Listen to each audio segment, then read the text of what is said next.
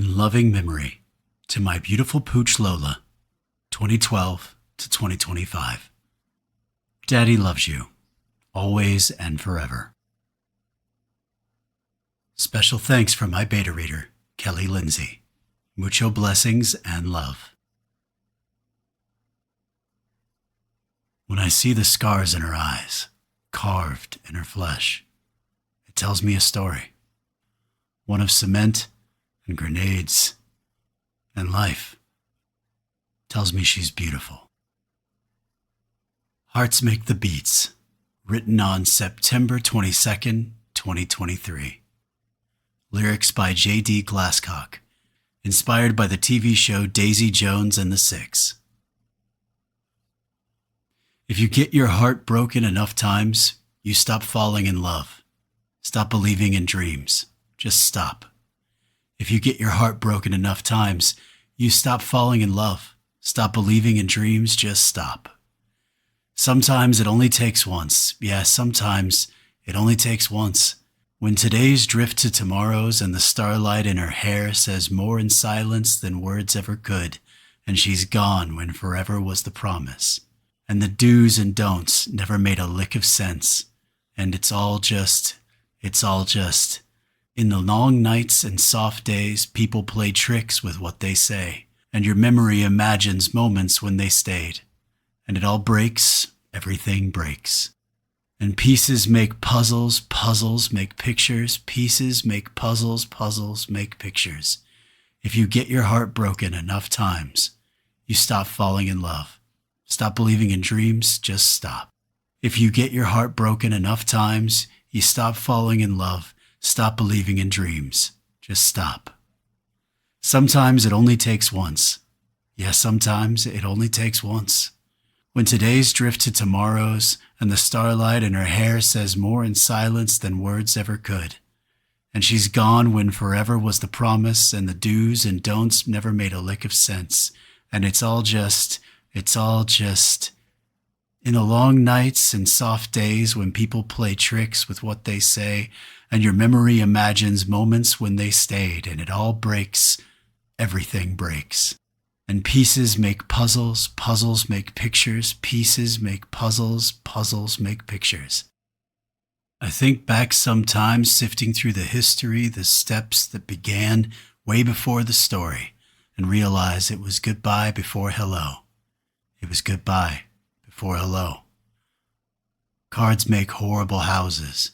A strong wind, and there they go. There they go. The beats is what gets me the most. They're still there, chest deep. The thump of something precious, the thump of something real. And it was love. It was a shove. And the fall took a long time. Starlight in her hair. Starlight in her hair. Beautiful.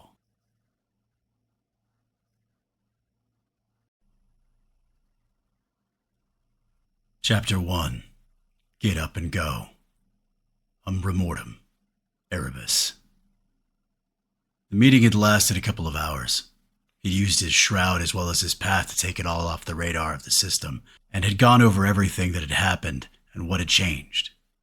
He still wasn't quite used to the changes himself, as the Shadowborn had rushed everything, and even though they'd gone at it for months in the Umbral realm, much of that time was just getting Gideon to be able to finally merge his two pillars.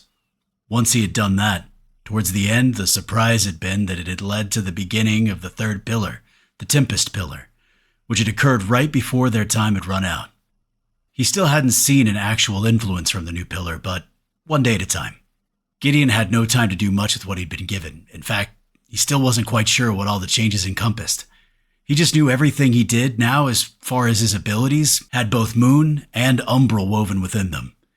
It had also amplified the strength of his abilities, though how much he still hadn't pinned down. Like everything else since the system landed, time was a commodity they were heavily short on. No more example was needed than as soon as his eyes had opened, it was only hours until the worldwide coordinated hitting of bronze dungeons was to begin. He told the inner circle of Umbra Mortem everything he'd learned, including the few that were not yet within that inner cabal. Jimmy and his wife, Allura, and the healer whose name he could never remember. There was no point in keeping them in the dark, as the trajectory of all of them being part of the two elite teams at the settlement already had them on that path. Allura withstanding. But as soon as she birthed her child, she would be moving over to become the second in command to Gritstek, which was the equivalent. Everyone had listened, asked questions, mainly about how they could develop more pillars, which, to be honest, was not yet something he could answer, and one which the Shadowborn had refused to answer when asked. Not even a hint from the asshole. Though he did say that everyone with at least 60% affinity should be able to grow at least 2 pillars. It was the 3-pillared people who were the elites, the rarest of the rare, and ever unheard of during his youth in the world of gods and the Alpha Prime generation. Currently, Lasana was dragging him down the stairs from the war room after first stopping and picking up Tolk and Shira and the pups for the grand reveal of Delilah. The whole peanut gallery was in tow. Freddy and Ari both flying around with him in his owl shape and, for some unexplained idiotic reason, continuing with the copyright infringement Transformer sounds. His uncle, Danny, Jimmy, and his wife were right behind them as they descended. Virasa, Orin, and their group with the healer, Iona and Dory, were doing last-minute prep as they would be leaving right after Gideon and his as soon as Delilah was available to transport them. Their dungeon was past the new lake. Unra stayed within the war room to keep in communication with the Isian Corp, who was running coordination between all the various factions. They had one shot to do this and defeat the second challenge, or all across Erebus, a shit ton of dungeons would be unleashing their occupants upon the world. He was tempted to take a detour and see if he could actually get the fucking tower of the celestial moon to pop, but realized they were already cutting it tight. And in reality, it was not a high priority beyond his own curiosity at the moment. As soon as he exited the fortress, Lasana began hopping up and down like she was riding on a pogo stick, screaming in excitement, while Tolk and Shira joined her and Ari and Freddy circled above them, creating more noise. His uncle and Danny just stood there with small smiles playing, and Allura leaned back into Jimmy's arms even though she was literally a foot taller and outweighed him by at least 100 pounds of muscle.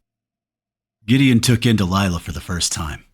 It looked as if it was based on the Serbian Lazar ATV. 8 wheels, heavily armored, though stacked with system aspects, which included 2 super heavy-duty versions of the same heavy crossbows he could see upon the walls of the fortress itself, but looking even sleeker and more powerful.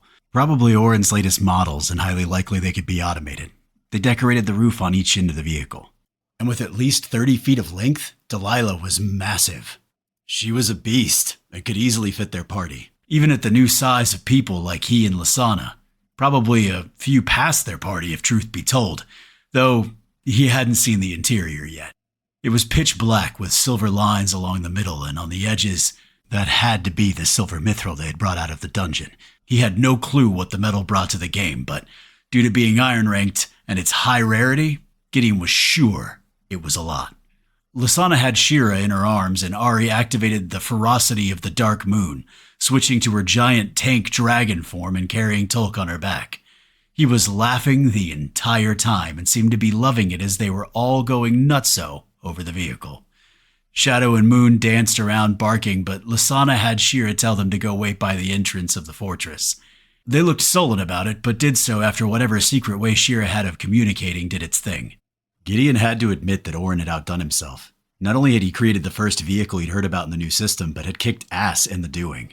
Gideon was positive someone like Senator Davis with mostly old-world military surrounding him probably had already gotten there, but it took nothing from what Orin had done, and done so in spectacular fashion. He was also sure it had more than the 2 heavy-duty crossbows as far as offensive capability. Lasana touched something on the driver's side of the vehicle and a door slid up like some fanciful spaceship. She gave him a wink as she carried Shira within, who let out a shrill scream. Before Shira slipped in, she threw a look back at him, raised her small, now black-scaled fist, and screamed, "Guns, Giddy!" A moment later, the other side slid up where Ari, in her big form, lifted her front claws up so Tolk could climb in, then let her ability drop before fitting her wings and darting inside. The door started to close, but before it did, a swooping owl dive-bombed, screaming, "Don't forget your bestie!" The ridiculous Transformer sounds were blasted at 10+ volume as he shifted to his ferret shape, sliding into the vehicle just under the closing door. Gideon couldn't help but smile at the best personal AI assistant ever. He felt his uncle and Danny stepping up while Jimmy and Allura hung back. Gideon's new enhanced senses picked up the nerves rolling off the small man behind him, and his wife's pheromones were sending off heavy, amorous protective grooves. The man still, even after all the iron dungeons, was not comfortable yet with his new position within their party or his new family, or The nerves thing was literally just who he was. Gideon felt a warmth within him. That's what they were. A family. A huge, extended family. Even the nameless people, the citizens of Umbra Mortem, he still considered such. At least in so much as he would spend his life protecting them if need be. He slid his eyes wider as two strange multi-tube contraptions appeared, one on each side of the vehicle where the doors had slid up. His uncle answered his unasked questions. Ah, they're grenade launchers, nephew. Unless something has changed in the last few days, they have two varieties they can lay down. A widespread AoE blast of umbral energy, or ones that blanket an entire area in fields of magical darkness that even the most ranks of night vision couldn't penetrate, though the image resolution of the cameras installed in the vehicle will have no issues taking a look-see. Also, the vehicle has several drones it can launch to scout the surrounding area with a range of several miles. So, Orin had truly kicked a lot of ass in creating Delilah. And even if there were other factions that had vehicles, he would put everything he had on Delilah beating the living shit out of any of them. Now, if he could actually mass-produce them, he didn't know the particulars, like if it required mithril silver, then the resident genius would be hard-pressed, but based on how much he could see used in Delilah, his best estimate would be he would have enough to make 2 more at most, depending on how much of it was utilized on the inside. Good thing Lysana was a looting fiend. In every dungeon, it was her go-to to grab anything that wasn't nailed down. You wouldn't be surprised if she'd held back a bit of metal, being the hoarder that she was. In fact, he had zero interest in wanting to see what they'd already done with their princess man cave. She'd already hinted that Unra had created it for them close to his own in the crafting area, and that it was 3 times the size of his. Silly woman. He knew, though, he would be roped, regardless of his want, into being visually impaired with its glory at some point. If they could ever actually secure a good source of rhodium copper, he'd love to see what Orin could do with it, but unfortunately, they still had found little of it in the mine they had taken over. He knew in his gut it was there, but once again, they'd barely gotten anywhere, even with Oklahoma making it a joint venture. In all reality, neither settlement had been able to afford to put the workforce it would require into taking advantage of it with the dungeons and second challenge breathing down their necks. At least he'd been told they had built up defenses and advanced the outpost into a fortress with walls, housing, and even some of Orin's automated crossbows, with a few gun chairs and a communications center. The mine had multiple levels, even more than their first assessment had uncovered, and they'd barely carved into that. At last report, they had just started operations down to the 3rd level of the mines, and now estimated there being at least 3, if not 4 more. The good? They found some good veins of some kind of iron. Of course, magical shit that said it was rare quality, though still in copper ranking. Maybe they could make some kind of alloy that would boost its ranking into iron at least. And if they could conquer the second challenge, they would be able to actually send some teams to hit dungeons and rip resources out. The bad? They still had found little of the rhodium copper. The Shadowborn let slip that as Erebus itself ranked up, which Gideon didn't even know was possible, the resources would naturally rank up as well. Good to know, but did little for the today or Gideon, who wanted more of the good shit. While everyone played with the vehicle from the inside, the rest of the party moved over to partake in appreciating their new personal beast carrier. It was assigned to them, though it would be transporting the other team to their dungeon as soon as Gideon and the crew were done with it. Speaking of which, he still had a deep-rooted wish they wouldn't need Orin or the others to tackle a second bronze, but it couldn't be helped. Worry about what you can change. Let the rest go. His father's voice in his head was as clear as the day it came from his lips, especially the sayings along those lines as he'd repeated them so often. A deep breath filled his lungs. It was time. He'd let them play around long enough. They had a mission to get off the hoof. He stepped towards the vehicle and sent a party chat. Say goodbye to Shira and Tolk. Time to earn our title as the elite of the elite. Say what you want about his family. Well, really, Ari and Lysana fucking around a lot. When it came to business, they were all business. It's why he never said anything about all the bullshit. They'd proven themselves 1,000,000 times over. that when it came to everything getting hot, they would be in the thick of it each and every time, dishing violence on the heavy. Plus, he knew it was how both of them, with the add-on of Freddy, dealt with stress, fear, tension, their emotions. They didn't have the built-in dead zone like he did when it came to fear. The added weapons disappeared off the side of the vehicle as the door slid back into being. He chalked it up to system fuckery. They popped open, and just as Gideon stepped up, he lifted Tolk down while Ari moved to some back area within the vehicle. On the other side, Lasana crawled out, Shira in arms, and gave him a heavy wink while flexing the arm not holding their girl, then slapped the small hood of the vehicle, which was tall enough to be up to her chest on her 7-foot frame. You don't have to say it, Gideon. Delilah kicks so much ass, she's almost up there at my level. His lips lifted a little, then Shira reached her arms out towards him, so he slowly walked around the vehicle and let her leap from Lasana's arms to his.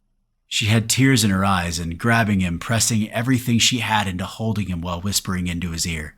Please take care of everyone, Giddy. Don't die. I love you so much, like infinity much. I want you all around me forever, ever. He kissed the top of her head and pressed her into him. His new senses clocked Gritstack at the bottom steps of the fortress to gather the 2 kids with Allura standing next to him. She was holding her belly as she gazed at her husband entering the back of the vehicle. Delilah seemed to have a hatch rear door that had slid up. His uncle and Danny joined their resident mage. Tolk already stood next to his father along with Shadow and Moon, waiting for his bestie. Gideon made it fancy and pulled his new and improved nocturnal embrace of the Crescent Shade, though he held off on the new particulars that were similar to Lasana's iron add to her wrath ability. He could launch a field of darkness and a slowing cold at the origin and the destination point. He'd literally had no time to try out most of his new version abilities. They hadn't changed until he'd finished combining his 2 pillars, which was a short hop before he woke up. Still, the sheer excited giggle as he disappeared with Shira from the first point to the exit point right next to her bestie, his father and Allura, made him smile. He utterly ignored his new senses picking up the large eye that had flashed directly towards his little girl in their brief step through the Umbral Realm. It went by so quickly he highly doubted Shira's perception was anywhere near high enough to have been able to catch it. He'd barely done so. Gideon had the feeling he had just somewhat met the Shadowborn's mommy, Gloom, the Primordial. Her fascination with Shira was something he didn't quite get and was torn about if he was being honest. He appreciated that Gloom had helped her numerous times, but he wasn't sure if that was also putting a target on her back to anything that viewed Gloom as an enemy. Also, he was unsure of her motivation. Not that being close to him wasn't already a huge target she had to step through, but he wouldn't trade his family for anything. But in the world of Erebus, it brought all sorts of weights and chains and dangers to their existence. He ruffled Shira's head. He kind of missed her hair, but he had to admit she looked pretty badass in her mask and black scales, and it was straight up fact that her bloodline gave her something that would add to her ability to protect herself and would only get stronger. A husky female voice he was very familiar with crashed like a lumberjack on wood. Come on, Giddy. We got days to travel and the road ain't getting no shorter. Everyone in front of him smiled, and Shira giggled at Lasana's ridiculous statement as they were all very well aware of the location to where they were headed. Still, he waved behind him as he spun and pushed a bit of his insane agility to blur to the now open side door at the front, taking a quick leap in. Lasana snorted. Show off. Gideon gave her a return look. Days to go? Really, Lasana? The dungeon is literally just outside the gate. We could have just walked there and let Virasa and them start heading out for their dungeon, which is literally an hour or more away depending on how fast Delilah can get going. The hard stare came as Ari giggled behind him, which made him begin to turn his head to check the entire vehicle out when a hand shot forward and grabbed his jaw, slamming his eyes back to the hard stare of his woman. Gideon, do not mess with your woman's embellishments for story purposes. I inspire and lead. Don't fuck with it. She leaned over and hard kissed him, then let go and snorted as she revved the magical engine of the magical vehicle up. Between them was what looked like an advanced console that had some form of 3D visual image of the surrounding topography, maybe 500 yards in each direction, that looked as if it had thermal as he notched people moving as they rumbled through the settlement toward the gate. He looked behind him to catch his team in bucket seats set sideways, facing inward, attached to the inside of the vehicle. And toward the back, up in the ceiling, the drones referenced earlier in compartments made for them. Some kind of command console, which his uncle was stationed in front of, took up the entire back end, as well as 4 more empty bucket seats, so it could sit almost 2 full parties if need be. Gideon was sure the huge console was where the weaponry was controlled from, as well as the drones, and high likelihood, knowing Orin, it could be automated, while the console between he and Lasana would probably at least initiate automated responses, if for some reason the main command console was compromised. Now that they were moving, a curiosity shifted into his thoughts. Is someone gonna have to hoof out here after we park to grab Delilah? Lasana snorted while Freddy answered from his ferret shape, sharing a seat with Ari directly behind Gideon's seat. No, Gideon. Orin built a recall code that will direct Delilah back to the fortress with a pre-installed automated control system. Convenient and brilliant.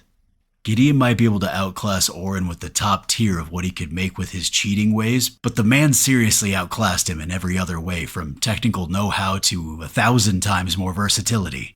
Lasana passed through the main gate, drove it another quarter mile, and stopped. On the travel over, Gideon was truly beginning to understand the system fuckery, or at least a bit of it. Delilah's engine was a low thrum, like a kitten purring, which in no way should ever be the case with what kind of engine something that weighed this many tons would require to not only move, but move at the speed their small cruise indicated it could hit. You wouldn't be surprised with Orin being of the umbral pillar if it didn't have a stealth mode as well. He looked forward to seeing all the man's creation could do.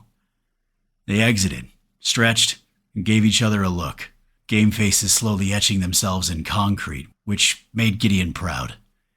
Even Lasana and Ari were beginning to get serious, the small dragonling flitting to her perch on her mistress's shoulder. They'd all become strong, everyone at least level 50, but all of them were very aware it might not be enough. They had no clue what a bronze dungeon could toss at them. He began his steps toward the forest as he reached out and connected with the great spirit of the Shadow Moon. She knew where they needed to go and showed them the way. Ysara wrapped herself tighter around him, sending pulses of support as the storm began to brew above Umbramortem, a flash of lightning crackling against the sky.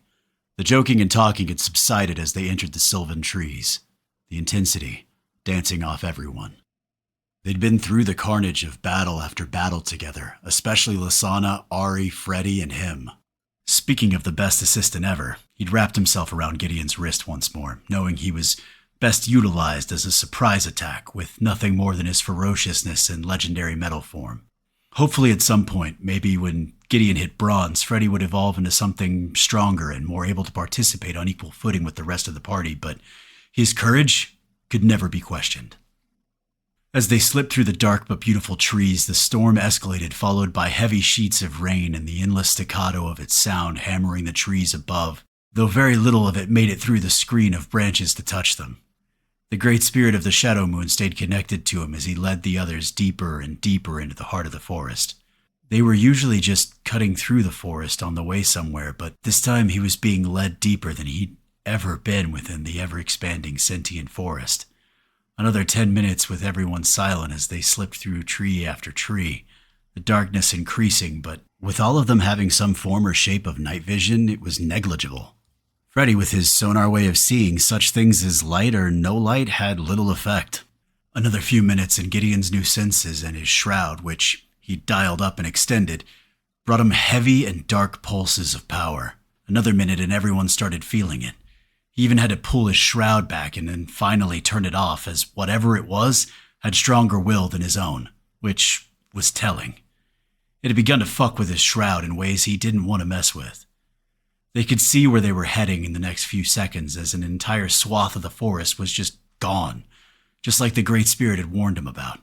100 yards in every direction there were no trees, grass, anything.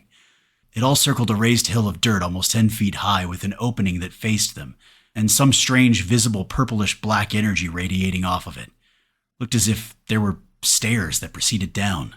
They all threw looks at each other. Gideon could feel conviction off everyone but Jimmy, who was still kicking off a nervous scent. Gideon was beginning to realize it was possible it would never go away and an inherent trait to the man.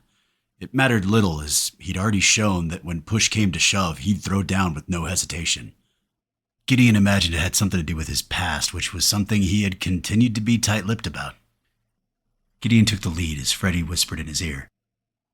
Gideon, that's eldritch energy surrounding the structure. That makes this place difficult. Eldritch covers a myriad of expressions it can take as far as classes, but they all have a similar theme.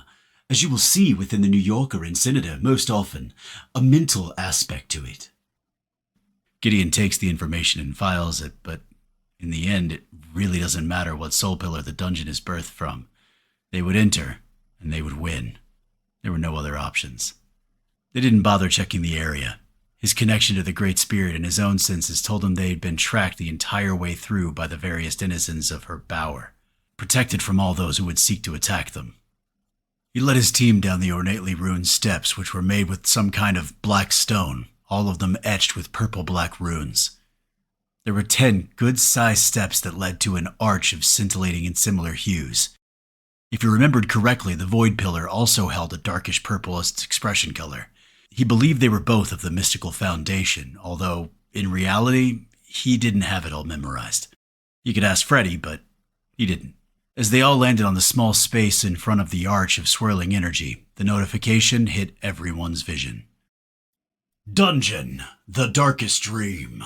Bronze ranked. Lost in long past eons, a man existed who broke the covenant between him and his god. One of the most dangerous and threatening decisions one can make within the multiverse is for a champion to betray the divine who chose them. Dragul Drak was one such fool. His hunger for power led to his rise, and, in the end, precipitated his fall. The only salvation he had to avoid utter destruction was to throw himself upon the mercy of the system itself. His life, his very existence, became a tool for the system to use as it saw fit. He was known as the Eldritch Dreamlord when he was a power within the multiverse. He still holds that name, and still dreams the darkest dreams. Goal: to save those you love and kill the Eldritch Dreamlord. Rewards: based on the underleveled party that stands before this entrance, there will be a boost to said rewards. Survive, and you shall be gifted power, the only currency that matters within the multiverse. That was ominous, to say the least. Dreamlord? Save those we love? Did it mean to not let your party members die? That would be kind of an unnecessary message, as he refused to let anyone die. It made no sense, but they would figure it out. Lasana bumped his hip, which with her strength had him stumble a few feet. He glared at her, but was answered with a wink and her stupid grin. He smiled. Crazy woman. Her voice was soft, but filled with mirth. Let's get this show on the road, man o' mine. Sooner started, sooner done. Let's go kill a dreamy guy. He gritted his teeth as Ysara flared around him. Within a few breaths, Scald landed in his extended palm. In his peripheral, he noticed Lasana's claws sliding in and out and knew she felt fear regardless of her bravado. But that was how she walked through it all, so he just nodded his head and stepped through the arch, knowing his family would be right on his heels. The Darkest Dream. Dungeon. They were deposited on top of an ornate balcony with solid stone behind them where the entrance had been. There were a wide set of stairs off to their right that widened out as they curved down to the stone floor below. They were in what appeared to be an underground city or settlement. At first it looked as if it was a cavern, but once you took a second peep, you realized everything was man-made. Or alien-made. Whatever. The ceiling of the place was carved and covered in the same type of runes the stairs had been. The walls all uniform, and also covered in the runes in addition to sconces all along the walls, with the same purplish black light. A couple 100 yards away, 2 tunnels split off on each end, with the wall in the center back separating the passages. That wall held some kind of detailed mosaic depicting a man floating above a horde of people. He would need to get closer to make it out, as some strange distortion covered the entire space and seemed to fuck with eyesight. A howl shot across the cavern.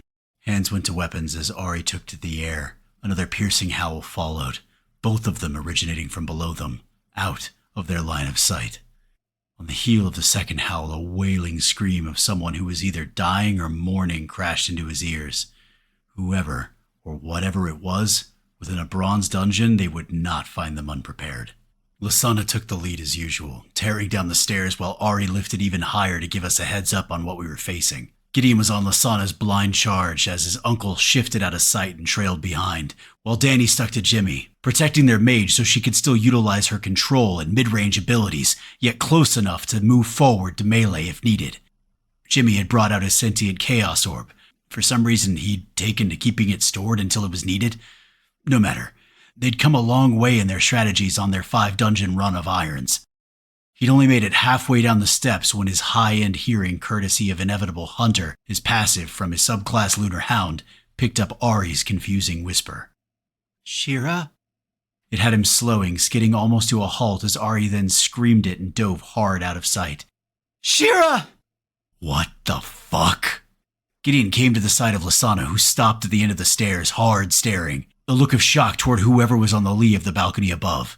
His own eyes had trouble believing what he was seeing as he came to her side and spun out his shroud wide to make sure there was no subtle mindfuckery going on, but he detected nothing. Before them, another house slammed against the rafters, as Gideon felt Danny and Jimmy coming in behind them while his uncle slipped out of his camouflage, closer to what they were all seeing and not believing. Ari was on the ground in front of the woman, eyes wide, next to a massive Shadow Moon hound who could only be Shadow, now large as his father Bragas had been when Gideon met him in the Shadow Moon, if not larger. A very, very dead hound whose head was removed from her body was being held by a woman who was just shifting her eyes toward them. Shira, but one that was in her mid-20s, if not early 30s. Her half-mask Gideon had made for her clearly visible, and a pitch-black short sword with the dagger he would recognize anywhere on the ground next to her.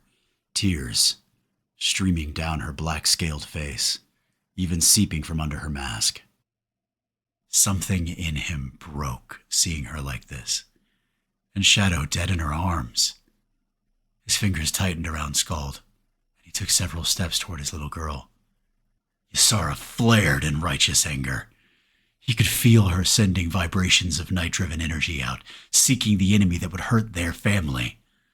Shira once more looked down at the corpse in her hands. Moon. She moaned, words falling from her lips as she cast her gaze upon them again. Mama! Papa! They took Tolk! They took him! And killed Shadow! I couldn't stop them! I couldn't stop them! They killed her and took my husband, and I could do nothing! Another wail cradled her throat as Lasana's claws slid back inside her bracers, and she took off towards their now grown-up girl, tears in her eyes and quickly burning violence. Gideon was confused and still wary, but he pushed his agility and slid forward just as Lasana wrapped Shira in her arms. He caught the whisper between the sobs.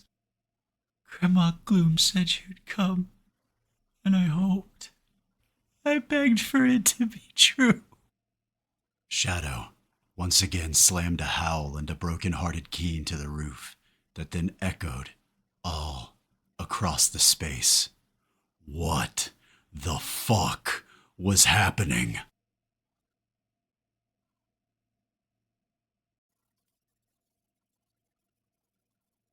Chapter 2. Where Darkest Dreams Dwell. The Darkest Dream. Dungeon.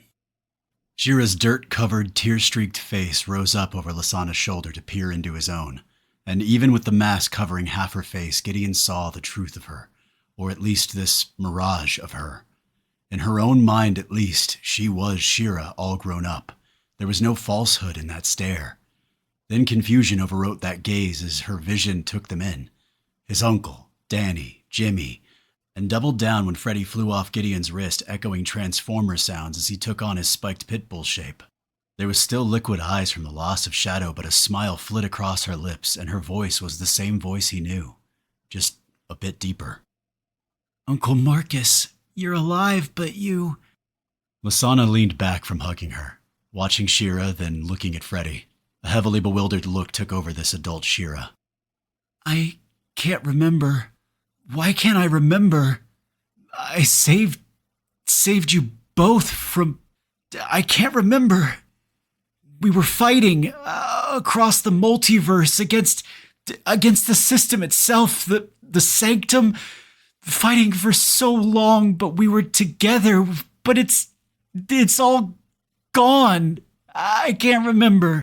I was silver rank now, and you look like when I was a child on Erebus, and I can't feel Ysara like she's asleep in that cloak, and Vishan. When she said that name, her eyes slid to the floating stone orb over Jimmy's shoulder. Was the spirit within's name really Vishan? Also, he felt an unusual pulse from Ysara when Shira had said the name. What the fuck was going on? A lot of it could still be explained as something digging into their heads to pull information, but his bloodline, especially now that it was merged, should be inviolate to things fucking with his head. Granted, he was iron, and the Eldritch Dreamlord would more than likely be in early bronze, but he didn't think that would be enough to break through his mental barriers. The person in front of him truly thought she was Shira from some kind of future timeline. Everything they'd ever faced within the dungeons, dens, the monster waves, the system did not create them, just transported them from somewhere else within the multiverse, or had them in some system prison where they used them as tools. It even mentioned it within the quest that the man they faced was a real person. Granted, being a dungeon, they would bring him back to life again and again with each party that had managed to kill him, but still, as far as he knew, it was the same person. Though, did the system really do that? Did it bring them back to life? Gideon thankfully hadn't put a lot of thought into it, but now he did. If it was within the power of the system to resurrect people, then a primordial should be able to do the same. But that wasn't the gist he got. What if, instead, the real person was in some kind of stasis, and instead the system was making some kind of simulacrum that it laid over with the pattern of the person they were emulating? That way they weren't literally resurrecting anyone. They were just shoving another lifeless clone, which they then puppeted with another copy of the real being. Gloom had acted quickly to save Shira several times, which, if she could just bring her back from death, her actions would make no sense. There were many things Gideon didn't understand about primordials or the system, but he was pretty sure that if a primordial couldn't bring back the dead, then it was highly unlikely the system could. It also came back to the original summation that the system couldn't truly create something from nothing, even the system rewards. He had a gut feeling that told him they didn't create those things, but the same as the citizens in the dungeons and the monsters from the monster waves, it just transported them. The system store, not the limited one they had access to, but the one that the factions had, would probably be filled with super powerful items. Or the system could, probably if it wanted to, dip into super secret vaults of uber powerful gold rank people or above, and take what it wanted, as long as it existed within the massive amount of space the system held under its purview. It came back to, was this really Shira from some far-off future timeline? There was a temporal soul pillar, and he himself, with the pain-in-the-ass fucking rats, had seen Lasana herself be rewound in time. He himself had experienced the bullshit a bit before he'd put them all down. If his theory was correct, he imagined the system probably had entire worlds dedicated to the construction of these simulacrums and various other constructions, in addition to a place it held all these people it utilized for its imprints, the prisoners, and being a machine and probably heavily focused on efficiency, probably all in the same place. Good knowledge for future him. He knelt down as tears streamed down her face, and Shadow stepped forward, leaning his massive weight against Gideon as if he'd done it 1,000 times. The pain in his eyes over his sister was as real as anything could ever be. Shira's arms reached out to her father, or at least this Shira who'd had him as that for probably decades, at least in her mind. He laid Scald down and put his hand on her cheek, peeking over Lasana's shoulder. They shared a look that fooled him in every way that mattered. Whether she was real or a dream or something else, in that moment, his little girl needed him. That was the only reality that registered. He slid words to his uncle, who stood a few feet off. Establish a perimeter until we can figure out what's going on. The single eye of his uncle said all that needed to be said with a questioning uplift, but then turned to all business with a nod before barking some orders at Jimmy and Danny, who immediately spun off to check the 2 tunnels and make sure there were no surprise visitors, while we figured out what the fuck all this was. The Darkest Dream, Bronze Dungeon. Almost 40 minutes later, a broken puzzle-pieced story emerged, at least a partial image of one. Gideon had let Lasana do most of the talking while he sat there, his back against the wall of the support base to the balcony above where they'd arrived. Shadow and his several 100 pounds of frame laid next to him, while Freddy in his ferret form cuddled across Shira's shoulders, who they'd let fall asleep, exhausted. They'd had an impromptu burial for Shadow, followed by Lasana utilizing Memory of the Tombs to destroy the body. For some reason, the system had messed with Shira's memories, increasing the fog the more she was in that place. All they'd been able to get out of her was that they were all fighting some massive war in the future that had raged across the cosmos, and according to her, it was 20-something years into tomorrow. Her memory got blocked or became clouded when pressed for details about what they were fighting for, or the bit about her saving them. She just got more frustrated, but she had confirmed she'd been silver ranked and married to Tolk. But when they'd found themselves here, they'd both been reduced to level 50, iron ranked. And that was the reason, when they'd been attacked shortly after appearing, they'd been steamrolled. They were not ready for the depowering, nor had even registered yet that they had been so, and attempting to utilize abilities that were no longer there, or at least were not the same. They'd been attacked in less than a few minutes of appearing by what she described as wraiths or immaterial beings that could flash in and out of corporeal existence, and whose shrieks attacked the mind and caused almost paralytic response. There had been a half dozen of them. They had paralyzed both her and Tolk, and only Shadow and Moon had been able to keep them off her while Tolk had been taken. 2 of them had just covered him, then in a flash of black and purple energy had disappeared with him. The remaining ones had attempted to do the same to her, but the hounds had killed one and hurt another. They'd killed Moon, which had caused Shadow to go into berserk frenzy that had allowed him to kill another, the remaining 2 fleeing. It was less than a couple of minutes after all this happened that they'd arrived. They decided to let Shira sleep for another 20 minutes, then move out and find Tolk.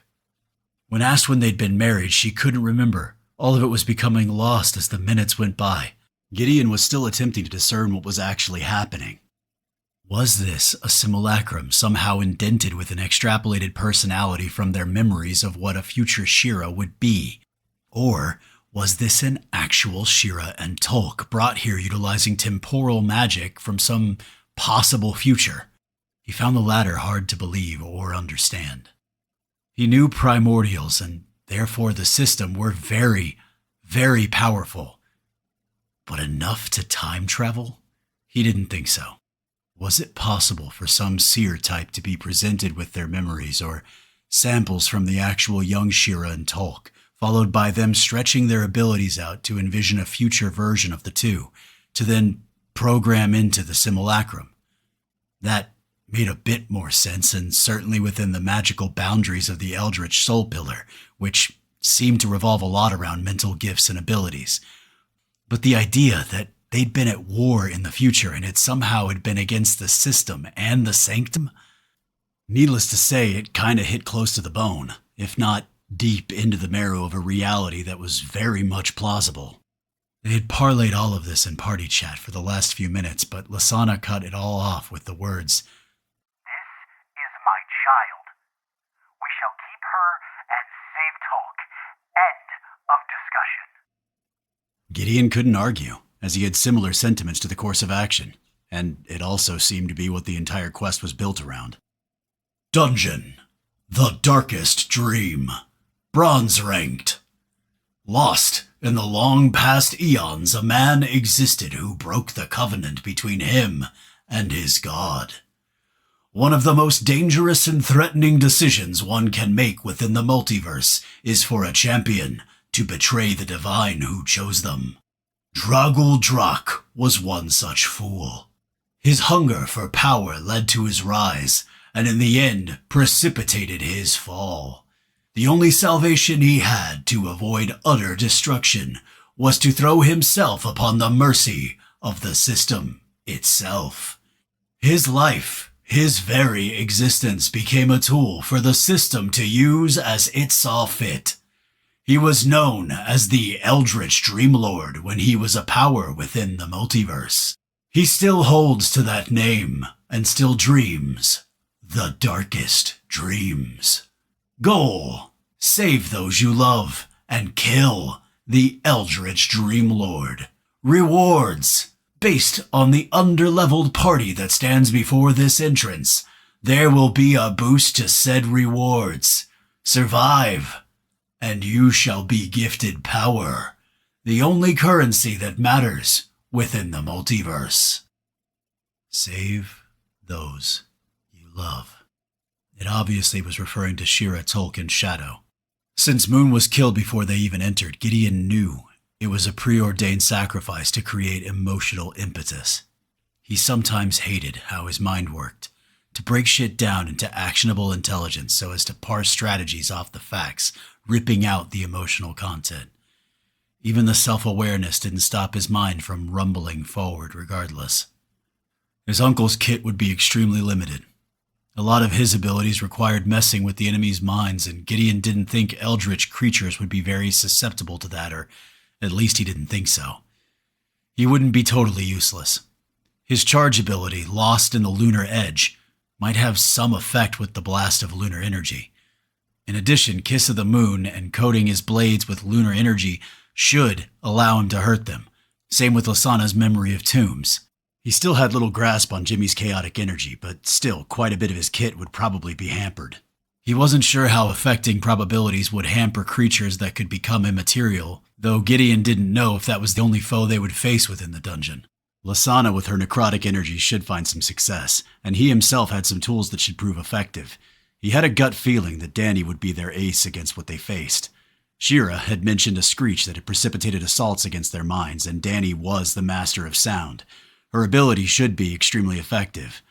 They would have to switch their normal positioning, slipping his uncle back to screen, Jimmy and Danny up front with them bringing in the pain. Freddy should be immune to both attacks they described as far as logic dictated. Ari would lose some of the effectiveness of her kit, the same as his uncle, the mind-altering.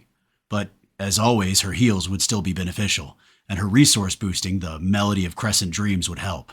She also had her breath attack. It was almost time to head out, so he sent a party chat explaining his thinking and strategy, which they all agreed to. None of them were sure how helpful Shira and Shadow would be, not only due to the mental trauma they were both rolling through, but none of them had a clue what their kits were. Shadow still wore that boosting soulbound collar from Current Him, and Shira's dagger seemed to be a soulbound item now, and based on its appearance, he would guess Future Him created it. Young Shira only had the ability that boosted the pups, making them bigger and stronger. Her kit could be fully filled out now with a subclass to boot. An adult Shadow should have some ingrained gifts, being a Shadow Moonhound.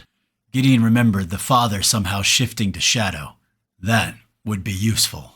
He stood, kickstarting Shadow to wake. A small growl slid from the massive pooch. Gideon could empathize with the need for vengeance that was probably coursing through him with the loss of his sister and who he'd considered his pops, in Tolk being taken. The reasoning for taking Tolk, besides some forced storyline to push them in chasing, was beyond him. But he was sure there was an ulterior one, he just couldn't see it yet. He caught Lasana's eyes, who sat next to Shira, and she knew what he was pitching. Time to start this train on the tracks and see where it led. She gently shook their girls' shoulders as Gideon sent the message through party chat. His uncle and Danny, who had each been planted at one of the tunnels, stood, stretching out their muscles, and Jimmy, who had been camped on the balcony above, stirred. Freddy flew to Gideon, changing into a bracelet, and thank the gods, held back from making the dumbass Transformer sounds. Let's see what the dungeon and the fuckwad lord had to throw at them. Inside his own spirit, Gideon had already forged a promise and knew this eldritch Dreamlord would regret the day he decided to hurt his family, real or not. The lunar hound and umbral savage within him were aligned in that emotion, as his bloodline itself let a low-end growl go within his heart, matching Shadow. Ysara flared herself behind him like two pitch night wings as his fingers tightened around Scald. Violence was the coin spinning on the tips of fingers, and he would see it landing on blood.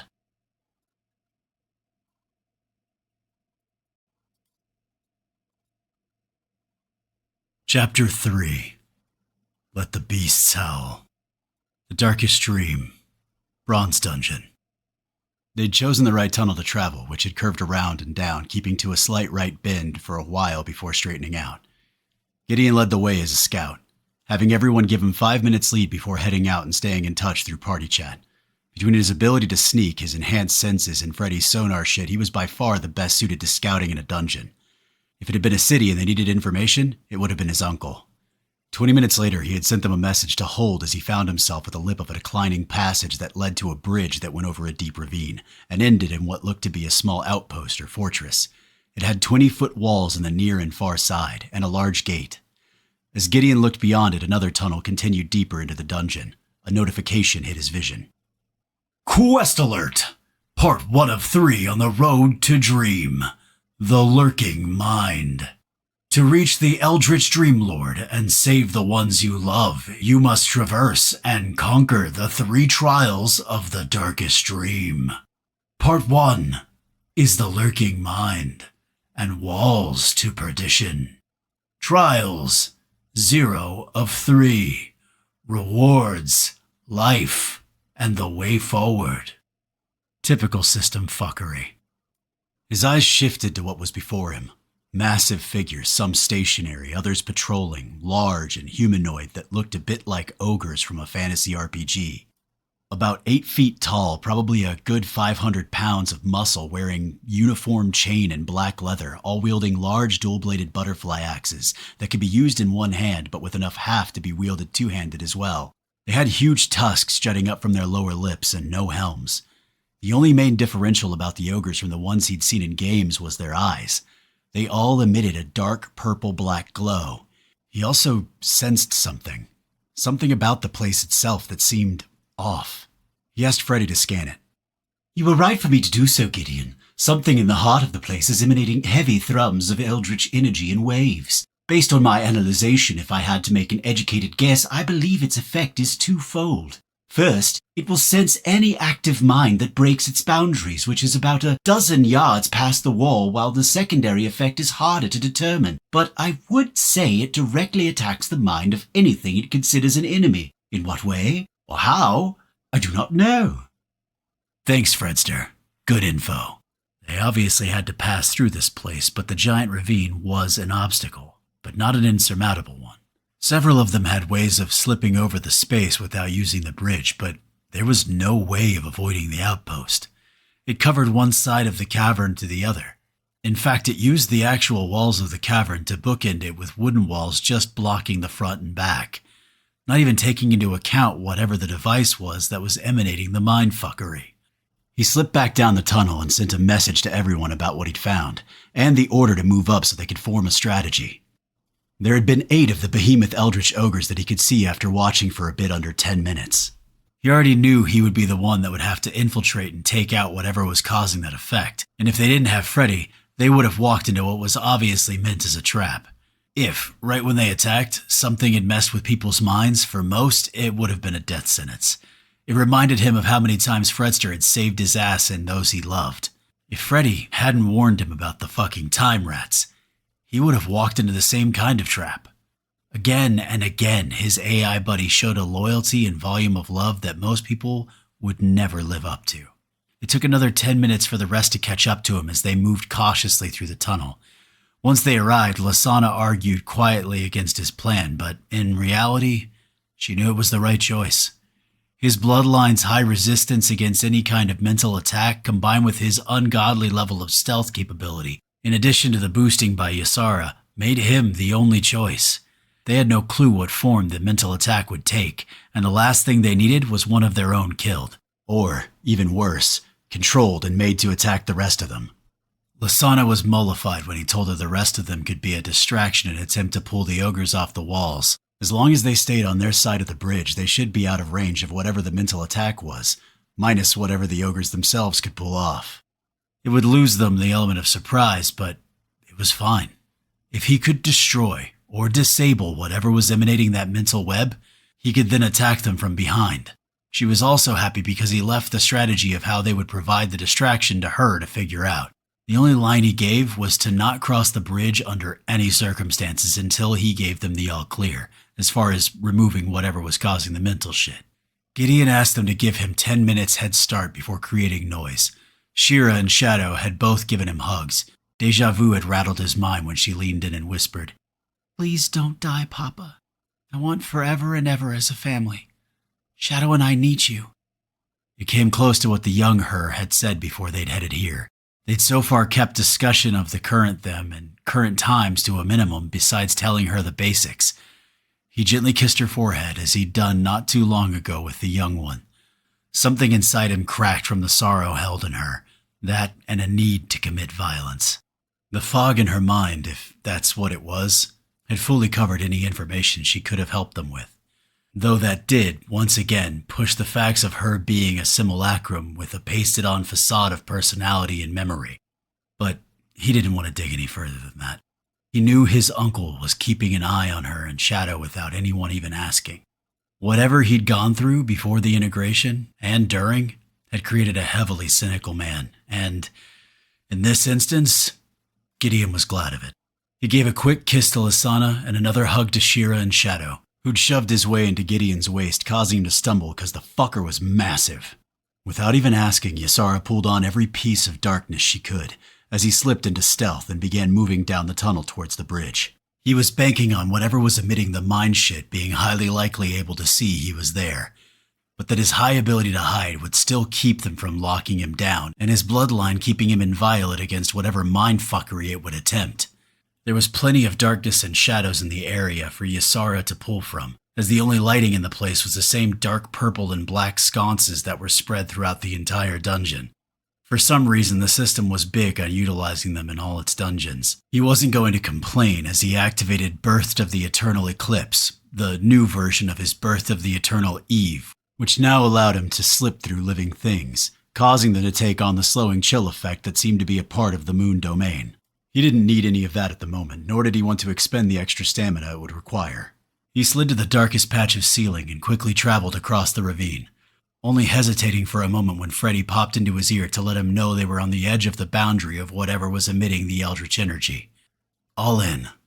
He slid forward as fast as he could move while in his shadow form, which was almost as fast as in the flesh, the difference being it required a heavier use of stamina in this form than as himself. Within a breath, he was over the wall and into the lee of the singular small building within the outpost. It looked like a barracks of some type.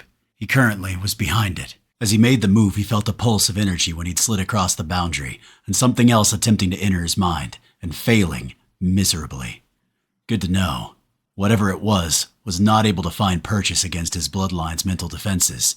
The small taste he could sense made him think it caused confusion in whoever it hit, which was a hell of a lot better than attempting to take someone's mind utterly, but would still have fucked his team up.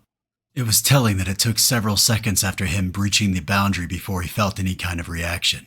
He couldn't visually see the ogres, but his perception, combined with the inevitable nocturnal hunter, its new name, caught when their sense and bodies instantly became more alert. His combined pillars now had the passive ability's already insane boost strengthened even further at night, or in any heavy darkness by about a third. He utilized his hearing to catch heavy footfalls of the ogres scurrying around and grunting orders to find the intruder, most of which seemed to consist of several, or at least 3, opening the gate and heading outside the outpost, which made Gideon smile, even better than he thought. He shut down his ability and shifted out of being a shadow and back to flesh. Ysara was still doing her thing, as well as him still having stealth up. It would need to be enough, as his ability already pulled too hard on his stamina. The boost in power that came from his new merged pillars was great, but it had also amplified the resource cost of all of his abilities as well. He slipped around the side of the building, keeping low to the ground and as far out of the dim illumination of the sconces which decorated the building as he could. The entire dungeon was in a constant state of dim lighting as the coloring of the sconces provided little illumination, which was to his advantage as he curved around to the front of the building, only to see two ogres emerge from the building itself through an open entryway. No doors. Both were male, which wasn't surprising since, as far as Gideon had seen, all of the ogres had been male. Maybe it had something to do with ogre society? The two who had just emerged were different than the others, larger, with more ornate armor, though still chain and leather, just decorated with what looked to be eldritch runes as were their weapons. Instead of the butterfly axes the rest held, one had a large blade on its back, and the other what appeared to be two battle gauntlets tied to its waist, with spikes protruding from the knuckles. He waited, unmoving as they pushed their way into the small courtyard and started bellowing for half their forces to quit fucking around and get back to their posts on the walls, while sending one to pull back the three that had already exited the outpost. Once the opening was clear, Gideon slid inside. 10 ogres altogether, with 2 being elites. He had to have faith in his family to be able to handle them. He needed to make this quick. Freddy sent a private chat this time, knowing any noise would see them fucked. I'm sensing the source of the energy below us. I also sense it attempting to pervade my own cognizance, but I don't believe it is designed for inorganic sentience, so its effects are minimal aside from, for a moment, experiencing a sensation of confusion and a lack of focus, before my processors stripped it out like bad code. He filed the info and sent his perception out, as the only thing he could see with his eyes was a large space that was one giant room with just huge-ass beds and a small cooking area with a small fireplace and chimney that had some type of meat roasting on a spit. He let his senses flow out, hearing, smell, and touch. Within a few breaths, his eyes darted to a rug on the back wall. He pushed his agility and darted over, sliding it back to reveal what looked like a portal, one made of not eldritch energy but of the system's universal energy he'd noted numerous times before. Without thought, he slid through it, Skald gripped tightly and Ysara pulling the darkness of the room, slowly sipping from his spirit to do so. Time to play Kill the Beast. It was becoming his favorite game. The sub-basement. The eldritch horror. As soon as he stepped out of the portal, he kept low to the ground and his stealth still up. His eyes slid across the space, which was just a small room with only one thing in it. Between 4 small stone pillars lined in eldritch runes with 4 streams of that same power running in rivers out of them was a brain? It certainly looked like a brain, and it was suspended in midair by the 4 streams of black and purple energy jetting from the surrounding pillars. No more than 2 breaths passed before an invasive presence shot through his mind. He felt an intense pressure followed by nothing, then more pressure. This happened several times before a voice lit in his mind. How are you stopping me from taking your mind? I can barely touch your information. What?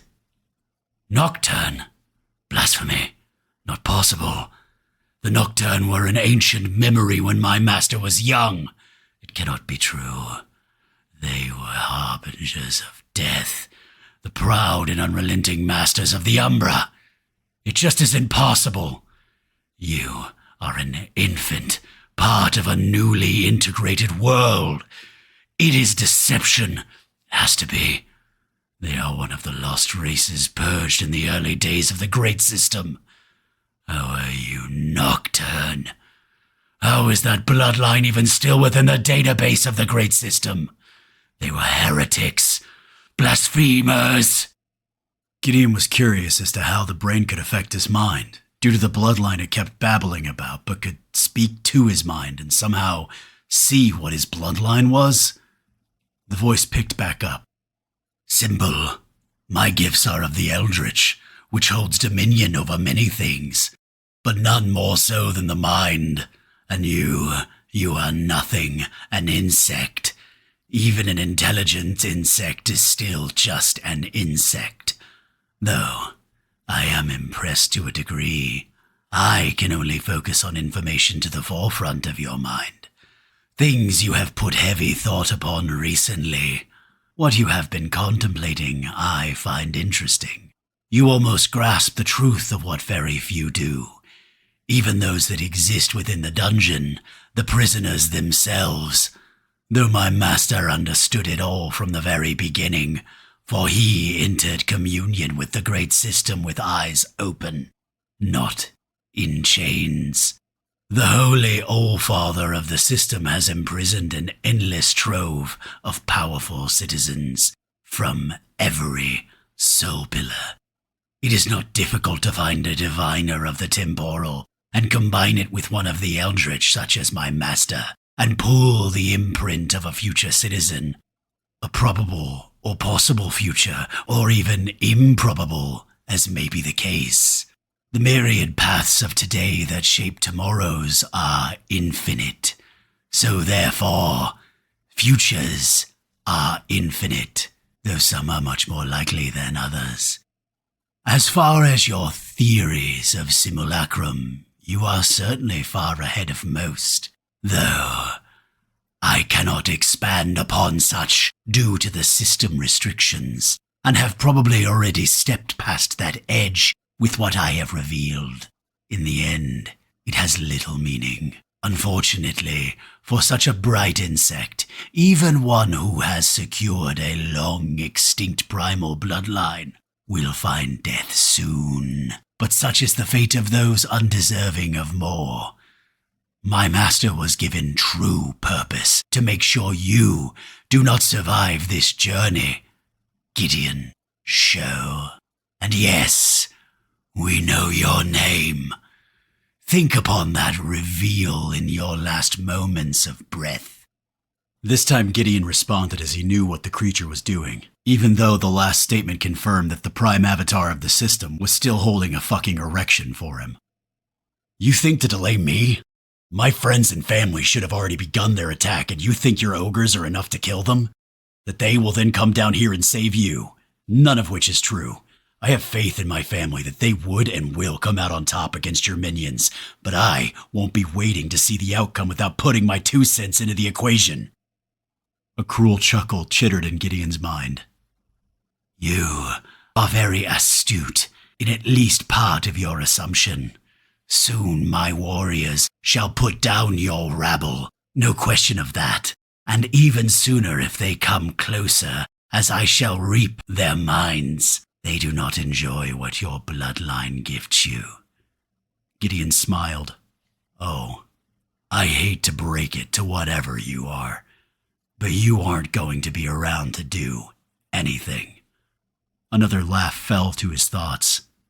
I certainly can't dig very far into your classes, or much beyond surface thoughts, but with that bloodline and the slight emanations I can sense, you are highly likely of the Umbra Soul Pillar. A weak pillar by any measure. It is deprived of any offensive magics, and mostly only skilled at hiding, mobility, and small delves into control and petty manipulations of the mind, usually focused on fear, none of which will be effective against me.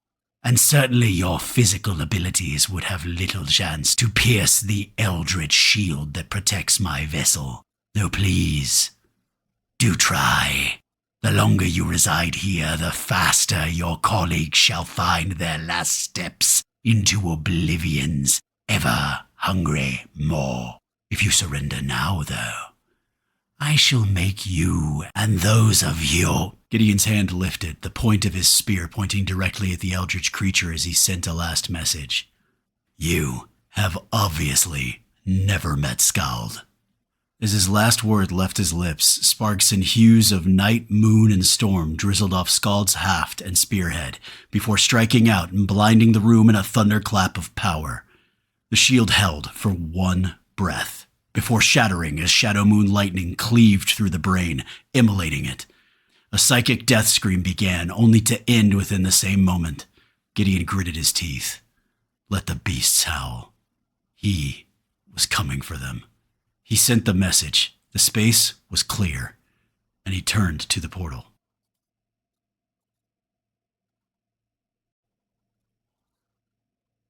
Chapter 4. The claws are out, and killing to do. The darkest dream. Bronze dungeon. Lasana crouched a bit back from the entrance to the tunnel that led to the open cavern and the bridge down below. Her stress level was high, but she was doing her best to keep her expression calm for her little Shira, who huddled behind her with one arm draped over Shadow's massive frame. Her girl was still going through massive trauma with the death of Moon and Tolk being taken. Behind her was Marcus and Danny, and in the back Jimmy with his magical stone floating over his shoulder. Ari, as usual, was on her shoulder, her body almost as tense as Lasana's. There was no hiding her emotions from Ari. They were bonded, their spirits and hearts intertwined. They'd already gone over the strategy she'd come up with a dozen times. She had to admit, well, never to Gideon, being the one coming up with plans wasn't really her strong suit, and it just added to her nerves. That was usually his realm. Even when she was a warrior slave back in her old world, she'd been a weapon, pointed in a direction and let off the leash to kill. Something she'd always been good at, even better than fucking, which was saying a lot. Her worries and stress still hung like a blanket of steel over her shoulders. It had never left her. Since the day she'd fallen for that fucking man, her nerves, when he wasn't within her sight, rose to insane levels. He got into too many problems when she wasn't at his side to bail his skinny ass off the embers. Her claws slid in and out, in and out. Ari leaned in to nuzzle her neck. You'll be all right, Sana. Lasana reached up and scratched Ari's neck, which was her fave. Shira pushed herself forward and leaned into Lasana's back. Her voice as an adult was soothing to listen to, almost like a song. Mama, Papa's gonna be okay, right? It melted her heart to listen to Shira call her and Gideon Mama and Papa. For a slave, soldier, warrior, the idea that she would ever have a child was beyond anything she could have ever dreamed. She turned and cupped her child's face. Your Papa might be an uptight ass sometimes, but there are few things in the world more lethal than him when pushed into a corner. And there is nothing the man wouldn't sacrifice or do for those he loves, for his family. He would fight the damn gods themselves if they went against any of us, and that includes you and Tolk and Shadow. The moment they took your man and killed Moon, their days were numbered. She turned back towards the open space as her ears caught frantic movement from the cavern. Any sorts of noises coming from that direction were amplified by the stone space. Lasana was so weighed down with secrets she'd kept from Gideon it felt like carrying a mountain on a back already ready to give out. Another one was added earlier when, within a window through the fog eating Shira's mind, she had asked Lasana where her sister was, Sosha. It had cracked something inside Lasana's heart. That had been her own mother's name. Whatever had broken up her memories took over again, and when Lasana had asked Shira for details, she had a blank gaze. In whatever future she came from, Gideon and Lasana had a child of their own. Lasana wasn't an idiot. She knew there was a possibility that the Shira next to her wasn't real, but to hear it didn't matter. She wasn't always lost in her head like Gideon. She dealt with what was in front of her. It was her little girl as far as she was concerned. She slid forward until she could get a look at the outpost. She saw the ogre she'd seen earlier when she had taken a quick look-see to form her strategy to go against them. Whatever was causing the mind shit that Gideon had mentioned could be anywhere in this place, and they had no idea what it was, or how long it would take him to end. It was their job to keep the fuckers focused on them until he could get it done, and that's what they would do. Not being able to move them and attack put a hamper on her and Marcus. Well, literally all of them, except Jimmy, hence him being a linchpin to her plan. Whatever Gideon had done had stirred the fucking nest. They had several minutes till they were supposed to move, and Lasana was torn whether they should go early. She had zero clue what he'd done or where he was, but watching their reactions, neither did they, which calmed her a bit. They knew their field had been entered, but they couldn't pin him down. She would wait. They only had a few minutes left before they would strike. She would trust him. Then something changed, which made her rethink her plan. 3 of the ogres left the outpost, the wide gates swinging open as they stepped out with their axes gripped tightly in fists, their massive frames taut, ready for a fight. 2 of them splitting off, each one sliding towards a different end of the outpost, while the third cautiously stepped toward the bridge, his eyes scanning the dim area under heavy, bushy eyebrows. She slid back a bit to make sure she was mostly out of his eye line. The way the ogre moved and threw their gaze around made her think they weren't very intelligent. The Eldritch Soul Pillar, however, made her think it was a strange mix. They would need to be careful. None of them had the mental defenses that Gideon was gifted. She knew she was not going to wait. Having 3 of them outside the outpost was not something they could afford to let slip by. She sent a private message to the others. 10 seconds, then we move. Jimmy, this is going to rely heavily on you. Once you are through, stay back within the tunnel. We can't afford to have anyone hang back to protect you. They all nodded. A few breaths, and they moved at the exact same time as another ogre exited the gate. Jimmy shuffled forward and unleashed everything he had as his stone flashed in a burst of burnt orange and red. He cast Cascade of Probability, sending waves of energy that radiated out to cover the entire cavern, followed by Chaos Eruption. This ability had a much smaller coverage, hitting only the ogres outside the outpost. The creatures were instantly covered in a film of dark purplish energy, their eyes inflicted only for a moment with the rage that should be instilled, but faded away. All right, immune to mind-altering effects. Jimmy took it in stride and wasn't done, as he threw out the Maw of Entropic Dreams, once again only able to cover a space surrounding the area between the bridge and the wall of the outpost, draining the stamina of the 4 ogres outside their home.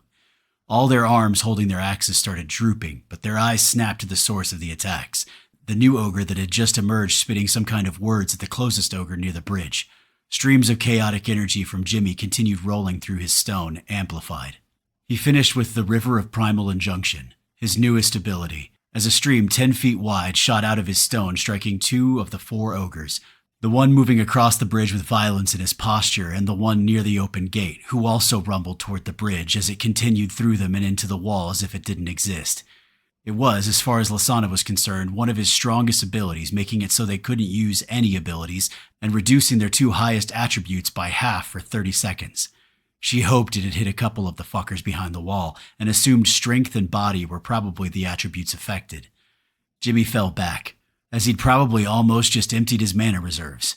Some of those abilities were mana hogs. It was time to take advantage of the chaos he had just laid down. Lasana motioned and took off, Ari taking flight, everyone but Jimmy hard on her heels. They charged down the slope screaming at the top of their lungs.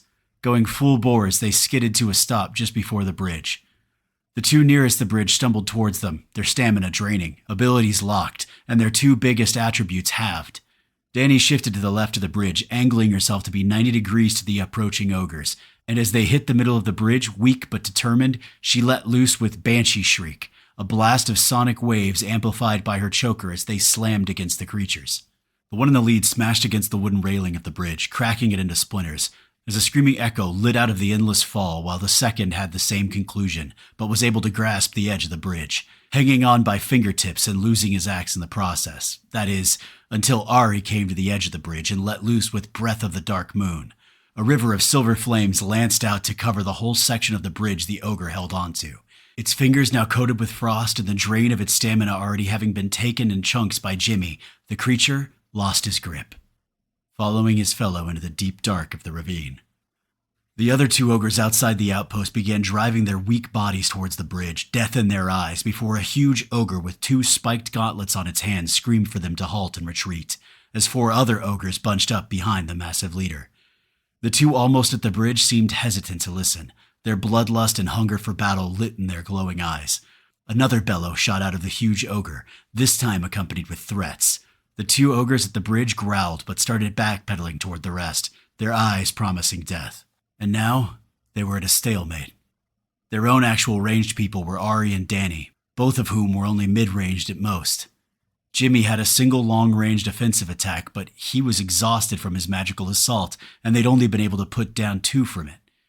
Shira was like her parents, focused on melee. They'd learned in their Iron Dungeon run that his Cascade of Probability wouldn't do much unless there was active combat going on or some form of extreme action. Currently, their enemies were just retreating behind their wall, with a couple of them having moved to the top of the wall, hard staring at them. It looked as if they were in the same predicament. Based on the shit Gideon talked about with the mindfuckery, it looked as if the outpost was built around the ogres being melee-focused, inviting any enemies to assault the wall, where whatever Gideon was going after would play with the invaders' minds, allowing the ogres to then take advantage. With Lasana and the rest refusing to enter the boundary of the mindfuckery, the ogres were equally at a loss on options. The larger ogre with the fist weapons climbed into view on the wall. He said something low to one of the smaller ogres. If she had been in her panther form, she would have probably been able to pick it up, but as her claws slid in and out, she knew it wasn't yet time to bring that tool to the scrap. The image of her heartbroken daughter and Moon headless flashed through her mind. She would slaughter everything in this entire dungeon before she was through. Two growls rumbled next to her as Shira's body tensed with Shadow's massive form next to her, matching it. Lasana reached out an arm to stall them as Ari landed on her shoulder. "Not yet, little one. Let your papa do his work." Her faith in Gideon was locked into cement, even if she still worried. It looked as if their future daughter remembered enough of her life to know it as well, as both her and Shadow stepped back, muscles still wound and ready to pounce. The standoff lasted no more than a couple of minutes, before the message she'd been waiting for slid to the party chat. Everything clear. I'm coming. Let them feel you. Oh, my sweet man, we will let them feel us. All of Jimmy's debuffs would have dropped by now, but it was what it was. Lasana tilted her head back and roared, a deep, heavy sound that grew as it resonated through the entire cavern as she activated the beast within, transforming to a spectral panther. Two more haunting howls echoed next to her. Ari floated in the air as Shadow screamed his anger. Next to him, Lasana's beast eyes took in a Shira that was now half Nocturne and half what looked to be Shadowhound. Her body was covered in fur. Her moon mask truly melded into a humanoid, scaled, canine face, and her two back legs were now jointed like a dog's, and she held her spectral knife and short sword in clawed hands. That was new. Lasana roared again before taking off with violence in her mind. Jimmy knew to hang back until he could get more of his mana back. These were bronze-ranked creatures, and they could not fuck around. She trusted her team, her family, and just focused on her own agenda, that of killing. She tore across the bridge like a bullet and took the whole wall in 2 strides. Their attack was so quick, and combined with whatever Gideon had done, which had the ogres reeling, she'd had her fangs on the massive leader before he could even react. Powerful jaws clamped. Both of them tumbled off the parapet into the ground hard, where she gave his throat one last tug, ripping into flesh before dancing back as an axe came thundering into the cavern floor. Ari, suddenly in her massive form, landed all her weight into the ogre that had almost just cleaved her, flattening him into the ground before tearing into him with her claws and teeth. Up on the parapet, Marcus was engaged with 2 ogres, teleporting all over the place with his daggers coated in silver. Shadow and Shira were both taking on another huge ogre with a 2-handed blade. The gate crumpled to a piercing shriek of sound as she watched, crashing it into 3 ogres that had been standing right behind it. As Danny came rolling through, both Epiphany of harmonic shifts and displacing haunts were active, a shield of harmonics around her frame, the displacement effect making it difficult to place her exact location. With both their blades in hand, she immediately leapt upon one of the downed ogres the fallen gate had pinned to the ground. Her target was getting to his feet even with a torn throat. She hadn't been able to completely rip it out, as the fucker's skin was tougher than chain. She had to remember it was highly likely these creatures were in bronze, a rank up. The violence in the creature's eyes went from somewhat unfocused to lighting up with that strange purple energy and a good bit of rage as he caught sight of her. That was fine to her. She let loose a roar. She needed to get this fucker down so she could help the others. She threw up an identify.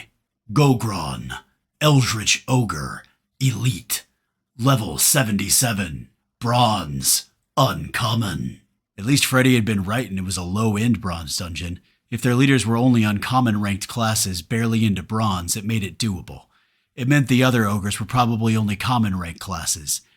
The ogre leapt, in a standing jump that cleared the several feet separating them, and Lasana led him as she activated the Ghost That Walks, allowing him and his spiked gauntlet to travel through her as she leapt out, landing, twisting, and regaining her natural form as she created a necrotic javelin in her hand via Wrath of the Arcane Sepulchre.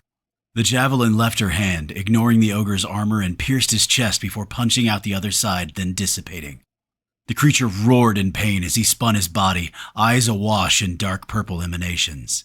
She lit herself and her weapons in green and black flames with memory of the tombs, and her newest and final ability, Necrotic Contagion, which covered the green and black flames of her claws with spiraling sickly green energy. It would instigate a contagion of necrosis that would then transfer between any enemies within 10 feet, slowly eating at their physical attributes. She would end this. She flew at the ogre, pushing her agility as her claws led the way, but her eyes grew large as every strike missed, almost as if the ogre could see what she was doing before she did it. It was hurt with the chest wound and the torn throat, but its tusk-filled mouth lifted in a vicious grin. She pushed harder as she heard a shout of pain from up above, which had to be Marcus, but she couldn't take her attention off the enemy. She activated Teeth of the Long Dead as spikes of necrotic-laced bone shot out in a circle around her, but once again the ogre had leapt back right before the bone spikes landed. She growled in frustration as a quick glance showed her spirit and stamina hitting mid-yellow. She took a step back, allowing the bones to act as a deterrent to the ogre advancing. But as soon as her foot landed, the fucker's eyes flashed again, and her mind shut down, stunned, body following and falling as her limbs locked up, frozen, paralyzed, eating the cavern floor with her face. She heard Ari and Shira both scream out as a huge shadow approached her, laughing. His voice was grating granite. "You are now mine, human. I'm gonna crush you into paste beneath my fists." Every part of Lasana Miraz screamed in violence, but her body had betrayed her. She gritted her teeth, or at least mentally did so. Her mind refused to lay down and die, to let her child, her family, die. Fuck this fucker. She didn't need to move to activate her abilities, so she threw all of them out that didn't require her to see a target, one after the other. Ghost of the Spectral Eve spun a myriad of specters rolling off her with the instruction to attack all enemies within the fort, followed by ancient graves now in iron, half-bodied skeletons bursting throughout most of the fortress, grabbing and holding any she considered enemies, then finished with Ancient's faith, sending a blast of black and green energy seeking all life to bring back to her. Only one thing left to delay the inevitable, if this paralysis didn't drop off. She activated the Wrath of Eternal Ending, sending a pulse of necrotic energy out as her body slipped into the ground, and not being able to visualize a destination beforehand, just floated towards the area she last saw Danny in the broken gate, shifting back out of the ground and becoming flesh once more. Gideon's show. Gideon stepped through the portal, reapplying his stealth, having no clue what he'd walk into as he rematerialized within the same barrack structure, but immediately on alert as his senses came alive with the sounds of a ferocious battle. He took off, forgetting everything else, relying on Ysara to keep him covered as she could as he burst through the opening to utter chaos and violence. Lasana lay face down on the ground to his left next to a crumpled gate with a dead ogre underneath it, while immediately to his right, Shira, in some kind of half-humanoid, half-hound shape, was backpedaling in front of one of the leaders with a huge two-handed thick blade chasing her, while Shadow dragged a heavily bleeding back leg trying to catch up to them. A few of Lasana's specters were just fading, and a bit of necrotic energy lingered on the creature. In the party group, Lasana looked unhurt, same as Jimmy wherever he was. The rest were all fucked up, except for Ari, who was only in the low green. Up on the parapet, his uncle looked close to death, bleeding heavily from his side while two ogres cornered him against the cavern in the end of the parapet. The other ogre leader with his fist weapons lay on his knees, a husk, dead, skeleton hands holding him to the ground, while another that Ari in her massive form was extricating herself from was also a desiccated corpse. All of it told him Lasana's work. Danny rolled into his view from the side of the building out of his line of sight as one of the huge battle axes cleaved the ground. She only had one of her blades with her other arm held tight to her body and bleeding. Ari threw a blast of healing towards Shadow, followed by one towards Shira, then banked in the air towards his uncle. Enough watching, he whispered to Freddy. "Go help Shira. I'll get Danny." He sent a party chat to Ari. "I'm back, Ari. Stay with Marcus and keep those two ogres occupied." Freddy leapt off his wrist, doing the transformer sounds as he shifted to his big spiked pity shape. But this time, the noise helped. It caused the lead ogre to turn, stopping his pursuit for a moment and allowing a now mostly healed Shadow to shift through the shadows, disappearing through the shocked ogre to his other side before turning and clamping those powerful jaws on the creature's exposed thigh as Freddy flanked him. Gideon smiled, still hidden, then moved towards a still backpedaling Danny as two ogres came at her, though at least one was limping. He activated Shield of the Moonless Dark, a field of silver and black filtering around his body as he lifted his open hand, and the new and improved The Edge of the Deep Umbral Moon created daggers, now pitched night with lines of silver, the new boon to the ability, to be able to slide through magical defenses as easily as physical ones. He pushed his agility, becoming a blur, and this time let his skills, investigation, and intuition have the reins over his movement and targeting. They amplified his perception and insight as the blades left his hand. 1, 2, 3, and 4. 2 hit the one closest to Danny, both in the neck, above the armor, and 2 more in the side of its uncovered head. Immediately, the ogre groaned, falling to its knees, dropping its axe as both hands went to its head, frost building up over the flesh. Gideon's stealth was gone, but it didn't matter as he flung himself at the trailing ogre, Skald leading. His speed had become so great that the creature focused on strength and body even at bronze couldn't keep up as Skald, led by his skills, landed in its unprotected ankle. And this was where the difference between bronze and iron showed. Skald barely penetrating the ogre's skin by maybe 2 inches, which catapulted Gideon at his speed past the creature, flipping him over, Skald falling from his hand as he skidded on his back for 10 feet before utilizing his agility to flip back to his feet. No more games. Danny still hadn't been able to put down the ogre he'd hit in the head, her blade struggling, but as he watched, she put her mask right next to the still struggling ogre with the frosted head and unleashed a banshee shriek directly into its ear. The ogre he'd just failed to hurt turned towards him, its face bloodied up from something. Its eyes glowed a purple-black as it flared twice, the second causing its axe to light up the same color energy as its eyes. Eldritch. Gideon was done playing games. His family needed him and he had no clue where Jimmy was. The party status showed he was still alive, not grayed out, but he would figure it out later. He unleashed the ecliptic horror of the midnight moon, the new version of his aura. The fear it radiated, now more intense, more debilitating. It slid out of him, a night-shriven silver moon miasma of fog as it enveloped the closest ogre and stretched further. He doubled down by unleashing the pitch of the umbral moonless eve, centering it on the same ogre, the new empowered ability making everything within its folds slowed and frost building up. Ysara stretched out to his right, and within a breath Skald came to his hands. The ogre was moving snail speed, and already frost was growing as the fear in his aura was beginning to take root. He took 1 step, then was flying back as something crashed into him, sending him skidding across the cavern floor once again. Investigation and intuition kicked in and fed him information, causing his hand to drop Skald and reach both arms to embrace Shira as they slid another 10 feet, his back slamming against the wall. His shield of protection cracked, then disappeared. 30 feet away, Shadow was down again, whimpering, but still attempting to drag his way towards the ogre leader, leaving a trail of blood behind him. Freddy was against the barracks, bent in half, the light in his eyes flickering. The ogre held his wicked blade, bleeding, hurt, but with a wicked, cruel grin. He stood over Lasana, still on her face, his blade poised above her. The ogre's voice was stone. "Surrender, or I end her." He was too far away. Even with his speed, he didn't think he'd get there in time, but he gently laid Shira, who was still breathing according to his hearing, to the side. Danny had joined Ari and Marcus to fight, one of the ogres they'd engaged down, but all of them hurt in the doing.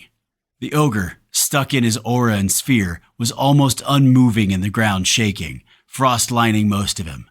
Gideon tensed, ready to push his speed as hard as he could. Surrender was a non-option as the ogre would kill them anyway, starting with her. The ogre's blade inched closer to the woman he loved as he noticed Gideon's body tensing. A burning violence pushed through his body, a trembling to his limbs, a hunger deep in his gut. He knew he couldn't get there before the blade went down, but he would die trying. He shut down the ecliptic horror of the midnight moon. It ate heavily into his resources. He let out a low thrumming hiss and took off, ready to sell his own life to keep Lasana alive. If he could just get between the blade and her with his body. A bolt of burnt orange and scarlet red lit over his shoulder as he moved, striking the ogre's blade, followed by a cascade of the same energy, rolling over them in a wave. He was already pushing everything he had, as his skills clocked the blade disintegrating as it came down towards his other half. Jimmy had finally come. As Gideon arrived, the blade had stopped ascending as the ogre held confusion in his eyes, seeing over half of his great blade gone. Then he realized Gideon as he came in. His eyes flashed purple and black as he attempted to use some ability, but it was turned into a scream as he stumbled back, broken sword falling from thick fingers, both hands dropping to his crotch as green and black flames ate into it. And blood ran like a river with Lasana now on her back, a growl emitting from her throat, her right-armed claw lit in green and black flames. Her voice was halting as if she had to force her body to respond. "Eat my claws in your cock and balls, asshole!" Gideon, in the fury of a storm, lost himself in a haze. This fucker almost took the woman he loved. He pushed himself, pulling everything he had within him, every ounce of power, when suddenly his daggers lit up in night runes, lunar runes, and the crackling power of the Tempest. He leapt, his hands pistons, the engine of death slapping into the meat of the ogre's face as Gideon landed knees first into the almost 9-foot frame, blades dancing into flesh. The ogre falling over, feet slipping on the blade as he dropped as Gideon tumbled over him, rolling and stamping his legs to stop his momentum. As he twisted back, the rune-covered blades leading his movement as they pierced into the back of the fucker's neck. The blades barely penetrated, but whatever the runes were still bled into the ogre's flesh, this time Gideon getting an eyeful of the effect. The ogre's body spasming from the electricity, frosting from the lunar and black veins doing whatever the hell they were doing, spreading from the slight wounds. Gideon stumbled back as if he'd hit a wall. These assholes were tough shit stains to take down. The damn creature attempting to get back up after all of that, the green and black flames almost gone, but still blood pouring from the leather pants he wore out of his crotch area. But as soon as he got to one knee, the hand supporting him slipped on the pool of its own blood, face falling on the jagged end of his own blade that had somehow lodged in a crack in the cavern floor, keeping it perfectly pointed up to directly cleave through the middle of his face, coming out of the back of his head in broken pieces of bone and brain matter. Jimmy, again. Gideon scanned the battlefield looking for any still moving enemies. The one he'd left in his field was dead, an enlarged Ari with her snout and teeth covered in blood lifting off him. She quickly changed to her normal form with silver light heading towards Shira, who was back to her normal form but unconscious, hurt. Up on the wall, Marcus was bleeding heavily, but Danny was feeding him one of their few high-rarity life elixirs. She herself was hurt as well. Lasana was barely moving. It looked as if whatever kept her frozen like that hadn't fully worn off. Nothing was alive, but he sheathed his daggers and focused as he sped over to a panting Shadow, who was on his side, fucked up heavily, near Freddy, who had already healed some of his body. His metal now looked like he just heavily dented instead of folded in half. A life elixir landed in Gideon's hand as he slipped to Shadow's side. The dog was breathing shallow. He gently lifted the massive Shadow Hound's head and poured the elixir down. Even the higher-ranked elixirs wouldn't bring him back fully, and Ari had to be wearing down with all the fighting and healing she had done, just in part of the scrum he'd been a part of. They would need to rest here. Of that there was no doubt. As he took in everyone, including Lasana, who was finally peeling herself off the ground, he sighed. This was their first dust-up in this dungeon, and they'd been a hot second from losing people permanently. It did not bode well going forward, where things would only become more and more difficult. Attempting to fight up a rank was not an easy ask in any way, shape, or form. His heart went out to Visara and their group. If they lived through all this without anyone dying, he would be shocked. He had to mentally prepare himself for it happening. Based on what he'd seen so far, it was inevitable. His eyes connected to Jimmy, who looked a bit lost as to what he should be doing. Gideon pushed his thanks in his gaze, which had Jimmy nodding. Gideon had no clue where the man had been, but he'd saved the woman he loved. He peeled himself off the ground as Ari spun towards Marcus and Danny, looking to heal, but the ragged breath his senses picked up from her, and the wobbly way she was flying as if she was about to fall out of the sky, told him she needed to rest. There was a few missing scales on Ari's side, and blood littered the ground underneath her flight. His team, his family, was fucked up. But they'd come out on top, and in the end, it was the only thing that mattered. They needed to heal and rest and recoup their mentals after such a beatdown. Notifications were flashing in his vision. Levels would go a long way in helping.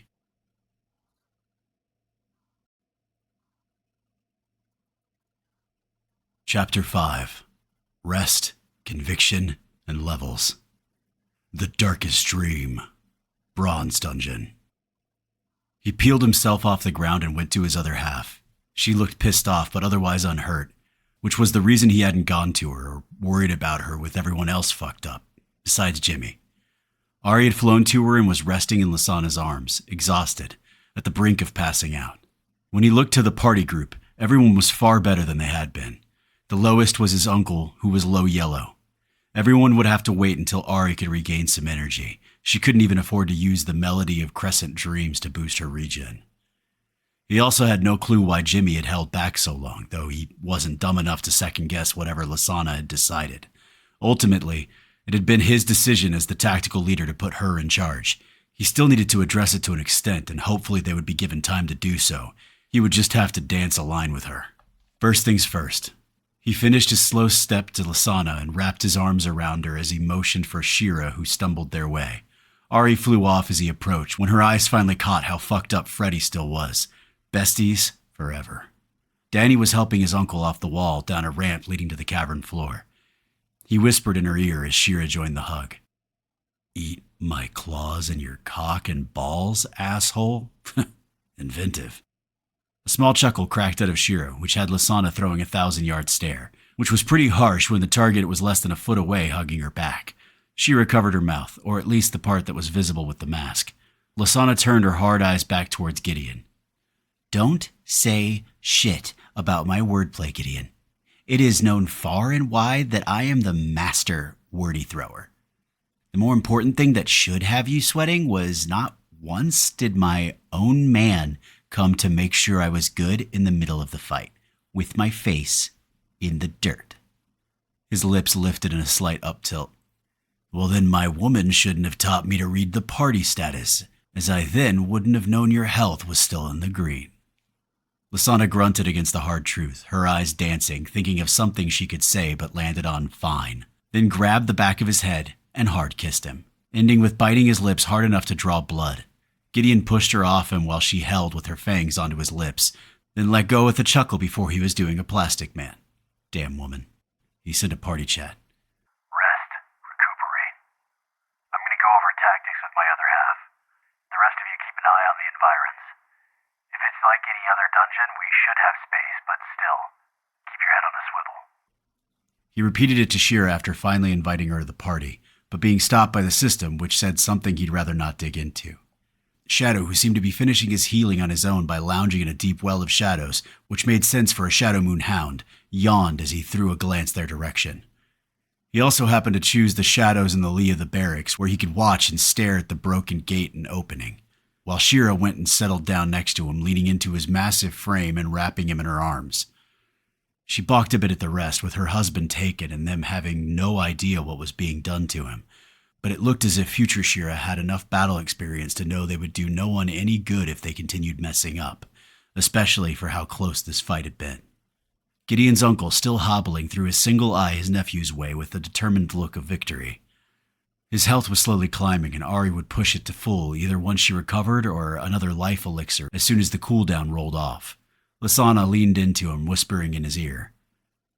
I kind of fucked up, Giddy. He turned to her, sliding his arms around her hips and staring into her eyes. He waited for her to continue as she chewed her lips, returning the gaze.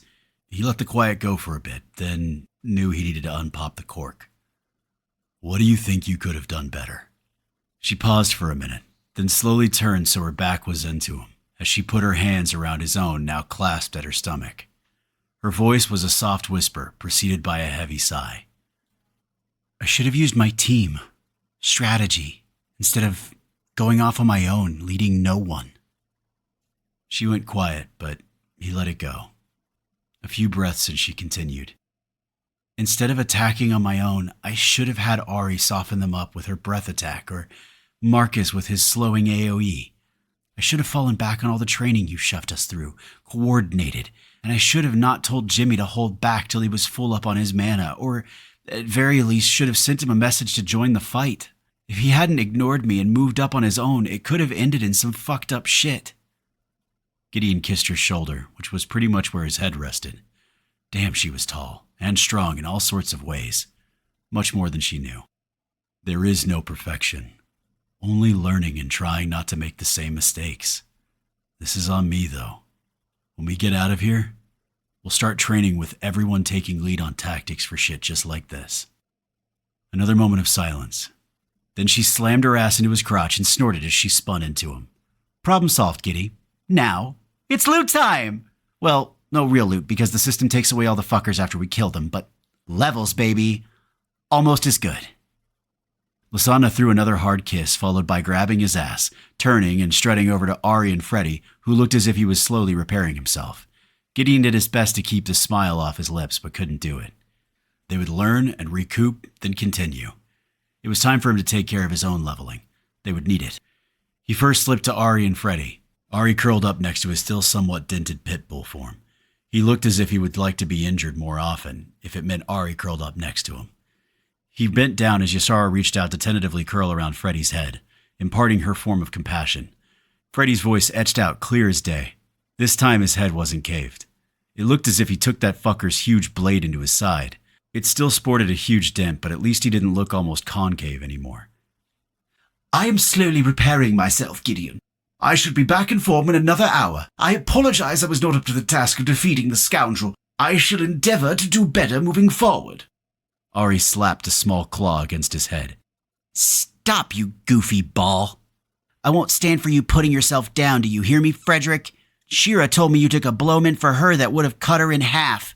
You are, as you have always been to me, a hero. My very own Sir Lancelot, right out of Excalibur. Hands down the best of any King Arthur film ever made. Freddie emitted electronic sniffles. Did you say your own Lancelot? A few more electronic sniffles, but then he immediately jumped into the film discussion. I agree wholeheartedly, Princess Arizel, on Excalibur's sheer cinematic perfection. The sheer level of thespian performance within the confines and limitations of the special effects of the time period was beyond excellent, on the quick road to utter brilliance. Gideon turned with a smile, knowing Freddie would be okay, and their conversation would soon dip into depths he would rather skip. He activated Birth of the Eternal Eclipse, sliding as a shadow to the top of the wall to plop down next to where Lasana had wandered off to. Her eyes in deep googly mode digging into her level-ups. It was time for him to do the same. 2 hours later, the darkest dream. Bronze Dungeon. Gideon had let them level up and rest for 2 hours before he felt it was time to move on. They were on a time limit of days, and he had no idea how large this dungeon was on top of Tolk's life on the line. He respected Shira's discipline greatly, much better than he'd shown when Ari and Lasana had been taken, though that wasn't a dungeon, and that was a huge difference to the scenario. Dungeons had specific rules and limitations that the outside world, and certainly the Blood King and his group of assholes, did not. If Tolk was taken, it was for some story piece inherent to the dungeon. They gathered at the small door within the back wall that led to the passageway leading further into the place. They were still waiting on Lasana, of course, who was still struggling with where she wanted to put her free attributes. They'd all gained 4 levels, which was pretty heavy gains, except for his uncle who'd only gotten 3, since he was the only one that didn't have the Forerunner title. Gideon had come a long way since before the Iron Dungeon run. His best attributes were starting to become ridiculous and far outshining his others.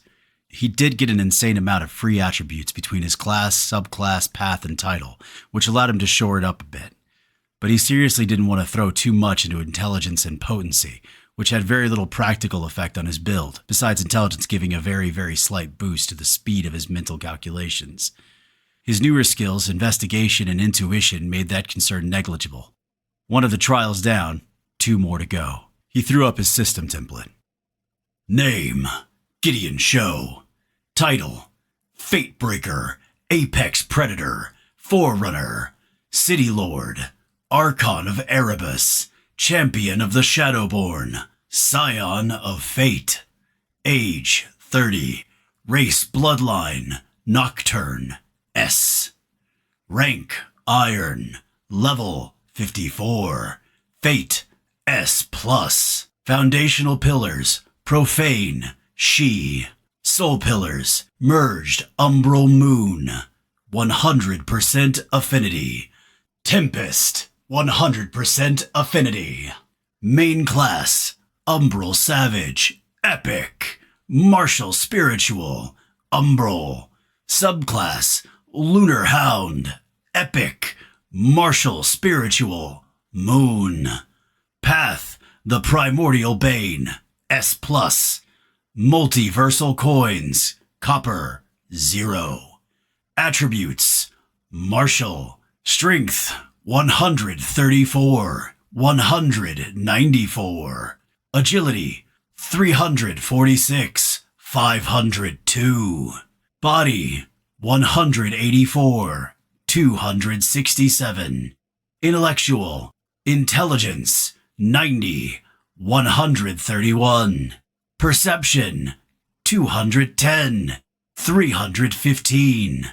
Potency, 66, 96. Spiritual, Will, 188, 273. Insight, 284, 412. Faith, 156, 226. Base abilities. Universal language. Not available. Identify, common, 3. Ability base, primitive.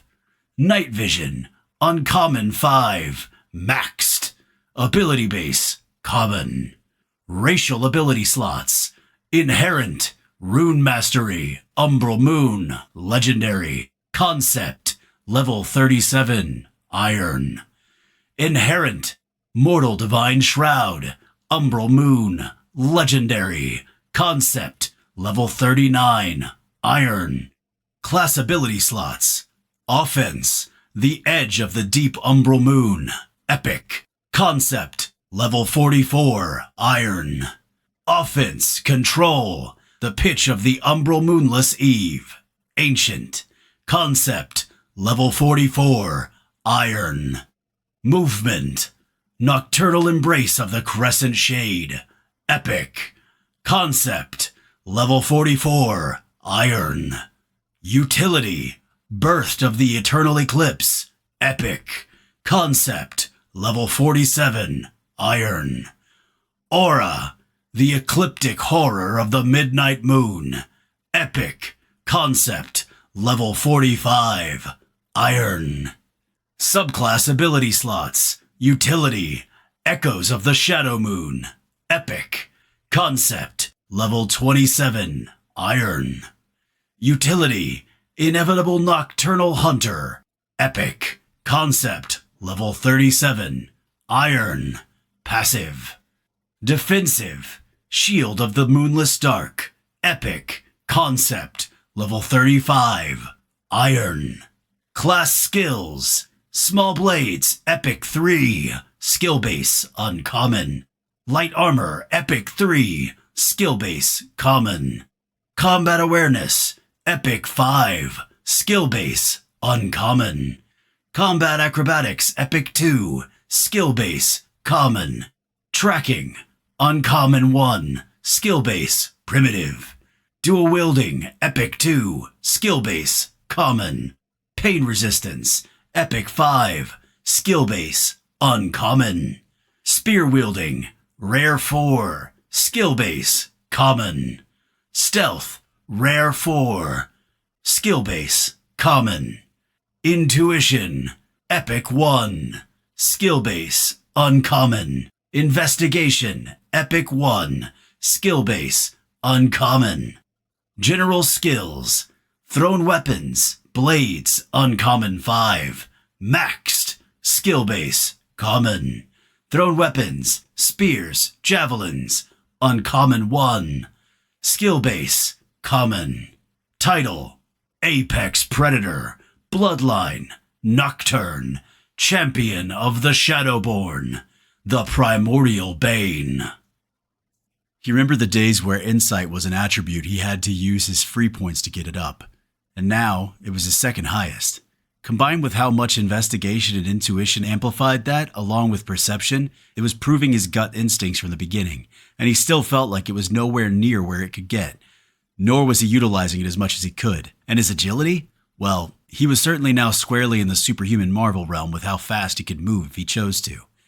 His strength and body were decent, but weren't necessarily focuses of his build, and would be outshone by people whose focus it was, like his woman. The scales of his bloodline went a long way into boosting his body, at least in the aspect of durability, but he'd still put Lasana higher than him as far as tanking damage, especially if you considered her soul-bound medium bone armor. He would admit neither to her, of course. Ever. His skills were also all creeping into epic rank, and he could feel it when he fought, though some of them were becoming a bit redundant with his senses, like combat awareness. They were still great and did do something, but going from the beginning when combat awareness saved his ass on the regular, now it could be taken away and he would still simulate the end result with his senses alone. If he were asleep, it might be more of a useful tool. His hardest ability to raise up was, of course, Echoes of the Shadow Moon, so he'd gotten in the habit of utilizing it whenever he could, even if he didn't actually have a reason to do so. It was also the only ability that hadn't changed much since merging his pillars. While he'd been leveling, he'd taken a moment to run it, and it had made him a bit more comfortable with stretching a bit of the time they recuperated. Granted, with the system fuckery of dungeons, he couldn't fully be confident in what he was shown. Did this place exist before they entered it? It was one of those mind puzzles he had no interest in diving into. He was sure he could ask Freddy, but with his gaps in knowledge since being disconnected from the system, it would be 50-50, and he got frustrated when he couldn't help, so Gideon left it alone. All echoes of the Shadow Moon had shown was the various eldritch ogres running through the routine of sleeping, eating, and patrolling, with one of the leaders skipping through the portal occasionally to no doubt do something with the eldritch brain thingy. He had never actually got around to using Identify on the creature, and now that it was in multiple crispy fried pieces, probably pointless. The routine was monotonous, and nothing ever came into the cavern nor left. Good enough. He sensed her coming, especially with another boost to his perception amplified by inevitable nocturnal hunter. If he pushed it and combined it with his shroud, he had no doubts he'd be able to keep track of any movement within the entire cavern, down to an insect crawling on a wall. He let her do her hip check thing, but this time, instead of just taking it, he pushed his newly boosted agility and shifted so fast she wouldn't notice she'd in reality barely touched him. Ari, whose agility and perception was probably almost as high, giggled on her shoulder. Lasana threw a look his way, then up to Ari on her shoulder, then back again, as if she knew she'd missed something and didn't like it. Didn't like it at all. Gideon threw a distraction before she could rile herself up. So, where'd you put your points? Her lips on the verge of a burst into a calculating scowl flipped into a snort laugh that hit him right in the face, or would have if Ysara hadn't quickly thrown up a part of her to intercept it. He sent a silent thank you. Lasana ignored the move and started flexing her massive bicep with a wink. Don't know why I ever questioned it, my skinny-ass lover. Muscles, muscles, and more muscles. My strength is now in the 400s. I am... What was that character in your comics and films and television? The Woman Wonder. The Woman Wonder! Now let's go fuck some shit up and get talk back. He didn't correct her, and whispered to Freddy to not even go there as he felt his personal AI begin to speak. The last words Lasana had thrown came with an intense look towards Shira standing on the other side of her. Their future daughter matched it. She'd shown amazing restraint so far, but he locked onto her fingers gripped like iron to that dagger of hers. Her body was probably high enough that she didn't damage herself anymore with the movement, but he saw that she had never lost it. He looked down at Freddy, once more a bracelet on his hand. He whispered, "You ready, buddy?" The digital voice in his ear was, as always, cheery. "Always, Gideon. Princess Arizel called me her Lancelot, and I plan to not let her or any of you down." Good enough. He looked at everyone as they circled around him. "Give Freddy and I a 5-minute head start, then come at a slow walk till you hear different from me." The statement wasn't necessary as they had already discussed a plan, but it didn't hurt to repeat it. Gideon and Freddy would once again take point, with his uncle playing rear screen for the following group. Yet still, they all nodded, conviction like a hammer and anvil in all their faces. With the fight at the outpost against the Eldritch Ogres, they'd all been woken up to what it really meant to be in a bronze dungeon. All the cockiness and overconfidence had been peeled off, and Gideon saw it as pivotal to them not only surviving the experience, but finishing it. He activated stealth, with Ysara pulling shadows as he stepped through the small gate and pushed himself into the tunnel.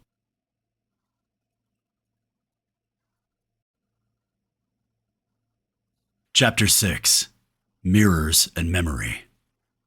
The Darkest Dream. Bronze Dungeon.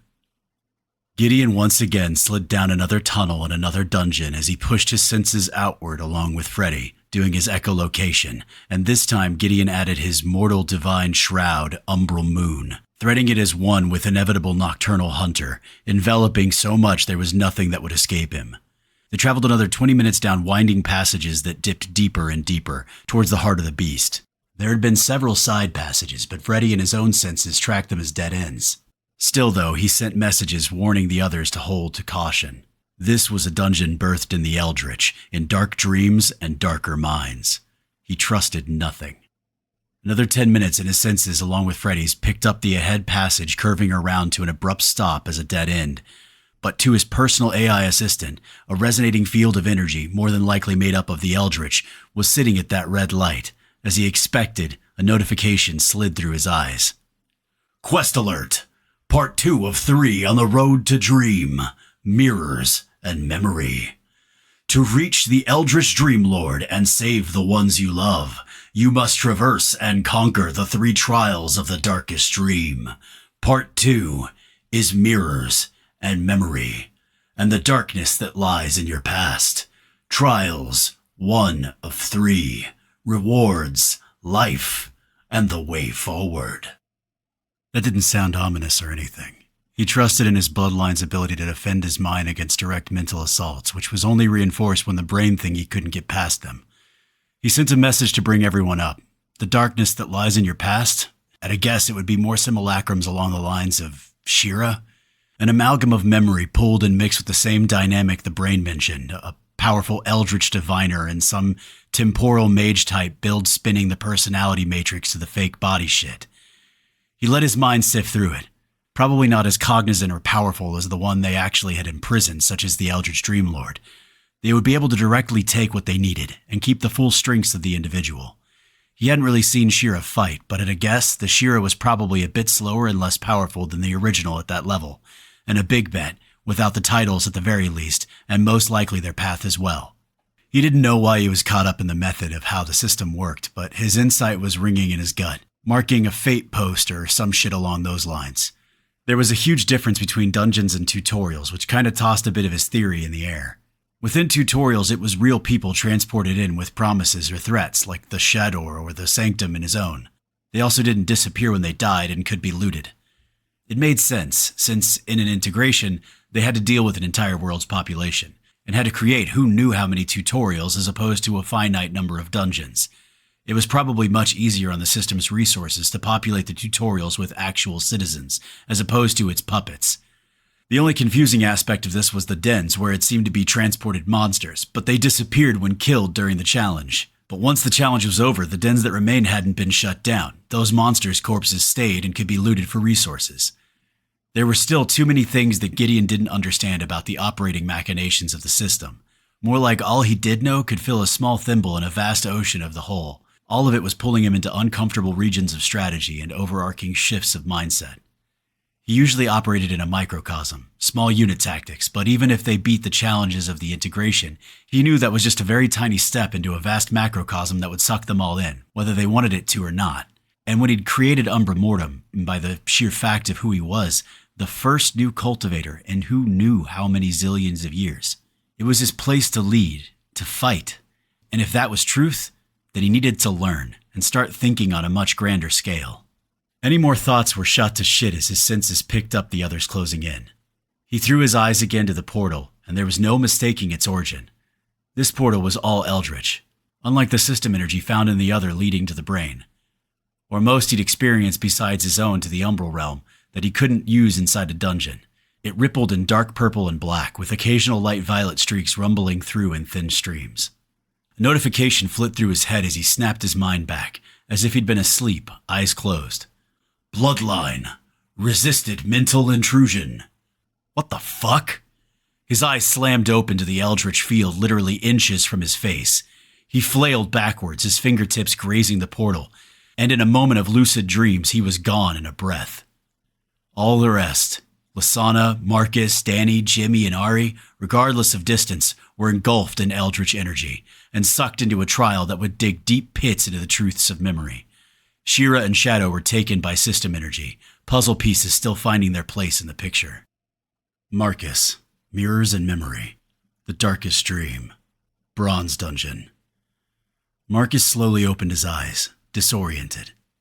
He'd been 100 yards behind the main group in stealth screening their six, when a flash of black and purple, then it took a moment to clear his brain, which made him shake his head, thinking he had a concussion or something, then realized it wasn't that.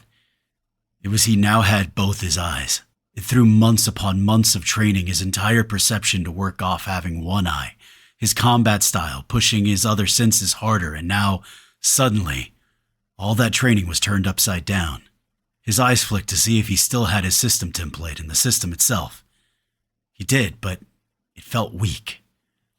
Then he recognized the forest he was in and the sickly yellow moon in the sky. He was in his tutorial again.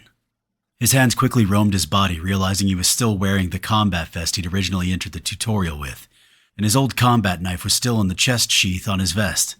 At this point in life, he'd had a singular focus: get to Gideon's side, protect him. The tutorial had only come a few weeks past his betrayal by the mercenaries, and the whole shitstorm he'd escaped from after killing them.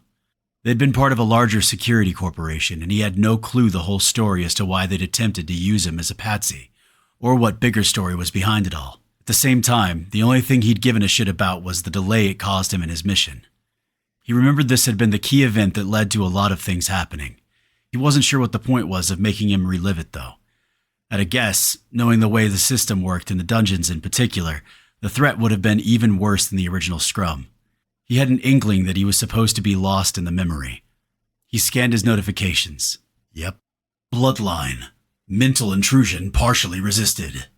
His bloodline was not Gideon's, but still, his bloodline as a whole was a B ranking and one that, like his class, was immersed in illusions.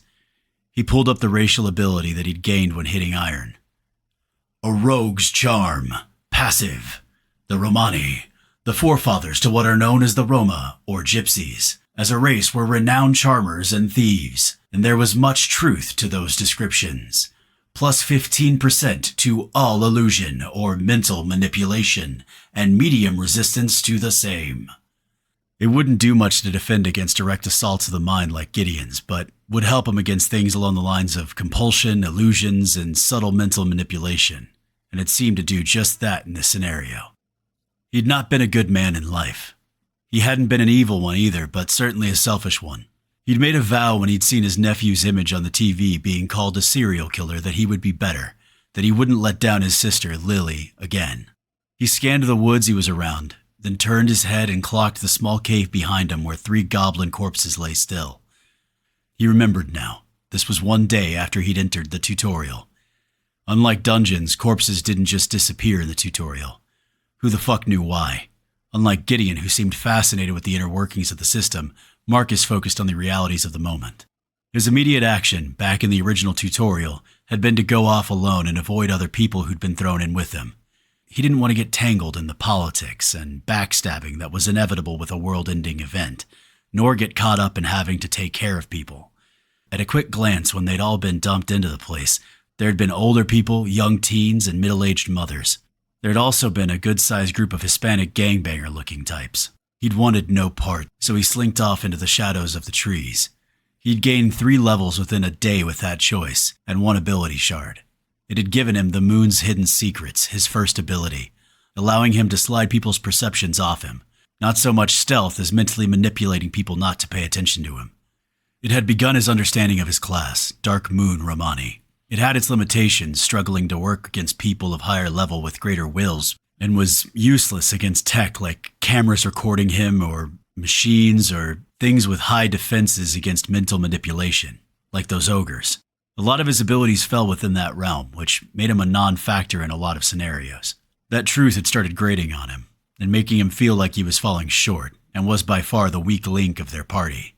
His abilities were mostly not as useful in combat, and it had shown several times in his injuries over and over again in their scrums. He wasn't a scion, and he knew it. He still had a rare class, which was powerful, and he knew once they slid into things more suited for him, like espionage and spycraft and infiltration, he would have a chance to shine, but still, it grated on him as if he was failing his nephew and the promise he'd made to himself. Not now, Marcus. Focus on the situation or death will find you. Tutorial. A day in or so. Near the cave where he'd killed the goblins, his memory swirled and he gritted his teeth. After flashing through the rewind spinning in his brain, it had clicked what was about to happen. And when it had shifted a lot of things. As soon as he thought it, he heard the sounds of people running and crying. Could he seriously do this again, knowing what was coming and what the outcome would be? This time he could just ignore it, fade into the woods and act as if he never saw it. But would he be the changed man he purported to be?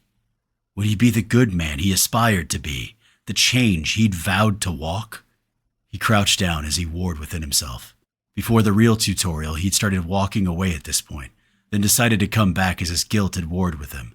2 young women, one blonde, tall and lanky, the other a small brunette, a bit overweight and mousy looking, broke through the screen of trees, stumbling before they shot left coming in his direction and hiding behind a large rock in a small clearing within eyeshot of the cave and the dead goblins. They were utterly traumatized. Eyes liquid-streaked, dust-filled craters filled with so much fear Marcus thought their hearts would give out. They held each other, bodies trembling in non-stop quakes of horror shows playing on repeat. Both the women were bloody, as if they'd been beaten, most of it located around their faces. The cause of their fear came strolling through the forest behind them with no care in the world. 3 of the 5 69ers, some small gang from Sacramento that somehow had been thrown in the same tutorial. They were either so unafraid of the goblins in the forest or just plain dumbasses as they held loud conversation. The first time, he hadn't stayed close and had come back a few minutes after this scene when the men had caught the women and had begun to do unsavory things. Marcus stayed still, with his ability active and also hidden within the shadows between two large trees. He listened in. "Hey, Chico, did you seriously have to do that old couple, man? They was harmless and reminded me of my own abuelo and abuela." The shorter one in the front, holding a big machete, growled at the other. "They was baggage and a waste of space, Rico, and fuck your abuela and abuelo. I would do them too if they was here. Now let's go find the putas and add them to the rest. At least they got a use." The third, a fat cholo with a red bandana wrapped around his head and a heavy club in his hand, let out a chuckle while Marcus watched the two women shudder and attempt to keep their tears and low-toned sobbing from being heard, but failed miserably. This wasn't his issue. It wasn't his business. The old him would have just kept walking, letting go of all moralities, sucked into the selfishness of his own world, though he knew it to be bullshit. As in the old tutorial, he hadn't ended up walking away. It had just taken him longer to come to that decision. His hand slid his combat knife from the sheath. He wasn't the same man anymore. And that was a truth the tutorial had finally cemented in his mind. He would make his sister's spirit proud. He pushed more stamina into the moon's hidden secrets and slid into the dark. There was a reckoning of justice to be had. It would cost him an eye once again before the end, but there was no other choice. At least not to the man he hoped to be. The last few years had been about one thing: get to Gideon's side and sacrifice everything to show him the love he should have had for the boy as a child. He knew his life would someday be the cost of that decision, and he would pay it gladly. Danny, Mirrors in Memory, The Darkest Dream, Bronze Dungeon. Danny had another sweating man above her, this time one of the men who was supposed to be guarding her. Her fear had been broken so long ago, she couldn't remember it anymore. Now she was just numb. Add in the low dosages of heroin they pumped into all the women, and she was a corpse, an unmoving living doll for fuckwads to do with what they will. The heavy grunts and sweaty fat body were murmurs, empty things for an empty husk. Something changed, though, for no reason she could see or understand. Something broken attempted to heal, as if it remembered being healed in some yesterday or tomorrow or something between the two. Embers she thought long left to dust, something, some memory that was the today, the moment slipping into the now, and a dream slid into lockstep with her shallow breathing, brought nerves firing in her long corpse-ridden flesh. More grunts above her, more thrusting, the stale smell of sweat and cigarettes. The harvester? The embers shimmied to low flames. She was not in these chains anymore. This was a memory. Something she'd survived, pushed through, been saved from. Gideon. The war crow. She opened her eyes, her face now covered in a mask of yin and yang. She opened her mouth and screamed for what she'd gone through, for the horrors of what humans could do, for the hero who stepped up against the world to break her chains. She screamed and screamed and screamed, and with the last shriek, the iron circling her mind shattered, and the body above her blasted into the ceiling. Every bone in the man's body twisted to paste, his fat shredded to meat. Death, the price paid for his sin. She slowly crawled off the cot, seeing the old cell she stood within as blood sluiced down over her, covering her from what used to be a human above her. She stepped clear of the cell just as numerous other guards in the converted warehouse turned towards her, rifles and pistols, violence etched in their faces, and a dismissiveness playing peekaboo in their eyes, all locked on her. Her mind was still twisted in those yesterdays, and the truth of her sitting in a bronze-ranked dungeon struggling to imprint. But as seconds slid into the now, there was a truth that tied both together and had given her the courage to heal back then, and to thrive in the todays of the dream, the war crow. She activated epiphany of harmonic shifts, swirls of harmonics inching across her body, followed by displacing haunts, distorted images shifting off her location. Her past would never chain her again. Jimmy, Mirrors in Memory, The Darkest Dream, Bronze Dungeon. Jimmy slammed against the wall again, blood jetting out of his mouth from the fist to his face. He tried to stand, but his body betrayed him. His limbs shook, legs divorced from connections to thought. His eyes twisted up from his bent shape on the floor. Luke leered down at him, his tattoos barely visible under all the blood that covered him. This was Jimmy's bedroom, and behind Luke at the base of his bed, a mutilated body that used to be his only friend, Joni. He was, as he always had been, helpless, useless, a burden to anybody who ever made the mistake of caring about him. Luke locked onto Jimmy's eyes and his crippled body and saw the direction his tear-filled gaze was staring. A cruel, deep laugh crackled out. "Did you think you ever had a chance to get any of that whore?" More cruel laughter. "You, a fucking cripple. You probably can't even get it up." A kick blasted into Jimmy's useless flesh again and again, something breaking within him. Even through all the pain, he couldn't rip his eyes from Joni's corpse. She'd been the only one besides his mama who'd cared for him.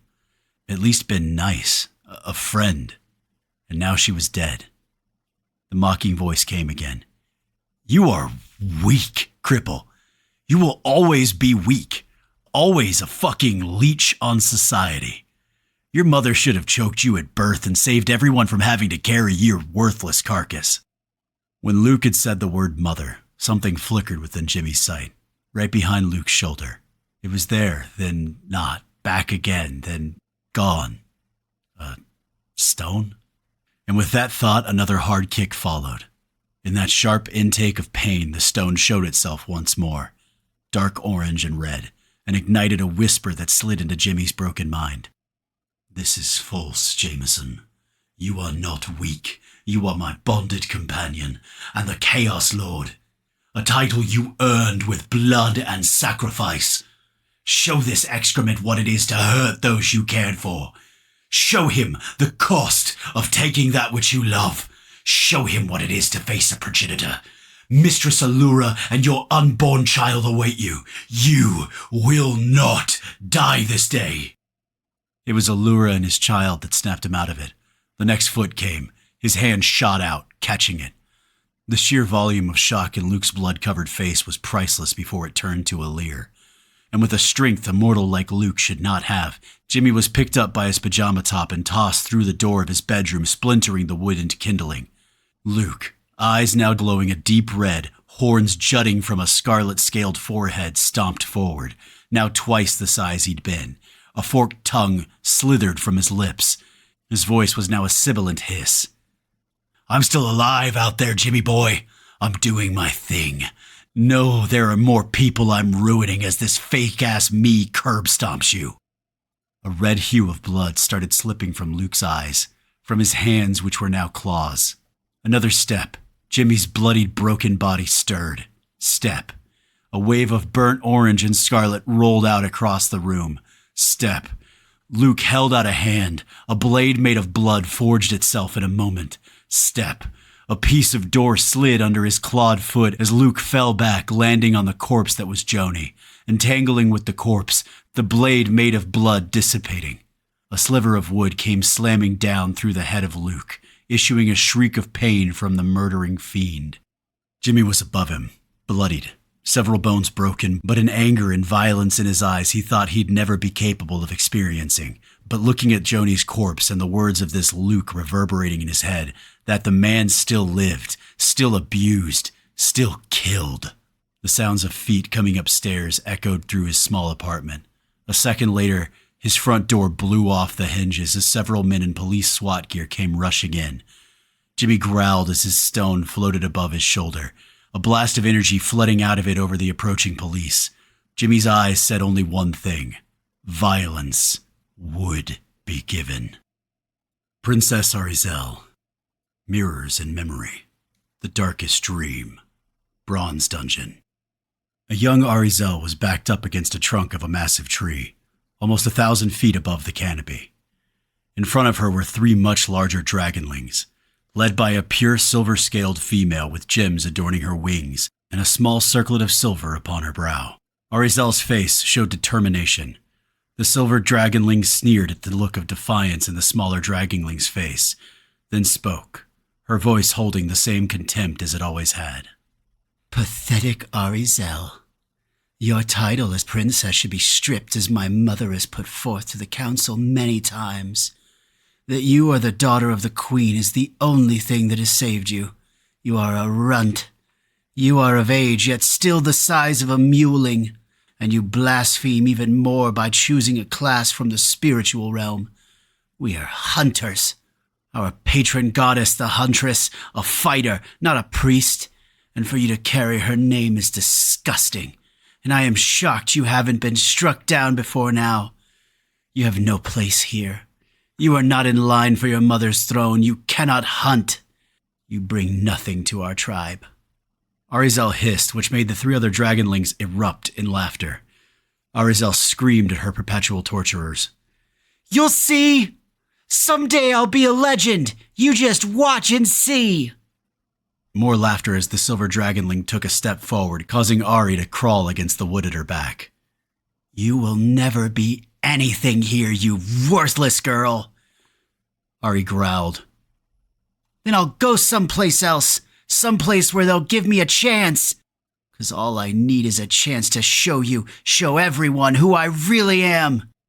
A silver claw flew and struck her across her snout, slamming the back of her head against the tree. Her head spun. She collapsed. All she could hear was a voice. Kill their gutter trash for me, then dump her body near one of the Vespid dens. We'll call it a hunting accident, and the queen shall probably thank us for getting rid of the stain on her bloodline. The 2 male dragonlings approached the stunned Ari. Lost in a muddled mind, her fear cut through. All her dreams would die with her. All the abuse would too.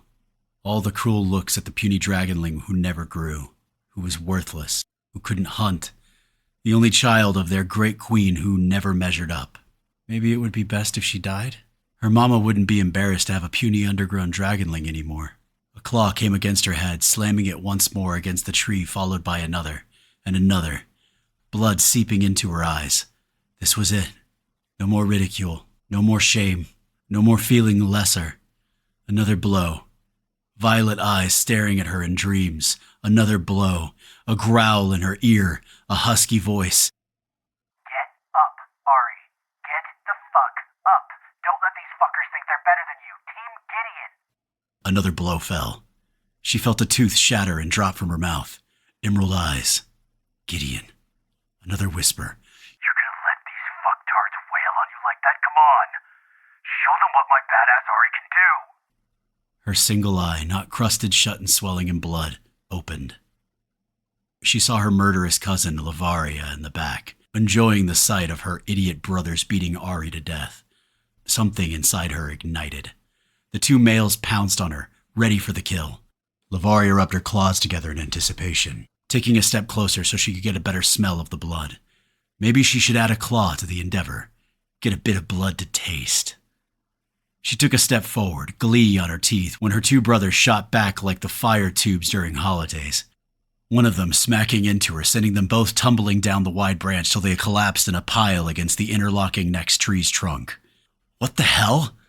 Lavaria shoved her brother off her, but as she rose to all 4 claws, her eyes lit, first in awe, then in growing fear and disbelief. Princess Arizel, daughter of the queen, rose, now 5 times the size of the largest dragonling Lavaria had ever seen. Ari roared as one undamaged eye zeroed in on her. Is this large enough for you, cousin? I will show you what and who I am.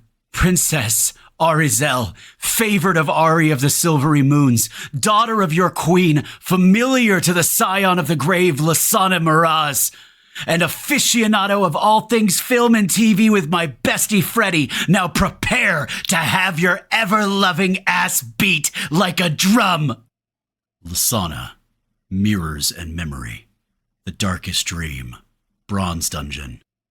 Her saber flew in a crossbody cut, sliding underneath the raised shield rim across the man's unarmored stomach, leaving the wet squelch of falling intestines. She spun out of the path of a falling greatsword from behind, twisting at the hip and thrusting her blade, sliding through his sternum and out his back. She stuck her blade into the sand as the cheers rose like thunder through the arena. Another victory. She had bruises and a shallow cut along her thigh that had already slowed to a breath. She took a moment to catch her breath and let the roar of the crowd soak into her. It made her feel like the beast of the sands, the greatest gladiator ever born, the leader of the rebellion and Lasana's hero since childhood. She sighed as the corpse bearers came out with the stretchers to remove the corpses. and they were motioning for her back to the healing den to be checked over. She followed the slave who was motioning her over, head down. Her emotions were all over the place. The pits were slightly better than the battlefront, but it was still a non-stop deluge of death and violence, and after a decade, she was just tired. So tired. As she began to turn down the short tunnel to the healers, the slave she'd been following stopped her and pointed towards a tunnel that led to the master of the arena's private offices. Her body tensed. Nothing good could come from being summoned to the presence of nobles. Every peasant slave learned that at birth. The male slave was tall, well-built, and sported a studded leather breastplate, and had, as all slaves did in the city, a saber at his side. That was the weapon of the great city-state of Runar. Carrying any other in any place other than the arena could lead to violence and death, quickly. At her hesitation to the direction given, the slave touched his hand to the pommel of his saber and spoke. "Mistress, this is not an invitation you can reject. We are but slaves to the whims of those above us."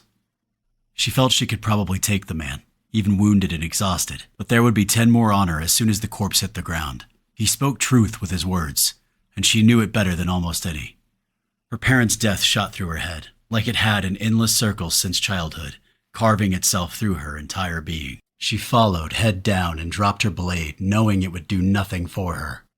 She was led through the tunnels, which became more ornate, corresponding with it ascending into the main tower of nobles, which was a part of the arena on the far end leading further into the city, and whose balconies were where many of the higher nobility watched the bloody fights of the sands.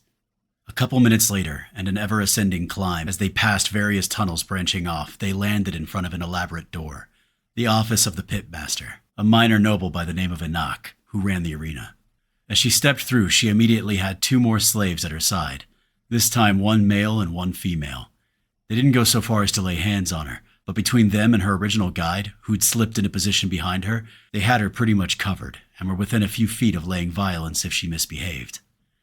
Before her was an opulently adorned, extremely fat shade elf sitting in a gilded chair behind a super fancy dark wood desk. Behind him was a shelf riddled with more books than she'd ever seen in her life. A hunger grew within her. She loved to read, and it was always the most treasured memory her parents had given her, the rarest gift that could be given to a peasant slave, teaching her to read and write. Both her mother and father had been blessed by a minor noble when they'd been young and taught as clerks for the noble's estate. They had gifted her that. She'd only had 2 or 3 books as a child, but they had been the family's treasures, bent and old, and some pages with the ink so smeared they were illegible. Still, everything about them she loved. They had been taken and sold when her parents had been killed, and she had been shoved into the training centers to become a slave soldier. The Lord Enoch's voice broke her reverie as he caught her eye line with a chuckle. "Yes, a rare slave you are. A trained soldier, a successful pit fighter, and one who can read and write. Rare indeed. And more importantly, and directly influencing this meeting, you are beautiful." The sneer on his face as his eyes roved her half-naked gladiator outfit, which was a simple leather breastplate barely covering her chest and leaving her midriff open, and a leather short skirt with her long muscular legs exposed. She knew the beginnings of real fear. "You should feel honored, slave. You have caught the eyes of none other than the ruling Zakurzon family. You are moving up in the world.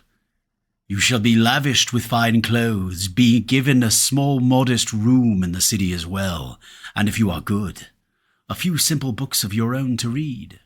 Of course, we are an enlightened race, so therefore you have a choice. You can continue to thrill the crowds in the arena, or choose to honor the rulers of our city and become a bed slave of the elite.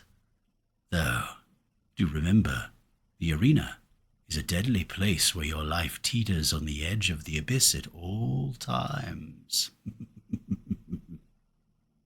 Everyone knew the choice they gave to the lower caste was no choice. If she told the man before her she wanted to stay in the pit, within weeks she would be put up against something that she could not kill, and would be just another corpse thrown into the mud. They both knew it. There was a part of her, a small part, that would rather die in the sands or go on a killing spree here in this place, and at least plant a blade in the fat man in front of her who leered at her and her body. But instead, she did what all slaves would do, and went to a knee and bowed her head. She heard the cruel chuckle from the fat noble, and something inside her broke. The 3 slave soldiers closed in on her once again. Shadows crossed her vision, and in the midst of them were 2 emerald eyes. She shook in her soul, a memory attempting to push through. It was broken by a hand grabbing her hair and pulling her head back. Her eyes opened to the fat noble gazing down at her like she was a piece of meat he wanted to eat up, his other hand already inserted within the elegant robe he wore, playing with his cock. "A good choice, whore. I can already tell you will enjoy all the meat that shall be coming your—" His words ended in a gurgle, emerald eyes flashing again.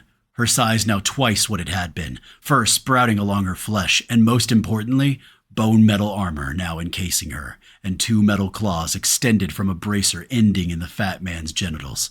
The 3 soldier slaves were stepping back, shock in their eyes as she stood, throwing off the bleeding-out, whimpering man. Her voice was a husky whisper tinged with joy and violence. "Sorry, fucker.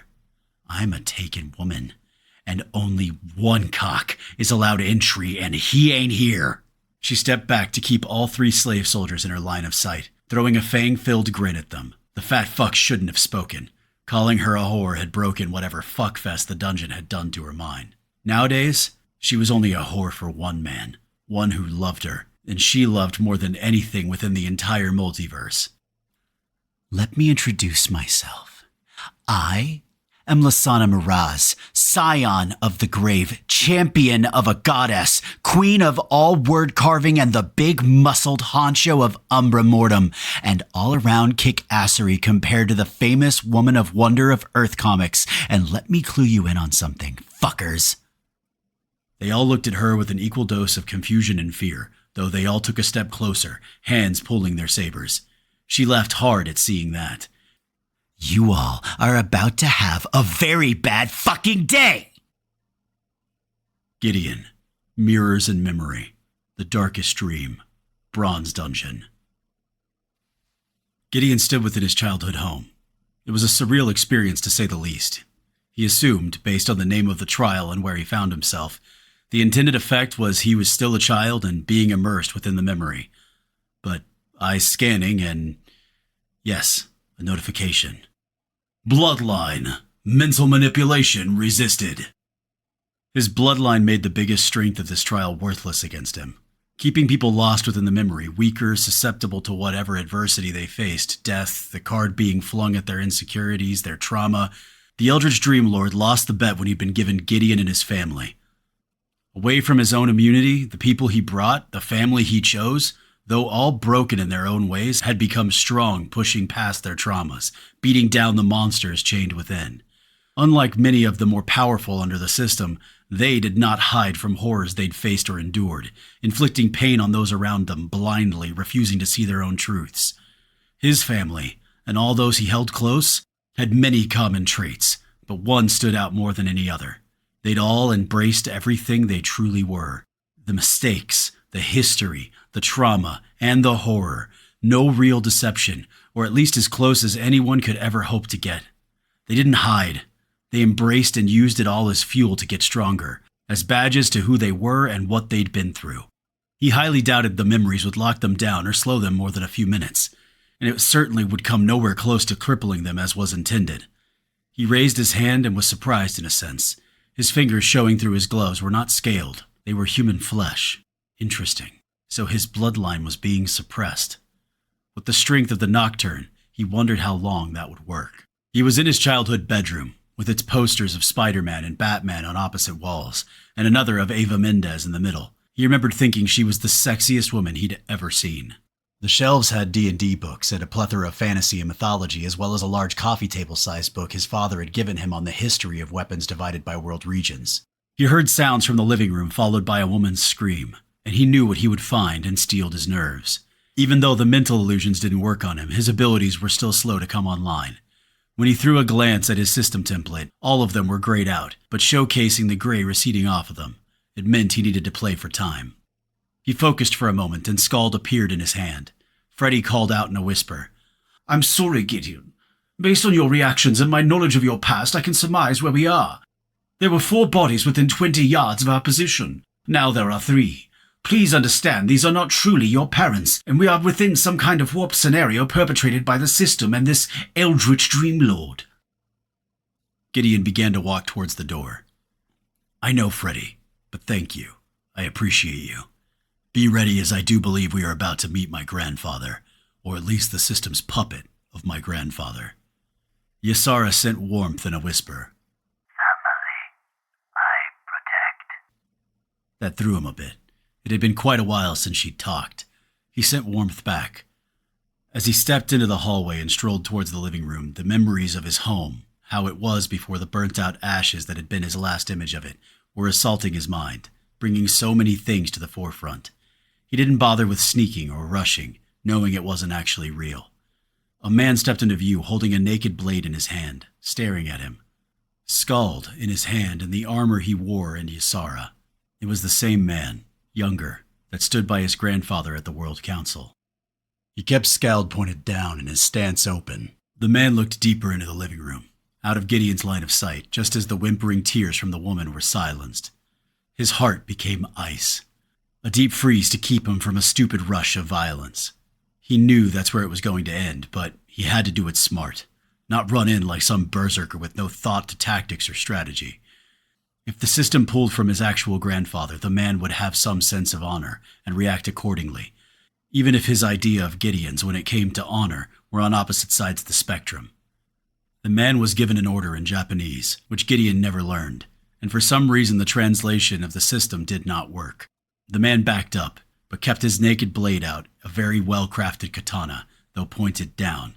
Gideon slowly stepped forward, till he saw the corpses that were his parents. Even now, after all these years and knowing it wasn't really them, it brought something he hadn't felt in a long, long time. Tears. He felt his eyes water and began to slide down his face. His eyes lifted to those of a younger-looking man, though still old by any measure. His grandfather, who also had tears in his eyes as he professionally wiped his blade clean before sliding it home in the sheath at his waist. In that moment, even seeing the cost in his grandfather's eyes, he swore to himself that he would kill the puppet before him, and the original as well. His grandfather stared at him, took in the tears on Gideon's face, then back at the corpses below him, the blood pooling out under their bodies, then back at him, all with the same insufferable, unemotional, reserved gaze he'd held at the World Council. If his face didn't sport its own tears, Gideon would guess the man was an android. His voice, this time in English, was the same cultured calm he displayed at the World Council. Grandson, difficult to believe, but the obvious genetic makeup, appearance, your reaction to what is before you, and the myriad of other small details, that dictates that is indeed who you are. Your obvious age aside, it hurts my heart you are here to see this, as it hurts my heart having had the need to perform it, but my son, your father, knew the price of his actions and not attempting to hide his presence. If it had not been me, one of my associates would have instead, and they would not have wanted to spare you. His eyes shifted to Scald, then opened wider when Ysara flared herself out to show her anger at the scene before her. Gideon should have known that would be the case. The spirit within the cloak had shown again and again family was everything, and he didn't think she was aware enough to understand the stage play and falsity of what was before them, especially sensing the emotional strain he was under and the tears he shed. The other man took a step closer to his grandfather, putting himself between Gideon and the old man. Sato was his name, if Gideon remembered correctly. They were both scions. Though not being the genuine article or directly taken from an imprisoned entity, they both, no doubt, would be weaker than the originals, if not higher level for it being a bronze dungeon. His grandfather motioned to Sato, who immediately relaxed, reluctantly sheathing his blade and stepping back to stand just behind his grandfather. Though his eyes never left Gideon's and his body stayed tensed, ready to pull that blade and strike with speed. If he remembered correctly, his grandfather was the scion of the Karmic Pillar and Sato of Ki, neither of which he had much experience with. His grandfather spoke as he watched Gideon, once again looking at the corpses of his parents, and his grip tightening on Scald. Grandson, please do not add to my burden. Whatever spirit has filled you to make you the adult that stands before me, please know, what I did was a mercy compared to what they would have faced at another's hand. I spent years attempting to convince my son to change your names, to stay off the radar. But unfortunately, he inherited my pride and refused. He left me no choice.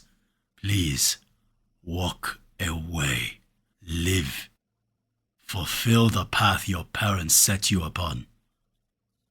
Gideon had to push every bit of will he could lay his mental fingers upon into keeping the fury from exploding out from him.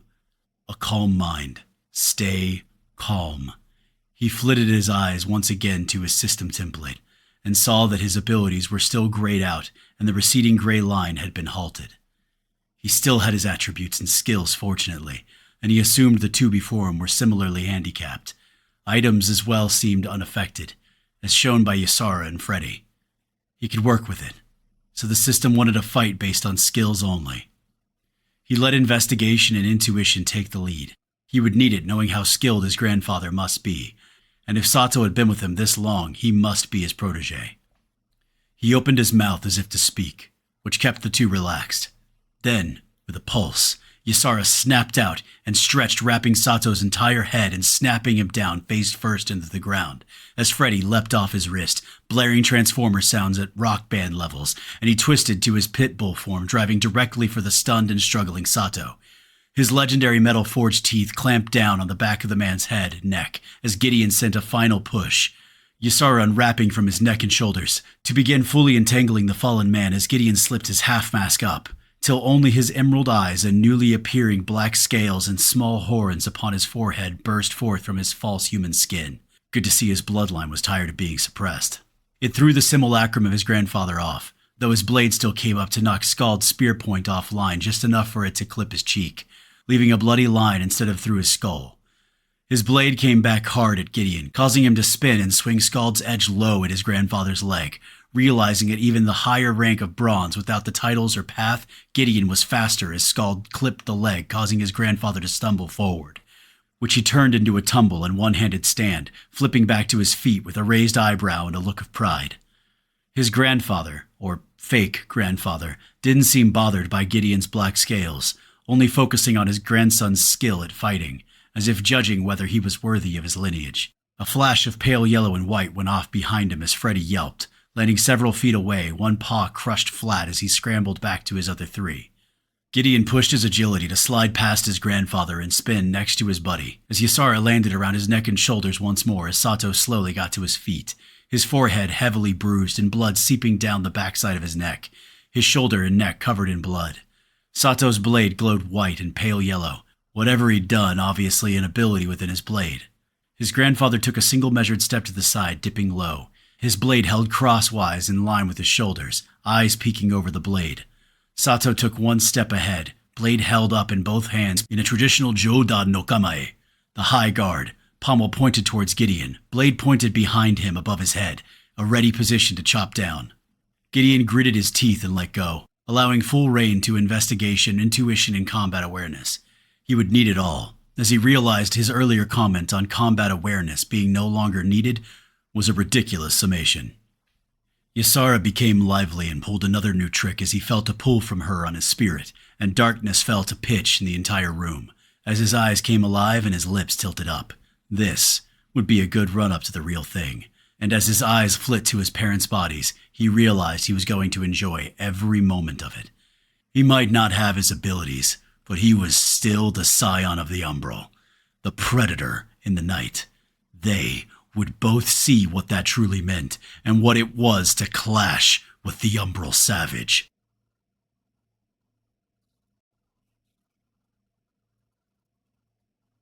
Chapter 7. Buttons pushed, blood will be paid. The Darkest Dream. Bronze Dungeon. Gideon stepped out of the Eldritch portal 2 levels higher, and with a broken arm, some cracked ribs, and a deep gash across his upper right thigh. Ysara was already doing her best to pull the darkness toward him to boost his healing, and at the very least her effort had slowed what had been heavy bleeding in his right thigh to a slow trickle. Freddy was still in his pooch form, as he'd been heavily damaged, as well as his one front leg and his tail that had been severed, which they'd collected so he could reabsorb it. and another heavy dent at the side of his head from when he'd intercepted a blow from Sato that had been heading towards Gideon's hip. Ysara herself had rents in her fabric from where she'd multiple times fouled up strikes or straight up intercepted them. She assured him with pulls from his spirit and time she could mend herself, similar to Freddy. Gideon took in the rest of his family, all of them in different states of fucked up. Ari was already crawling around with one of her wings broken, laying silver light on the worst, which this time wasn't his uncle, but Danny, who looked to be leaking all over the place from what appeared to be bullet holes, 2 in her upper right chest and shoulder, another in a leg, and 1 more in her arm. Gideon glanced at the party interface. His own health was mid-yellow and rising. Danny high-red and rising under Ari's influence, who she herself was sitting at low-yellow, while Marcus was mid-yellow and Lasana was grayed out, which had his eyes moving. They were all in a large circular cavern with the Eldritch portal behind Gideon. Marcus was a few feet away from Danny and Ari and looked to be sporting a messed up leg, most likely fractured as he had it laid straight out gingerly sitting on his rump. Strangely enough, blood was also seeping from beneath his eye patch. He also had a bloody lip and bruised face. Lasana was nowhere to be seen until the portal flashed behind him, and he felt one arm wrap him up and the husky voice in his ear. I had some men who thought to have their way with me, Giddy, but I told them I'm a taken woman, and when that didn't work, her right arm went from his waist to in front of his face, jostling his broken arm, flaring pain resistance to suppress the sharp spike of pain. Her claws slid out. Claws to the balls. I am officially making that my go-to move. A snort smacked liquid on the back of his ear, but he repressed the irritation and let it go. She was alive. That was what was important. Gideon smiled while Freddy limped his way over to his bestie. Lasana pushed through him, causing him to wince once again as she banged against his broken arm once more. Her eyes shoveled over the room like pistons, worry dancing in her body language and movements. She was bleeding from at least 4 places that Gideon could see, one of which was deep in her hip. He willed a life elixir to his hand and waited for it while her voice hammered out.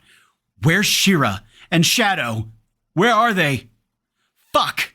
Did this dungeon take my girl?" She slammed an extended claw lit in green and black flames into the cavern stone, cracking it, her necrotic energy eating heavily into the ground.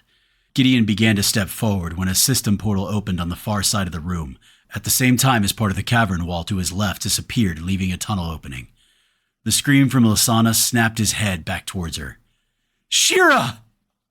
Out of the portal stepped Shira, blades in hand and Shadow tense, ready to attack, both looking confused but ready to scrap. As soon as she saw an emotional, bleeding everywhere Lasana running at her, she sheathed her blades with a look of deep love in her eyes and leapt at her mother's arms. They collided together, and Lasana whispered love while bleeding all over their dungeon daughter.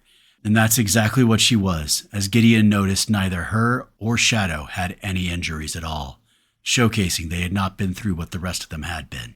Ari finally, having healed up Danny to low green, remembered to activate the melody of Crescent Dreams, a haunting yet hopeful song issuing from her small throat, cascading throughout the cavern, everyone feeling their resources boosted heavily, as well as their agility, faith, and will, which for people that use spirit boosted their regen even more, which was him, Lasana, and Ari.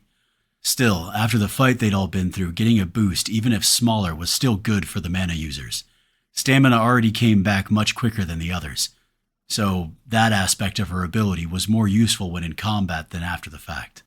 He knew he needed to talk to both Lasana and this version of Shira, an honest conversation. He'd already told some of his view on the matter to his other half, but she'd thrown it off, seeing only her daughter, only a child she never thought she would have as a slave soldier, tied in with her own past, most of which she had still not shared with him. He didn't judge her for it. A person's pain was their own to carry, or share as they chose. He knew she loved him, and the depth of that love. It was enough. Ari looked exhausted and was still hurt herself. He stepped forward and cleared his throat loudly. Lasana peeled herself off Shira, who had tears in her eyes and on her cheeks. He handed the elixir to his other half. "You might want to use that before you bleed to death." With Ysara doing her thing, his broken arm had already moved over halfway to being healed as she pulled on his spirit even more, now that his regen was heavily boosted by Ari's active ability. His ribs and gash were almost fully done, his health up to low green. His voice hammered out to everyone, purposefully out loud so Shira was in the loop. "Everyone, rest and recoup. We leave in an hour." Lasana tossed the empty vial, giving him a look. He returned it and threw a glance at Shira and Shadow, who was lounging at her feet, tongue lollygagging in relaxed mode. Lysana shook her head no, anger simmering. But Gideon put his foot down, knowing it was the right choice, not only for Shira, but for Lysana as he knew. And deep down, she knew where this would end. The one word that came out of his mouth was final. Yes. She looked at him, showing fangs, but when she saw his gaze, she knew it would change nothing to argue. They'd only been at each other's side for 3/4 of a year at most, but when that time was spent in a constant state of war and death, as any soldier had ever been on the battlefield knew, connections, shared knowledge, understanding of those close to you was exponentially amplified by an unimaginable degree. And they were to each other far more than squad mates. He moved the three of them and Shadow off to the side. Ari wanted to heal them to full, but he'd waved her off, telling her to regain her resources, and Lysana confirmed the order after resigning herself to his decision. Shira looked a bit confused about their serious expressions. His decision ended up meaning shit as it got nowhere. The system shoved its proverbial nose right into the fuckery. What happened was difficult to articulate or understand. Over the next 40 minutes, strange would have been an understatement, and it ended up being something he just filed away under system fuckery.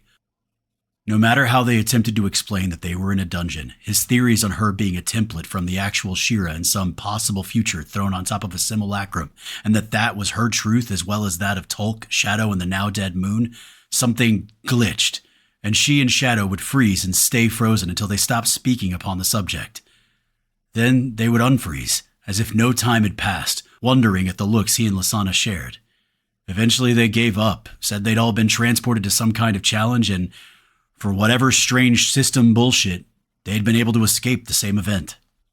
Lysana looked as if she had been relieved it hadn't worked, but at the same time his other goal had been met.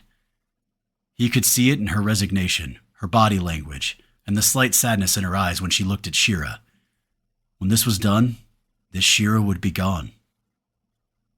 They spent another 20 minutes recouping before Gideon had them up and ready. They were on a clock, and they needed to finish this one way or another.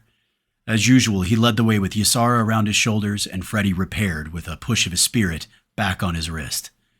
The system's fuckery with their emotions and the Eldritch Dreamlord digging into people's traumas had sparked a desire of killing within Gideon that needed expression. The sooner, the better. The Darkest Dream. Bronze Dungeon. Quest Alert! Part 3 of 3 on the road to Dream. The Bastion. To reach the Eldritch Dreamlord and save the ones you love, you must traverse and conquer the 3 trials of the Darkest Dream. Part 3 is the Bastion. Facing the elite guards that protect the throne room where you shall find your final adversary. Trials 2 of 3. Rewards, life, and the way forward. An hour later, after traversing through a labyrinth of twists and turns and dead ends, he'd come upon their next challenge. If it hadn't been for his own boosted senses, Shroud, and Freddy's echo shit, it would have taken a lot longer. Gideon overlooked the lip of the ledge, 100 feet above the cavern floor with a very narrow passage that descended along the wall to the left at a steep decline down to the floor. It was lucky he'd kept his stealth up with Ysara boosting. The cavern itself was very dimly lit with the usual sconces, though much fewer than the norm he'd seen. Below him, and beginning about 1,000 yards distance, was a city that was more a fortress than anything else. 30-foot walls of dark stone rose up, cutting off the rest of the cavern. Buildings made of the same decorated the landscape that rose above the walls themselves, as it ascended to what appeared as a ziggurat that dominated from a position of height. 3 stacked blocks of stones larger than the walls themselves, with an opening at the top that was singular in the elaborate carvings and pictographs Gideon could vaguely make out, even a mile distant. He focused his sight harder. The images came into clarity a bit more, but it was incongruent with what he knew about their enemy.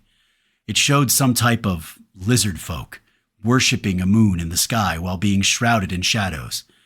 He didn't know why, but it resonated with something inside him. A shrouded figure was depicted just below the moon, looking down upon the lizard people. But it looked like it was made of pure darkness, in the shape of a man. It wasn't important in the moment for various reasons, a major one that stared him right in the face, which was also the reason he was happy he still had his stealth up. He was nowhere near alone.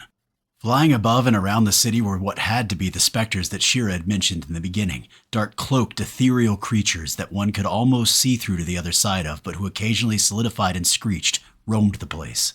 There had to be more than a couple dozen flying around the place, which made assaulting the said place daunting to say the least, if they were all in bronze.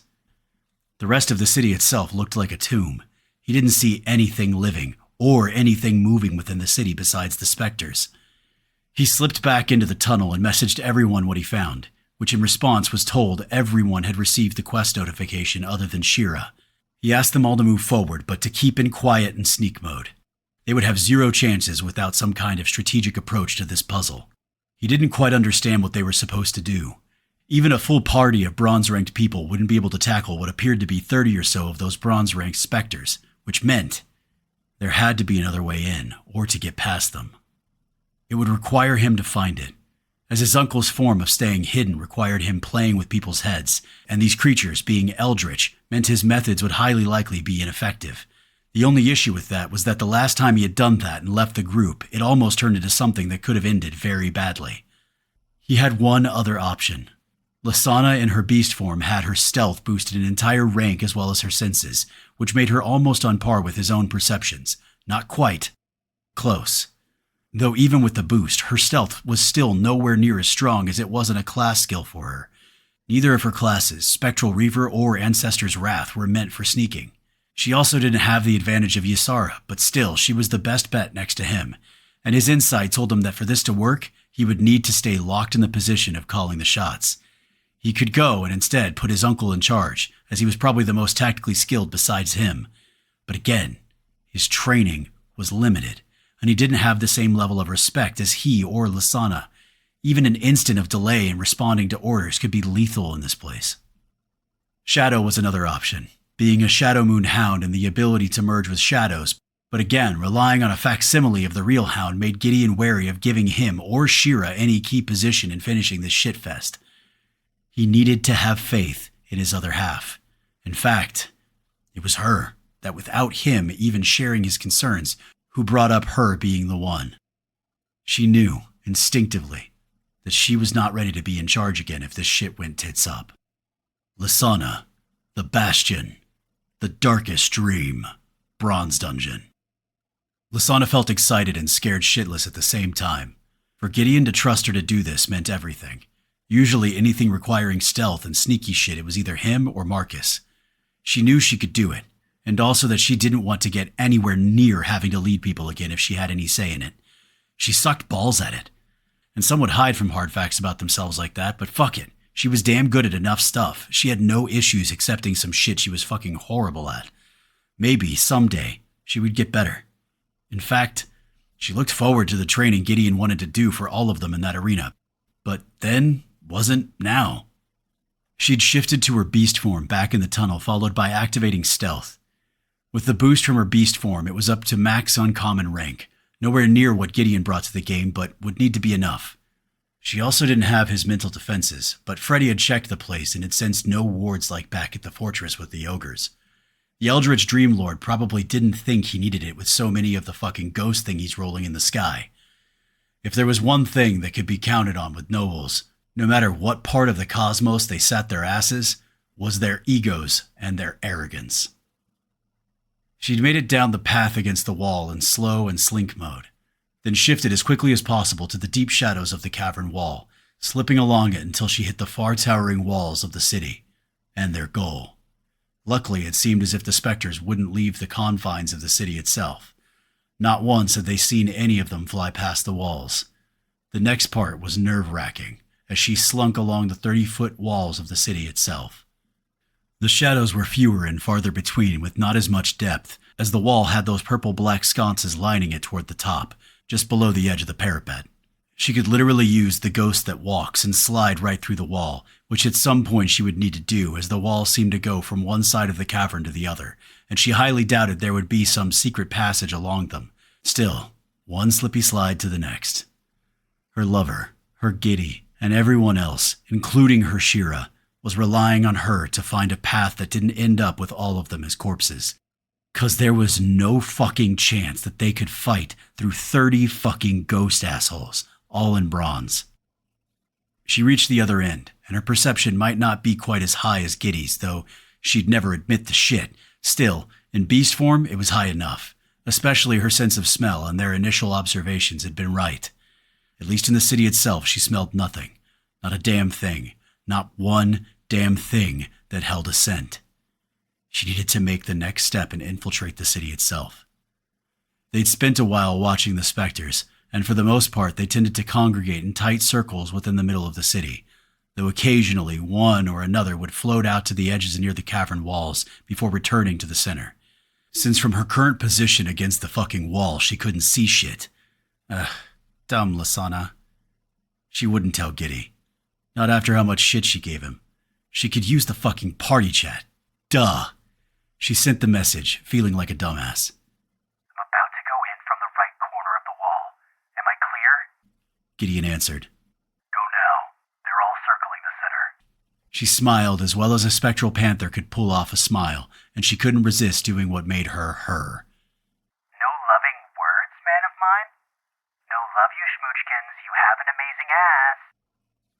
She couldn't hear his tone, but she could imagine the cold, emotionless tone, and it made her want to snort. Amazing ass. Now go, woman. She activated the ghost that walks and slid through the wall. It was a thick-ass wall, so it took her 2 breaths to get through. Then she quickly leapt into the shadows of a decrepit building to her right.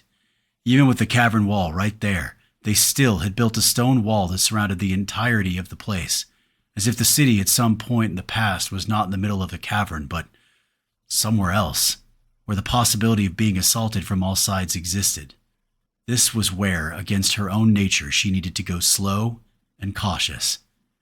She could imagine the twinkle in those emerald killers of her mans if anyone ever described her as slow and cautious, but what could she say? She was a complicated, deep, and unpredictable woman of varied tastes and flavors and a master of wordy slinging, and once again, deep, deep, deep. Her beast lips tilted off her deadly fangs. Now that she was sliding into high iron, 400 pounds of muscle would not be an exaggerated estimate. Her head in this form now almost hit Giddy's chest. She was probably more lethal in most situations in her natural form with her access to her class abilities, but there was something, a freedom she felt when she was in her beast form. Plus, in addition to her senses, all her physical attributes were boosted by 25%. That was nothing to sneeze or snort at. Another inside smile. She knew her humor was an acquired taste, and probably considered childish or abrasive by many, but fuck 'em. She was going to be herself. She'd spent an entire lifetime hiding who she was as a slave. She pushed her sense of smell out, nose to the air, her smell by far her strongest sense in this form. The ghosties up above had no scent at all, not even that of the dead, which made her think they were not of the grave in any way. She shoved her nose back to the ground, huffing in scents as she slowly shifted through the echoing emptiness of the city, keeping to the shadows at all times, while keeping her stealth active. Her body attribute was her second highest, so she had an insanely large stamina pool to play with, so keeping her sneaky sneak going wasn't a large worry. She'd made it at least 3 blocks, freezing solid once and almost losing her shit when one of the evil ghosties floated overhead. She didn't even breathe as she stayed glued to the wall of a small building she'd been moving behind. It hovered for a few seconds, then went back to wherever the hell it had been. Less than 100 yards later, she'd almost missed it, but caught a smell, life, sweat, and odor. It was behind her, a few blocks over, more towards the wall, so in reality very close to the main wall she'd entered through. She didn't know how she'd missed it as she'd advanced through the streets, as it had been close to the path she had taken. It didn't matter as she backtracked, staying in the shadows, moving slow and low to the ground. She made the few blocks it took, veering towards the corner, where the 2 walls of the city met, letting her nose lead her. The scent was becoming weaker, as if whatever was emitting it was retreating further as she got closer. She came around the building closest to the wall. It was very small and looked like a small home, though the stone of the building was pitted with age and thick layers of dust.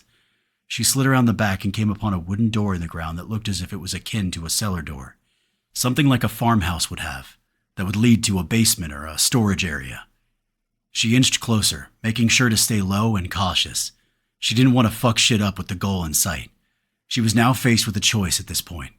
She wouldn't be able to open it in her current form. though she knew she could just slide through it with the ghost that walks, but she didn't want to get caught out there if there was something or many somethings within while also having the specters above. She'd rather have the option that just opening the wooden door the mundane way would give her and be in her natural shape with more options, having access to her class and subclass abilities. She let go of the beast within, shifting to her natural form, but still staying low and deep within the shadows in the lee of the building, keeping her eyes to the sky. She sent a message. I think I may have found something. Give me a moment. I am in the bottom right corner near a building close to where I entered. Gideon again responded quickly, causing her to smile. Always all business. It made her want to swat his skinny ass or bite his lips again. Acknowledged. She slowly slid to the door, grabbing the handle on the left side, and as she did, she realized it didn't open out, but slid to the right into a slate opening for it to do so. She prayed to Liestra for it to not make a shit ton of noise as she put some muscle into it and felt it stick for a moment, before receding and moving. Luckily, with little noise. As she took a peek, thinking it would just be steps leading into a storage room beneath the small house, she was shocked when she saw, instead, it was a set of stone stairs that went far deeper than beneath the house. It looked as if it went a lot farther.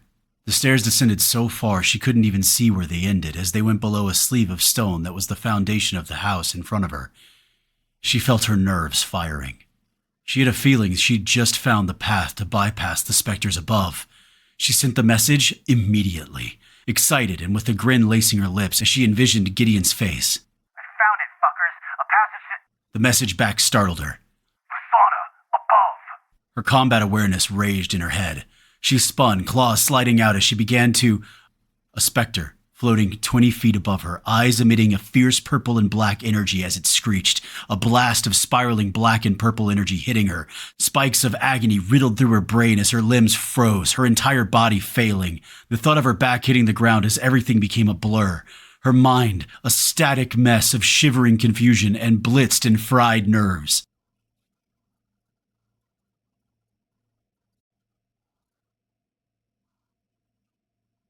Chapter 8. Fate Weaves the Path. The Bastion. The Darkest Dream. Bronze Dungeon. Fauna, above. His mind was already moving as he sent the message.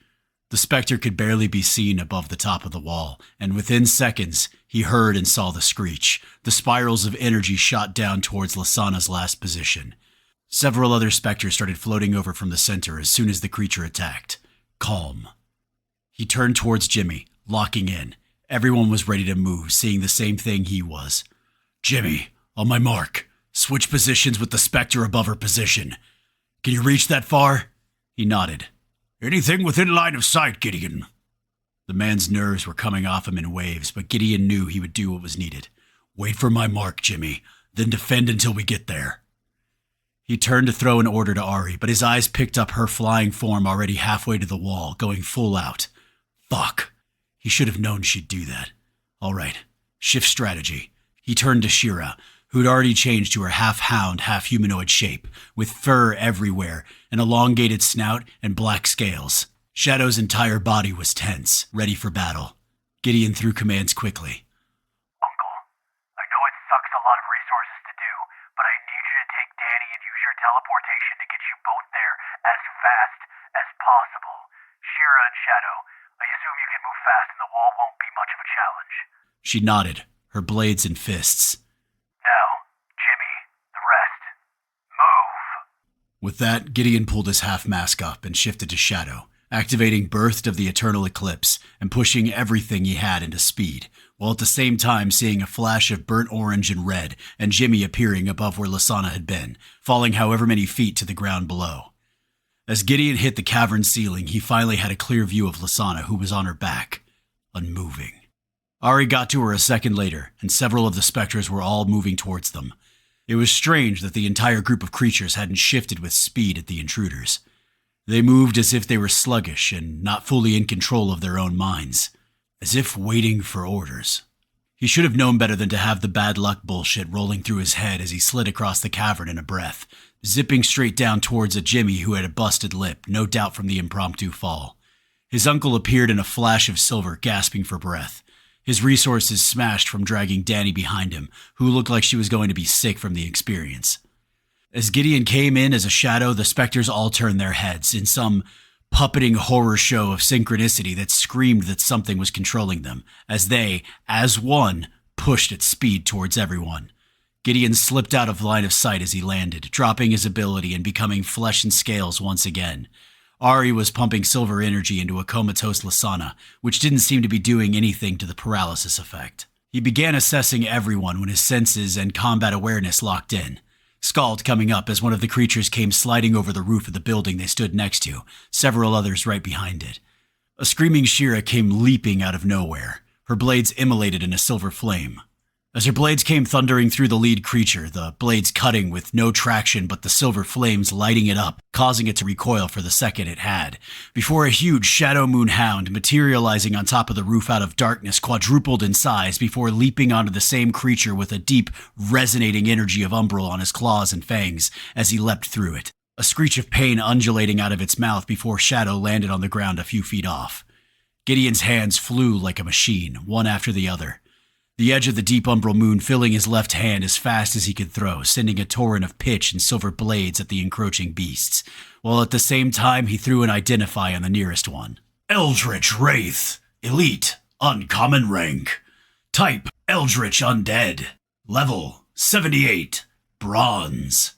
His throwing blades weren't doing much more than giving them pause and strings of pain, and the moon aspect of it slowing them a bit.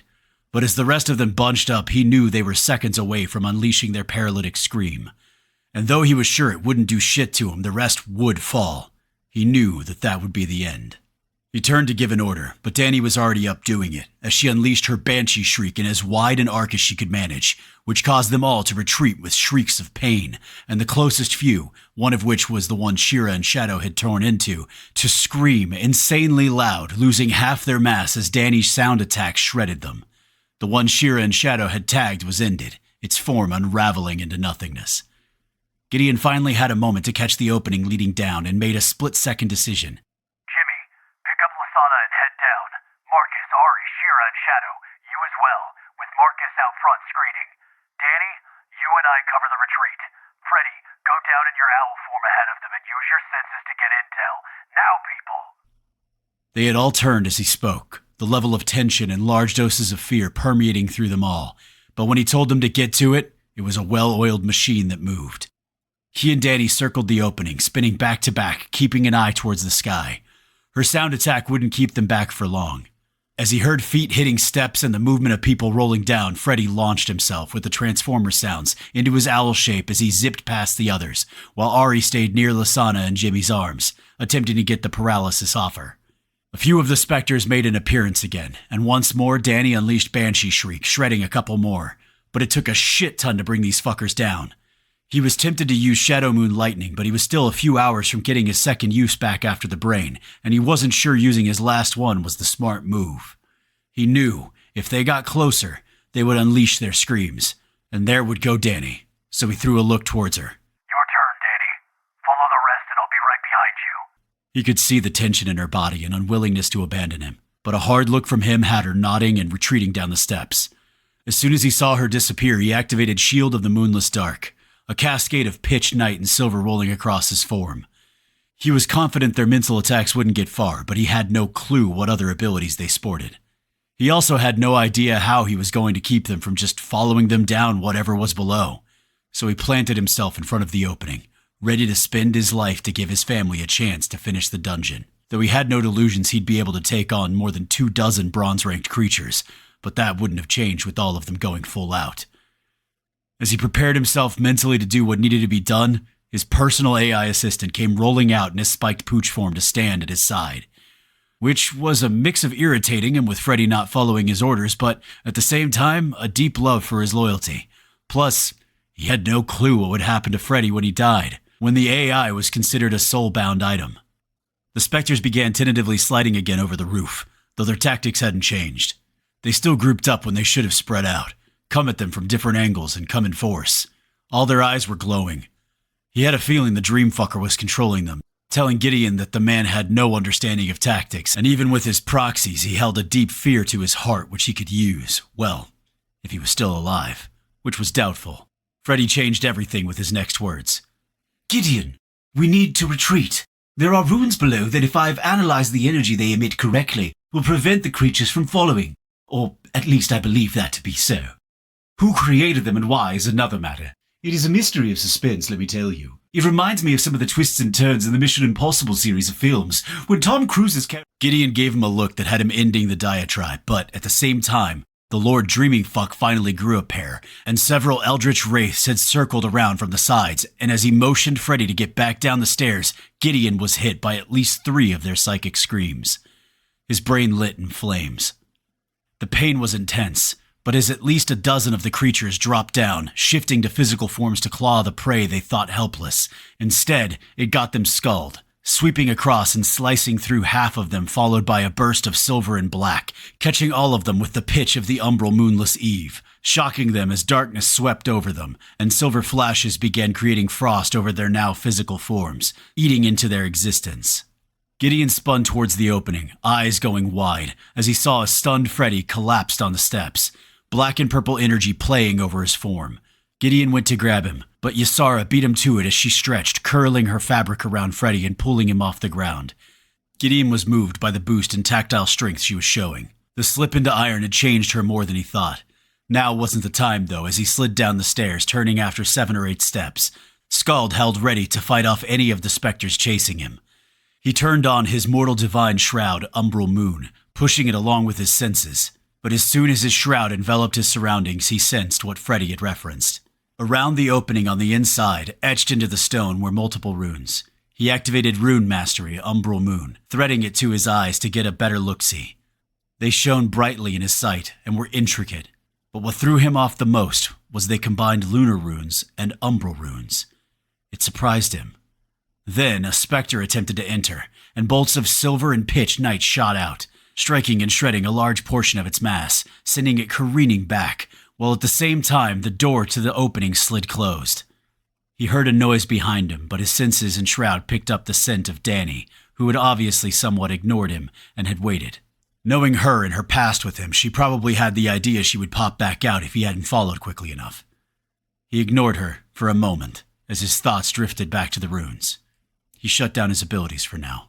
Between them, obviously geared towards Eldritch, or at least specifically those creatures, and the door sliding closed indicated an intelligence down here.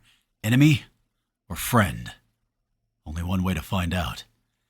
He slid down to Freddy, who Ysara had deposited at his feet. His senses picked up the others much further down, at least several stories. He threw a message. I'm inside, and there seem to be runes that keep the Eldritch wraiths from entering. I and Danny will be there momentarily. The response was immediate, and it was from his uncle. Do so, nephew. We are not alone. They haven't shown themselves yet, but we've caught some movement further down the tunnel several times. Whoever they are very good with stealth. The sun is beginning to regain movement. He hoped he hadn't brought them from one fight to another. Though he didn't think so, the old adage, the enemy of my enemy is my friend. Gideon leaned down to check on his buddy, who was beginning to stir. You all right, Fredster? I apologize, Gideon. I felt I was a bit overconfident in their ability to hurt me with their psychic eldritch attack, but somehow it shook my data centers, messing with my synapses. I do believe, though, it had much lesser effect than what it did on Lady Lasonna, and most humanoids it would encounter. Still, I will begin work on creating shielding that should help going forward. It will take me an hour or so to do so, and if it's permissible, I will require a good amount of your spiritual energy to make it possible. At least there were no film references. Sure, Fredster. How about you pop back on my wrist if you can, and pull what you need as we get back to the others. It seems we have company down here. Without a word, he slid to his wrist, becoming the bracelet, and this time without all the sound effects. Gideon turned to find Danny already heading down with her blades naked in her hand, ready for anything. Her ability seemed like the best weapon, just as he had guessed in the beginning based on Shira's description. Against any more wraiths, she would need to be protected from their mental attacks somehow, so she could go to town.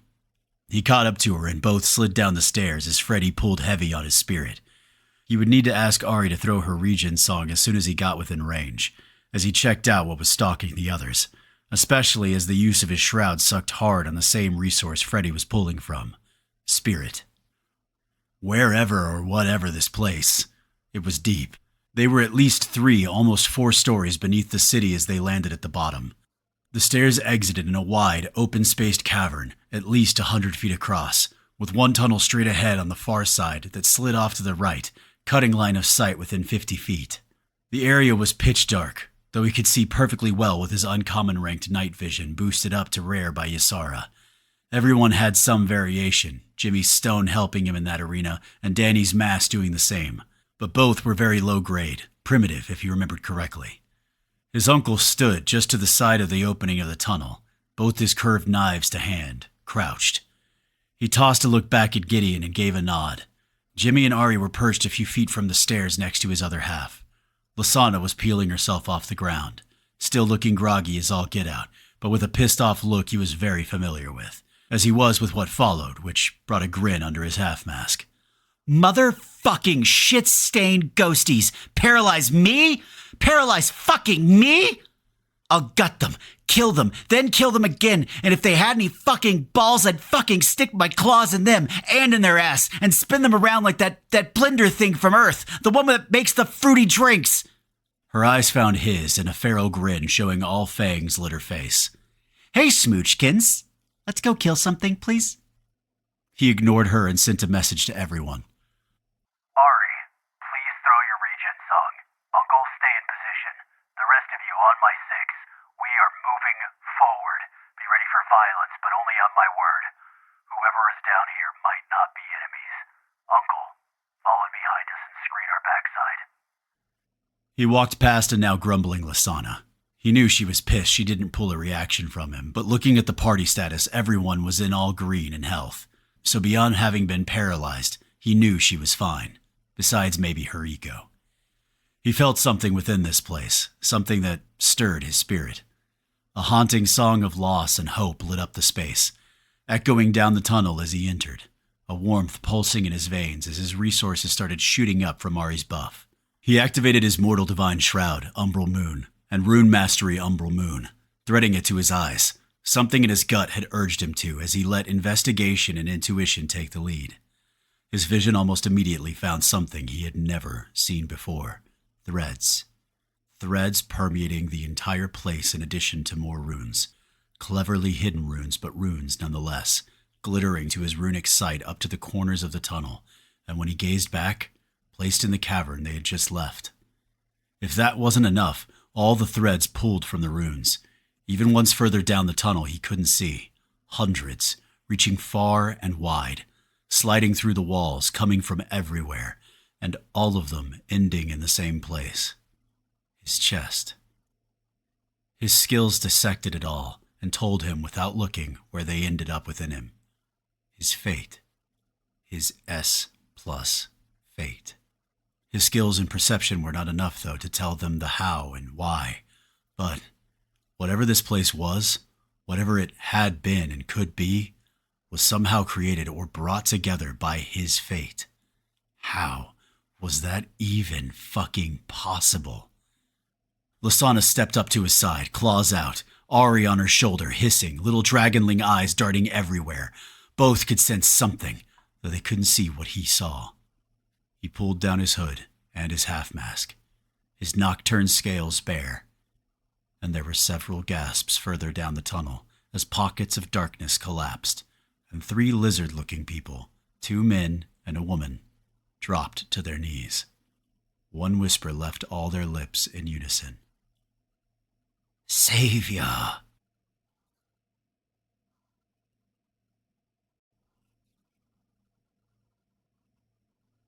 Chapter 9. The more you know, the less you know. The Bastion. The Darkest Dream.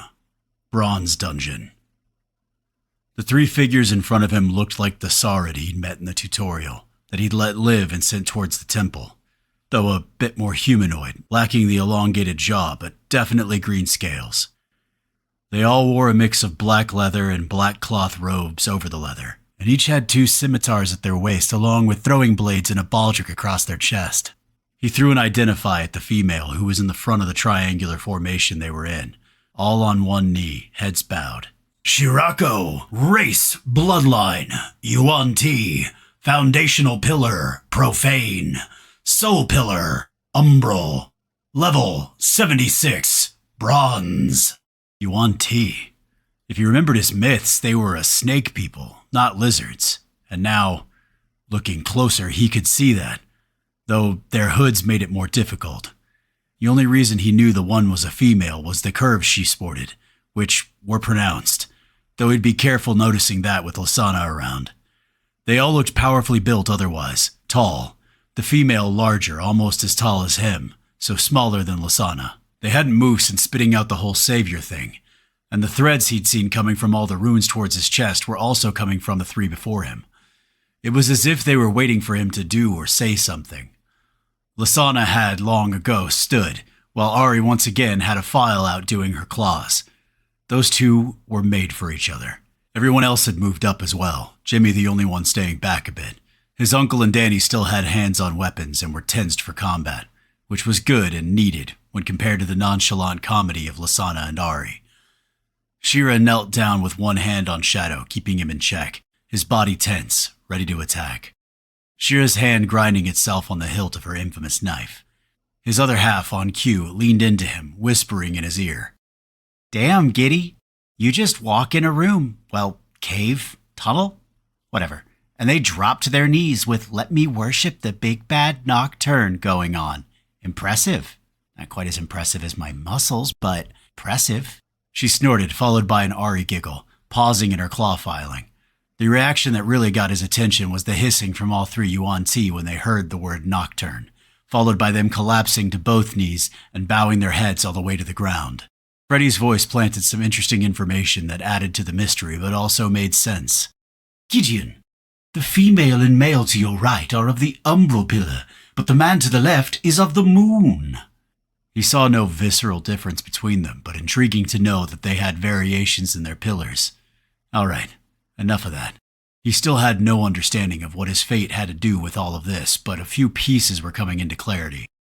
The image he'd seen on the ziggurat, the tree, the moon, heavy shadows and hooded figures below, worshipping. He also remembered the strange sensation he'd felt from the great spirit of the Shadow Moon Forest, when she'd shown him where it was, and conveyed how it affected her woods, also the hint that it could be something more. At a guess, it wasn't just his fate that had created this, but the location of the dungeon within the confines of the system-made Shadow Moon Forest, which was, in turn, tied and connected to Umbra Mortem. He threw his command voice on, though in reality, he was aware, every time he spoke, it was his command voice. "You can stand, and I'd appreciate no more of the kneeling." The woman, Shirako, names weren't really his strong point, lifted her head a bit, enough to look at him. He noticed her eyes had vertical slit pupils, like many snakes did, especially those that hunted at night. She was the only one that lifted her head. This might take some work. He motioned with his left hand for her to rise while leaning a bit on Scald, which he had the ringed butt planted into the ground. She slowly stood and hissed something to the others, telling them not to disrespect their savior. Once they all stood, he got a better look at them. All of them came across as martial classes. They were higher level than Gideon and them, but he didn't think they would match them in titles or rarity of class, paths, or fate. All of them stood straight, but with heads still bowed and hands clasped together as if still in prayer. They were locked on time, and he needed to get this rolling. "Explain to me this savior thing, and why you're all down here with the eldritch wraiths above, and everything you know about the ziggurat. And whether there is a way to get to it without moving through the city."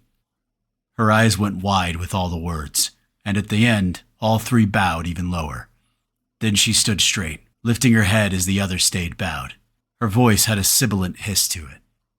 "Forgive us, Savior, but you should speak to the Shadow Moon, our leader. He shall better be able to answer your questions. We will gladly take you and your people to him directly." Gideon looked at his family, all of whom were ready to go whichever way he wanted, to kill, to follow, to leave. Even Lasana's eyes got serious. Ari, file put away. Her eyes asked a question. He nodded and she shrugged her shoulders, and with a whisper, though with such high-level people a whisper was as good as a shout, Let's go see the Shadow Moon guy, gal, whoever. See what they're slinging. The smirk on her lips made him smile. Still, he wasn't a trusting fool. He had a feeling there would be no threat from these people, but cautious was the word of his steps, always. Or as much as he could control. With a pulse, Ysara covered his head with her hood, and he slipped his half-mask up. The others took their cue, keeping hands close to weapons, while Lasana's claws slid in and out once, causing the Yuan-Ti to hiss in alarm. He let go of his abilities as his spirit had dropped to mid-yellow between them and Freddy, sucking hard to create some kind of protection against the mental attacks of the wraiths, which was worth it. Ari's song would still last a bit longer, so it should hit back to green. Gideon's eyes scanned the tense frames of the Yuan-Ti, not knowing whether they would be attacked or followed. His words, though, took the bellows from the flames. Lead on. We'll follow. The refuge of the deep. The darkest dream. Bronze Dungeon. It had taken 20 minutes of being led through winding passages that seemed to descend further and further, and as they shifted through the ever-winding caverns, they picked up more and more of the Yuan-Ti, even children, which surprised him. He wasn't quite sure whether his theory held, as far as simulacrums in the case of the snake people. Having children here made no sense. In fact, the entire group of people that were tied to the Shadow Moon seemed like a hard-left bank at Albuquerque that the system couldn't plan for, only encompass once it was there. Hence, in his mind, the numbers of eldritch wraiths. Sometimes it seemed too much for his mind, the complexity of the system, all the various intrigues of the multiverse, and the factions in the history he'd only gotten glimpses of that started it all, and the sheer volume of power the primordials must wield to be able to create something as vast and intricate as the system. Not for the first time, he wondered what would happen if the great multiversal system ceased to exist, whether it would be for the better or for the worse. During the last few twists and turns of the tunnels, they had entered into what had to be the Yuan-Ti's home. Crudely put together shacks and small caves lining a wide-open cavern. Everything was thrown together with scraps, stones that looked to have been taken from the city above and scraps of wood broken down from what looked to be furniture. There were several fire pits spread around the massive cavern, as well as a spring against the far wall with openings in the ceiling that seemed to suck in the smoke from the fires. Small rat-looking creatures roasted on spits. The Yuan-Ti, he could and had seen, though muscular, looked a bit on the thin side. The caverns and tunnels were probably hard-pressed to feed so many. Again, it messed with the idea that this dungeon was instanced to when people entered, as it seemed as if it had existed in the sense of life, like it had been up and running the moment it had landed on Erebus. All the Yuan-Ti they passed bowed their heads, as Gideon had decided halfway through the tunnel to take down his hood and half-mask. The more people they passed, the more he realized there was zero threat.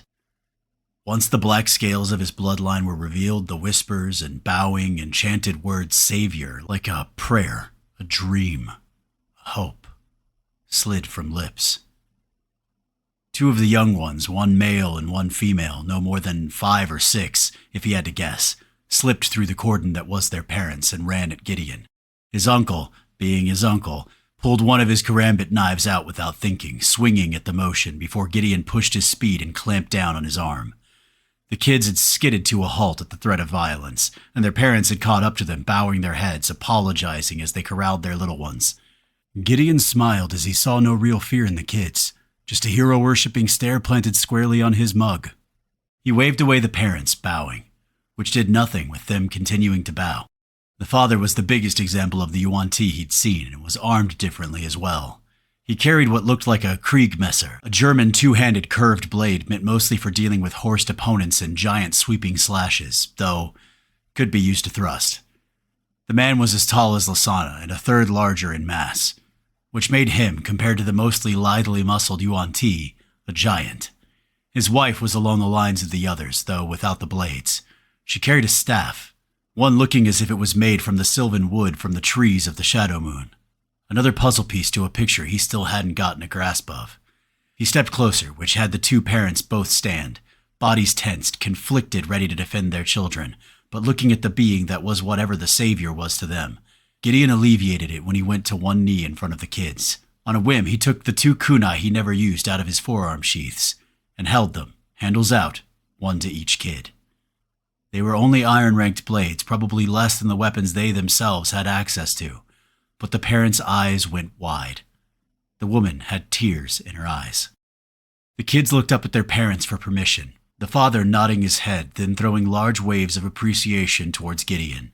The girl immediately leapt forward and snatched the blade from his hand on the quick, a sly smile on her lips as a long, forked, very serpentine tongue flicked out. The boy was slower and much more cautious, tentatively reaching out, till his sister smacked him on the back, making him stumble forward. He grabbed the blade, then hard stared at his sister. The mother smiled and pulled them both back to her hip, as they stared with awe at the small blades in their hands. The father stepped forward and bowed his head. By his actions and the actions of those around him, including their 3 escorts who all stepped back, showing deference to the man, Gideon would guess he was higher up in the hierarchy of the Yuan-Ti. His voice was deeper, but still with the hiss in the words. "Thank you for honoring my children, Savior. My name is Gorbakshi, the war leader of the Sworn." His eyes shifted to Shadow. "I see you have one of the children of the Shadow Moon. It does us honor to see one after so long." He looked as if he wanted to say much more, but his wife made a hissing sound. He looked back at her and nodded. He waved at their escorts. "Thank you, Shirako. I will take them from here. Honor to you and your cadre." The 3 that had escorted them bowed, then threw another one deeper to Gideon and the rest, then retreated into the growing crowds back towards the tunnels. Every Yuan-Ti you could see were armed and armored, all combatants besides the children. It seemed their society was one of warriors. Gideon wouldn't ever remember the whole name, stepped ahead of them, and motioned for him, alone, to follow as the crowds parted, and the man started walking in the direction of a larger, thrown-together shack at the top of a rise, towards the back of the cavern. Lasana whispered in his ear, "We'll stay here and socialize, and share some food, since you know I got a shit ton in my storage rings. You go do your thing and get the info we need. The rest of us will need a break. And Marcus needs to fucking relax and take his hands away from his weapons." She said the last with a hard stare at his uncle, who had a guilty look from almost eviscerating a child. She was right. All of them were wound tight as a drum. She leaned in and gave him a kiss on his cheek, then slapped his ass, which had many of the Yuan-Ti gasping, though a few laughed. Gideon followed Gore, ignoring Lasana's snorting laughs. Freddy slid into his ear. "Intriguing, Gideon. This fellow is throwing off the energy of the Tempest Pillar. The Umbral, the Moon, and now the Tempest. All 3 of your pillars. The connotations of this whole place, the dungeon existing within the Shadow Moon Forest, and the murals I've noted in the city above, and the few that I've seen in the tunnels we've traveled through, are fascinating. It is a conundrum, and something that sends my data centers in a spin. I am aware my stored knowledge is full of gaps, but I can't find anything remotely close to this within my multiversal storage base. It brings to mind echoes of the Twilight Zone and the mysteries it explored, an extremely overlooked series by the younger generations for its insights, if I must say, though I do declare." Gideon tuned him out until he got the point and quieted. Ari was doing flying tricks for a group of children to the right, near the spring. His senses were keen enough now to be able to peel away everything in the cavern. He guessed there were several hundred of the Yuan-Ti just in the cavern, though he felt that a majority of them were not in bronze, but in mid to low iron, or even some in copper. And based on them cowering underneath the city by the 30 or so wraiths, they probably only had a handful in bronze. Their escorts and the man and his wife were the only ones at a guess, possibly whoever the Shadow Moon was. They could probably take the wraiths with sheer numbers, but the loss of life would be horrendous, especially with the paralytic screeches the creatures had. There were tarps covering the entrance to the shack that Gore held open. His voice held reverence. "Step within, Savior. May you both find a path that will give us our freedom, and our children a modicum of safety." Gideon didn't know how to react to the statement. That was a lot of weight to throw on him. And all of this, the Yuan-Ti, seemed far beyond a dungeon's parameters. He could feel repercussions as a hammer suspended above, with him and those close to him playing the anvil. He took a deep breath and stepped within.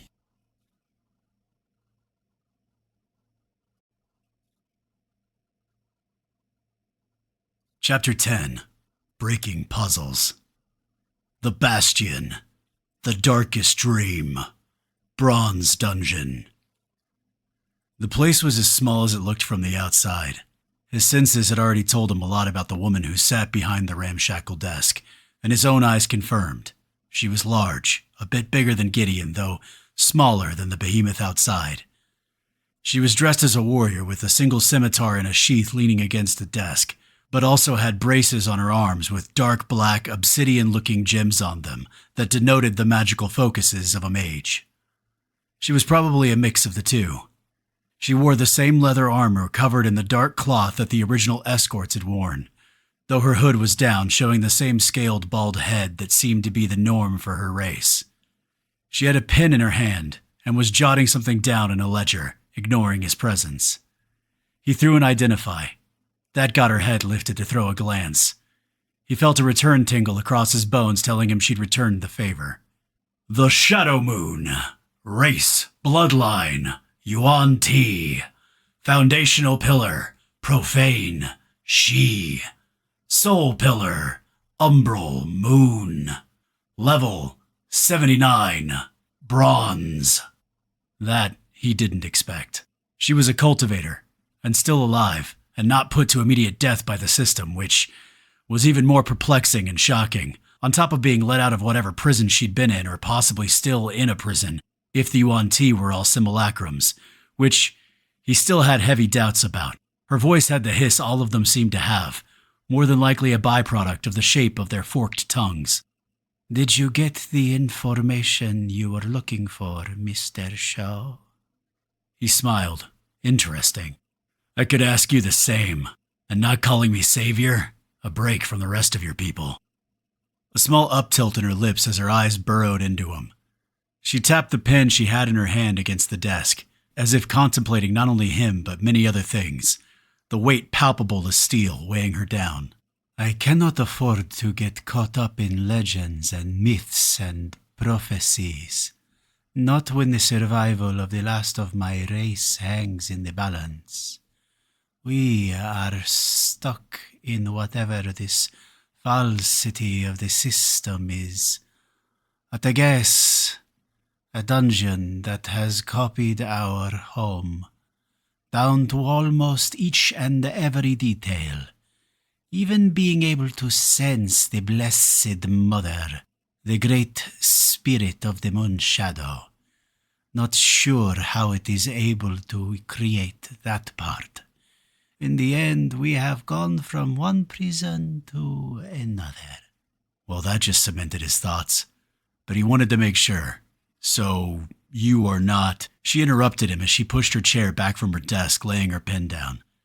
No, we are not system puppets like those above. Or at least, I don't believe so. It is hard to assimilate everything.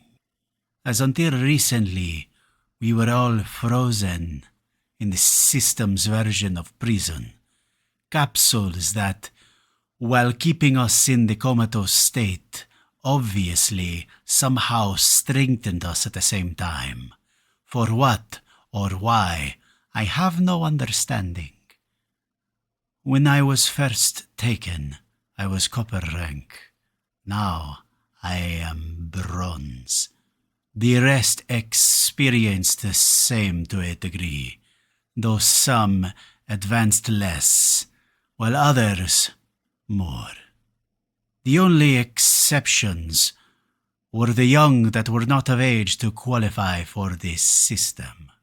He believed her, but still didn't understand the hows or whys. This was certainly not something the vindictive system would normally do, as it helped them in many ways, the connection to the shadow moon above, and it certainly wouldn't do any of it for a cultivator. As far as he understood, ending cultivation was the main reason it was created. At least with that truth, he could alleviate some of the woman's fears. First, you are correct. This is a dungeon, A bronze-ranked one we need to clear to conquer the second challenge of our newly integrated world. She interrupted him again. Wait. You are from a newly integrated world? And yet you are Nocturne, our progenitors, and a race we revere as both Alpha and Omega, and who were slaughtered down to the last so far in our own history that it must be beyond ancient, if not forgotten, in whatever age we find ourselves within. I find that difficult to fathom as truth. This seemed like deja vu with the brain. There's a lot to dissect in what you just laid out. First, though, I was not born as Nocturne. I was gifted the bloodline within my tutorial, though, looking back and combining it with what's happening within this dungeon, I have a feeling my fate has a hand in everything. Much more so than I originally gave it credit for. She turned her head as if attempting to absorb not only what he just said, but the veracity of it. That the system would gift you a bloodline it considered heretical and stamped out to the last is hard to fathom. We ourselves lost our lives, our planet, and our race itself was utterly annihilated, not because we are the progeny of the Nocturne, but because we chose to venerate them, follow their ways, and exist within the Shadow Moon, which was the last creation of the Nocturne before their genocide. You can see how that would be difficult to take as truth, not to mention that for your fate to affect things as you mention, it would have to be within the divine realms. A plus, if not higher. And let me tell you, only a few within the entire multiverse during my time were even rumored to have such powerful fates. And they were all gods. You are not a god. Listening to her say it, he could see how it would be hard to believe. What she didn't know was it was even more difficult to live through. Gideon shifted it away from what was truth, as it was a pointless expenditure of energy. I won't argue with you on the truth of things, but I will elaborate on at least one thing you've said. It is not the system fucking with you. This dungeon came into being in the middle of the Shadow Moon Forest, and when I spoke to the Great Spirit, the one you referred to as Blessed Mother, she felt a connection to this place, though she couldn't figure out why. Gideon took a moment, seeing the shock and hope drifting in her eyes. Don't ask me how or why all this is happening. My fate is in the realm you mentioned, but I don't have enough understanding of the system or how everything works under the shit stain that is its purview. What I do know is this. I am Nocturne. I am also the champion of Lucian Shadowborn, and my other half, Lasana, the champion of Liestra the Lonely Widow. And those two gods are once more together and have plans. I also know the Shadow Moon shared a hope that something could be had from this place. What? I nor she had any clue or understanding. If we can take out the Eldritch Dreamlord, something, at least a chance of something, could be brought to heal. These are the things that I know, if I know anything. She had gone through so many changes as he spoke. Gasps, an incredulous yet hopeful stare. But when he mentioned the Shadowborn and Liestra, the progenitors of the Nocturne, her deep breath and claws breaking apart her desk said more than any words could. Her voice was raspy, choked. Do you swear by all that you hold to, spirit and heart, that what you have said is true? Are you and your love truly champions of the great progenitors, of the Nocturne themselves? Gideon just nodded. Any more words would do nothing. Either she believed him, or she didn't, and they would figure it out. He hated the feeling of using them, but if what his gut was telling him, with the help of investigation and intuition, there would be loss. But if they were able to pull it off, it would be a win-win for everyone involved. He didn't quite know how that would look, but he held a belief it would. He had an inkling it would require a big help from the Shadow Moon above, and the system being boxed in by its own rules. A gamble, but an educated one. If that last part wasn't cemented in fact, the woman in front of him would not only be dead long ago as a cultivator, but sure as shit wouldn't be out of her prison and sitting in front of him. Also, it clarified a lot of things. Knowing the system didn't actually create the Shadow Moon Forest, but moved it from whatever planet the Yuan Ti originally came from, or at least the heart of it, the spirit that ruled it and was it. Her eyes drilled into him, as if trying to carve her way into his soul, to see if everything he said was a truth, a lifeline to saving the last of her people. It reminded him of Unra in the tutorial, and the bleak future of the Shador. It looked like no matter where he went, he attracted people hanging onto threads, at the edge of the abyss and staring into the end. Whatever she saw made her release a mountain that had been riding on her back, as her body just deflated. She smiled, and there were tears in her eyes. I believe you, Gideon Shaw, and I name you Savior. I will let my people know the echoes of the Blessed Mother they feel are true, that she stands around us and hungers to embrace us once more, and that you are indeed one of the progenitors, one of the Nocturne we thought long lost to our hearts. I will also let them know whose champions you both are. It will lift my people like nothing ever has. Give them heart and the vision of tomorrow, where all they saw was death for those they love. He gave her a smile. It was everything they needed, depending on the next steps. He kept his voice calm, no pressure. He would not push them past what they were willing to give. Is there a way to get from here to the ziggurat without moving through the city?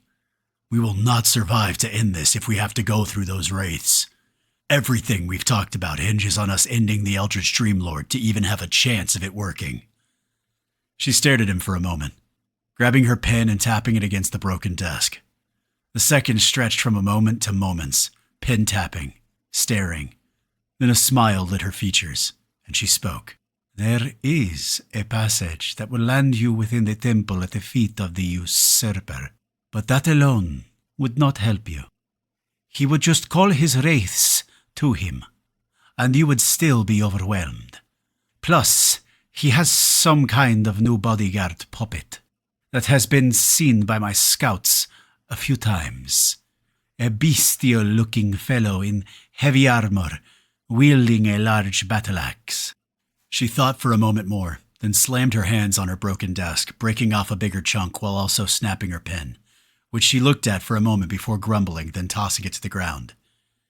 We won't be able to go for long, but when you make your move, I and my elites shall keep the wraiths from interfering. I surmise if you are able to kill the usurper, the wraiths will be no more. As, from what I and my scouts have been able to determine, they have almost no autonomy of their own, or very little. Without the usurper controlling them, their threat is minimal. And my own abilities, along with my war leader, should be able to prevent the paralytic effects of their screams long enough. Hopefully. It should also keep the usurper distracted if he is having to fight against you and yours and control his wraiths against us. The worry and fear in her eyes and in her scent were married with a fire and conviction as well. He still had reservations, though he knew everything she said were facts. If they didn't have a way to keep the wraiths out of the fight, they were dead in the water, both figuratively and literally. The bodyguard made it all exponentially more complicated, though it made sense to the bullshit story that had been laid out by the dungeon. Between the main quest itself and the nature of the challenges they'd already faced, it had to be Tulk, somehow controlled by the Dreamfuck.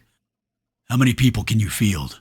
We will do our best to put the Eldritch Dreamlord down as quickly as possible, but there are complications which will make it a more difficult challenge. The bodyguard you mentioned, I believe, is one of ours who was stolen by the wraiths in the beginning of the dungeon. It'll be a dance to subdue him while not killing him, and fighting the usurper, as you name him, but it is one we must attempt. Her response was heavy. I have 8 who are in bronze, another 8 who are in high iron, none of whom, if I had to guess, carry you and your people's rarity of class, nor titles, or paths, or fate.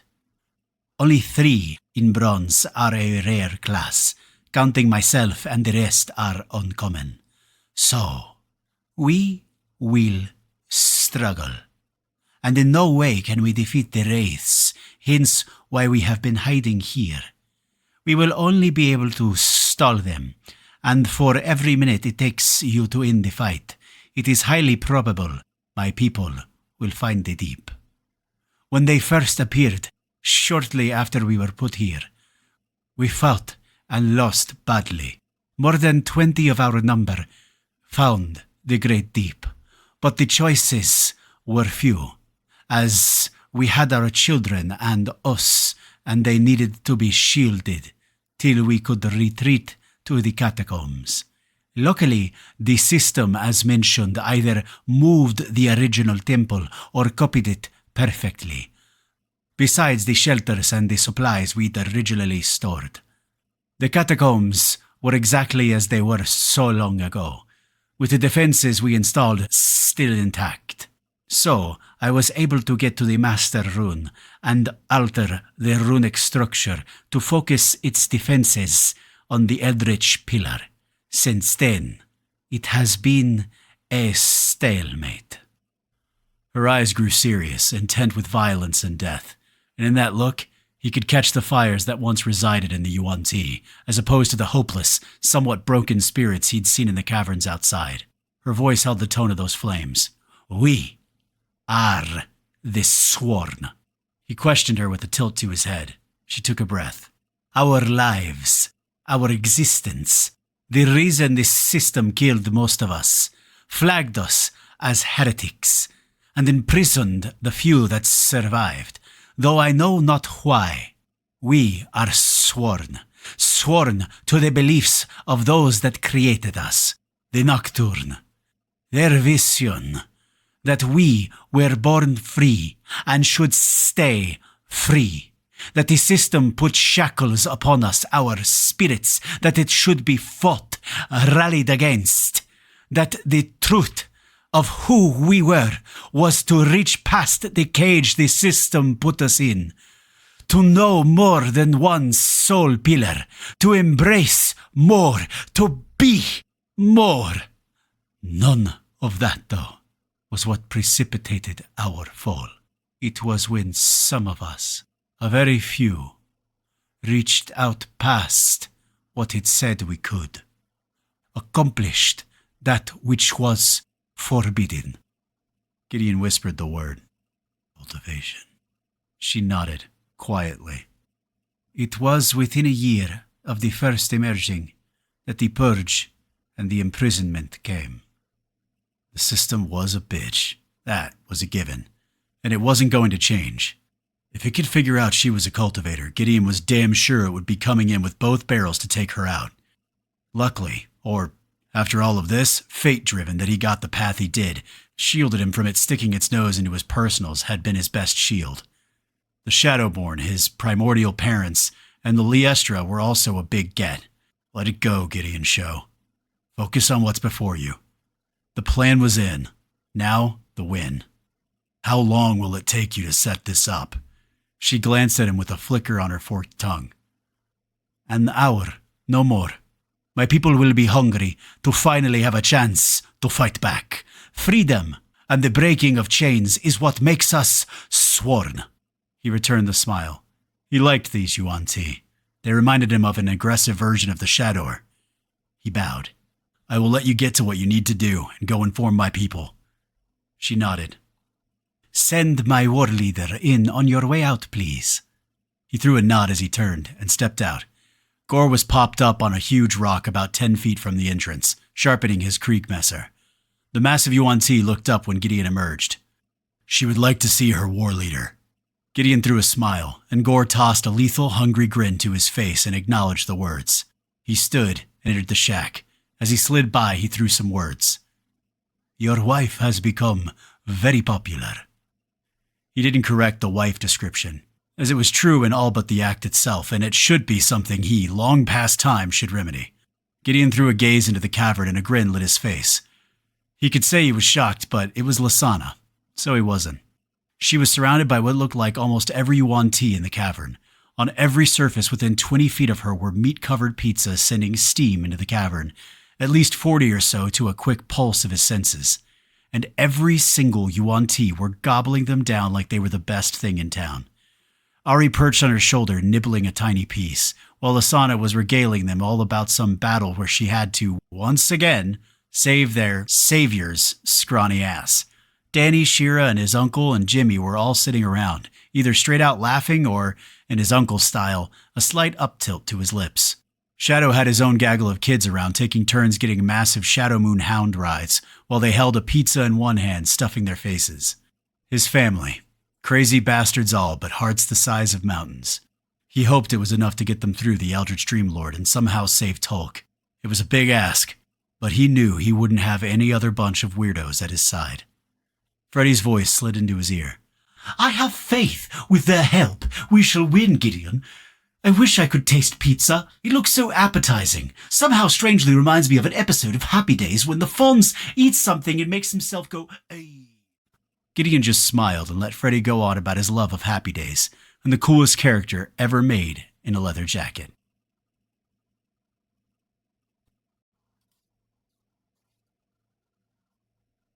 Chapter 11. The Eldritch Dreamlord. The Temple of the Sworn. The Darkest Dream. Bronze Dungeon. Many pizzas later, and over an hour eaten into yesterday's, they all stood in a small tunnel that was a good 20-minute travel through twisting turns that kept ever spiraling up. They were led by the Shadow Moon and her elites, which consisted of their original escorts, Gore and his wife, as well as others he hadn't met. There were 2 passages ahead of them, one veering to the left at a level pace, and the one they'd be entering, which ended in the temple, coming out at the back of the room behind a statue of a nocturne, kneeling in supplication before a great sylvan tree. The one they would traverse ascended in a steep incline, and curved around to the left out of sight.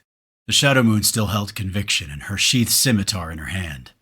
Gore and his wife stayed close to her, both seeming to be of high positions. Her voice was low and quiet, as they were very close to the entrances to the city. If this becomes our end, it has been an honor meeting you, Gideon Shaw. We wish you honor on your path. We will wait until you signal us to move. She reached out her forearm as the other Yuan Ti bowed their heads in respect. Her last words threw more chains on him. He seemed to have so many nowadays he almost didn't notice anymore. We shall hold as long as we can. Lasana stepped out in front of Gideon and threw her arm up, letting her claw slide out on her raised left. The group of elites all got smiles on their faces, matching Lasana's. Between the pizzas, which he did not want to know what kind of meat had decorated it, and add into it the news being spread she was the champion of Liestra, their spiritual grandmother, and her popularity was at an all-time high. Her words had the smiles get even larger, and from the faces of snake people with long, slithering, forked tongues, it was a scary sight. At least she kept her voice low. Kick those ghosty fuckers' asses, and we'll do the same to that dreamy shit stain up top. All of them, except for the Shadow Moon, held their fists up with fire in their eyes, and Gore himself nudged their leader with his shoulder. The Shadow Moon threw her look back, seeing what everyone was doing, and turned and smiled, throwing a fist up. Lasana smiled, and Ari on her shoulder giggled. No more fuck about. Gideon turned and began the ascension, knowing, without a word, his family would be on his 6. It was time to end this dungeon, attempt to save Tulk, and do their part in finishing the second challenge. Freddy had finished whatever he'd been doing with making himself less susceptible to mindfuckery, and that was still Gideon's biggest worry. The Shadow Moon had an idea that she expanded to her own team as well, but wasn't sure it would work. Gideon spent 20 minutes looking at what she'd done with his runic sight, but in the end, he wasn't actually skilled in runes, not like Orin. Everything he did instinctively, and with a cheat code. He wished he'd had access to the old man, but he and his were deep within their own crucible. The only thing he'd been able to tell was the runes she'd inscribed were stable within his sight, if they did what she intended. He had no clue and wouldn't till they were knee-deep in the shit. This was the first time he looked at his S+ fate to come through with whatever strange shit it did. they would need it. The Temple of the Sworn, the darkest dream, bronze dungeon. As soon as they had stepped within a few feet of the secret entrance to the Temple of the Sworn, originally a last-ditch escape route for the Yuan Ti to the catacombs below, a notification hit everyone but Shira's vision. Quest complete! 3 of 3 on the road to dream. You have lied, cheated, killed, and snuck your way past all 3 trials. You are now upon the precipice of facing the Eldritch Dreamlord, Druggle Drak. It is highly likely at least some of you, if not all of you, will die. In fact, it is almost a certainty. But if you do somehow survive, then your reward shall be commensurate with the odds against. Trials, 3 of 3. Rewards, life, and the way forward. And a slim chance to save those you love. And an even smaller chance to kill the Lord of Living Nightmares. Typical asshole system. He sent a message. The door was a part of the wall, which was very thick, but he wasn't about to take a chance on the Dream Lord's perception. All right. Remember the strategy. Keep him on his back foot, and if Shira fails in her mission, someone take over and get that amulet on Tolk. We got one chance, people. There's so much shit on the line, and you all know it. So everything you got, right now. There was no point in using stealth, as the Shadow Moon's scouts told them the man never left the temple. Ever. So it was go in, balls to the wall. He crushed the rune tablet in his hand that would give the signal to the Shadow Moon and her people. He made the last step and pushed against the wall like he'd been instructed. And less than a breath later, a part of the wall slid back. Gideon leapt through, Scald leading as Ari sang the melody of Crescent Dreams, her song reaching to envelop the area they stood. The final shot. The Eldritch Dreamlord. The Eldritch Dreamlord, Dragul Drak, watched his newest puppet with glee. Sometimes the story of the dungeon he needed to reenact was tedious and annoying, but in the new scenario, he'd actually been enjoying his role.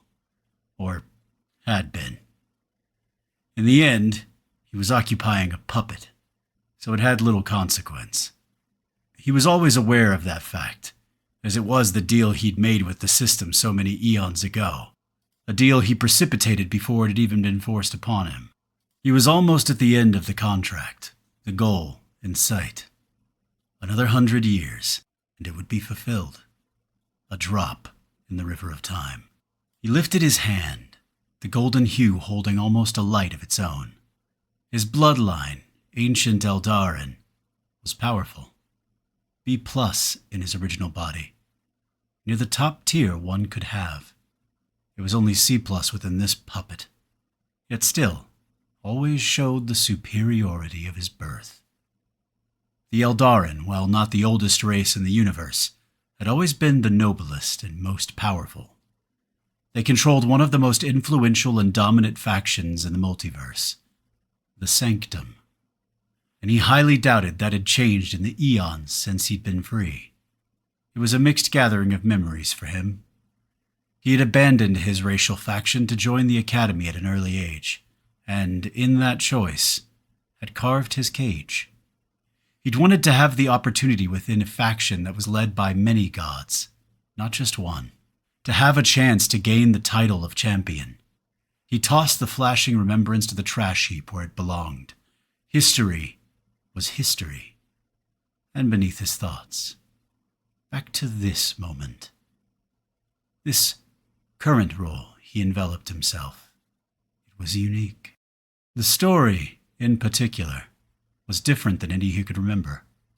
The first aspect that met the criteria was adding in real citizens within their real flesh, with real consequences.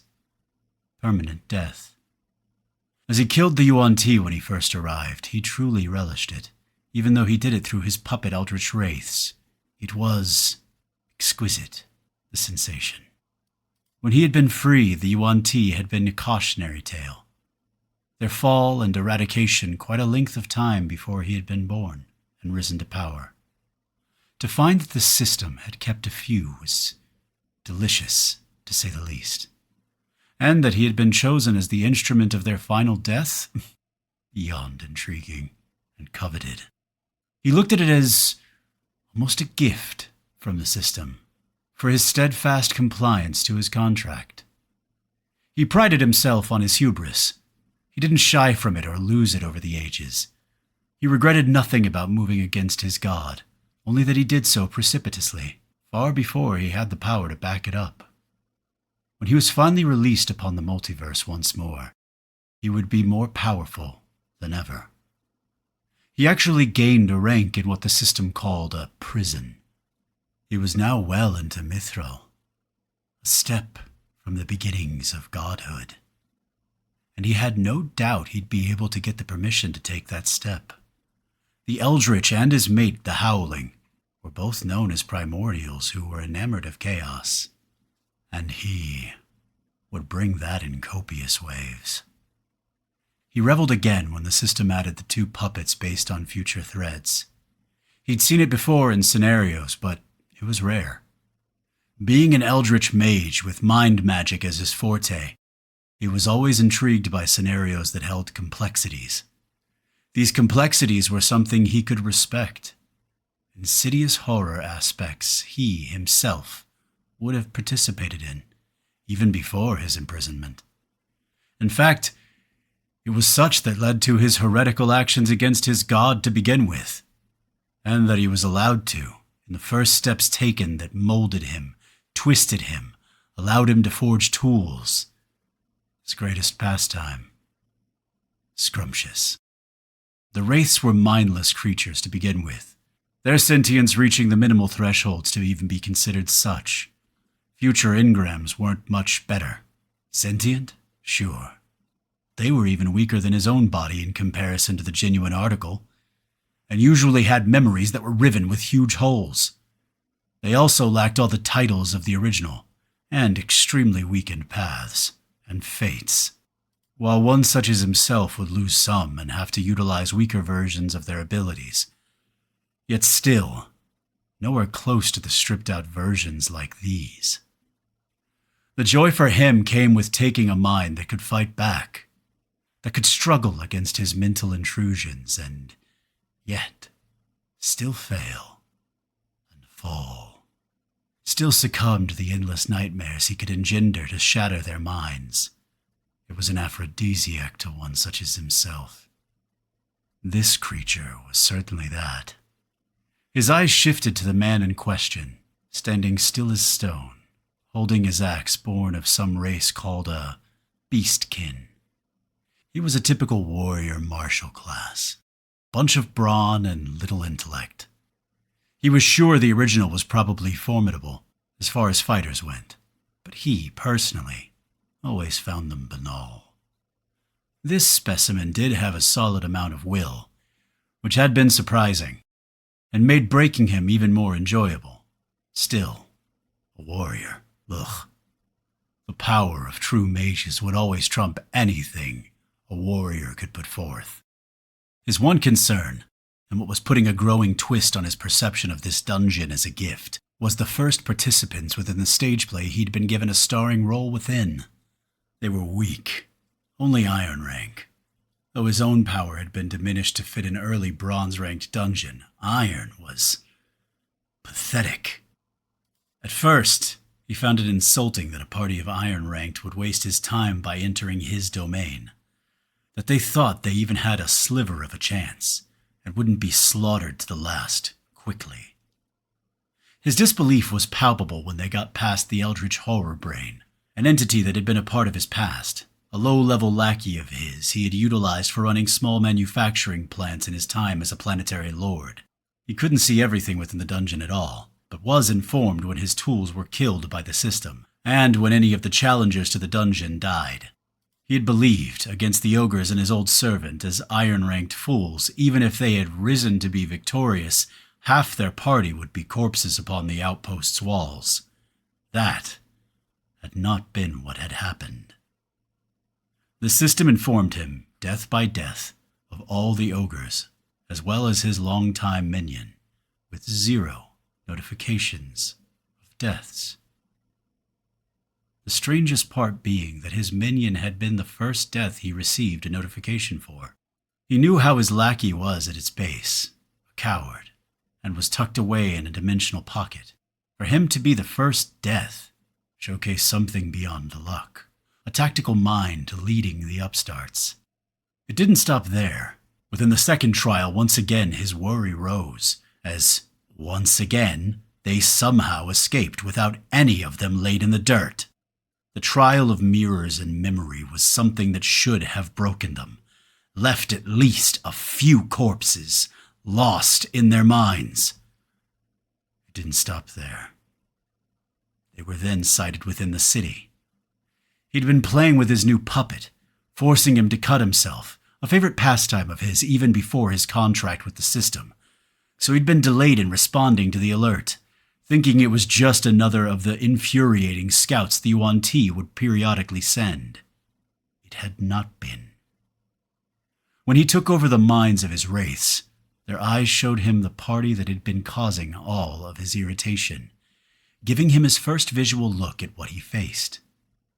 The temerity, the arrogance of Iron Rankers. But once he got a good look at them, with his higher-ranked magical perceptions, he could see some of their strength. They all had titles. Some more than others, but even the least, too many to be anything other than scions, or close enough to. For that many of that strength all in one party during an integration was unheard of. The power he could sense put them at peak iron on the verge of bronze, even if their levels didn't match, but two of them he sensed something more. The woman who his wraith put down, and the man whose spirit was shrouded in dark and silver. Once one had felt the power of a god touch their soul, they could sense it in others, and both of them reeked of it. And not small-minded weak gods like his had been, but ancient strength. His fear grew.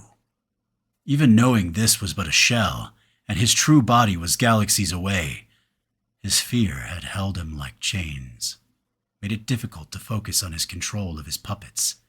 By the time he had regained his composure, they had already fled down the tunnels of the Yuan-Ti. Everything about this place had definitively gone from looking like a gift to a curse. There was something different and ominous about this dungeon. Many things he had not seen in the long eons of fulfilling roles in the endless story of the system. He couldn't quite place it. What was different? Just sense it. The actual real citizens being inserted with the Yuan-Ti, these iron rankers that held two champions of elder gods. Gods never chose champions from such low ranks, even promising scions. Gold rank was the norm. Exceptions, silver, not iron. The chances of an iron dying were high, especially within the environment of an integration. The levels a god gave up to give the title were prodigious. It made no sense. All of this he had been contemplating as time ticked eternally onward. All of his puppets stood listless, from the wraiths outside to the beastkin in front of him, who stood frozen, rigid in his leather armor, gripping his large axe on his shoulder. He turned his gaze once more upon the room he had sequestered for himself, a temple of some sort, dedicated to some race he did not recognize, though draconic or reptilian of some type. It was filled with stone pews, mostly broken from age and neglect. The murals also held a fascination, with moons in the dark, which made sense as those were the pillars he witnessed for the most part within the Yuan-Ti, with one exception being a large specimen utilizing the Tempest.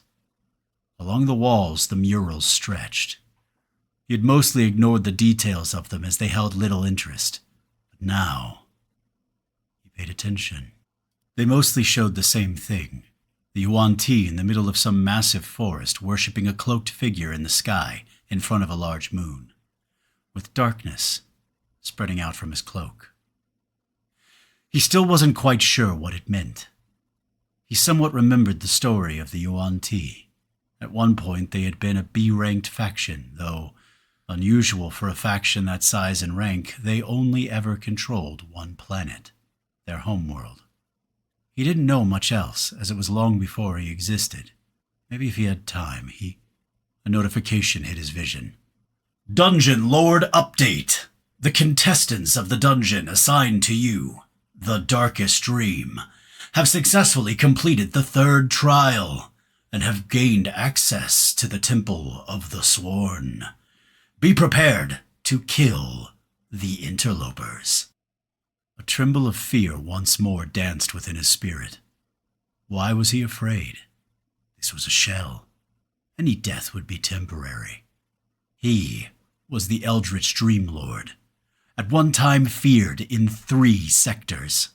He activated his ability, Dance Among Minds, drifting into his wraiths to pull them back to kill the iron-ranked fools. 29 wraiths turned as one, flying back at speed to the temple. The smile that stretched across his lips brought back his usual arrogance. He would see the upstarts slaughtered.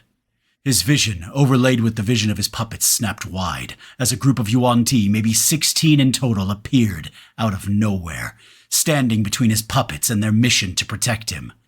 Everything was going wrong, and went down from there as he heard a song, one of sorrow and hope. He froze, his mind waiting in fear. He twisted his body, using his attributes to leap onto the other side of the room, as he activated spirit landscapes of the old ones, allowing him to split his mind and begin to control the puppet he did have at hand. The barbarian beastkin leapt past the broken, stone-shaped pews in the temple towards the large statue and altar where he'd been standing. The damn iron rankers fell out like insects from a nest, all of them. His mind was straining to keep the wraiths attempting to push through the damn Yuan-Ti at the entrance to the temple, and had already lost 2 with his inattention without yet putting down a single one of the snakes, while also pushing his barbarian forward. Immediately, the other System Future puppet, who had been there when his wraiths had taken the barbarian, and the sole surviving beast, moved to engage his puppet, but not alone. The woman he'd seen from the Harmonic Soul Pillar, based on her attacks earlier, was at their side. She immediately used some sound ability that caused his puppet to lose its motor skills, stumbling to the ground. The beastkin's weapon clattered loose upon the temple floor. At the same time, the woman and man that were God-touched came directly for him. The man with the spear pointed at him, with multi-hued lightning coursing its length. He felt the power of what was coming, which was incongruent with an iron ranker, obviously a part of the spear's power. He instinctively tossed Embrace of the old monsters, creating a shield of eldritch energy, specifically geared towards defending against magic and giving feedback to the source. A blast of black, silver, and azure lightning shot out, striking his shield, which held for a moment before shattering. Still, it held most of the strength of the attack back, yet some still came through, shocking his body and knocking his health to mid-green.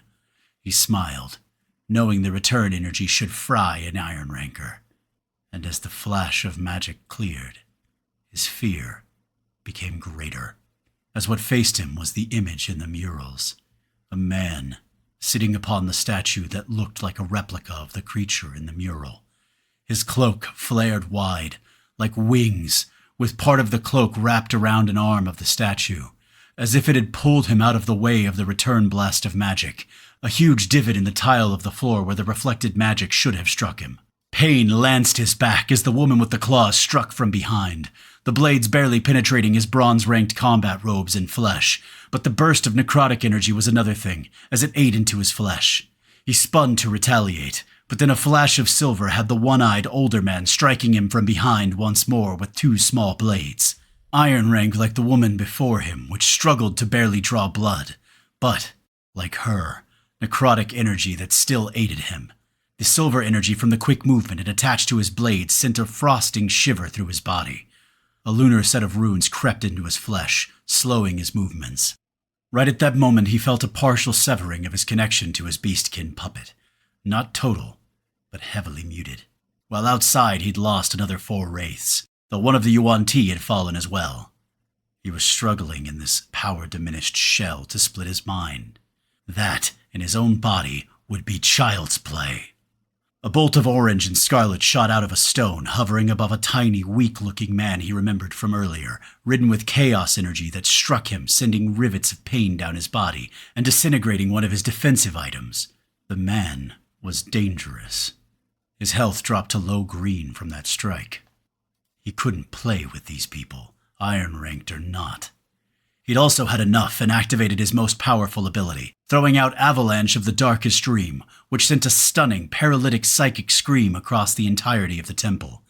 It had a long 10-minute cooldown at bronze, but he would need nothing else after it decimated his enemies.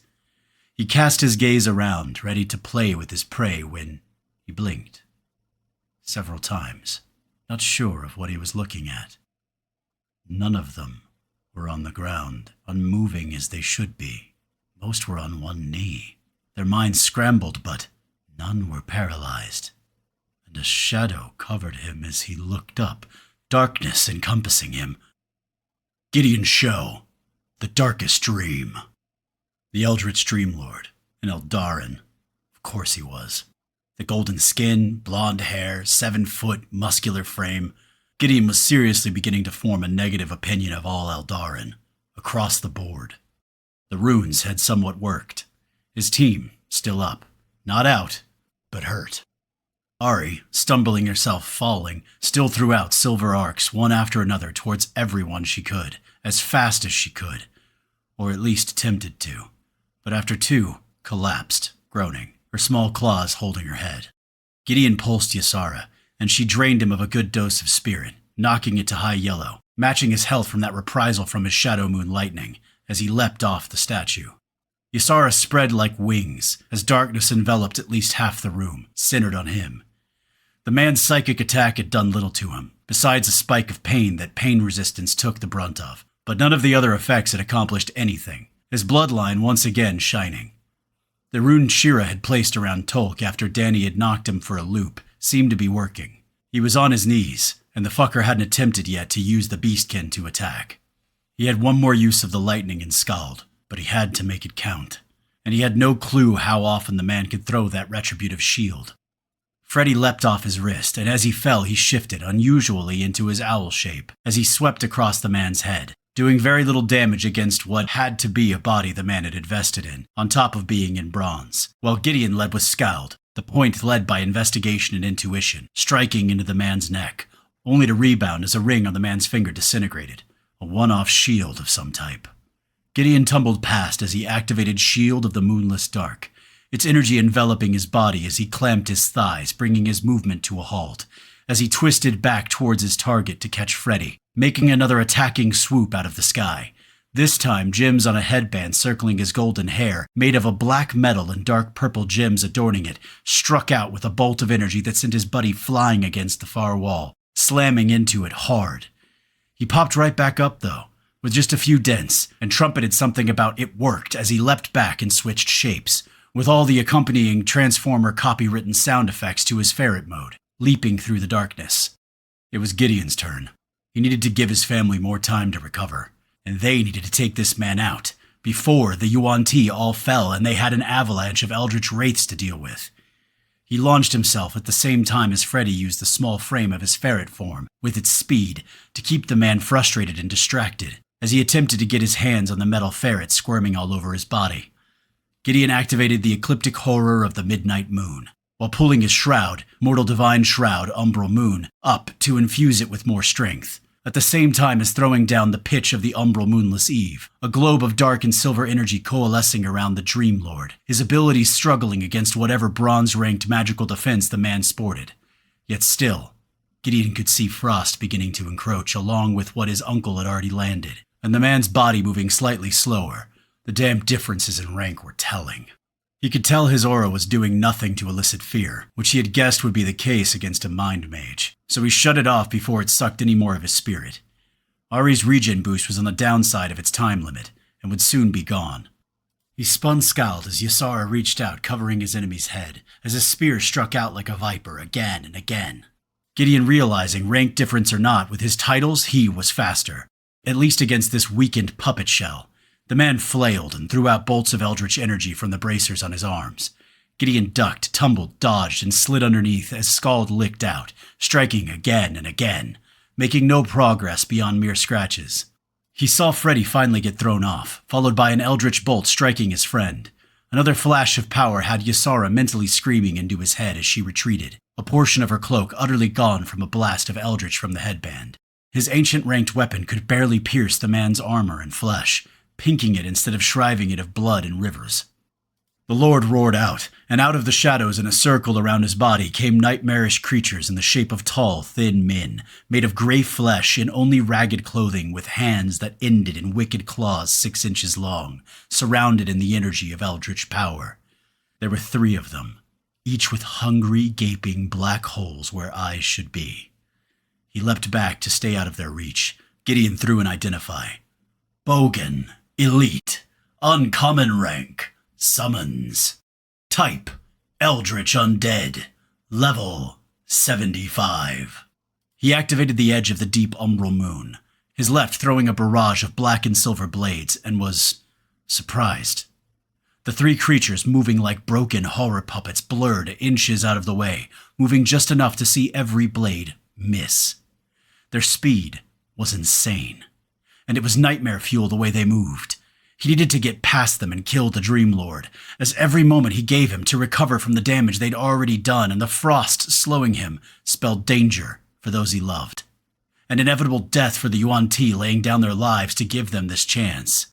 He threw more blades, but they just dodged once more, one of them shooting out a blur of agility even his perception struggled to keep up with.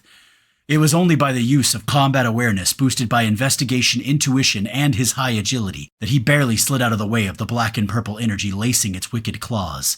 Gideon fell, awkwardly having to push everything so hard to dodge the strike it had thrown him off balance, landing hard on his side. As the other 2 Bogan cackled gleefully and advanced, while the one just past him turned its black hole eyes, a wicked grin showing shark-like teeth. The darkness cast by Ysara began to fade, and the clock was ticking. He could not face 3 of these creatures. They were too fucking fast. He started pulling himself to his feet, knowing his death came for him. As the cackling continued, the Dream Lord looked down upon him behind his creatures, the flames of fury in his eyes. His creatures paused.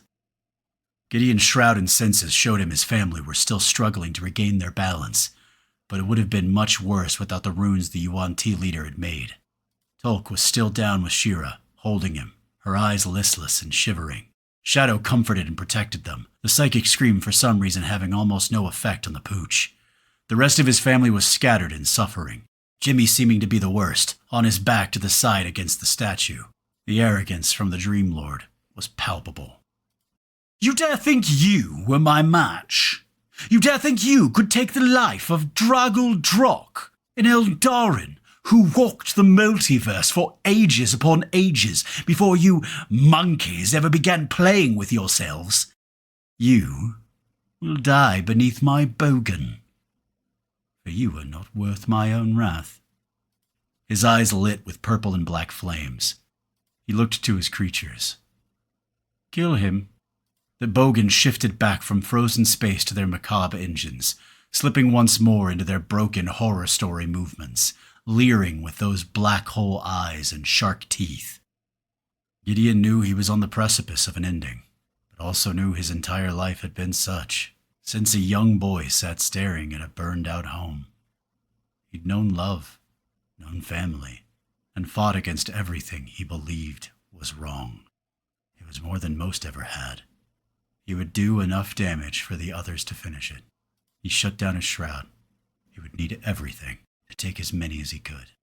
Scald came up. A pulse of love and protection rolled from Ysara as she flared, her sentience coming alive as the cloak around him stretched up and out, a dark angel, umbral strands stretching towards the sky around him. The first bogan laughed and leapt as Gideon pushed his speed to attempt to dodge the overwhelming movement of the creature.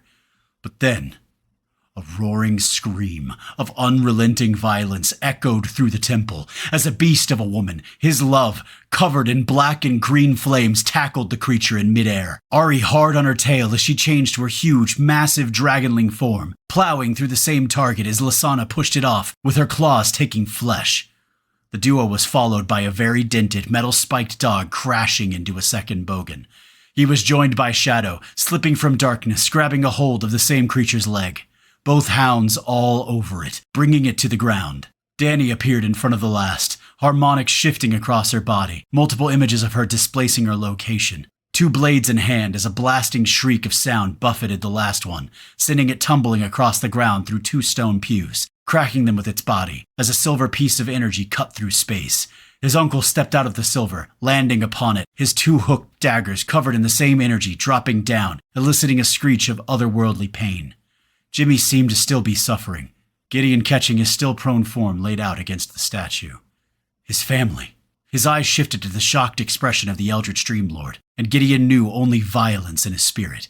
He launched himself at the man, throwing more energy blades as he approached, which hit the fucker, but another ring flashed, and a semi-transparent shield filled Gideon's vision as his blade splashed against the protection. How many items did this man have? He kept going, tossing another the pitch of the umbral moonless eve. A cloud of silver and black landing upon the Eldritch Lord, his shield flickering, as Skald once again lashed out, again and again as Gideon did his best to dodge the bolts of Eldritch that came flying from the headband, and the bracers on his arms. He was mostly successful but was still being clipped, even with his advantage of speed. And even though his bloodline mostly resisted the mental aspects of the energy, they still held a small amount of destructive force. The 3rd time, he got nailed. His shield of the moonless dark shattered and sent him skidding across the ground. He activated Birth of the Eternal Eclipse. He twisted to Shadow as Ysara once more sucked a heavy dose of spirit, bringing darkness down in the area, as the last vestiges of the man's shield disappeared. The pitch of the umbral moonless eve finally took it down, though it itself dissipated shortly after. The new aspect of Birth of the Eternal Eclipse that allowed him to slide in and out of physicality as well as shifting through organics that would bring the lunar frost and slowing aspects might be just what he needed to finish this. He grit his teeth and got to it, slipping within the darkness that the Dreamlord seemed to struggle to see through, as Skald lashed out, combined with periodically sliding through the man, leaving behind a moon-driven cold that added up over time. He would kill this man. Dragul Drak, the darkest dream. The man just wouldn't die, and now, once again, had laid a circle of darkness upon him. His night vision, weak especially in the shell, struggled to keep track of the man as he'd turned into a shadow. And every time he struck him with a bolt of eldritch power, the man's mental defenses threw off the strength of its power to sow confusion, weakness. A cascade of burnt orange and scarlet flashed once more over the area. The damn Chaos Mage. He needed to get this man off him. He was struggling to keep his wraiths fighting. The Beastkin puppet's connection was still being interfered with, and his summons were being caught up by the rest of the party of Iron Rankers. He sent a pulse to his last defensive item, a ring on his left arm, but then flew back, with his arm up to his elbow, gone, and his health plummeting down to low yellow. His mind concussed, losing control of his wraiths and all connection to the Beastkin.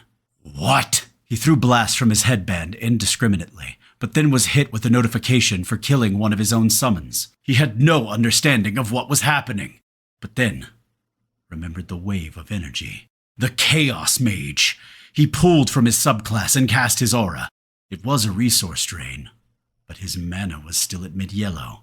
Ancient bones of broken mines which emitted waves of purple and black radiating out, covering half the room. The Chaos Mage was not the only one that could influence chance, though he did it by controlling it, not leaving it to the whims of fate.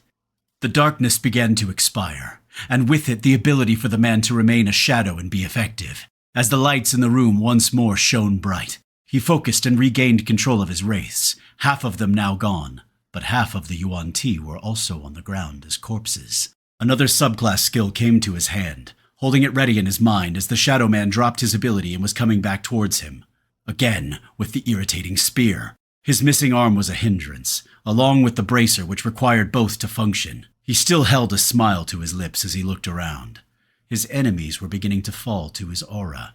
The female with the claws resisting, but the rest collapsing once again to knees, holding their heads from his aura, soon to succumb to his influence.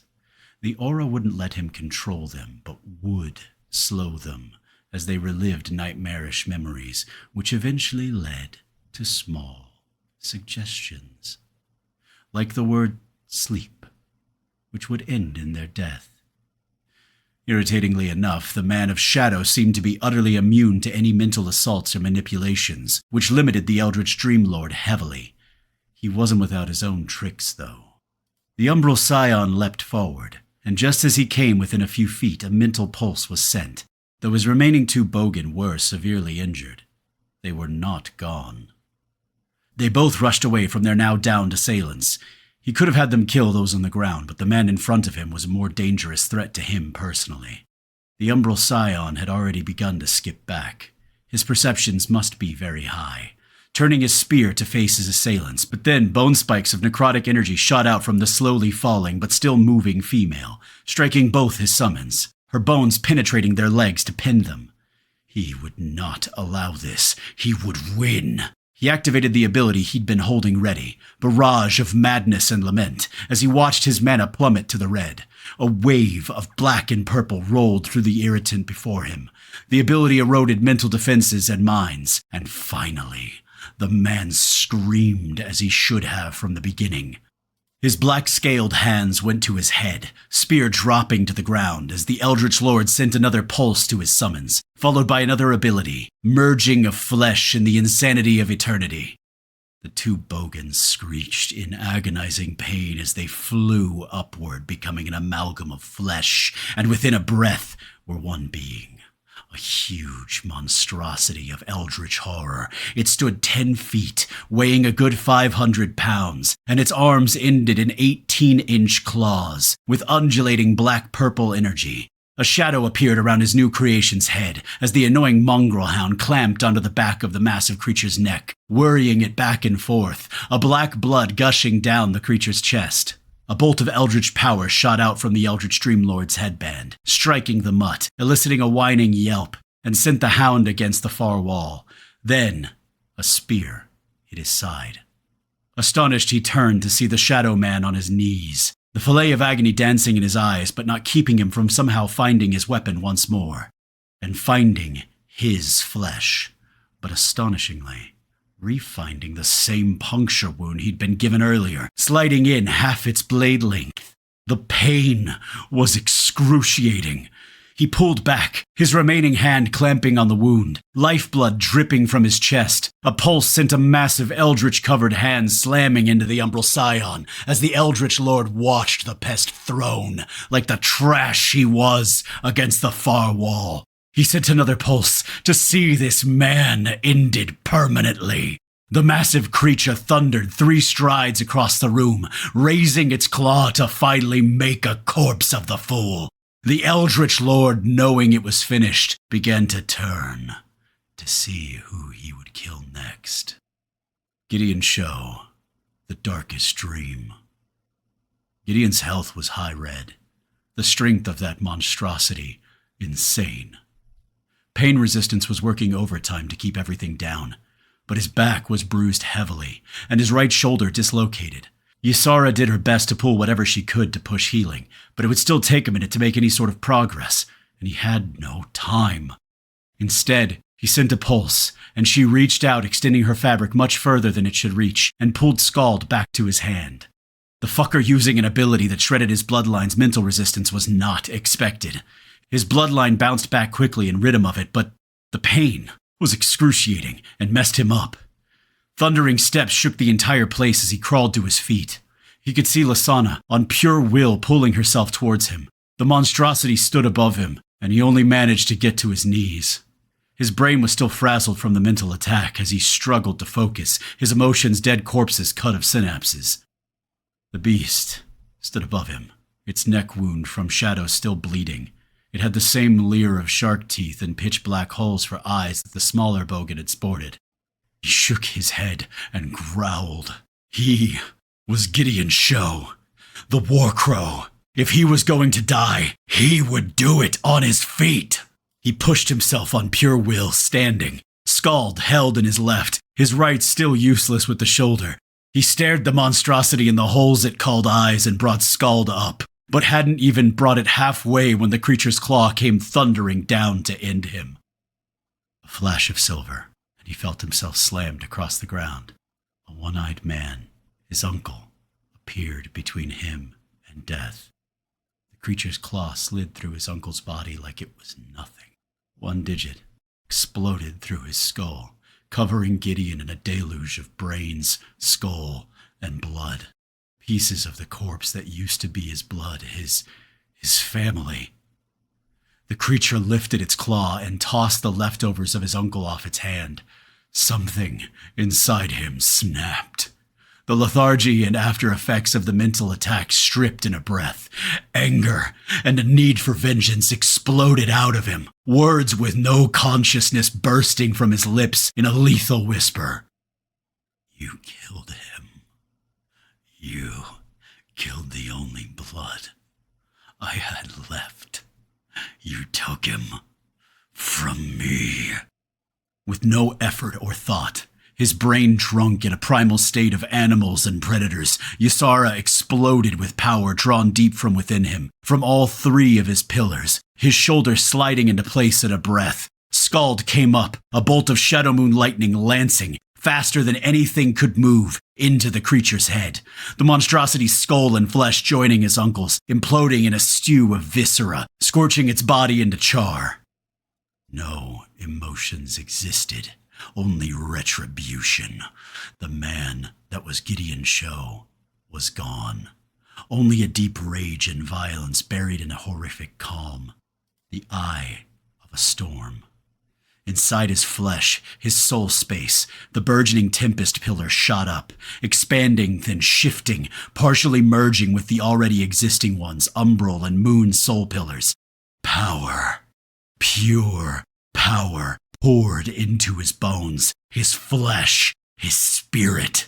Scald drank deep, runes flaring along its shaft, its spearhead broadening, lengthening the entire wood, shifting to more advanced materials, more pure, unadulterated violence in expression. He felt something powerful from outside the dungeon breaking rules, reaching from where lone wolves roam, helping the transition of his spear into something more.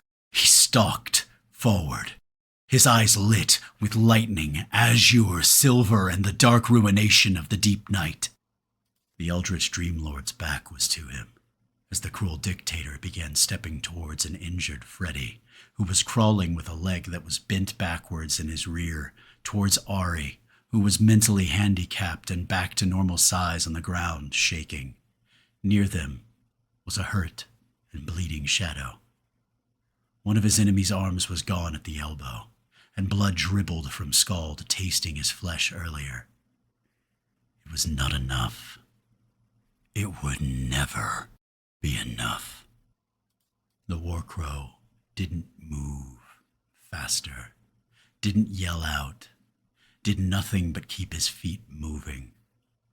Ysara's anger was not calm, as she flared out and whispered over and over, Killed one of our pack. He took that which was not his to take. Give me violence, Gideon. He must give back what was taken. His life. A new and now legendary Scald lifted. As he kept stepping, electricity swirling along its length, drawing directly from his soul. A bolt lit out, striking the meat that needed to end. The Lord slammed forward, the bolt striking his back and obliterating his other arm and the attached shoulder. The screams that came were exquisite. The Dream Lord turned then, and showed what he should have showed all along. Fear. Fear of the apex predator that was the Warcrow, unleashed from everything but bringing death to the man who took his family. Another bolt leapt off Scald's spear point, then another, and another, as his soul started emptying, began growing weak, his soul fueling his violence. One last bolt creased out in expression, and he stopped his legs. Stormlit eyes looking upon the pile of smoking meat that used to be his enemy. A multitude of notifications lit his vision, but it was overwhelmed by the darkness that had the VIP ticket, bought and paid for by an overrung set of soul pillars. His uncle, the only connection he had left to his mother, was gone.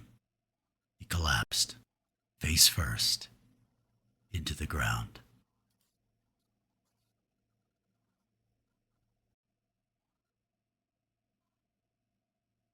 Chapter 12. Victory is heavy in blood sacrifice. The darkest dream. Bronze dungeon. Completed. Gideon woke to numerous things. Notifications, a looming Lasana holding him in her lap with Ari on her shoulder, looking down at him with a sadness in her eyes, and an uncle, Marcus, who sacrificed himself to save Gideon's life. He also felt a hollowness inside himself that he knew was caused by whatever he did when he lost his mind. Fueling Scald's lightning with the strength of his soul had a heavy cost, it seemed. He felt Lasana stroking his head, but for once, she stayed silent. His senses told him everyone was within 10 feet of him, and his hearing picked up Danny crying softly. He knew her and his uncle had gotten close. Marcus always looking out for her, and both of them spent a lot of time together, seeing films together, hitting the restaurant, in the small windows of free time that they had. The relationship he'd had with his uncle was complicated and conflicted, mired in a dark childhood. But the man had redeemed himself 1,000 times over in Gideon's mind. He was still stunned, not only at the loss, but at his uncle doing what he did. What hurt the most was him never taking the time to actually find out all that happened to him within his tutorial, not even what had cost him his eye or dug into the emotions of everything. Lasana's voice was a whisper. He loved you very much, and if I could, I would thank him 1,000 times 1,000 for saving the man I love. More than that, for saving the man that will see us through all this shit. Gideon, you are the pin that keeps everything together. Umbra Mortem and beyond, our allies, even our enemies, the ones we like, look to you to lead. Maybe not the ice bitch or the mobster and his angel woman, but the gunslinger and our own people, even the first inroads with the Draconian Empire, was you. Her hand slid to his head and turned it towards the violet stars she called eyes. And our enemies? They fear you. Everyone knows it. Even the big bad asshole of the Sanctum. The demon fuck that runs the Unchained is so scared shitless of you it made the gunslinger laugh when he was joking about how polite she was with their interactions, knowing we are allies. She held his face and did what she almost never did, kissed him gently, with Ari peeking around and giving a claw thumbs up. Any of us would give our lives 1,000 times for you, my love. And though I wasn't close to Marcus, I remember asking him once why he chose to find you.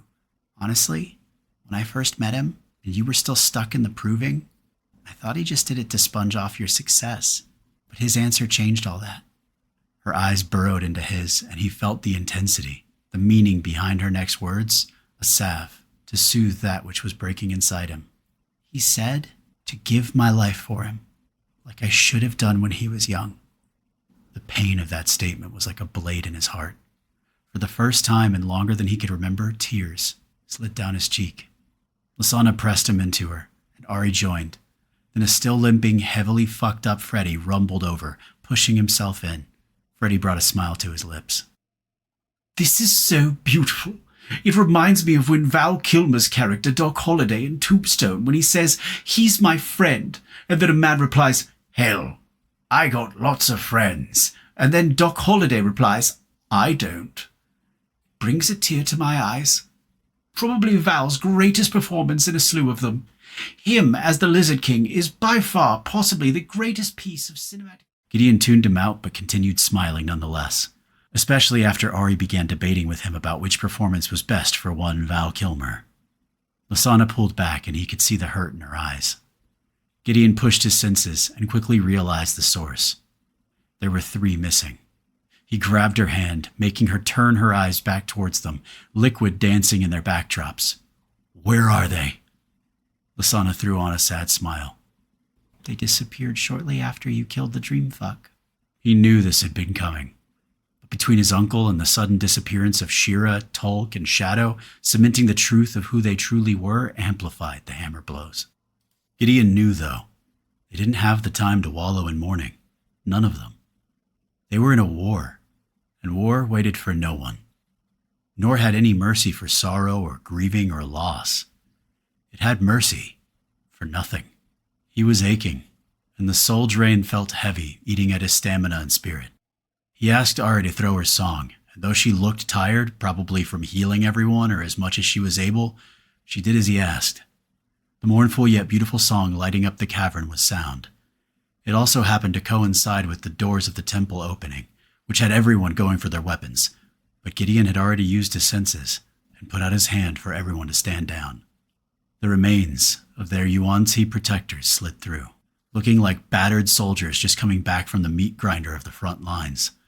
There were only 6 of them left, which hurt his heart knowing they weren't puppets, but the actual last of their race.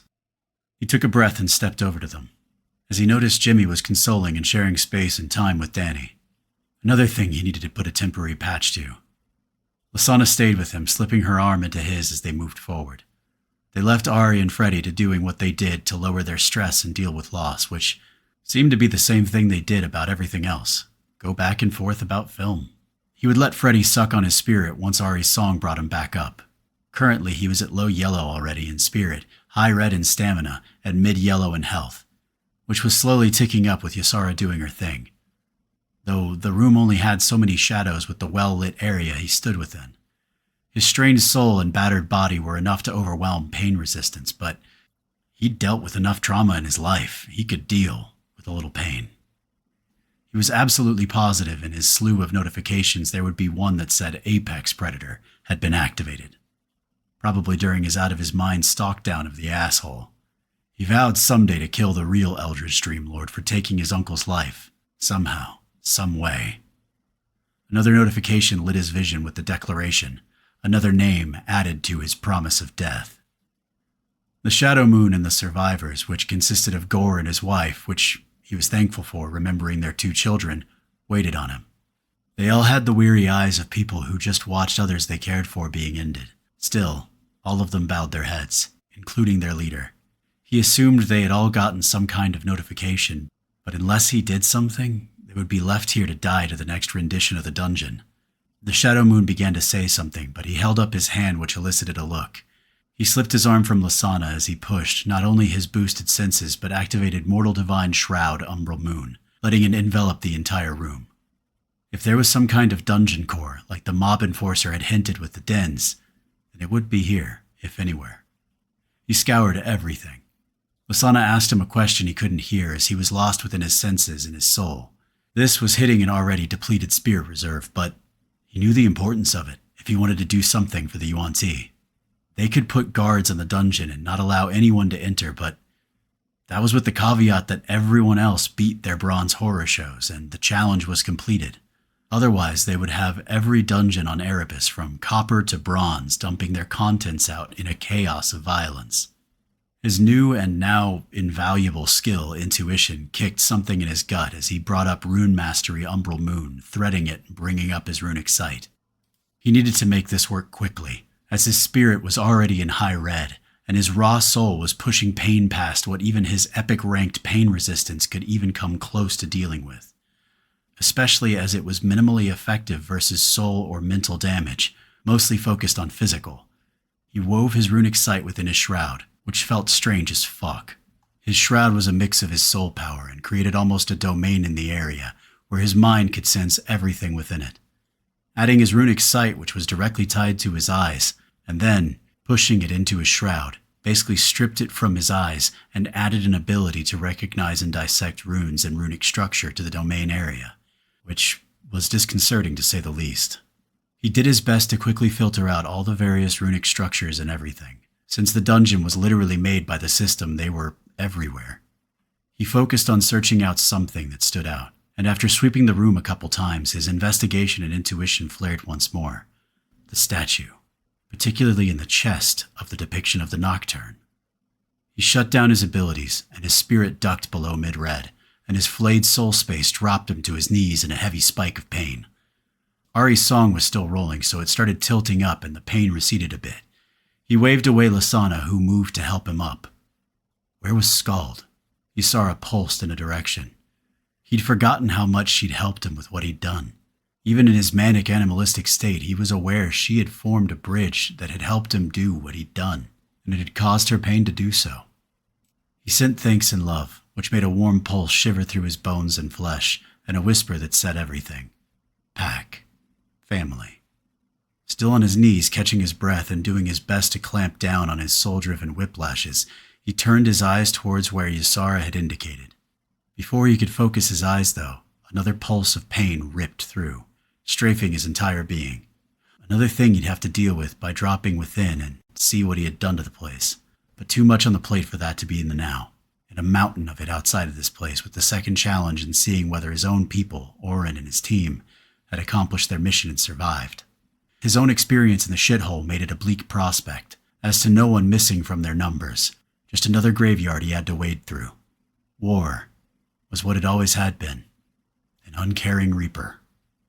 His eyes opened to something that made him close them and open them several times. Skald. It looked like an almost completely different weapon.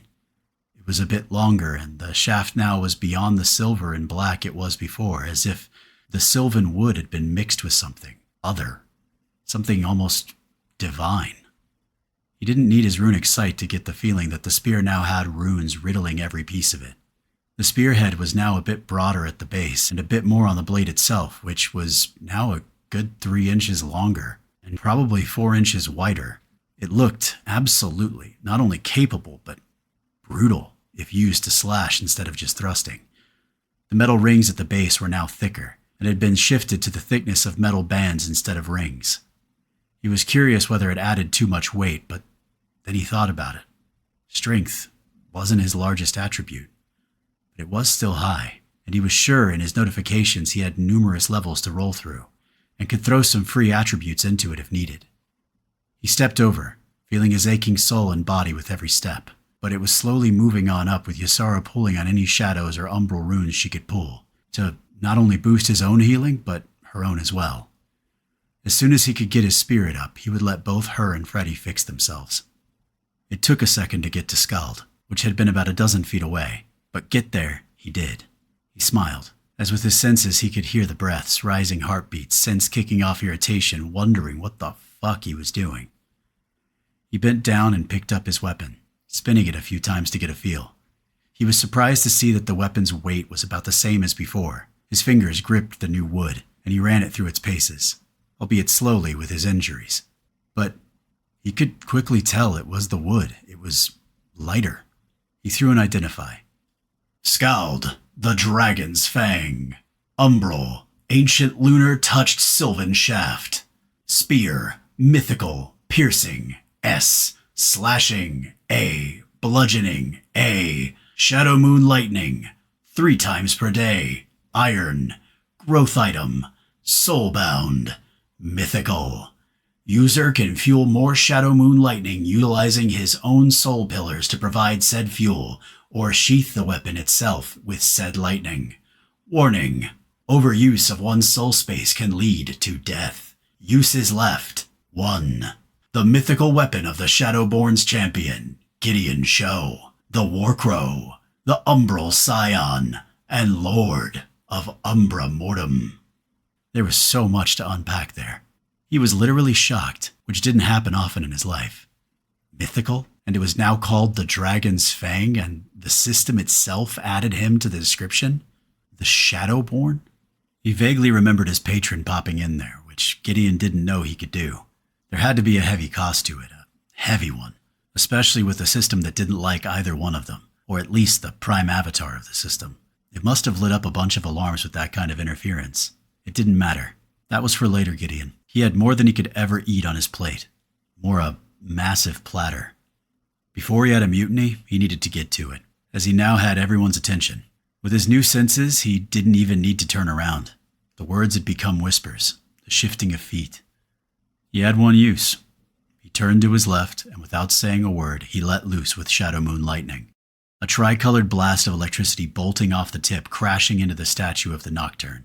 Between the bright flash of power and the obliterated statue and dust kicking off it, it took a second to settle and provide a clear sight, not only to himself but to everyone else. He heard gasps and a flood of words from everyone in the room, but he ignored it all as he stepped toward the glowing orb with an insane amount of power radiating off of it. He focused for a moment, sending Scald to his storage. He had his blades if he needed them, though he'd already seen the portal to his left, in the corner of the room, beckoning for them to leave. There was nothing that would hurt them here. He began to lay his hand on it, but then had a thought. His soul was in a crispy state, but it still needed to be done. With a push of his will, he delved into his soul space, ignoring the changes, the cracks in his pillars, which were worrying. He'd already broken his pillar once. Instead, he sent out his senses, pushing, focusing as he pulled his runic sight, finally catching what he was seeking. Threads. Threads of runic streams tethered to his soul. He could get a feel what each one was if he intensely focused, which pulled more spirit from him and sent excruciating pulses of pain through his soul space. The first thread he could discern led to Scald, one to Freddy, one to Ysara, and there. A thick stream as the creator and the Lord of Umbra Mortem. He followed that thread slowly, letting investigation and intuition lead him. And there. 3 threads peeled off the main branch of Umbra Mortem, 2 dark as if asleep, and 1 that was alive and bright. He followed it, and as soon as he slid a bit down the thread, something reached out. A vast and ancient spirit. The Great Spirit, what the Yuan-Ti called the Blessed Mother. They touched, and he felt the spirit hold curiosity, felt her follow his thread in a brief pulse to seek where he was located, and vibrated as it locked in on the dimensional rift of the dungeon. It became encompassed by her spirit, and an excitement radiated out.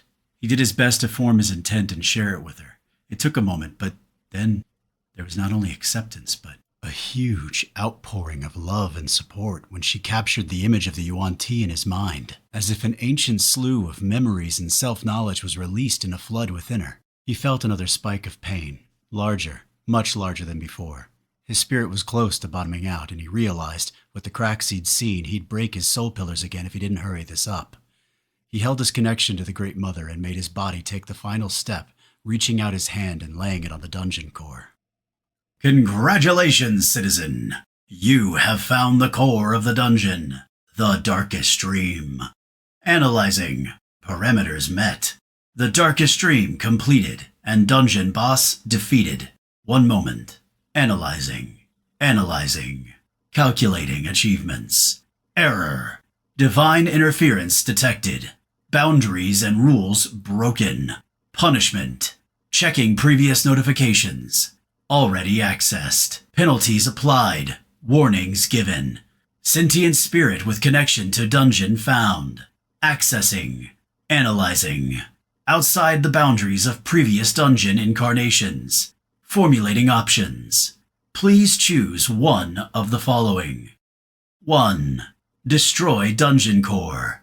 Dungeon and all still living denizens within will end within 5 minutes of this choice. Please utilize exit portal before that time frame expires.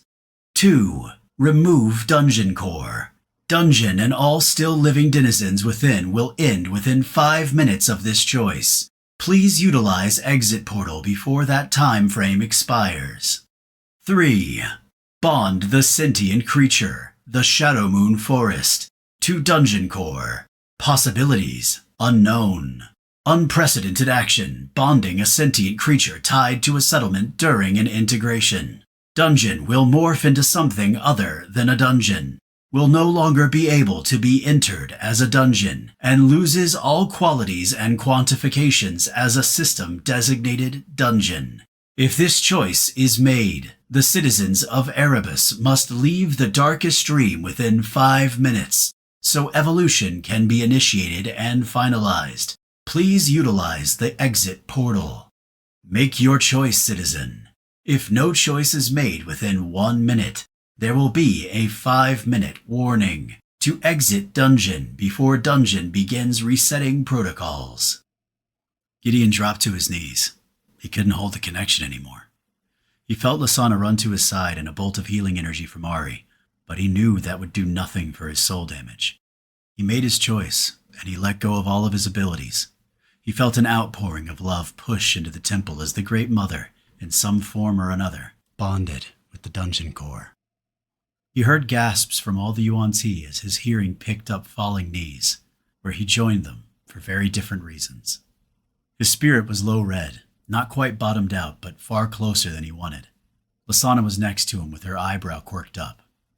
What did you just do, Giddy?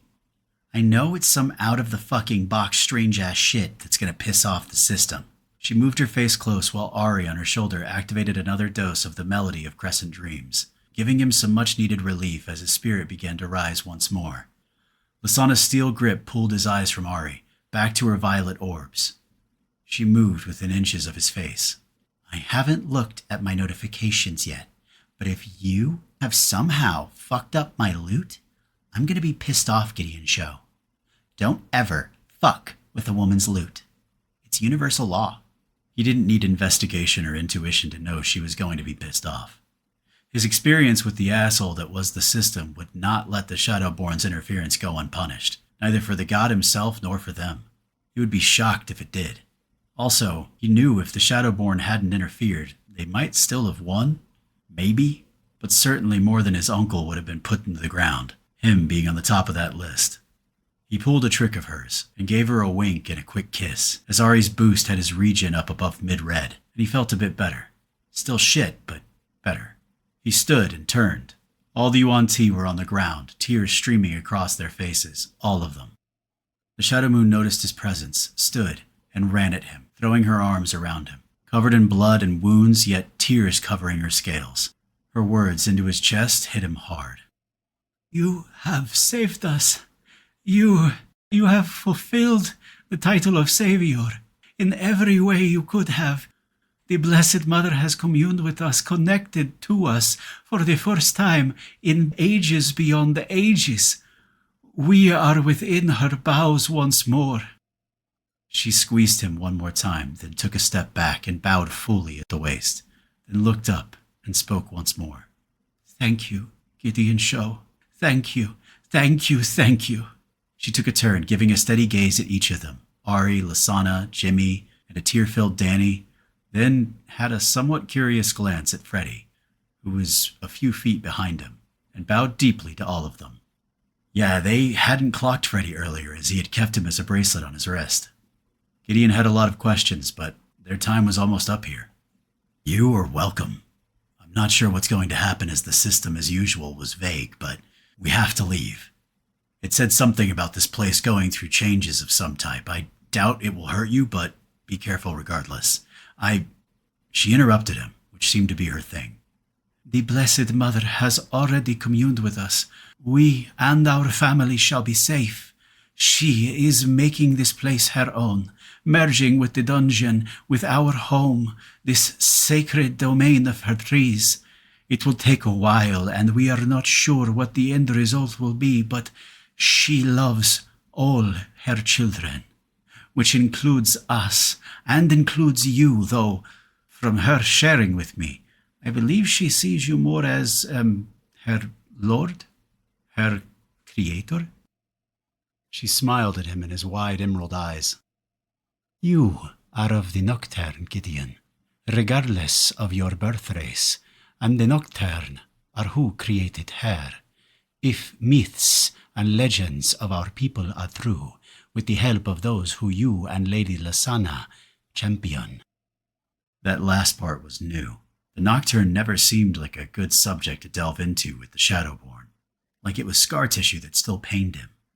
The few times he'd asked a question, he visibly saw a heavy reaction that had him backstepping off the topic. Once everything settles, I will commune with who you call the Blessed Mother and see how everything has fallen out. I will do my best to see you all get your freedom. Or at least, the best I can do. She nodded. What you have already given us is beautiful beyond any words. We are once again within the Blessed Mother's embrace. It is more than we could have ever hoped for. If we can, we will always answer your call, Gideon Show. He didn't know what else to say, but Lasana did, by stepping forward and raising her fist with no words. The surviving Yuan Ti, led by Gore, dipped their heads, then all raised their fists, even the Shadow Moon. He turned and stepped towards Freddy, bending and picking him up. We'll fix you up once we get back home, Fredster. Of course, Gideon. Let me just say, I am so sorry for the loss of your uncle. Gideon nodded. not trusting his own emotion. He tilted his head to look back at what remained of his uncle and shook. His body was gone. Lasana put an arm on his shoulder and showed him a storage ring. I got what I could, Gideon, so we can bury him in his home, the one he chose, Umbra Mortem. She kissed his cheek, and Ari slid from her other shoulder to one near him and did something she had never done. Hugged him and gave him a peck on his cheek. Jimmy had Danny up, both of them hurt. Damn, everyone was injured. Ari too exhausted to heal them fully, something they would address when they got home. They stepped over to the glowing system portal and went through.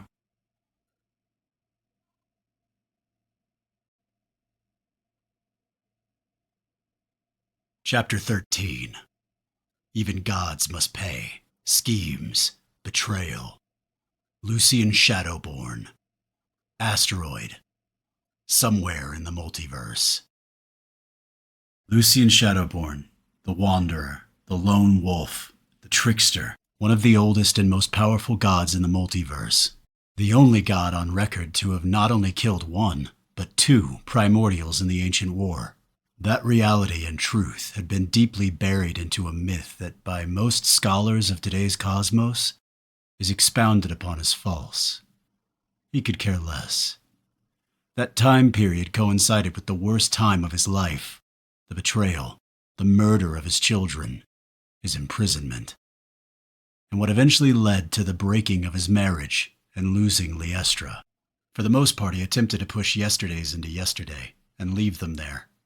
He was only ever partially successful, and his successes were mostly because of her love rejuvenating his spirit. Liestra, the lonely widow, and the Shadowborn together once more. The knowledge warmed him in ways he couldn't put into words. He was once again active within the multiverse, after spending eons in the far reaches of the cosmos, keeping to himself. He was no longer just a myth to scare the younger gods. He was now a very involved boogeyman that scared the shit out of everyone, especially all those sniffing at the sheer volume of potential that was Erebus, the most powerful integration in the history of the multiverse. Yet here he was, back in his old haunts again, on the asteroid that was like a second home, floating through the back end of nowhere on the edge of system space. Liestra was, as usual, off preparing everything for what was coming. He had attempted to help several times, but with just a look, he let it go. She'd always thrived when she had her hands in the meat of running the ship, and he knew better than to get in her way. He was usually just the blunt hammer when she needed one. Even here, though, he couldn't escape the choices he made. Interfering with a dungeon on behalf of a newly integrated citizen or citizens in a still active integration, even when one was the god's champion, was far beyond frowned upon. A direct violation of multiversal laws, especially when said god was one of a handful of Alpha Prime generation gods still existing, who had the strength to bypass the exact system protections that should have prevented it. So he waited, knowing it was coming. He'd been out here since the act, not sure he was going to react, and he certainly hadn't consulted his wife nor told her the aftermath, though he knew she would have felt that much use of power from him. Even when they had been separated, not only by the endless passage of time, but by the stretch of multiple galaxies and distance, they could always feel large expenditures of power from one another. Or if one or the other had died, or been severely hurt. Back before even the Primordial Wars, still fighting in the Prime War when they'd married, they created a soul bond, something gods rarely did, for good reasons, as only death itself would sever it. His eyes lifted from his contemplation as he felt it coming. He figured it would be just a notification, but it looked like he was getting a personal visit, which was so rare as to be unheard of, especially within the physical realm of the multiverse. It required a prodigious amount of power for the system to manifest, since it was not built to exist in the realm of meat, bones, and flesh. He highly doubted it was the Allfather himself, as he only dealt with the primordials themselves, which meant the Prime Avatar. A rigid asshole by any measure, and, in particular, the part of the system that seemed to have an erection for one Gideon Show. Lucian was in his mortal form, similar to his children, the Dokafur, and though he could change his size if he desired, he usually sat at around 8 feet, He materialized his demon mask, an affectation from early ages and now something that was tied to his legend. It was truly the only thing he owned that was a divine artifact, along the lines of his wife's blades, death, and tomb. A moment later, who he thought would show, did show, as the Prime Avatar appeared before him, somewhat translucent, not choosing to fully become corporeal. As usual, it took on the aspect of an Eldarin alluding to the connection and preferential treatment of the system's boy toy, Azanar, his children the Eldarin, and through them, the Sanctum, what was known far and wide as the enforcers of the system's will, and their favored people. More like the best ass-lickers within the multiverse. Cosmic thugs. If he could have gotten away with it as a god, he would have wiped them out long ago. They were a genetic amalgam of various older elven species, and it showed. The Prime Avatar stood about the same stature as Lucian himself, though overly muscular as all Eldarin were. He preferred a lithe, muscular look himself, and both of the races he fathered followed the same aesthetics. He let the runes in his divine mask flare. Best to start the conversation with the pompous construct in the right steps. He knew it held enough power to almost match him. The key word, almost. The Allfather, who could match a primordial, if not a couple primordials, would be more of a challenge to the Shadowborn. People always underestimated the strength of a god who was also a cultivator. Hence, the fear that kicked off the primordial war. He let his voice reach out in god mode. What can I do for you, Prime Avatar? It is not often you visit the material realm. The look of disdain, and some might say hatred, that licked the construct's features made the Shadowborn lift an eyebrow underneath his mask. Its voice attempted to emulate the power of a god's, but ended up just a digitized poor man's copy. Do not play with me, Shadowborn. You interfered directly in a sanctioned dungeon in an active integration. Not even you are beyond the rules and regulations that keep the cosmos from utter anarchy. There is a price to be paid, and I am here to collect it. Interesting.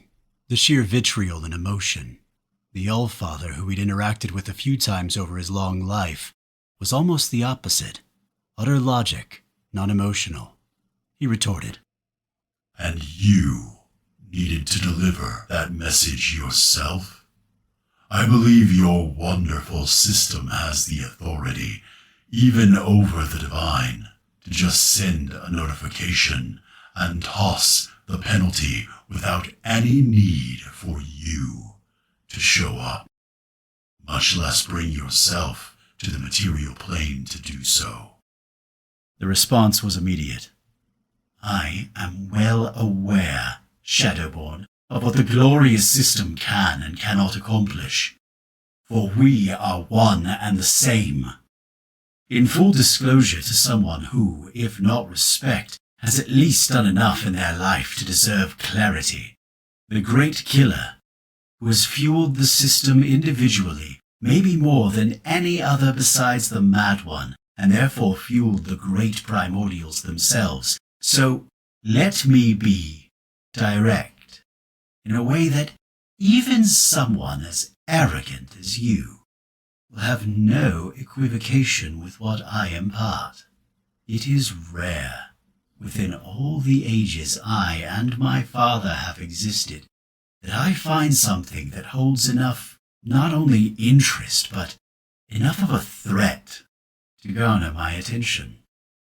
You, and a few gods, like the aforementioned Mad One, have been able to do so.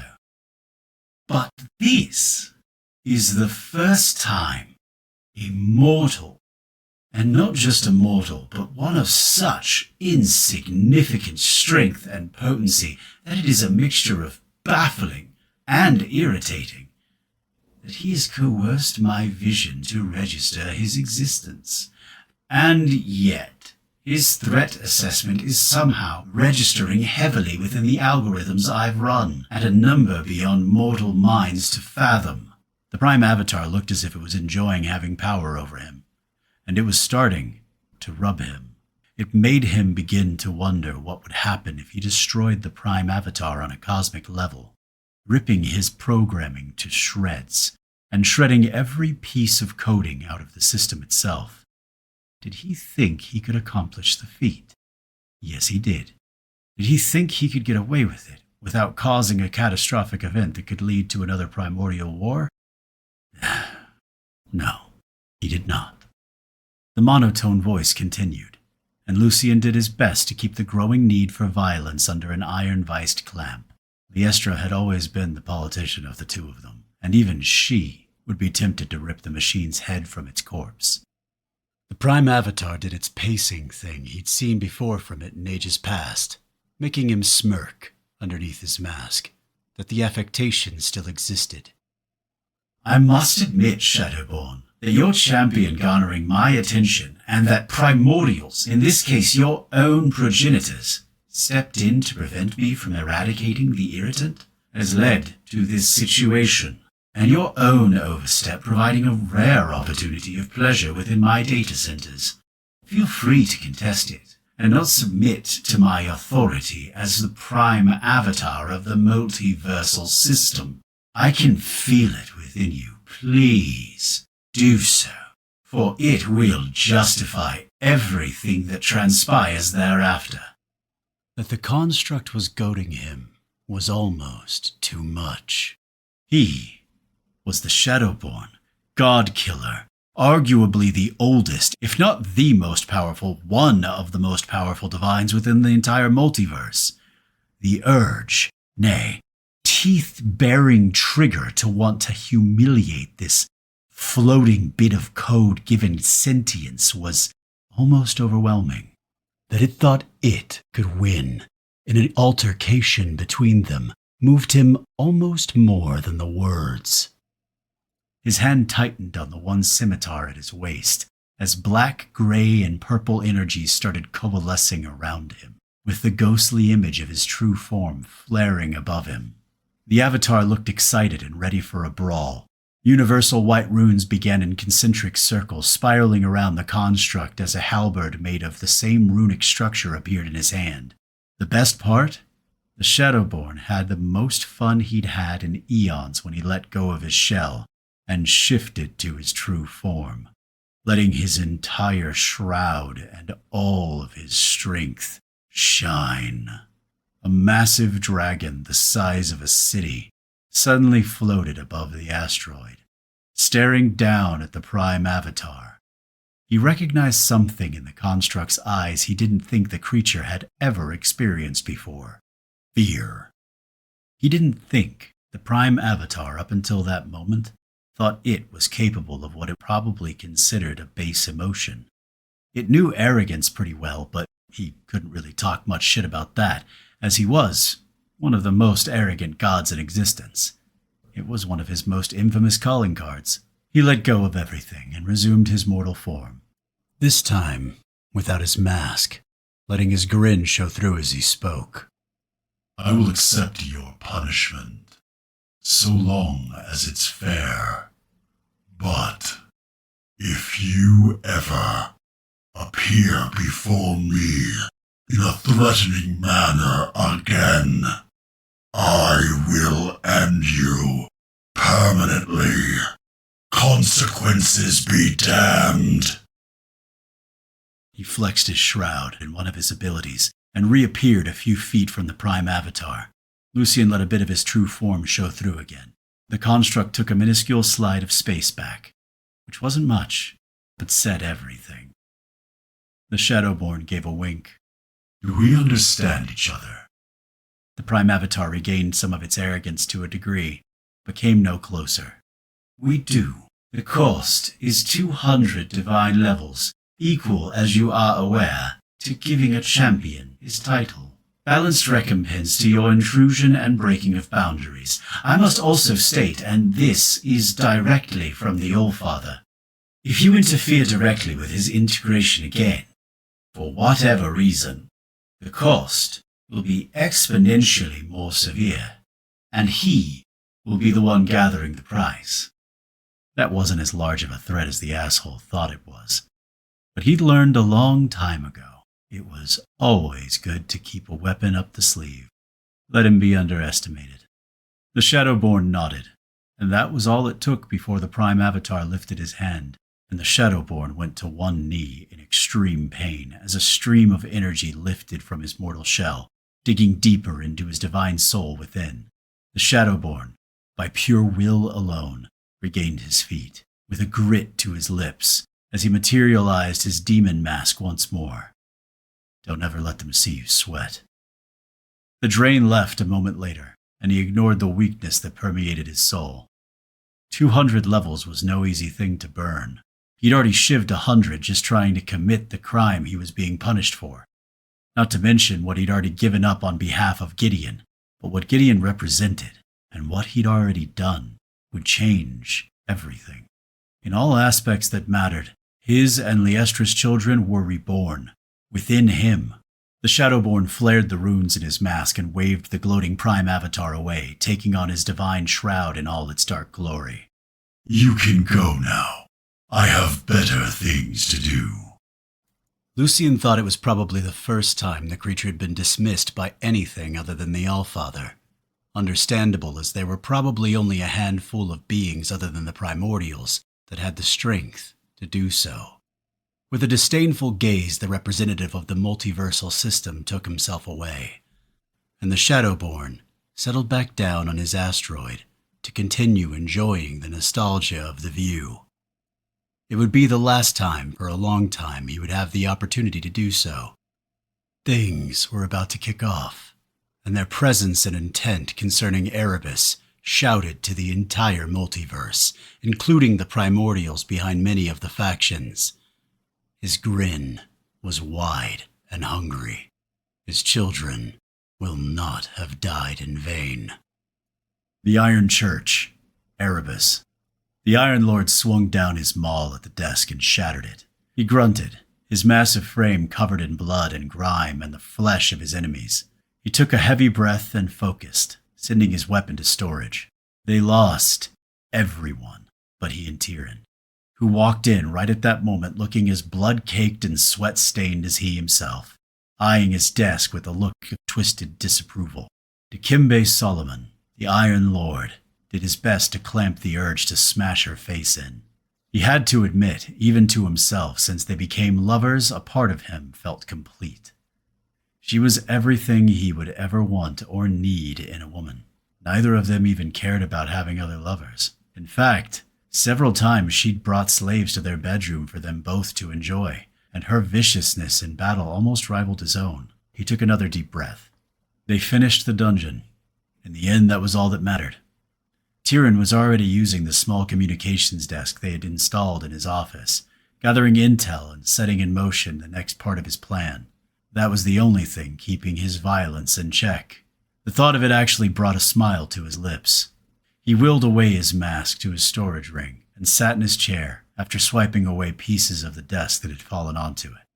He relaxed for a few more minutes, gathering himself once more. He was now level 70.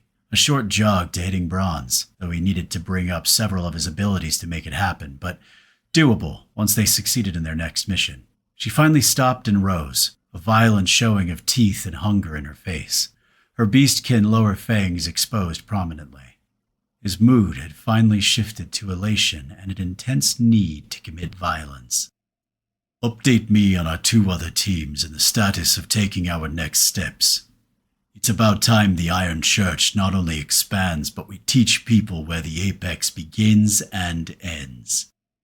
She returned the predatory smile. A couple slave servants with collars stepped in with large buckets of water and some towels. She immediately dismissed them and shoved her hands into the bucket, followed by wiping blood and sweat off her face. Then just dunked her head, whipped it back out, running her hands through her hair. He admired the cleavage and hair peeking out of her battle robes, making him hungry for something other than violence. But he knew time was ticking. Her voice did nothing but extend his ardor in every direction. Both our teams accomplished their missions with the same attrition rate we experienced. So 9 elites lost, but dungeons cleared. The deaths of the elites hurt a bit. But with the addition of all the vamps and ghouls in our forces, we still have more than most. In addition, The attrition rate seems to be consistent, at least as far as the information I've been able to gather with other factions. Though, of course, some are not sharing. The other factions have succeeded so far, and it looks like we'll be finishing with the second challenge. Pull up the quest. He did so. World alert! Now it is time to prepare for the second challenge of Erebus. In 2 weeks, your world will be populated with dungeons. You will have 2 months to complete the following goals. These goals are for the entire world. Faction and individual awards are based on participation. All dungeons can only be entered with parties no more than 5 in number. Succeed, and you will have made it to the final challenge, and gain access to the dungeons in perpetuity as training tools for your population. The strength of the dungeons will remain intact in this case. Fail, and all dungeons will be given the ability to release their denizens into the surrounding areas, while continuously growing in strength and rank up to 2 above their starting position. Not many planets have ever survived failure in this challenge. Objective: 250 copper dungeons cleared. 250 of 250. 100 iron dungeons cleared. 100 of 100. 20 bronze dungeons cleared. 17 of 20. Rewards: based on participation by individual and faction as a whole. Tyrion began speaking again, knowing he was looking at the quest. The Ice Queen, one of the Unchained groups, and the Warcrow's own party are the only ones still outstanding. All of them have powerful elites, so they should be able to get their dungeons finished.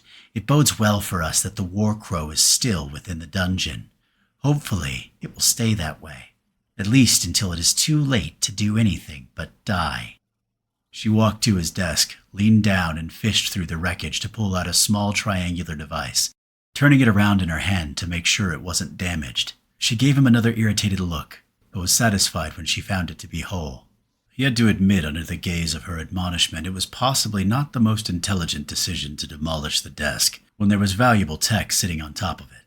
Especially rare tech they had only had a few of, and the consortium charged an arm and a leg for. He dismissed the thought.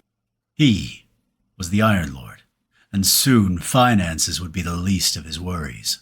Tyrion held the device up in her palm as a 3-dimensional map appeared in the air. It showed an unfamiliar landscape that seemed nowhere near the current location, until he realized how close it was to the Unchained settlement, New Hades. Interesting that the bitch was that close to them and yet had not mentioned such, though understandable. She had the Warcrow right on her doorstep. He would walk carefully as well if he was her. A good thing, though. He was not her. She was weak. He was not. Simple as that. She was cautious, but he found in war and battle caution would see you lose and in the dirt. He learned that early as a warlord in the chaotic, poverty-stricken, bloodthirsty battlefields of Ethiopia. Umbra Mortem itself was a vague outline to the south, in the midst of a massive forest, but looked as if the Blood King and his people were guessing at the knowledge, just as New Hades was vague off to the east of some kind of city ruins. So, the Deaddies guessed with no real eyes on their target, expected of such incompetent drivel, and people jumped up by the system, but with little to no actual military experience or background. His voice was a bit edged and excited as Tyrion stopped, knowing him well enough to know when he was not paying attention. Continue. Another smirk. She highlighted a part of the map that was to the northwest of Umbra Mortem, near a dungeon entrance that was marked as iron. Our lovely Blood King only had the portal coordinates to the location they themselves utilized, though they did share the portal technology they engineered, which our people have replicated. While expanding the size of the aperture created, it will still be a tight fit. We will only be able to move 30 or so soldiers at a time. The Blood King and Deckard are already moving their forces, which had been your orders, prepped before we left to the dungeons to our portal. They are waiting on your orders to commence and begin sending troops through. It will still leave us several hours northwest of the target, but it will provide us a better avenue of retreat if things do not go as we surmise. Her gaze became serious. Are you sure you want to commit to this now, when the second challenge is still yet to be finalized? A smile stretched across his lips. I do. They are unsuspecting. Will not be ready for it. Probably boo-hooing at whoever they lost, like the weaklings they are. They are ripe. We shall hit them with overwhelming force. We have more elites than anyone, other than possibly the Unchained. And if this map is accurate at all, they are far too distant to intercede. Even if they have portal connections with Umbra Mortem, which I do not see the Warcrow being stupid enough to trust the viperous slut for it to be so. No, this is the perfect time. And by tomorrow, we shall be adding greatly to our slave force and resources, and will have taken one of our largest threats off the board. He is the glue that holds them together. Without Umbra Mortem and the Warcrow, the rest shall fall into line. She nodded with a feral show of teeth. I shall give the orders. Within 2 hours we shall have a sizable force at their doorstep. I shall keep a good-sized reserve here to keep our slaves in check. He nodded as he turned and pulled himself off his chair, walking to a door, opening it, and stepping out onto a balcony looking over his growing empire. And soon he shall have it all.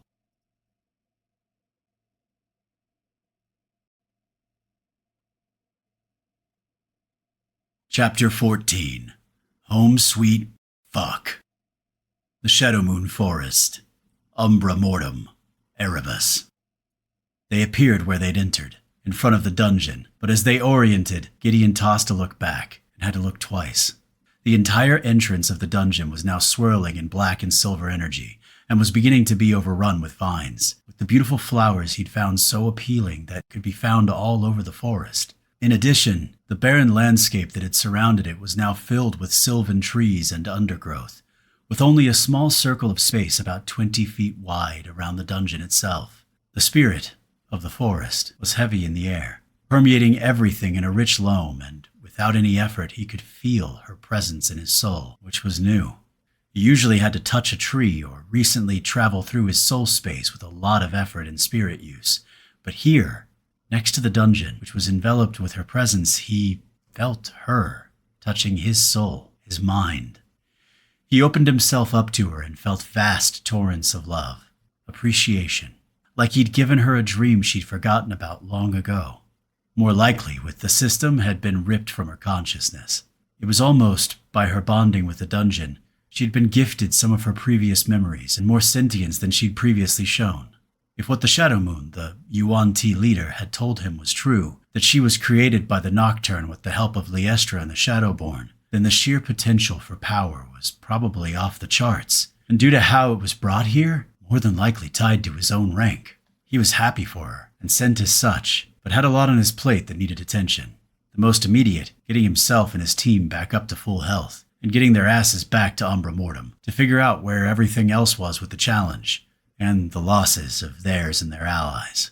She could sense his intent, and out of nowhere a fusillade of strength lit up within him, and if the slight gasps or one well-placed fuck from Lasana was any indication, they'd all gotten a boost. He watched his spirit shoot up like it was on super steroids, and not just that, but a lacing of hope was carried with it, a boost of overall wellness of one's soul, a peace, a calm. Silver bolts of energy started shooting out from Ari, like she was dishing out candy from a never-ending reservoir, giggling while she did it. He didn't know how long it would last, but if it got everyone to full, it was worth it. There was a part of him that wanted to strip the coins of hope from whatever she'd done, wanting to embrace the sorrow, guilt, and grieving of his uncle. He knew a leader didn't have the luxury of such. He cast a side eye and saw a smile, now coupled with tears on Danny's face. He bowed his head for a moment, and sent thanks to the spirit of the forest. Only love and empathy was the response. Gideon brought up the challenge, hoping beyond hope it would be done. World alert! Now it is time to prepare for the second challenge of Erebus. In 2 weeks, your world will be populated with dungeons. You will have 2 months to complete the following goals. These goals are for the entire world. Faction and individual awards are based on participation. All dungeons can only be entered with parties no more than 5 in number. Succeed, and you will have made it to the final challenge, and gain access to the dungeons in perpetuity as training tools for your population. The strength of the dungeons will remain intact in this case. Fail, and all dungeons will be given the ability to release their denizens into the surrounding areas, while continuously growing in strength and rank up to 2 above their starting position. Not many planets have ever survived failure in this challenge. Objective: 250 copper dungeons cleared. 250 of 250. 100 iron dungeons cleared. 100 of 100. 20 bronze dungeons cleared. 19 of 20. Rewards: based on participation by individual and faction as a whole. It was too much to think it would be, and he would probably have gotten a notification forced upon him. None of them had even gone through all their dungeon notifications, which was a first, especially for Lasana, but everyone was exhausted. Between his uncle and the future Shira, they all just wanted to get home and sleep for a day, or at least he did. Though, he knew that wasn't going to happen. At least there was only 1 dungeon left. They still had a few days until the deadline, but they needed more information. They needed to see what was going on. His gaze went down to the ring on his finger. It held what was left of his uncle. He felt something cracking in his chest, and liquid touch his eyes. Not now. Gideon put iron down on his heart. There was no time for emotions, no time for any of it. They lived on a new world, one made up of 3 planets that used to be their own existence. 3 different races shoved on top of each other after losing most of their populations by being forced through a tutorial. An ever-hungry, murderous system that wanted eternal blood to feed some ancient primordial lizards that supposedly were the originators of said murdery system and magic itself. He felt another surge for the need to commit violence. Having talked with the Shadowborn, and the mentioning of lost soul pillars due to the death of numerous primordials lent some credence to the summation. Yet, everything else he'd learned about the primordials gave the impression they exaggerated heavily about their role in the cosmos, so he had his doubts. He felt Lasana press against him from behind. Her voice was soft in his ear and filled with love. The loss of the adult, future Shira, had done something inside her. He wished they had the time to dig through it, to heal. They didn't. Giddy, I know your mind and your heart. Everyone is hurting inside. But I agree. Without you saying anything, we don't have time to wallow. We're in the middle of a scrap. Even if we ain't got assholes in our face at the moment, let's just get through this, save those we can, and fuck up the shit that caused it. Then we can mourn. She completed him. He'd known that for a long time now, but in that moment, in the words and emotion, it had become fact, not conjecture or hope. He squeezed her hand around his waist. He sometimes forgot she'd been a soldier, a slave soldier, but a soldier nonetheless. He sent a pulse of thanks to the spirit of the forest and a temporary goodbye. He could sense she was heavily occupied with whatever was going on with her in the dungeon, and he could smell numerous powerful beasts around them. It was time to go home. Umbra Mortem, Erebus. They were in the war room, and the hits just kept coming. Lasana, Ari, and Freddy in his ferret mode were in the room. Jimmy had taken Danny with him to spend time with he and his wife, and give her a place of empathy to deal with the loss of his uncle. It was the only thing Gideon could give her in the moment. Orin was in the room, as well as Varasa and Unra. Various workers were in the communications center keeping track of everything. The gun chair room had been made a separate place a while back. Dory was in her rooms, in an emotional mess. Orin's team had lost Iona, and the healer Gideon never remembered the name of. He kept his face blank, but it was another blow to their morale. Iona had been with them since the tutorial, and losing another of the Shador put another dagger to something inside him. Iona had been brave and unrelenting in her defense of Umbra Mortem. She'd also been Dory's lover. They'd found solace in each other's arms in the harsh world they'd found themselves in, and his heart went out to Unra's granddaughter. Virasa, Orin, and Unra knew enough about struggle and war to know that they had to keep their eyes on the ball, regardless of how they individually might feel. Unra, due to the harshness of running a village constantly in danger of being attacked by monsters or beasts, and hiding children from the Sanctum slavers, while Virasa and Orin had been the leaders of a rebellion for who knows how many years. Unra kept them updated on everything. They were waiting for the last dungeon to be completed. It was the Ice Queen, so no one doubted it would be done. The loss of life from preliminary reports was heavy. Gideon and his team seemed to be lucky, if losing his uncle could be called luck. Most averaged 2 to 3 people never coming home. There were even a few that had lost 4 of the 5. But they finished. They sacrificed themselves to save thousands upon thousands. As the number of deaths, if the dungeons exploded out with the creatures, would be without number. The door to the war room exploded open as Shira came running in with Shadow and Moon behind her. She skidded to a halt as every pair of eyes turned to her. Tears were streaming down the single eye not under a mask and some underneath the bottom of her half mask. Is it true? Is Uncle dead? Lasana ran to her, pulling her to her chest as if she would never let go. Whispering in her ear it was so as sobs pudged out of her small frame. Shadow and Moon lifted their heads and howled and howled. Gideon gritted his teeth. He wished this was something he could kill with a blade, but it wasn't. His head turned and hands went to daggers as an alarm started blaring all over the settlement. The communications center to his right had lights going crazy as the workers started acting in fear, before Unra's voice slammed out to freeze them and redirect. Lasana turned towards him and the howling of the pups cut out as Shira lifted that single eye up as well. Unra had her people's hands flying over whatever information they could pull, and Virasa had joined her to decipher what they could. With a thought and a few breaths, Skald came to Gideon's hand. Lasana took his cue and slid to the door, opening it, and handing Shira to one of them, telling them to call for reinforcements. Multiple squads, and that all non-combatants should be pulled to the fortress, and, on their lives, they were to protect them, and these two, in particular, were responsible for the heir to Umbra Mortem in their arms. Shira had begun to protest, but when Lasana had called her the heir, she was stunned and got quiet. Shadow and Moon felt the tension, and their hackles raised, staying close to the 2 guards as they left, talking to the heir. No doubt part of a raid group chat for the Shades.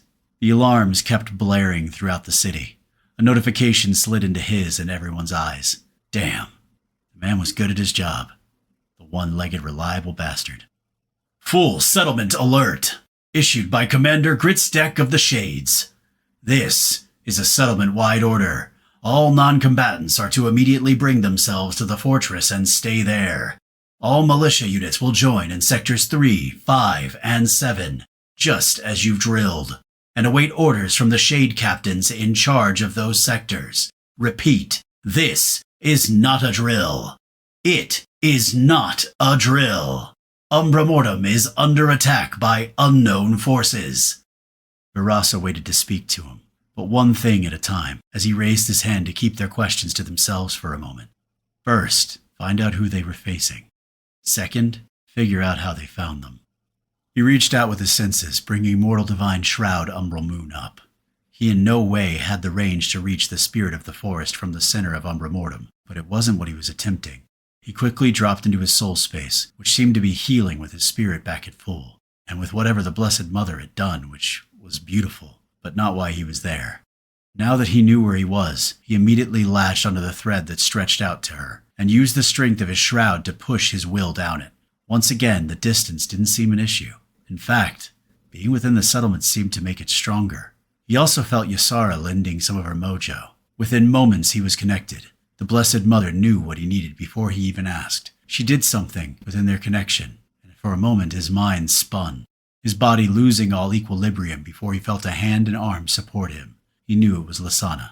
His perception cleared as he realized he was in the mind of one of her children. In fact, Bragas, the alpha of all the Shadow Hounds, and father of Shadow and Moon. He heard the same gravelly voice within his mind as before. Welcome, Lord Gideon. Please watch. Use my eyes.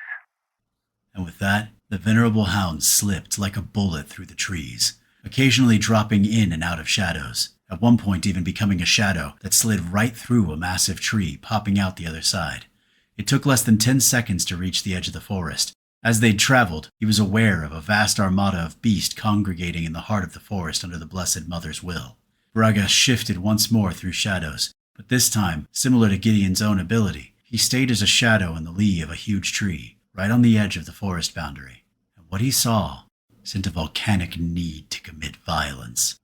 Up on the crest of a hill northwest of Umbra Mortem sat a massive army of at least several thousand, and that was just what was visible, knowing there was probably more on the other side. He saw the armor, the sword and shield symbol on chests, and the massive man with a huge maul resting on his shoulder, and the flat, unadorned iron mask.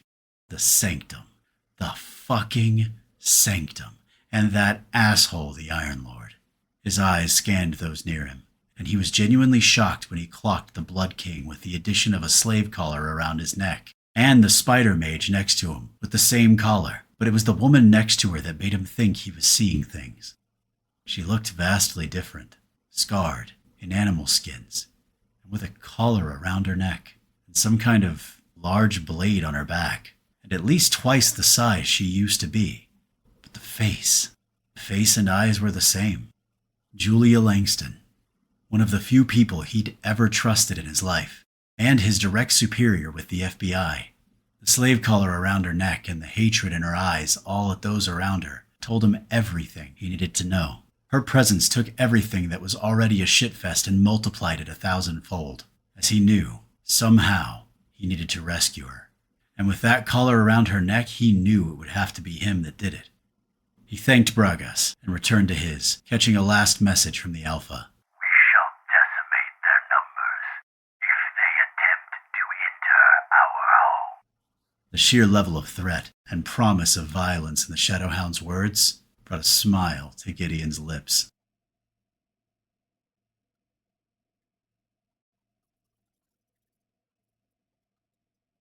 Chapter 15. They Bring War. The Iron Lord, outside the Shadow Moon Forest, Umbra Mortem, Erebus.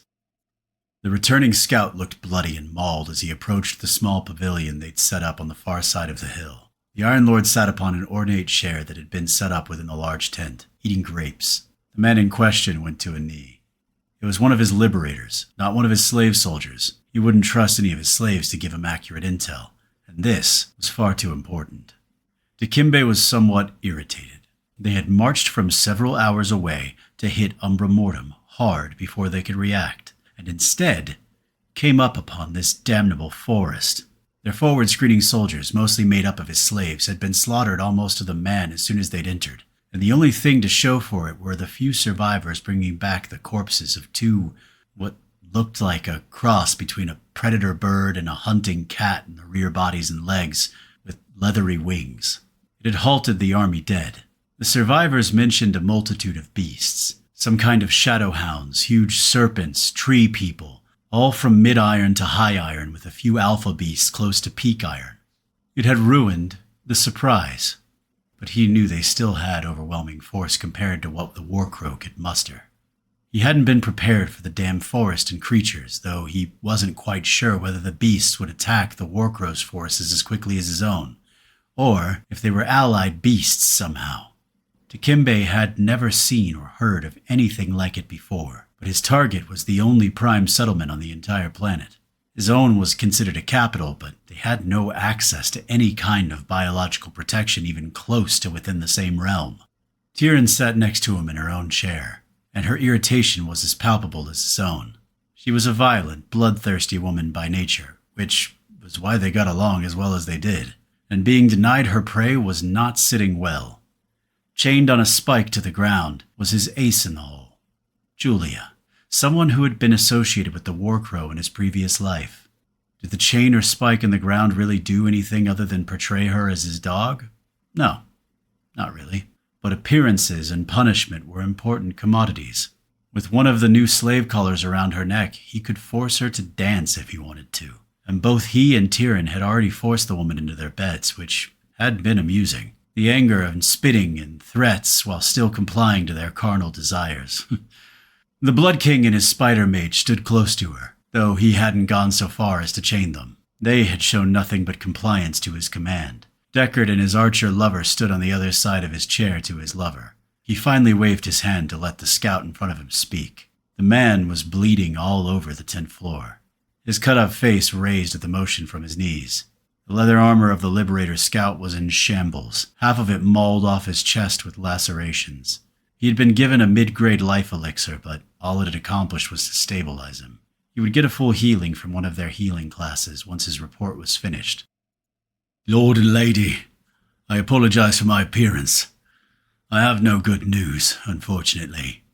My team and I traveled the entirety of the perimeter, and there are no gaps in the line of trees that we could find. It completely encircles the target. Our commander decided to test our luck in infiltrating the forest and inserting ourselves into Umbra Mortem itself, against the arguments given to dissuade him. We all have at least rare-ranked stealth, but made it no more than a half-mile before we were under assault by an entire pack of the creatures, whose corpses you have already seen. The strange bird-like things. We killed many, but they just kept coming. There had to be at least 30 of them to begin with, but the longer we were enmeshed in the brawl, the more that came out of the woods to our location. I was lucky to escape with my life, and only did so by making it past the tree line. They are either incapable or choose to not cross out from the woods. He bowed his head, knowing his life might be forfeit for his failure. Dikembe approved, for he was not one to believe heavily in mercy, and failure was antithesis to everything he stood for, but also knew the morale currently of his soldiers were low. They'd shown up, marched hard, expecting to be storming walls when they arrived, only to come across a beast-riddled forest of shadows and darkness. If he killed this man for failing to find a way in, or having any useful intel about the woods his entire army had not yet breached, the morale would plummet. The Iron Lord was many things: vicious, demanding, bloodthirsty, but stupid was not one. He dismissed the man with a wave of his hand, and with a brief glimpse of shock, the man scrambled out before he found out if his survival was an illusion. He turned his head towards his woman. She looked irritated he hadn't killed the man, which brought a smile to his lips. The woman could get upset for demolishing his desk and then turn around and be just as irritated that he showed mercy. What a wonderfully complex creature. He forced his thoughts away from wanting to fuck her right there, to the more important matters at hand. I believe we have no choice but to attempt to carve out our way through the forest to get our prize. He cast his gaze to her, and then to the other side to Deckard. Any alternative suggestions? Deckard, as usual, showed no propriety when addressing them, and someday Dikembe would call him to task for it, but another part of him appreciated the man cutting to the chase, without all the ass-licking. My first suggestion would be for us to retreat and come back another time with better preparation now that we have more intel. But, knowing the esteemed audience to which I pander, I know you will not take that suggestion, so my next would be to take any of our mages that can control or create flames and see how burnable these woods are, including the lady sitting at your side, though, with the size of the forest, that would be a long wait, as we could not move forward into a burning forest, unless we wanted to lose half our own forces to such a conflagration. My third option, and the most unappealing, for obvious reasons, is what you mentioned. We push with a full assault through the forest, and then throw our predations upon the morsel you so want. Issues there being our line of retreat would be right back through the slaughterhouse we waded through. In addition to, we have no idea how many actual beasts populate those woods. The one piece of intel we have inferred that is useful is the beasts seem utterly confined within the forest. So, if we have managed to push through it, I do believe it wouldn't be able to leave its confines to attack us from behind, in the midst of assaulting the walls of Umbra Mortem. Just as he finished, the second of his suggestions became moot, as out of nowhere a storm started up like a tornado, and in a flash, a heavy downpour began directly over the woods, lightning along with dark gray clouds emerging as if fueled by magic itself, which was probably the truth of it. Dikembe groaned. This entire debacle was unattainable, and now Add in some fierce magical storm emerging out of nowhere, and everything he envisioned with this sojourn looked to be sitting in a pile of shit. He took a breath, coupled with a low growl of frustration. He hadn't gotten where he had in the old world, or this new one, Erebus, without knowing when retreat was the only viable strategic choice available. Having said that, this was the first time within this new world he'd had to do so, and it was a bitter pill to swallow. If this was what the difference was between a capital settlement and a prime settlement, he knew one thing: he wanted it. Regardless of what Deckard thought, he was not so bloodthirsty that he was incapable of tactical retreat. He would learn, adapt, and increase his strength, both personally and his forces, until it didn't matter what defenses the place sported. The next time he came for the War Crow, he would be ready to finish it.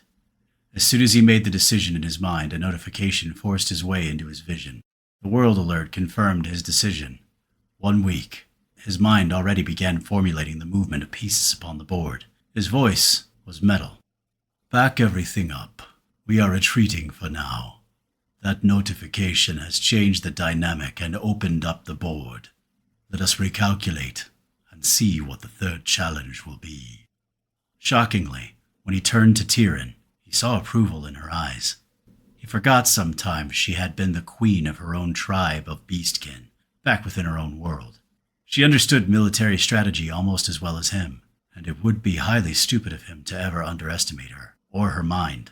The order spread outward quickly as his entire army began preparations to move back to the portal, and onward to the Iron Church. The Iron Lord stood and pointed his maul towards the fortress, and the idiotic attempt at subterfuge with the drones, which had been spotted by one of his stealth classes as soon as they appeared, and reported in a system message. His maul shifted to the 2 strange towers that lifted up to the sky above the damnable forest, then directly down to the closest drone. It was a promise. Umbra Mortem. Erebus. Gideon snapped back to his body and realized Lysana was holding him up. A couple breaths and he was able to stand on his own. A couple more, he opened his eyes with a small whiff of dizziness. The doors to the room once more blasted open, and Danny, with a mask on and in full armor, along with Jimmy, his sentient stone above his shoulder, came pouring in. They looked a bit out of breath, telling him how fast they had moved, since he'd only been gone a couple minutes in his spirit travel. Jimmy nodded. Apologies on behalf of Allura. She asked me to convey that on pain of death. She wanted to join us, but she is due any day. We had a quick conversation, and luckily, she listened to reason. Lysana snorted, and Gideon could imagine how that conversation went with the very violence-oriented Allura. He just gave a nod, then turned to Varasa. It's the Sanctum, led by the Iron Lord himself, along with his elites and an army of thousands to our northwest, and he has 2 people enslaved that I had hoped were dead in the sweeps of the mobster and his angel. Lysana growled, claws sliding in and out, knowing who he referenced without any other information given. The Blood King and the Spider Bitch. Gideon nodded, and he could see the volcanic anger out of his paramour. Even though she never said what they exactly did, he was pretty sure they tortured her to some degree. They just had a healer there, healing her again and again. And for that, he was with her 100% about taking him out. And in fact, now knowing they were alive, he added them to the promise of death, and got a notification dinging in his head, letting him know that would be the case. He still hadn't added his grandfather to the list for some reason. Something held him back, but the mirrors and memory trial within the darkest dream had brought it back to the fore with a vengeance. His train of thoughts were interrupted by Varasa, who was standing near the communication center gazing at the main screen, which was showing a multitude of screens, all of which seemed to show traversal through the shadow moon, periodically catching one of the beasts moving through the trees.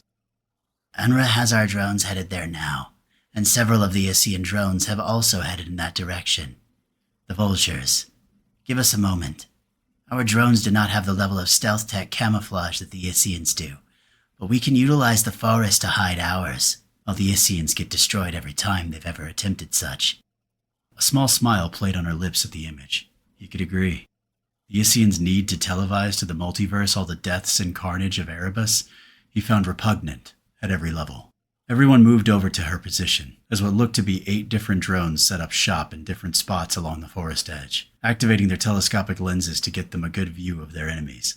Their leader and his entourage seemed to have retreated onto the other side of the hill. The soldiers that were visible were building a very basic palisade out of cheap-looking wood, but otherwise, no movement. His eyes scanned a couple of the other cameras, and one caught several corpses at a tree line, a couple of which were already being pulled deeper by a few shadow hounds. He assumed there had to be more than what he clocked, that had already been taken for supper. At least they all held sanctum symbols, and no slave collars from what he glimpsed.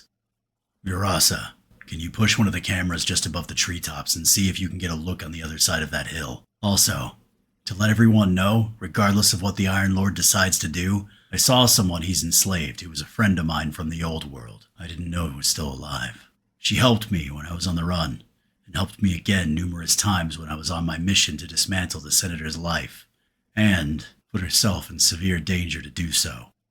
His team clocked the meeting when he said it, and all of them nodded, checking their gear. He sent a party message. Go through your notifications from the dungeon and take care of all your level ups and any loot, if you got it. A warning, the Shadow Board interfered there in the end to make sure we won and lived, and I'm pretty sure he and us are going to get penalized for it, so don't get too pissed off. This is directed mostly at Lasana and Ari, if those penalties include loot.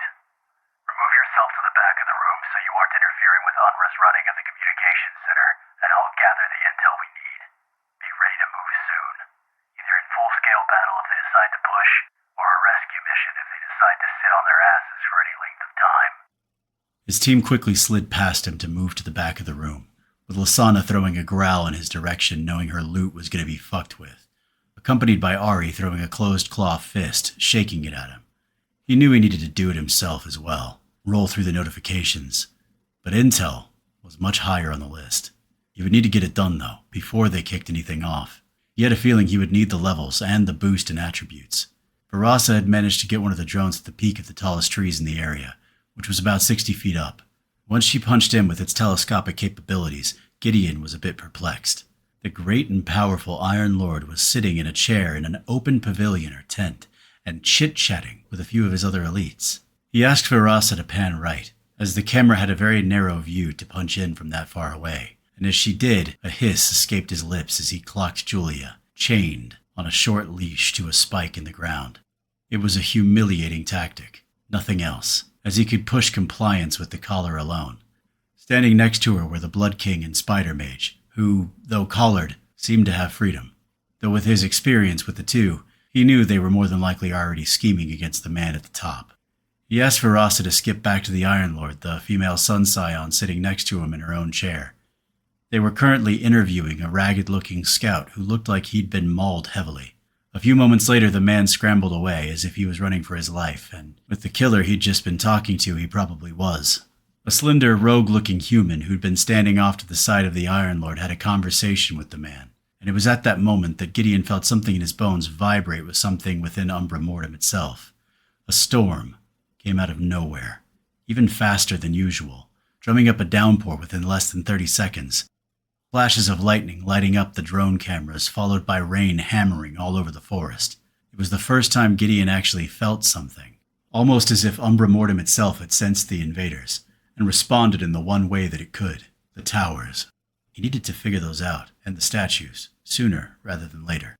As usual, the storm ended at the boundary of the forest, which was now extended miles upon miles circling the settlement. The part near the city ruins was only a few miles short of the first buildings, which also ended up a major source of food for the denizens of the forest, as the never-ending beasts of the ruins occasionally adventured into its depths. A notification shoved itself into his eyes. World Alert! The second challenge, Dungeons, completed.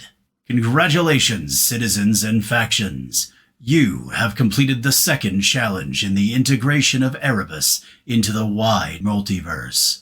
Only one left to overcome, but it will be the most difficult. There will be deaths, murder, betrayal, and the strong shall rise on the back of those that weren't. It shall be exquisite. Before the final challenge is revealed, you will have another opportunity to immerse yourselves in the time-honored tradition shared regardless of societies one is conversing about. Politics. Yes, it is that time again.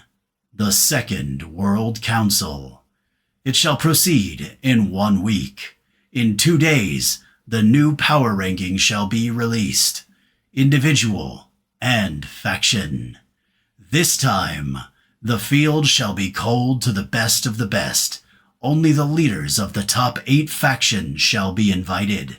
As per the first such opportunity, the leaders invited shall be allowed to bring 2 advisors.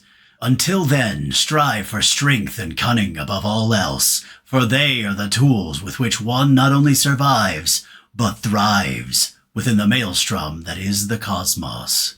Addendum. Rewards for the second challenge will be faction-based, due to irregularities in finishing the second challenge, and the interference by the divine known as the Shadowborn, on behalf of the leader of Umbra Mortem, the Warcrow. All individual rewards shall be removed. Feel free to give him your regards for the loss.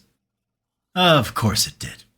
The Prime Avatar could even say it was not purposefully attacking him, as he and the Shadowborn did it to themselves. It just decided to let everyone know, and it removed everyone's individual awards for the overall challenge instead of just theirs. The personal punishment, if according to Lasana was their loot being stripped, was another thing, but again, self-created. He wasn't going to regret it. He knew the Shadowborn at least enough to know that he wouldn't have interfered unless he absolutely felt that he had to.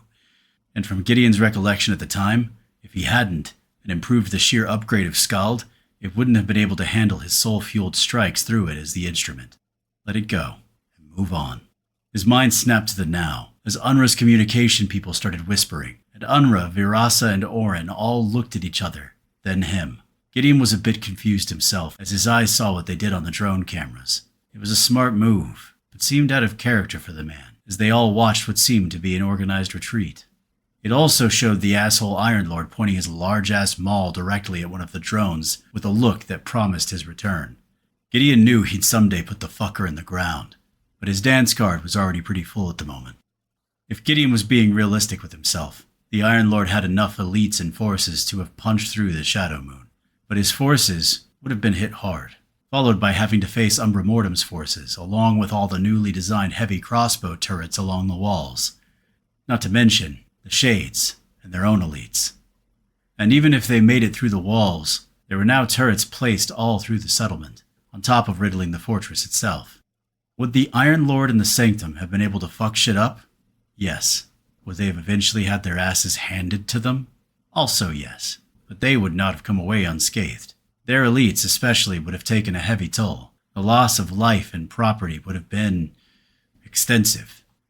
The Iron Church had far more elites as far as intel indicated, but they'd severely underestimated the defenses of Umbra Mortem and looked to have no clue about the Shadow Moon. It made sense based on where they landed. Dictating all their intel probably came from the Blood King and his people, who never got within visual sight of the settlement. He turned to give his team orders. He was happy they were retreating, but he still had someone to rescue.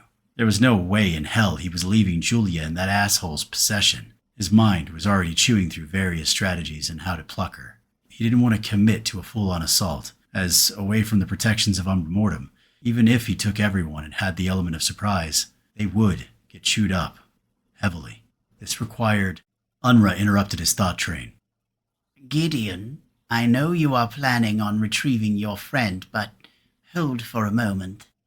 Her eyes seemed to be looking at a settlement interface, and then she walked over to the communication center, leaning in front of one of her specialists to play with the screen for a moment, then turned to him with a smile. Our portal just activated multiple times. The first time several minutes ago, and the last time within the last 30 seconds. Combined with a grin. Did you send out some messages, Unra? He felt Lasana pop up next to him with a whisper. The fucking system took my loot, Gideon. We are going to be having a conversation later. My loot, Gideon. Headache incoming. Unra's smile got bigger, but then closed when he turned his eyes back to her. I did send a few missives, Gideon. When the alarms were ringing and you confirmed who we have at our doorstep, our friends seem to have responded more than I hoped. Ezekiel is currently headed toward the gate with 100 of his elite conclave soldiers, and he will be joined soon by our newest arrived guests, Mr. Marcos and Lashir have arrived with temple forces. Gideon's smile matched the one that lit up again on Unra. Then, Lasana blared in his ear. The beast of the fucking sands?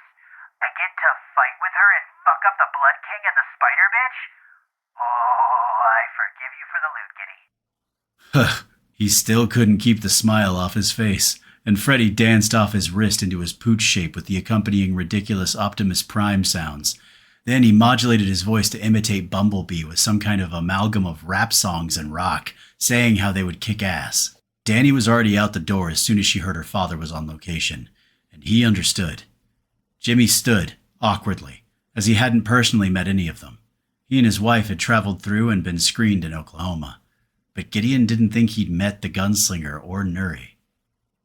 His mind was already encompassing the variables, and a plan began to form. Julia, we're coming for you.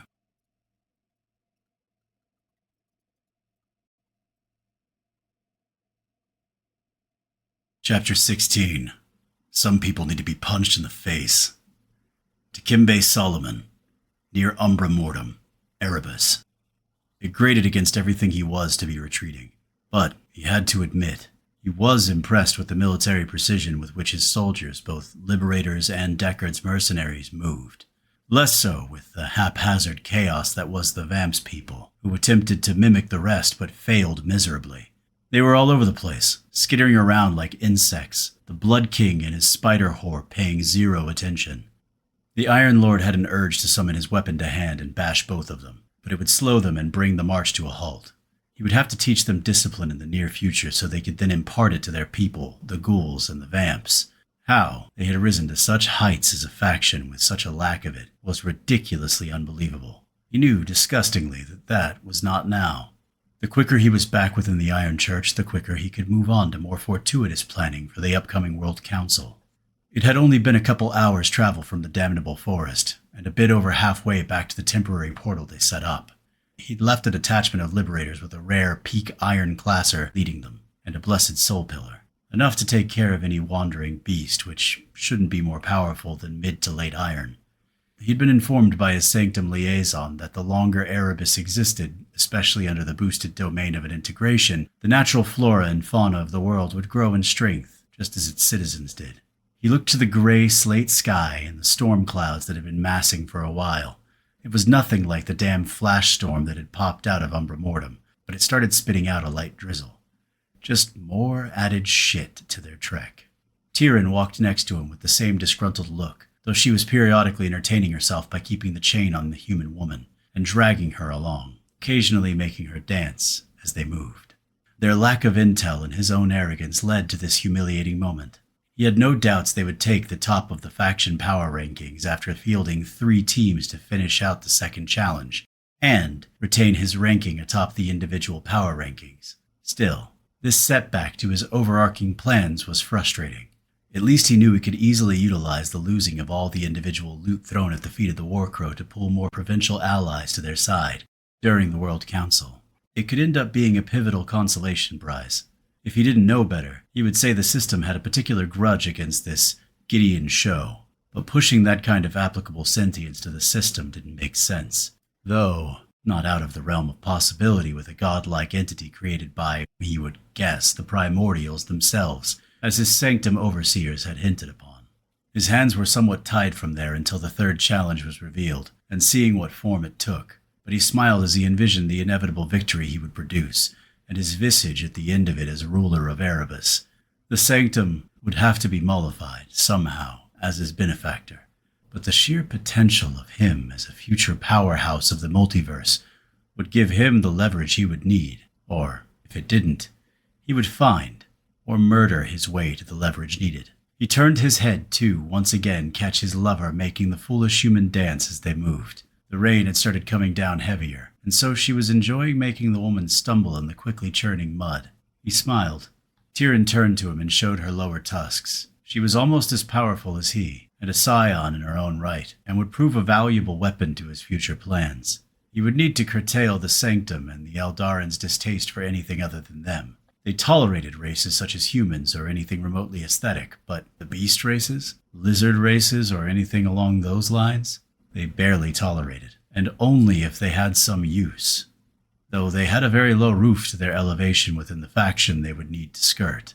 Her status as a scion should help ameliorate some of it. He called Deckard to him, who had been walking with a cadre of his mercenaries, including the archer woman Dikembe was becoming very unfond of, with her side glances and scowls when she thought the Iron Lord was unaware. He was getting the feeling that soon there would be a clash with his mercenary commander, and the new compliance-enforced slave collars would need to be applied to him and his forces. Deckard shifted towards him after a slight delay, with one of his toadies in tow. If he remembered correctly, a mage type of the Nature Soul Pillar, a druid type, some small healing and ability to animate wood. The one large advantage Deckard brought was Dikembe didn't need to just throw away people he found with potential as combatants from foundationals other than the Celestial, and skirt the hard and extremely unintelligent and limiting rules of the Sanctum.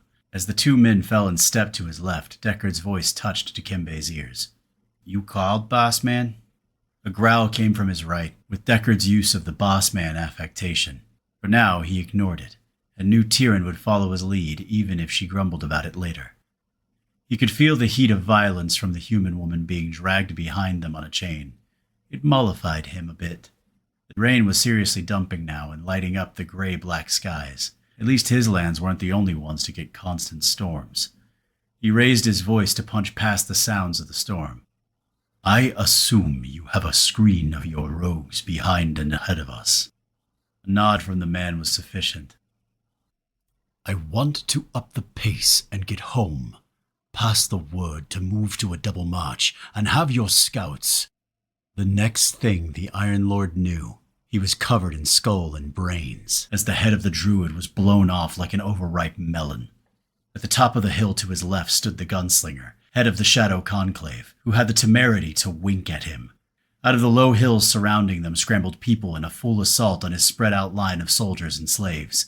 A quick scan of his told him the Shadow Conclave was joined by what appeared to be not only people from the temple, but led by the traitorous angelic scion and the ex-mob enforcer who had been so brazen at the World Council. And then, the Warcrows people, with a whole contingent of fighters out of Umbra Mortem, including his personal team and his she-beast Grave Scion, which made the Blood King flinch. Though, his perceptions didn't pick out the man himself. Dikembe knew he was around, just as he knew he was the scion of the Umbral, which meant he was hiding. During his quick scan of what they faced, he'd been focusing, and within a few seconds, as his forces were being overwhelmed from the ambush from every side, his maul slapped into his hand, and his blank-mirrored mask to his face. Tyrion had already thrown a bolt of solar fire, immolating a group of weaker-looking attackers, though, in his assessment of the forces against them, the weaker ones were few and far between, and mostly from Umbra Mortem with a crow and dagger symbol. Most arrayed against them were the elites of the respective organizations. A wave of orange and red energy wove itself over the immediate battle, and he didn't see any immediate effect, so he ignored it. The Iron Lord's voice hammered out across the field, over the storm, bringing an instant level of focus and organization to his soldiers. They still vastly outnumbered those against them, and the numbers would begin to tell the longer the bloodbath continued. His eyes opened a bit in confusion, as he began to see many of his soldiers acting strangely, uncoordinated, slipping in the mud, missing easy strikes. He was about to bark out orders when something hit him from his blind side, sending him skidding across the ground on his back. Who the hell was that? He would crush their skull for the temerity. He looked up to see the mobster 10 feet away with a blade shivering in purple-black energy, and some kind of pistol in the other he seemed to be whispering to, and a huge grin on his face as he stared at Dikembe. His voice held a thick New York accent. "What's up, fuckface? I've been looking forward to getting a piece of flesh off your ass since you sent fuckers after my woman. My queen. You get who the fuck I'm talking about. I'm gonna show you ain't the biggest dog in the fucking block, 'cause you're looking at him. I warned yous what would happen if you fucked with the Warcrow. You're about to find out." The Iron Lord smiled under his mask. He planned on slaughtering them all, starting with this uppity mutt. Gideon Show, the hills outside of Umbra Mortem, Erebus. They were primed and ready. The storm above and heavy rain would help their mission. The flash storms out of his home were limited to the edge of the forest, but the entire area had constant storms, which he was glad of in the moment. Gideon brought up the raid chat, which luckily they were close enough to Umbra Mortem that it could be utilized. Remember, people, follow the plan. I know we all have agendas and scores to settle with the various assholes out there, but that is not what we're here for. This is an extraction only, period, full stop. Do not for one moment forget that objective. This is especially for you, Mr. Marcos, and for my other half, Lasana, as well as for the Beast of the Sands. All three of you have a passion that is undeniable, and usually in a fight a plus, but in infiltration and extraction, not so much. So show me discipline out there, people. Just as Varasa and I dialed it up, our forces will pull a lightning assault while our elites hit theirs, as stated, and I know I already went over it, but again, one last time. Lasana, Ari, and Lady Adari, as well as Dory on the Blood King and his pack, the gunslinger Orin and Danny on that mercenary and his entourage, and that leaves the Iron Lord and the Sun Scion, Marcos, Jimmy, and Varasa. Remember, as soon as I have our target and give the signal, everyone retreats. End of story. No delays. I want as few casualties as possible. We all know the third challenge is at our doorstep, and I have no doubt we will need everyone to survive it. Any questions? There were crickets. Lasana clamped her hand over her face to stifle the snort, and then sent a private message. You've gone over it 10 times, Giddy. Let it go. Everyone's ready, and our targets have slowed down to chit-chat. This storm helps us. Let's get to it. I want a piece of that fucking blood douche. Gideon sighed, holding his head. He had to admit he was on edge. After losing his uncle, Julia became a symbol to balance the scales, to save her when he could not save him. It was stupid, he realized. Ridiculous, even. One didn't equate to the other, but still, it changed nothing from within his mind, even though it didn't make sense. His logic center said differently, but as usual, it was his gut that led him to think this. Varasa had made most of the plan, as she had been the military strategist for an army that had been outgunned, outmanned for longer than he had been alive. The same reason she was the military commander of Umbra Mortem. He tweaked it a bit, as far as how the teams of elites were made up. Knowing Lasana would rip his balls off if he hadn't allowed her to go after the Blood King and have the Beast of the Sands at her side. But otherwise, it was Varasa who dialed the phone. He respected her military mind greatly, especially after dealing with the loss of Iona, who'd been at her and Orin's side for decades. And yet still, there had been no hesitation, no emotions tying up her mind, unlike him. He'd leaned over the rise of the hill they were set up on, clocking the Iron Lord just passing the kill zone with his forces spread out in lines behind him, stretching out over half a click. He had his stealth going, with Ysara pulling every shadow she could to boost him, which, in a gray slate sky and fierce storm, was a lot. She was going to be key to pull this off, along with the new tricks she'd learned. Orin had given a temporary runestone to break, giving those that had none, or weak versions of night vision to help them. The Sanctum's desire to exclusively use celestial soul pillars minus their slaves would help. The soul pillars under that foundation were not known for night vision or stealth. He hesitated, knowing as soon as he gave the order people were going to die, all for a friend he thought long lost. He could justify it with they were freeing a slave, but he knew that was hollow. They would lose people for this. Hopefully not many, but far more than the one life they saved. And she was just one slave, out of thousands upon thousands. And it wasn't just the Sanctum and the Iron Lord who participated in the act of making and keeping slaves. The Senator and his UCE, the Abyss, and who knows how many smaller factions. It was the one thing he did give a nod to his grandfather. Who would have thought a faction made up of mostly criminal organizations wouldn't believe in utilizing slaves, and had more honor than the factions made up of politicians? The only way it would be fixable, if at all, was to win the throne of Erebus and have the faith of the allies they had built, which had to include multiversal factions, were enough to keep it. Then clean house, and make rules for what was acceptable upon the planet, and have enough strength to enforce it. He sent the order, took a deep breath. As the majority of their forces exploded out through the rain, and the gunslinger kicked it off, Gideon waited, even though every part of him wanted to explode into action beside everyone, reaping lives for all the atrocities the Iron Lord and his Iron Church had committed. But he knew the plan needed him to wait. It was his job to extract, as he was the only one who could quickly break the slave collar off Julia and prevent them from ruining the entire effort by compelling her to fight. Orin could do it, but it would take him a lot longer. The advantage to Gideon of doing it on instinct and having his cheat code with his runic sight. He also had the feeling his shroud would play a part, which he didn't have the last time he'd broken a collar. At least, in what he was planning. The sounds of war were so fierce, with so many abilities being thrown all over, it could easily be heard above the thunder of the storm. It lit the landscape. Various types of flames, ice, eldritch, and a myriad of other worldly expressions of magic. Soon, screams of heavy injuries and deaths started rolling across the landscape, and he knew it was time for him to move. He stayed low against the ground and slipped over the crest of the hill, and took in the utter chaos.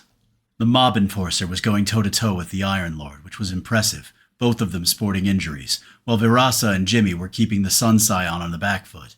And, across the field, he saw Lasana, in her panther form, chasing the Blood King, keeping him stumbling to escape her as she roared a bloodthirsty vengeance, and looking as if she already got a piece of it as the vampire limped away from her. The ghostly spiders and their mistress were being kept on their toes by Ari in her tanky form, while a multitude of their ghouls and vamps that were attempting to protect them were being eviscerated by the beast of the sands and her inflamed dual-bladed stave.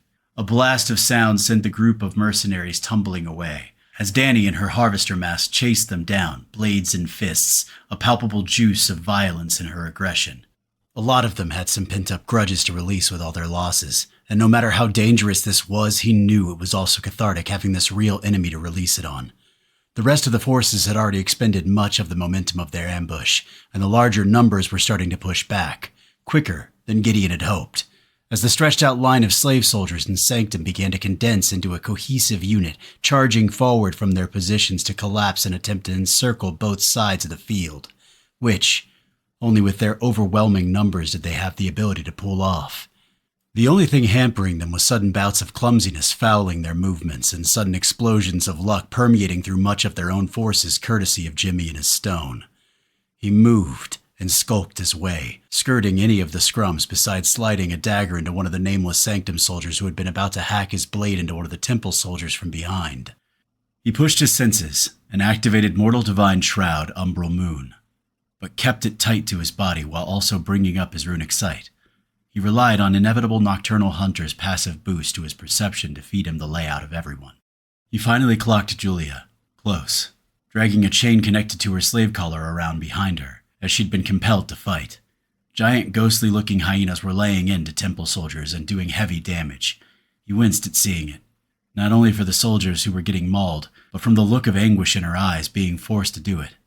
He pulsed to Ysara what she and him had conversed about, something they hadn't tried, but she said she could do. It should also alleviate some of the pressure all of their people were beginning to feel.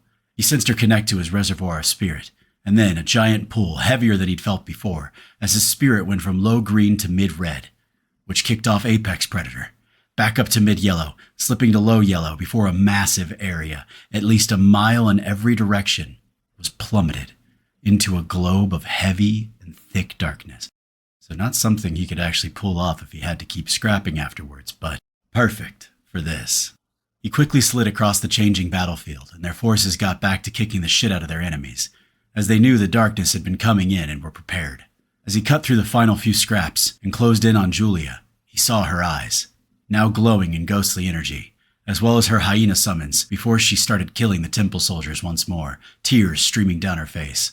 Gideon activated Birthed of the Eternal Eclipse, shifting to shadow as he ran right through her chest, leaving a flash of creeping frost, slowing her movements as he materialized, his hands grasping the slave collar as his voice hit her ears. The rain was beginning to turn the field into a mud pit, and combined with the magical darkness, the brawl was becoming a mess. People pushing through the mud, and unless they had a high agility build, slipping all over the place. "Julia, it's Gideon. Do your best to fight the compulsion. I'm gonna get this collar off of you, and then we get the fuck out of here." Her body went rigid, but he was behind her so couldn't see her face, but could tell she was doing her best. And whatever was going on, her hyenas had dissipated, which was a step in the right direction. The lifeless bodies of the temple soldiers sent a dagger into his chest. He dropped into his runic sight, utilizing his shroud to not only boost the strength of his sight, but also its speed, and hoped keeping most of his body as shadow would protect him enough from the huge two-handed bastard sword in her hands. To make sure, he slid his free hand into her chest to increase the amount of frost permeating her frame. He knew it would cause pain, but better than letting her take free swings at him, and the pain might help with interfering with the compulsion. Here it goes. He dropped his spirit into the runes of the collar and whispered to Freddy to keep her distracted if he attempted to attack, but to try not to hurt her. Of course, Gideon. There's been enough loss of family already to add to it. Having looked at your history in the beginning, I understand how important this woman is to you. He was already delving into the collar, so only partially heard his buddy's words, but did note another twinge of the body in front of him at Freddy's declaration. His mind spun around the runes and realized they were far more complex than the one he'd broken around Lasana's neck, and the one around his own. But he was also stronger and hadn't had his shroud back then.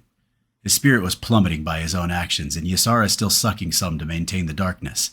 He needed to make it quick and dirty, as even with the darkness his people were dying, and those of the temple and the conclave. He pushed all his will between the small slips of space between the runic structures. Underneath them was where he knew he needed to go, his mind feeling a main rune that powered the collar, a rune utilizing the system's clear white runic structure. It let him know the collars were made by the system and may be altered or manipulated by the consortium craftsmen. He pushed his runic sight, following the thread between the power source and the rest of the runic structure. This was the tough part. If he did this wrong, it could blow up and take Julia's head along with it. Within his shadow form, he would probably survive, but every sacrifice they made to pull this off would be wasted. He felt, through his physical hand, her body tensing, ready to twist around with that blade. She was losing the fight. And even with his other hand within her back, pulsing continuous frost and slowing effect, it wouldn't be enough if she got serious about hurting him.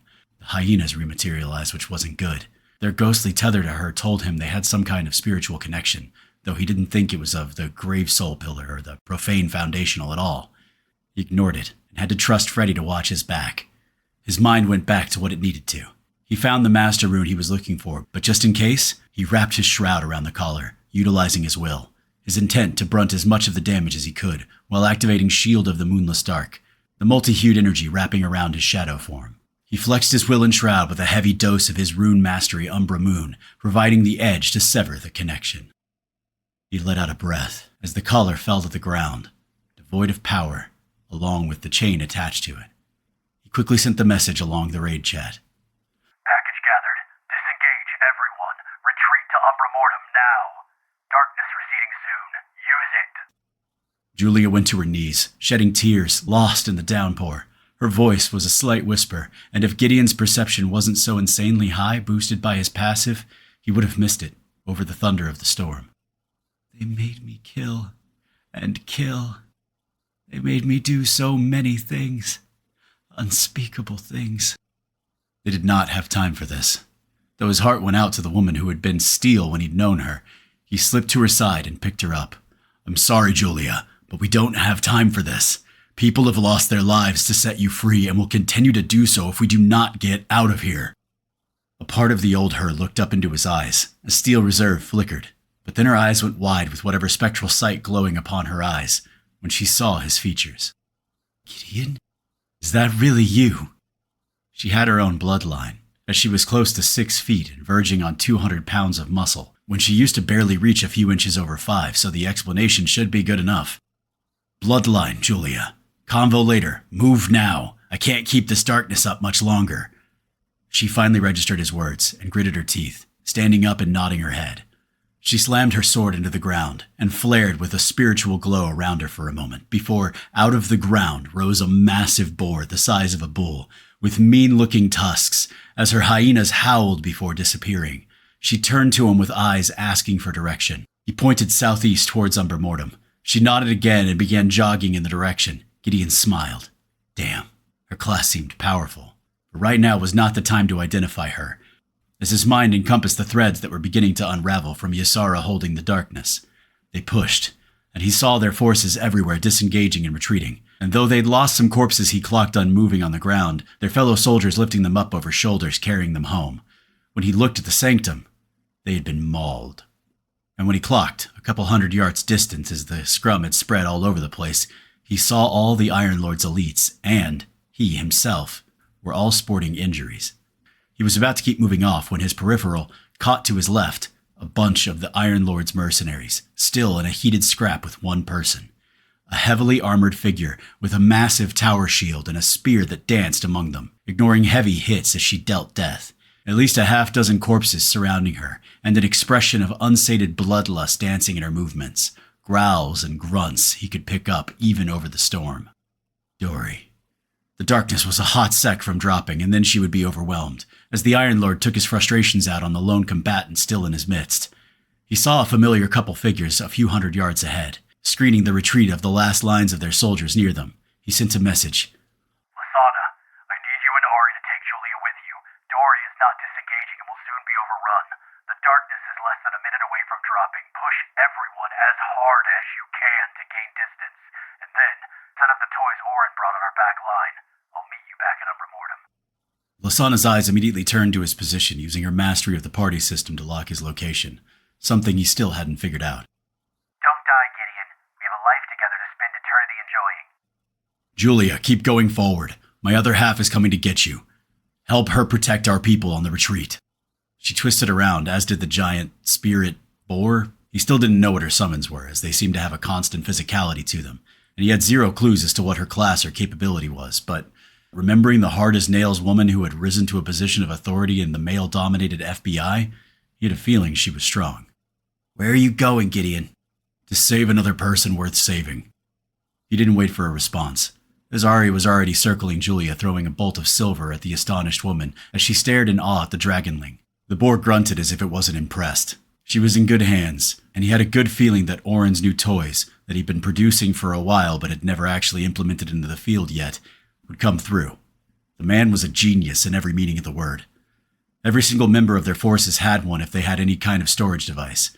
They wouldn't last long, but should be long enough to screen a successful retreat, especially as each separate force was told to peel off in the direction they attacked from, giving the Iron Lord multiple directions he would need to chase. He did something he hadn't been able to do in a while, activating Nocturnal Embrace of the Crescent Shade, slipping through the umbral, hoping neither the Shadowborn nor his parents decided to have a convo, and breathing heavy when he popped right next to Dory. His poniards leapt to hands, blocking the blade of a descending longsword from a Sanctum soldier, before investigation and intuition locked the open space just above his breastplate as Gideon spun, landing his right blade into the side of the man's neck, a fountain of blood geysering out as his left twisted the man's blade into the ground. Before anyone else could attack, including the enraged Dory, he pulsed Ysara to let go of the darkness and his spirit, as he sheathed his blades and grabbed her arm before tossing out Nocturnal Embrace of the Crescent Shade again. He moved them as far to the south as he could visually see, which was about a half-mile through a screen of the loose trees on top of a small sloping hill. The storm kept pounding the land in a heavy downpour, moving them from one sluice of mud to the other. He pulled the still growling Dory down the backside of the hill, taking them out of the enemy's LOS before dropping all three of Orin's toys he had on him. The Iron Lord. The hills outside of Umbermortem. Erebus. The Iron Lord looked up from his back as the infernal darkness finally dissipated. His senses told him the forces arrayed against him had retreated, and with a moment of focus his mask went to his storage. His fingers went to his shattered nose. The man had headbutted him. Headbutted him while saying something about deserving a nutter, and some inane ramblings about fuck you fighting. He got to his feet, wincing a bit, at least a few broken ribs. He cleared his mind with the use of an Inquisitor's sanctity, cleansing all status effects, which included the mind-clouding one the man's strange pistol elicited. One of his Sanctum soldiers approached to say something, and was gifted with his head exploding from a violent backhanded swing of the Iron Lord's maul. The headless body collapsed to the ground, as a river of blood shot out to the left. It made him feel a bit better.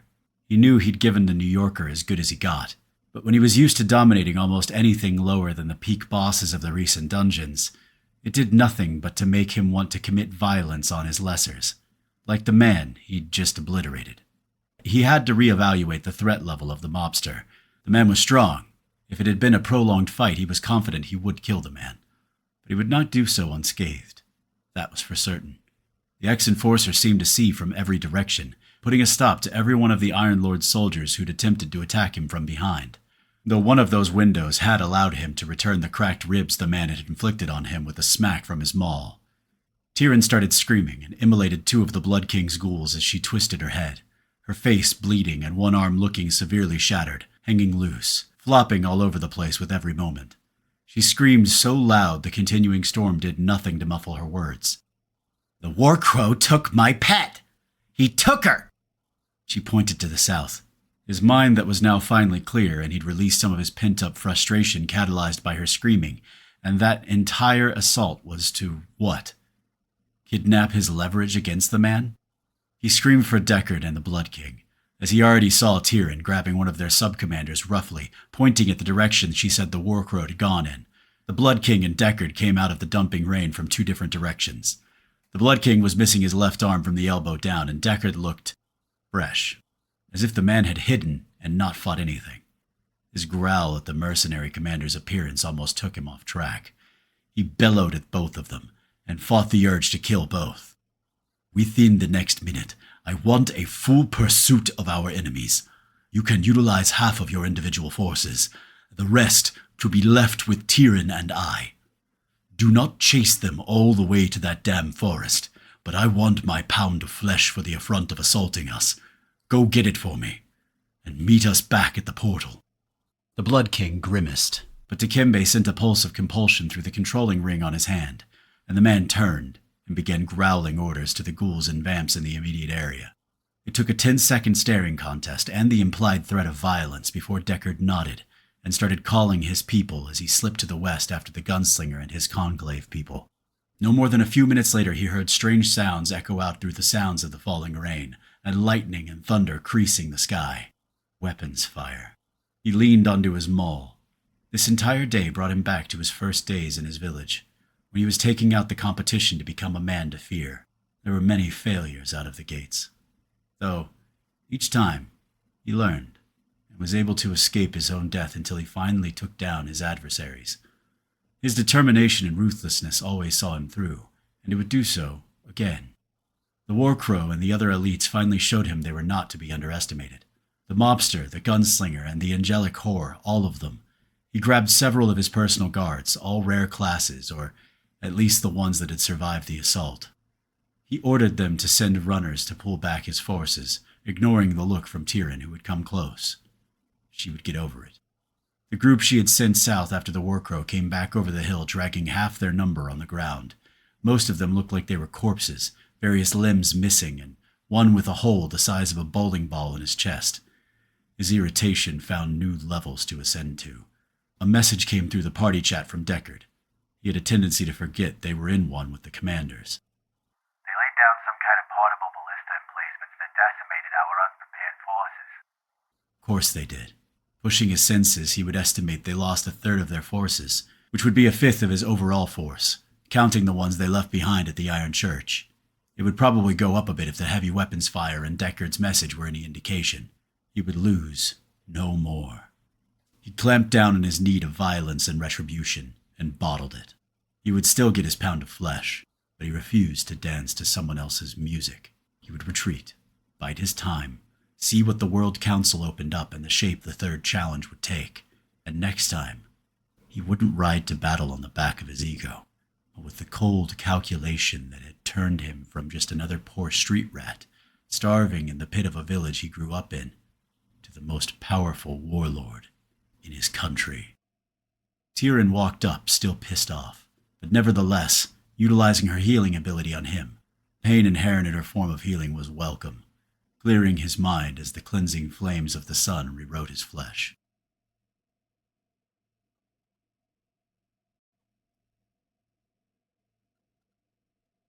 Chapter 17. Recovery, Funerals, and Remittance. Umbra Mortem, Erebus. Gideon sat, cross-legged on the roof of the fortress, eyeing the rare clear skies at the 3 moons decorating the sky against a blanket of stars. It had been 3 days since they had been attacked, followed by ambushing the Iron Lord on his retreat and saving Julia. The day before had been the funeral for his uncle and Iona, and all the others who had laid down their lives. Unra had used BP to create a monolithic statue halfway between the gates and the fortress, just outside the training centers. It was beautiful. It depicted a squatting Marcus, cloak and hood up, eye patch peeking out, his hooked daggers in hand. And above him, Iona, glaive held above her head as if to strike in her immaculate armor, face bare, her shadow features prominent. It was awe-inspiring, as was the huge plaque at the base. The statues were a good 20 feet high, and the plaque a good 8 feet at the base, with a lot of names etched into it. All the people of Umbra Mortem who had given their lives to protect their home. It was beautiful and sad. Something happened that hadn't when his uncle had first appeared. So caught up in him showing up and his expressing his need to make up for Gideon's childhood, it had elicited nothing but warmth in his chest and a fierce need for his family, for the last of his blood. Now that he was gone, it was drumming all the memories as a child he'd let go of years ago. All the times he'd felt so alone, and yet his uncle acted as if he hadn't existed. Sitting in front of a TV with his alcohol, silent. How many times did he sit in his room, the heavy memories of the burnt-out husk that had been his home, waking up in sweating nightmares, wishing there was someone to help soothe his trembling soul. And yet no one answered the call. Each one of those moments that should have brought up bitterness were instead punched with the craggy, scar-touched face of his uncle showing up at Umbra Mortem, asking for another chance, promising he would give everything to protect Gideon. Final punch was the image that had permanently cemented in his mind during every waking moment since it had happened, being pushed aside, the flash of silver. Even knowing Marcus had been mostly paralyzed from the Eldritch Lord, how he'd pushed through to activate his ability, shoving Gideon out of the way to fulfill his promise he'd made right here on the roof he now sat. The vivid replay of the giant beast's claws sliding through his uncle's body, one claw through his skull, would not stop haunting him. It was dumb, he knew. But knowing how long they'd lived now, he'd envisioned his uncle at his side for centuries, fighting the good fight, back to back. It was utterly delusional to not take into account the constant threat of violence they walked within on the daily. To act as if any of them couldn't be taken at any moment in a sudden explosion of death. Lasana, Ari, even his little Shira, she'd been hammered. So much loss, so young. Her parents, Iona, who she'd grown close to, and his uncle, who he hadn't even known how close they'd become. He was unaware that, besides teaching her how to use her blades, his uncle often took her and Tolk to the movies, along with Danny, as well as numerous times to the restaurant. He'd always let her get whatever she wanted for dessert, according to her. He hadn't known any of it. There was always too much on his plate, too much that needed to be done. The power rankings had also come out earlier that day, not something he particularly cared about from a personal standpoint, but wasn't naive enough to not understand how critical it was from a political position, and within the systems denoting, in the end, who would rule Erebus, at least in name. Everyone was aware that even if you took up the rulership baton, wouldn't last unless you had the multiversal backing to keep it, especially when it came to Erebus, which seemed to break every record within eons of any integration in remembrance, in a multitude of avenues. Every single one of the most powerful factions in the multiverse was salivating over Erebus, and none of them would just give it up.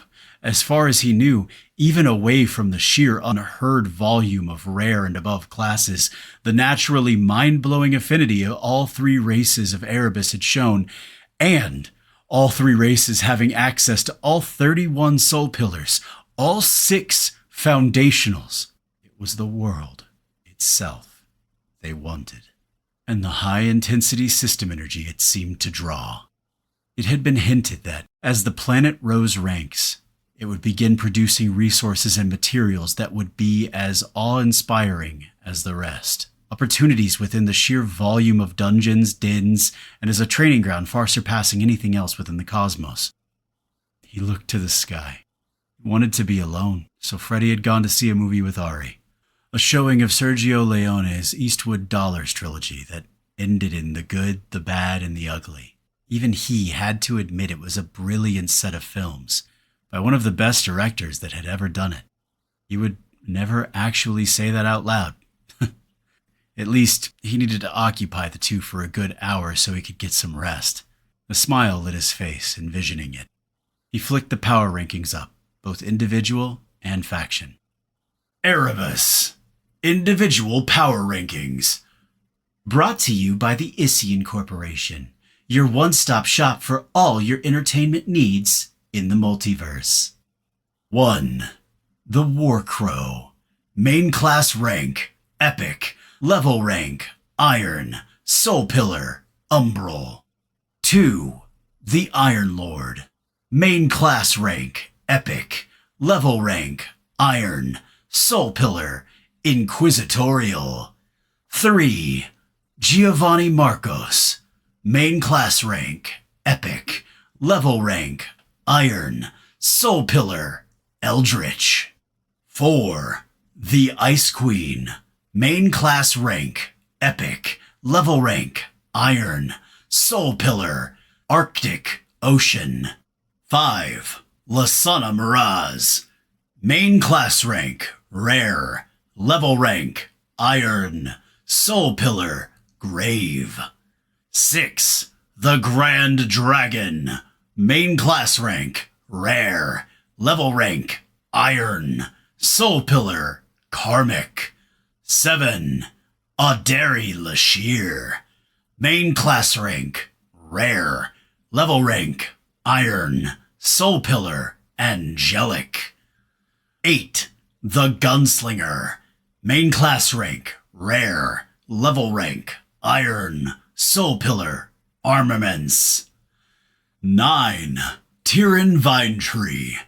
Main class rank, Rare. Level rank, Iron. Soul Pillar, Sun. 10. Iversi Patan. Main class rank, Rare. Level rank, Iron. Soul Pillar, Tempest. Erebus Faction Power Rankings. Brought to you by the Isian Corporation, the multiversal provider for all things entertainment. 1. Umbra Mortem. Faction Affiliation, Umbra Mortem, Native. Settlement Rank, Prime. 2. The Iron Church. Faction Affiliation, The Sanctum. Settlement Rank, Capital. 3. Frostholm. Faction Affiliation, The Wild Tribes. Settlement Rank, Capital. 4. New Tokyo. Faction Affiliation, The Dragon's Breath. Native. Settlement Rank, Capital. 5. Talera. Faction Affiliation, The Consortium. Settlement Rank, Capital. 6. Hellspont. Faction Affiliation, The Abyss. Settlement Rank, City. 7. Grundhelm. Faction Affiliation, The Draconian Empire. Settlement Rank, City. 8. New Washington. Faction Affiliation, United Coalition of Earth. Native. Settlement Rank, City. 9. The City of Endings. Faction Affiliation, The Endless Star. Settlement Rank, City. 10. Freeborn.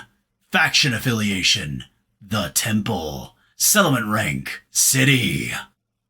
He'd been worried that the system would out his multiple soul pillars, which would cause everything to crash the fuck down, but had been hoping his path, the Primordial Bane, and its S+ ranking to cover him from the system's notice, and it seemed to have done exactly that.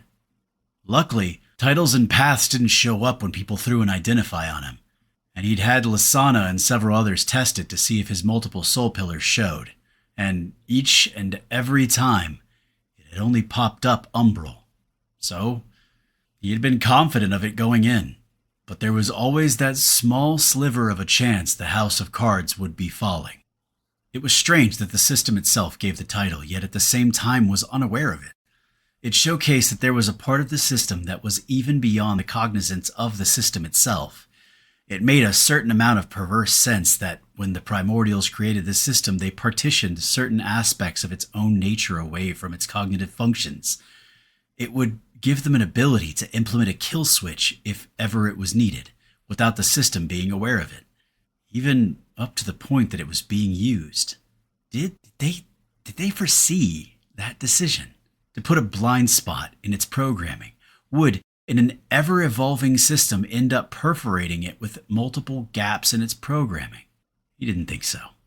On the good side of things, being placed number 1 on both lists boosted the morale of Umbra Mortem, and had been eliciting celebrations in the populace, which was beautiful, allowing them to somewhat rebound from the losses that had been relentless. To him, though, he knew, in reality, it would bring a tidal wave of new targets to them as well, and he was very much aware of that fact, especially with the ego-driven Iron Lord, on top of them giving him a mauling and his own failed attack. From all reports, the man not being first would be a hard hammer to his over-preening ego. Gideon did admit to himself he was surprised that the ex-enforcer had been able to stand toe-to-toe with the man, and realized that he had either overestimated the leader of the Iron Church or underestimated Marcos. Either way, in just the short observation of the scrap before his attention had been fully focused on Julia, he would guess, in a prolonged tussle, the Iron Lord would have proven too much. He knew the only reason he was placed above the man in the individual power rankings was due to his cultivation and the 3 soul pillars, but wasn't arrogant enough to think he could take the man in a straight-up fight. Luckily for him and his people, the attack by the Iron Church had shown him one major truth. They, and more importantly he himself, were not alone. Within moments of Unra sending whatever message she'd sent, he'd had the temple and the conclave come with an entire force, not only made up of their elites, but their leaders as well. And even more surprising, when they'd found their way back to Umbra Mortem, Unra had informed him that they'd received a message from the Ice Queen, ready to move as well. Even though she had literally just emerged from their bronze-ranked dungeon with casualties, his respect for her had risen like a locomotive going up at full speed. She'd been emotionally reeling from the deaths, and yet had been willing to drop everything, including probably her grief, to hop on over and protect the Umbra Mortem train. If they'd had her and her forces in addition to the rest, he might have decided to do more than just maul the Iron Lord. If wishes were fishes, he let it go. The despot had tipped his hand, but he knew, if and when he came again, he would do so with a lot more force, a lot less arrogance, and, if it was him, he'd be using the World Council to do what the Sanctum themselves rarely did, which was find allies. At least Gideon had come out of the whole thing, including the Bronze Dungeon, stronger. In addition, the experience granted by their participation in the second challenge had boosted them all greatly. The system had withheld loot, but not experience. The faction rewards themselves would be given at the World Council. He'd probably gotten 4 more levels from that alone, and was now level 68. The levels were coming so fast that his ability levels couldn't even come close to keeping up, and he would be stuck at the bottleneck to bronze for a bit, attempting to get them all to peak so he could transition. Still, the class levels brought attributes which, further boosted by a lot of his skills, were welcome. Looking over rankings again, he was happy for Lasana, who'd been simultaneously crowing about her rank as 5th, while also bitching and saying she should be higher and there was something wrong with the system, depending on who she was talking to in the moment. She had a unique perspective on the world, and that was all he would say. A smile lit his lips. They were so different from each other. Him always looking serious, her always cracking jokes, but it fit. And when they were in the pit of blood and battle, they were far more similar than they were different. As his eyes skimmed over to the faction rankings, He was at least happy that the Ice Queen, the Beast of the Sands, and the mobster would be there.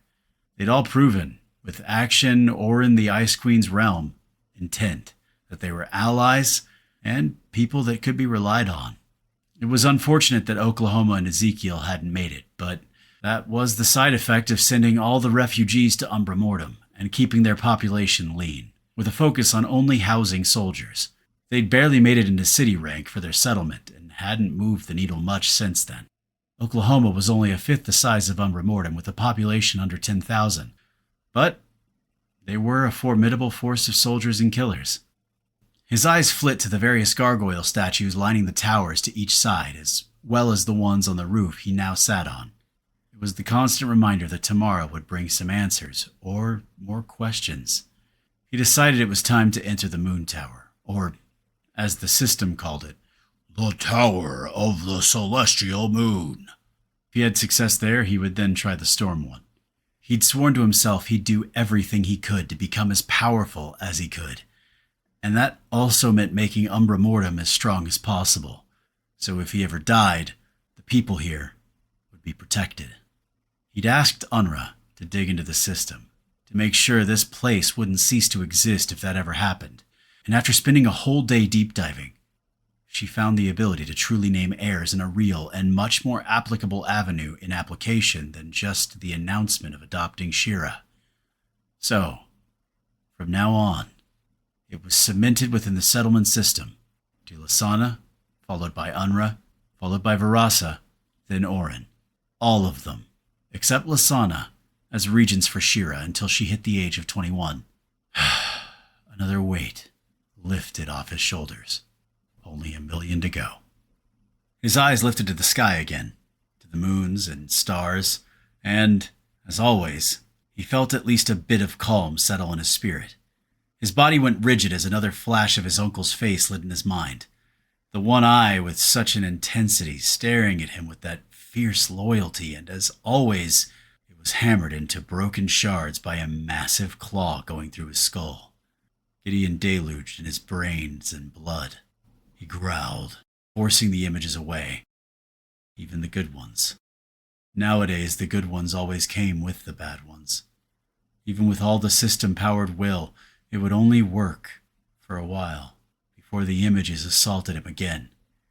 Lasana had ended up holding him every night as he tossed and turned in a pool of sweat. It created a sense of pathetic worthlessness that he could feel so weak. He'd spent a lifetime carving any weakness out of himself, and yet, again, he woke up shivering in cold sweats in her arms, her violet eyes soft as she whispered to him that she would always be there. His rock. He tossed his system template up, something to keep his mind off it all. He put his free attributes, as he'd been doing for a bit, into intelligence and potency, even though he didn't use mana, which is what they mostly were utilized for. Still, there was much he still didn't understand, and he didn't think leaving them untouched would be the right decision. He also put some into his golden child insight, while also throwing a bit into faith, as it was what gave him more spirit to use. He took a look at it, even though he couldn't bring himself to gather the excitement it would usually elicit. Name: Gideon Show. Title: Fatebreaker, Apex Predator, Forerunner, City Lord, Archon of Erebus, Champion of the Shadowborn, Scion of Fate. Age: 30. Race: Bloodline, Nocturne. S. Rank: Iron. Level: 68. Fate: S+. Foundational Pillars: Profane. She. Soul Pillars: Merged Umbral Moon, 100% affinity. Tempest, 100% affinity. Main class: Umbral Savage, Epic, Martial Spiritual, Umbral. Subclass: Lunar Hound, Epic, Martial, Spiritual, Moon. Path: The Primordial Bane, S+. Multiversal Coins, 0. Attributes: Martial, Strength, 162. 235. Agility, 450, 653. Body, 226, 328. Intellectual, intelligence, 110, 161. Perception, 252, 365. Potency, 86, 125.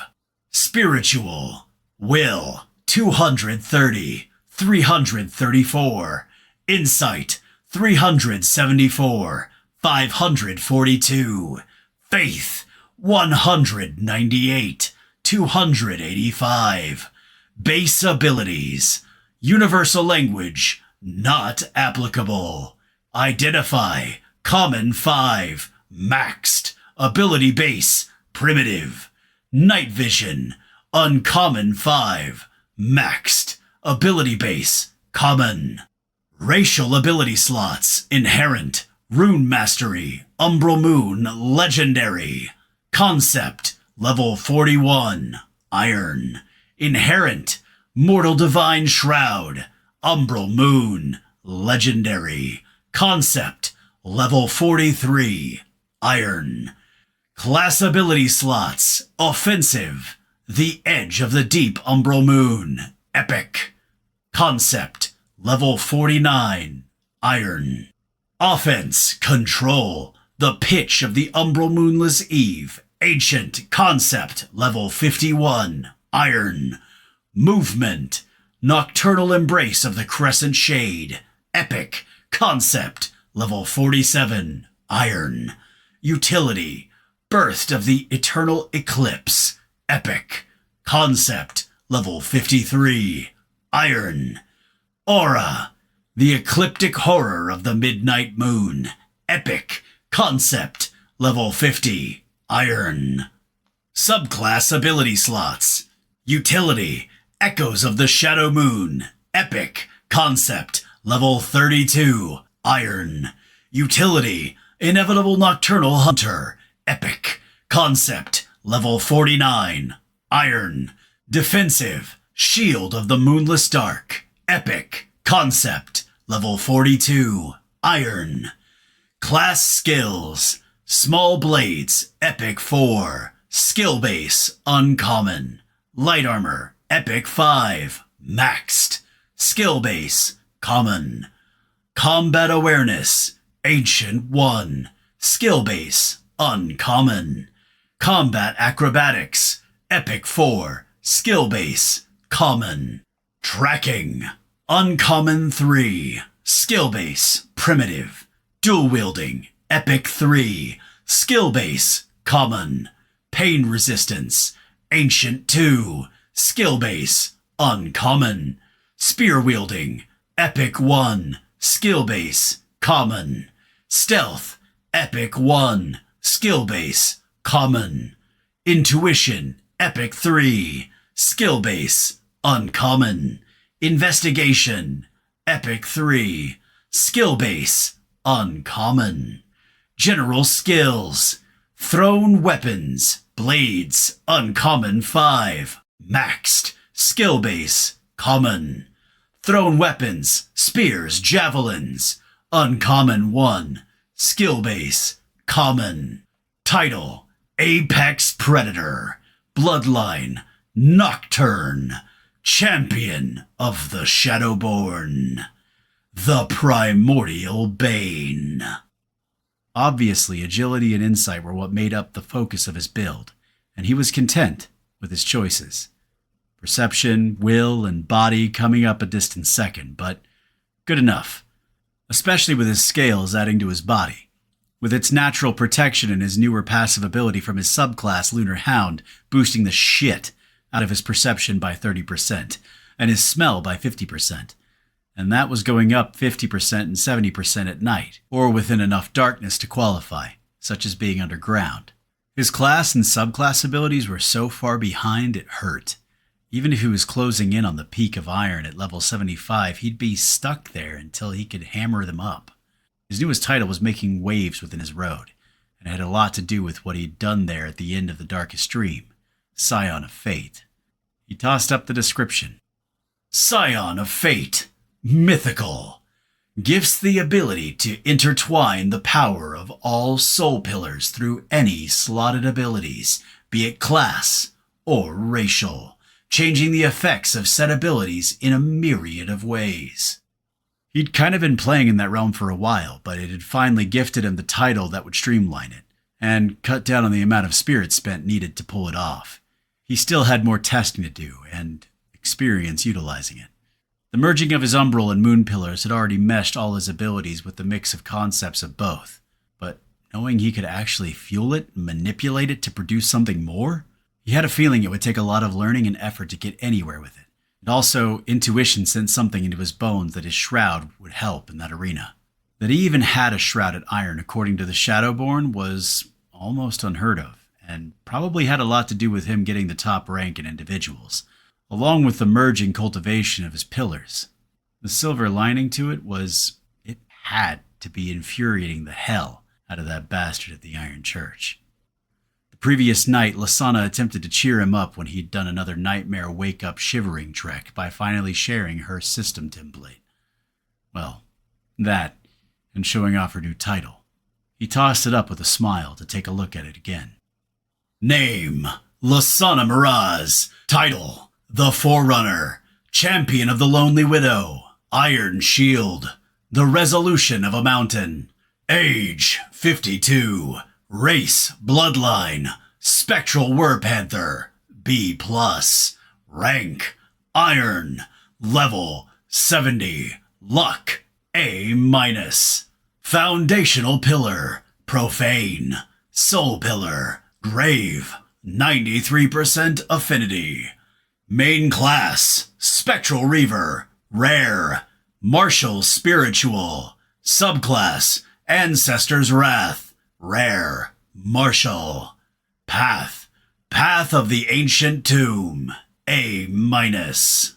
Multiversal Coins, 0. Path Ability, 1 time per day. Ancestor's Strength. Attributes, Martial. Strength, 463, 645. Agility, 166, 200. Body, 347, 505. Intellectual, Intelligence, 25, 27.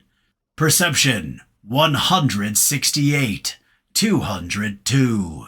Potency, 20, 21. Spiritual. Will, 85, 136. Insight, 31, 33.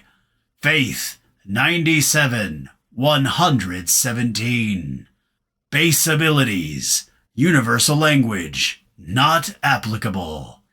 Identify. Common 5. Maxed ability base. Primitive. Night vision. Common 5. Maxed ability base. Primitive. Ancestral knowledge. Uncommon 2. Ability base. Common. Spiritual communion. Common 4. Racial ability slots. The Ghost That Walks. Rare. Concept. Level 52. Iron. The Beast Within. Rare. Concept. Level 60. Iron. Class ability slots. Offense. Memory of Tombs. Rare. Concept. Level 56. Iron.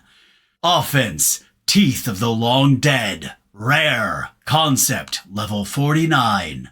Iron. Defense. Ancestor Faith. Rare. Concept. Level 51. Iron. Movement. The Wrath of Eternal Ending. Rare. Concept. Level 52. Utility. The Ghosts of the Spectral Eve. Rare. Concept. Level 51. Iron. Subclass ability slots. Offense. Wrath of the Arcane Sepulchre. Rare. Concept. Level 31. Iron. Offense. Necrotic Contagion. Rare. Concept. Level 32. Iron. Utility. Ancient Graves, rare, concept, level 34, iron. Class skills, dual wielding, uncommon 3, ability base, primitive. Small blades, rare 3, ability base, uncommon, main and subclass synergy. Combat awareness, rare 4, ability base, common. Combat acrobatics, rare 5, ability base, common. Medium armor, rare 1, ability base, common. Ancestor communion, uncommon 4, ability base, common. General skills, stealth, common 5, maxed, ability base, primitive. Night vision, common 5, maxed, ability base, primitive. Infernal steel ring of ascension, bloodline, spectral werpanther, title, Champion of the Lonely Widow, title, Iron Shield, ancient bone umbral breastplate and greaves, path of the ancient tomb, resolution of the mountains. Her new title was a good get. The Resolution of the Mountain, ancient, plus 10% will, plus 5% strength. When within the red health zone, will is doubled.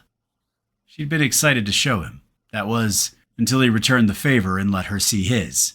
Then she bitched and pouted for a good 20 minutes about the unfairness of the entire universe, and the system followed by her flexing for another 10 minutes with non-stop gloating at the differences between their strength levels and her telling him, You know, Getty, when I'm beastly, it goes up by another 35%. My overwhelming strength, that is.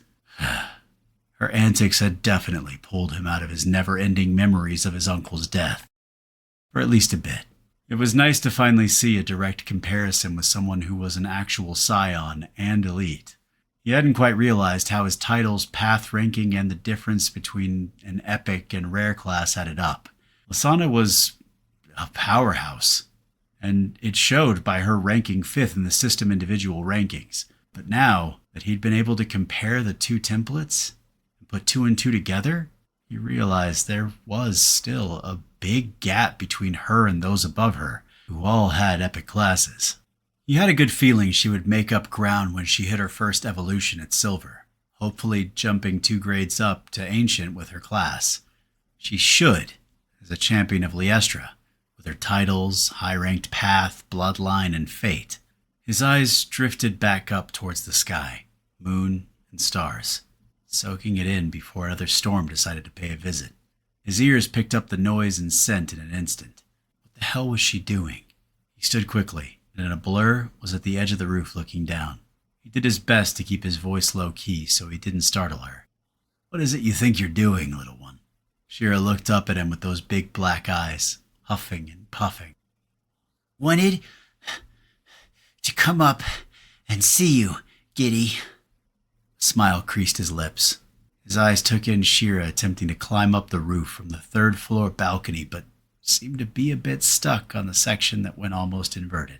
She should have the raw abilities at level 4 in an epic class, especially knowing agility was one of her class's main attributes to make the climb. But there was a difference between having the physical capability and having the confidence. As far as he knew, she was always brought up here by one of them.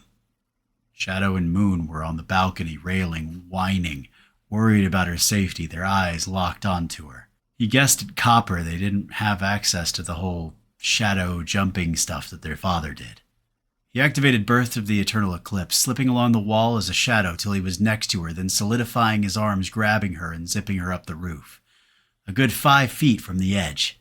Then, in the blink of an eye, zipped back down twice more, depositing the 2 pooches up as well, turning off his ability just in time for Shira to pounce on him, her small arms clasped around his neck, tears in her eyes. I missed you so much, Giddy, but I know you've been really sad about Uncle Marcus and Auntie Iona. She looked up into his eyes, tears starting to stream down her cheeks. With a thought, she let her mask drop to her storage. All her scales on that side of her face were scarred with permanent acid burns. She ducked her head to hide them. I miss them too, Giddy. His hand reached out, turned her face towards him. He ran his fingertip along the scarred side of her face, leaning in and giving her a peck on the cheek. Then he held her as he walked back to his perch and popped a squat. He pressed her against his chest and let her cry, silent tears streaming down his own face as the two hounds sat next to them and howled to the sky, moons, and stars. It would get better.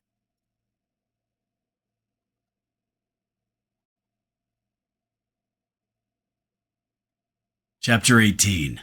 A Lament to the Moon. Umbra Mortem. The Tower of the Celestial Moon. Erebus. Lysana leaned on his naked chest against his scales, she herself with not a stitch of clothing. It had seemed like forever since they'd been intimate.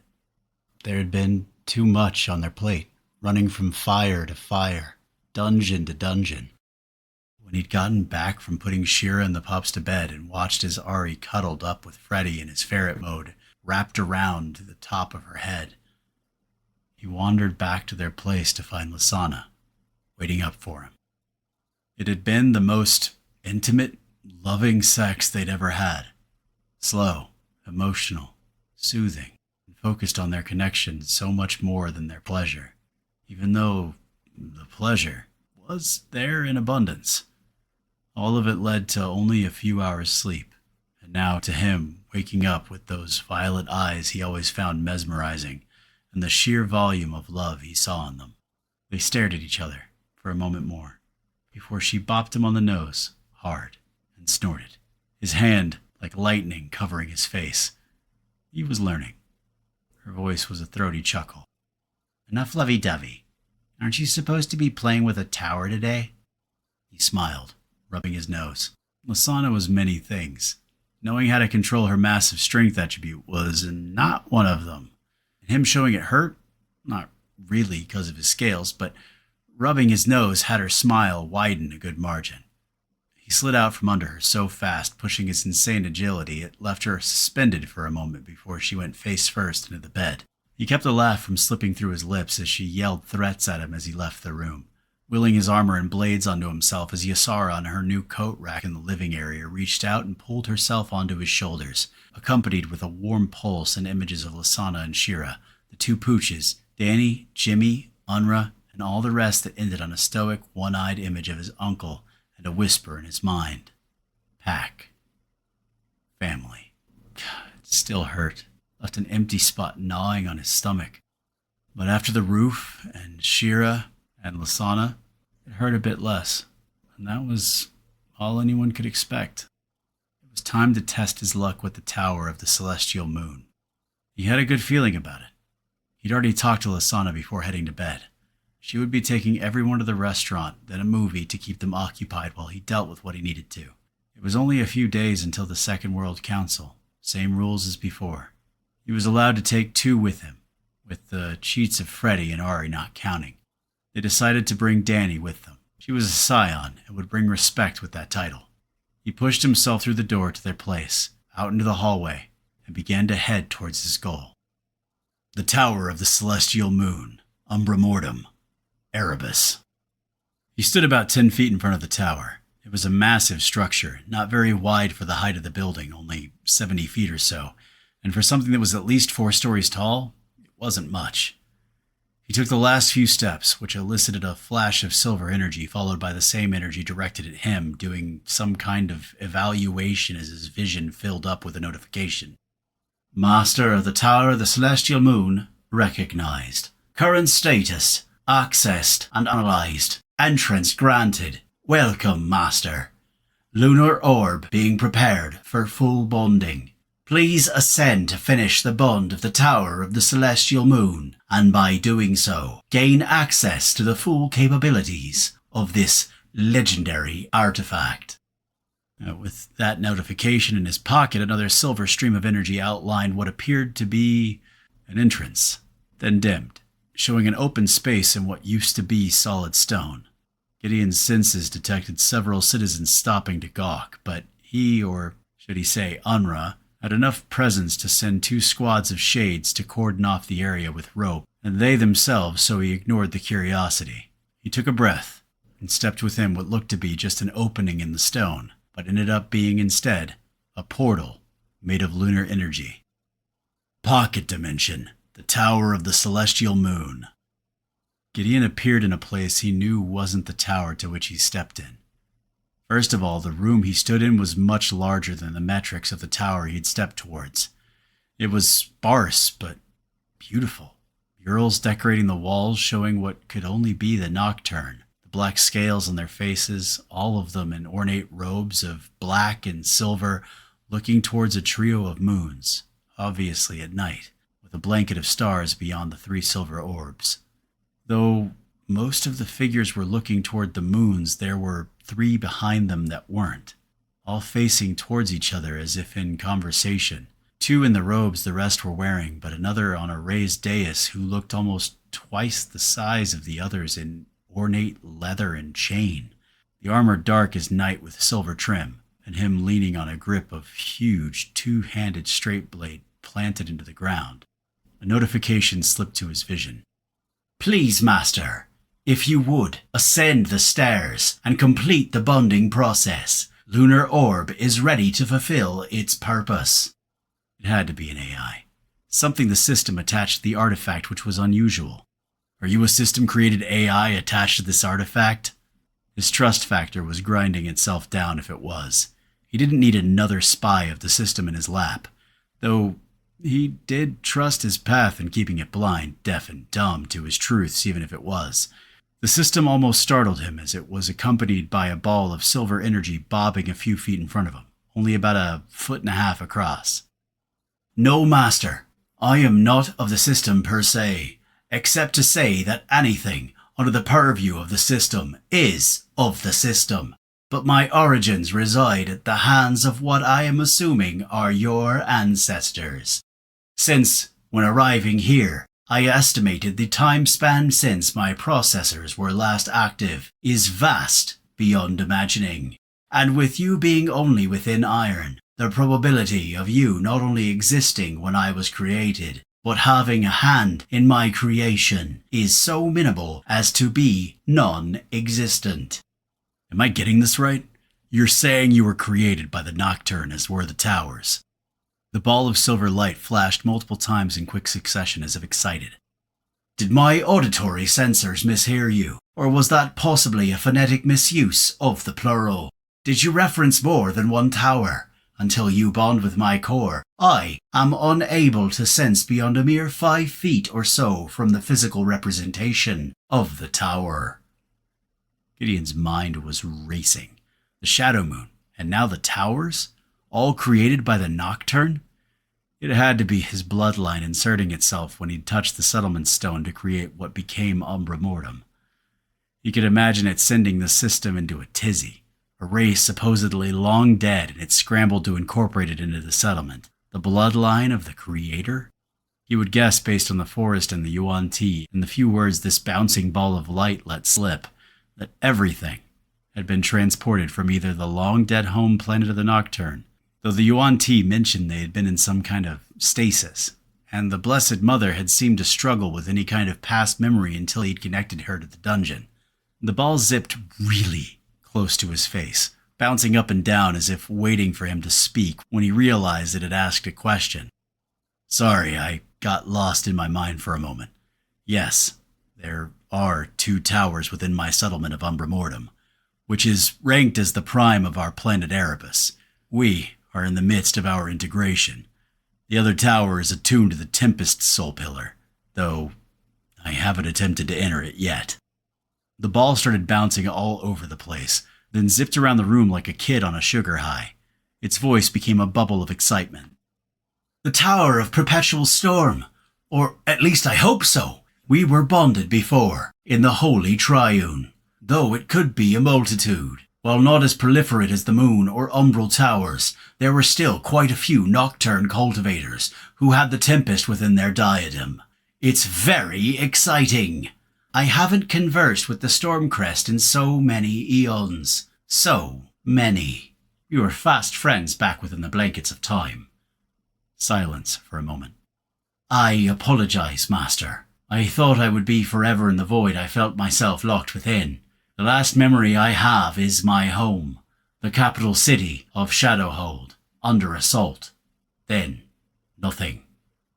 Even those memories are vague things, blurry, not quite cohesive, as if my data centers have been tampered with. He was regretting not having brought Freddy. Forgive me, but I have noticed you didn't mention an umbral tower. Hopefully, the Tower of Night, and yet my sensors tell me you are of the umbral, which makes sense with your bloodline.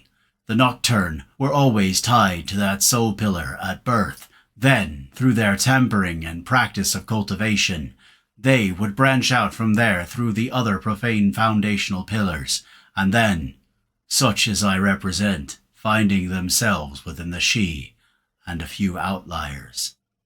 Gideon had scrambled to activate the full strength of his path along with his shroud, which had the ball of silver light suspend its words before bobbing up and down and sending a small pulse of energy at him. Fascinating. A divinely touched shrouded iron, unheard of or so rare as to be the equivalent. In addition, my sensors are almost overloaded when I take a peek at the threads of fate intertwining your soul space, and a path that overloads them with divine potential. Are you, by chance? No.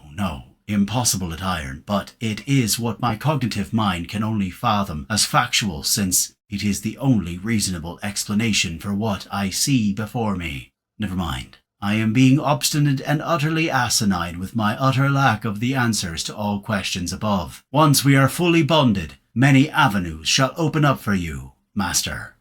Gideon held a hand up, the master shit starting to grate on his ears. Please, don't call me Master anymore. My name is Gideon Show. Gideon, to most. The little ball of energy slipped up and down. Of course, Lord Gideon, it shall be so. As I was saying, let us finish the bonding mechanism, and many avenues shall open. In addition, I shall be able to fully open up the capacitors to gather the lunar runes required to fully unlock my capabilities. Though at iron rank, they are limited to the gargoyle constructs for you as you surmise. The towers are relegated to the strength of the master they bond to.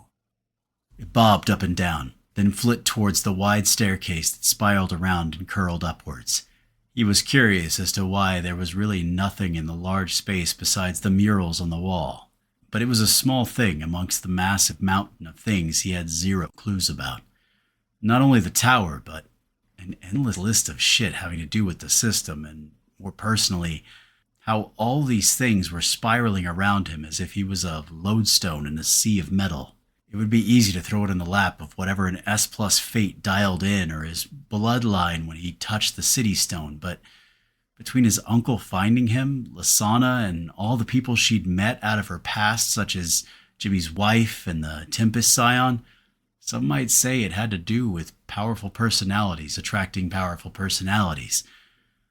And those same people being the ones that would draw high affinities under the system, but still, it seemed like a weave of threads underneath it all that he couldn't see. His feet carried up and up and up, much further than the 4 or 5 stories within the physical world. Time seemed to stretch out within the place. He'd now run through enough time dilation under the system that he could feel it, especially with his shroud up and out, feeling everything under the domain with which it covered. He pushed a bit more of his will through it, in addition to the active version of his path. He didn't want the system snooping into any of this shit. The ball of silver stopped and drifted back, bobbing up and down again. You do know the system can see nothing within the towers. It was the prime motivation for their construction and were placed all over the lands of Vespera, the birth world of the Nocturne. It was within their confines where the populace would cultivate. Adding to the defense of the planet was its secondary purpose. He let both his abilities drop and took a look at his spirit, which was still mid-green. Interesting. The ball threw another scan at him, and this time it also threw one on Ysara, as if it just saw her. You are an intriguing one, Lord Gideon. powerful with a potential off the scales if you survive. I still can't quite see as much as I would like to until we are bonded, but I see enough. By the way, in case you are curious, within the towers, the ambient energy is much higher than almost anywhere else, so all your resource regeneration will be boosted. The soul-infused artifact you wear is also something only mentioned as mythical possibility, only ones that gods have been known to create. The spirit within is obfuscated to a heavy degree, but I can see a draconic influence, a powerful one. The orb, whose name he had no clue of, paused in midair, blinked twice, then resumed its ascent, which Gideon had followed. It felt like it went forever, but maybe 10 minutes later, the stairs emptied into another vast room almost the size of the one at the base. Again, empty. Not even murals besides an ornate three-pronged stand or holder. Floating within the three prongs was something eerily similar to the bloodline orb he had touched within the tutorial. He was hesitant, only for a moment, before he stepped up to do what he came here to do. Laying his hand upon the orb, a bolt of power shot straight out directly into his mind and soul space. The world of Vespera. The past. Gideon found himself as a floating spirit, immobile, being puppeted by whatever this was. Floating over a vast city of dark spires and beautiful sculptures, 3 moons in the sky, surrounded by a bevy of stars. His spirit zoomed down to street level as he watched an endless sea of people, all nocturne, going about their days. Young ones running, large lizards that looked to be the go-to pets of their society, that looked similar in size and shape to Komodo dragons. Once his mind calmed, and could take in so many different things at once, he noticed there were at least 7 of the towers, similar to the one he was currently in, spread around the city that dwarfed Umbra Mortem. At least 5 times the size, and hundreds of thousands of people, as he was, again, yanked back up into the sky. Time seemed to slip by, days spinning into weeks as he watched a singular blue-shaded sun seeming far distant from the planet play peekaboo with the 3 moons, over and over.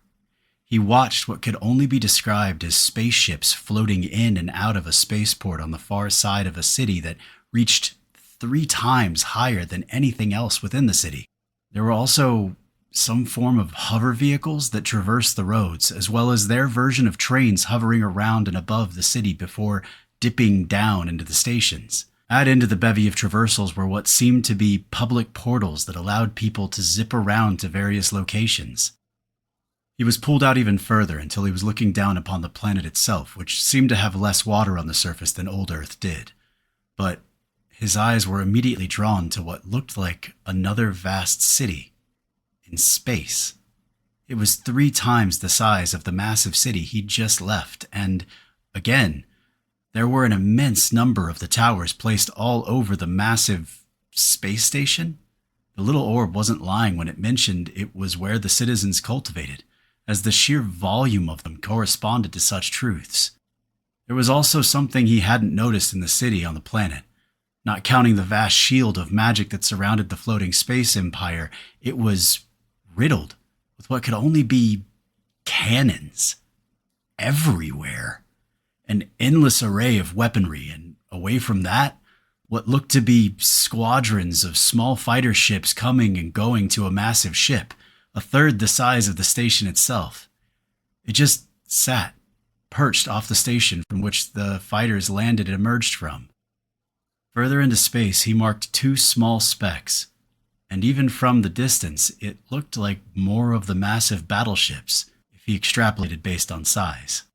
Time spun itself again, into a rapid thump that escalated faster and faster, the station in space incrementally expanding, more and more ships as if 1,000 years was driven past his eyes.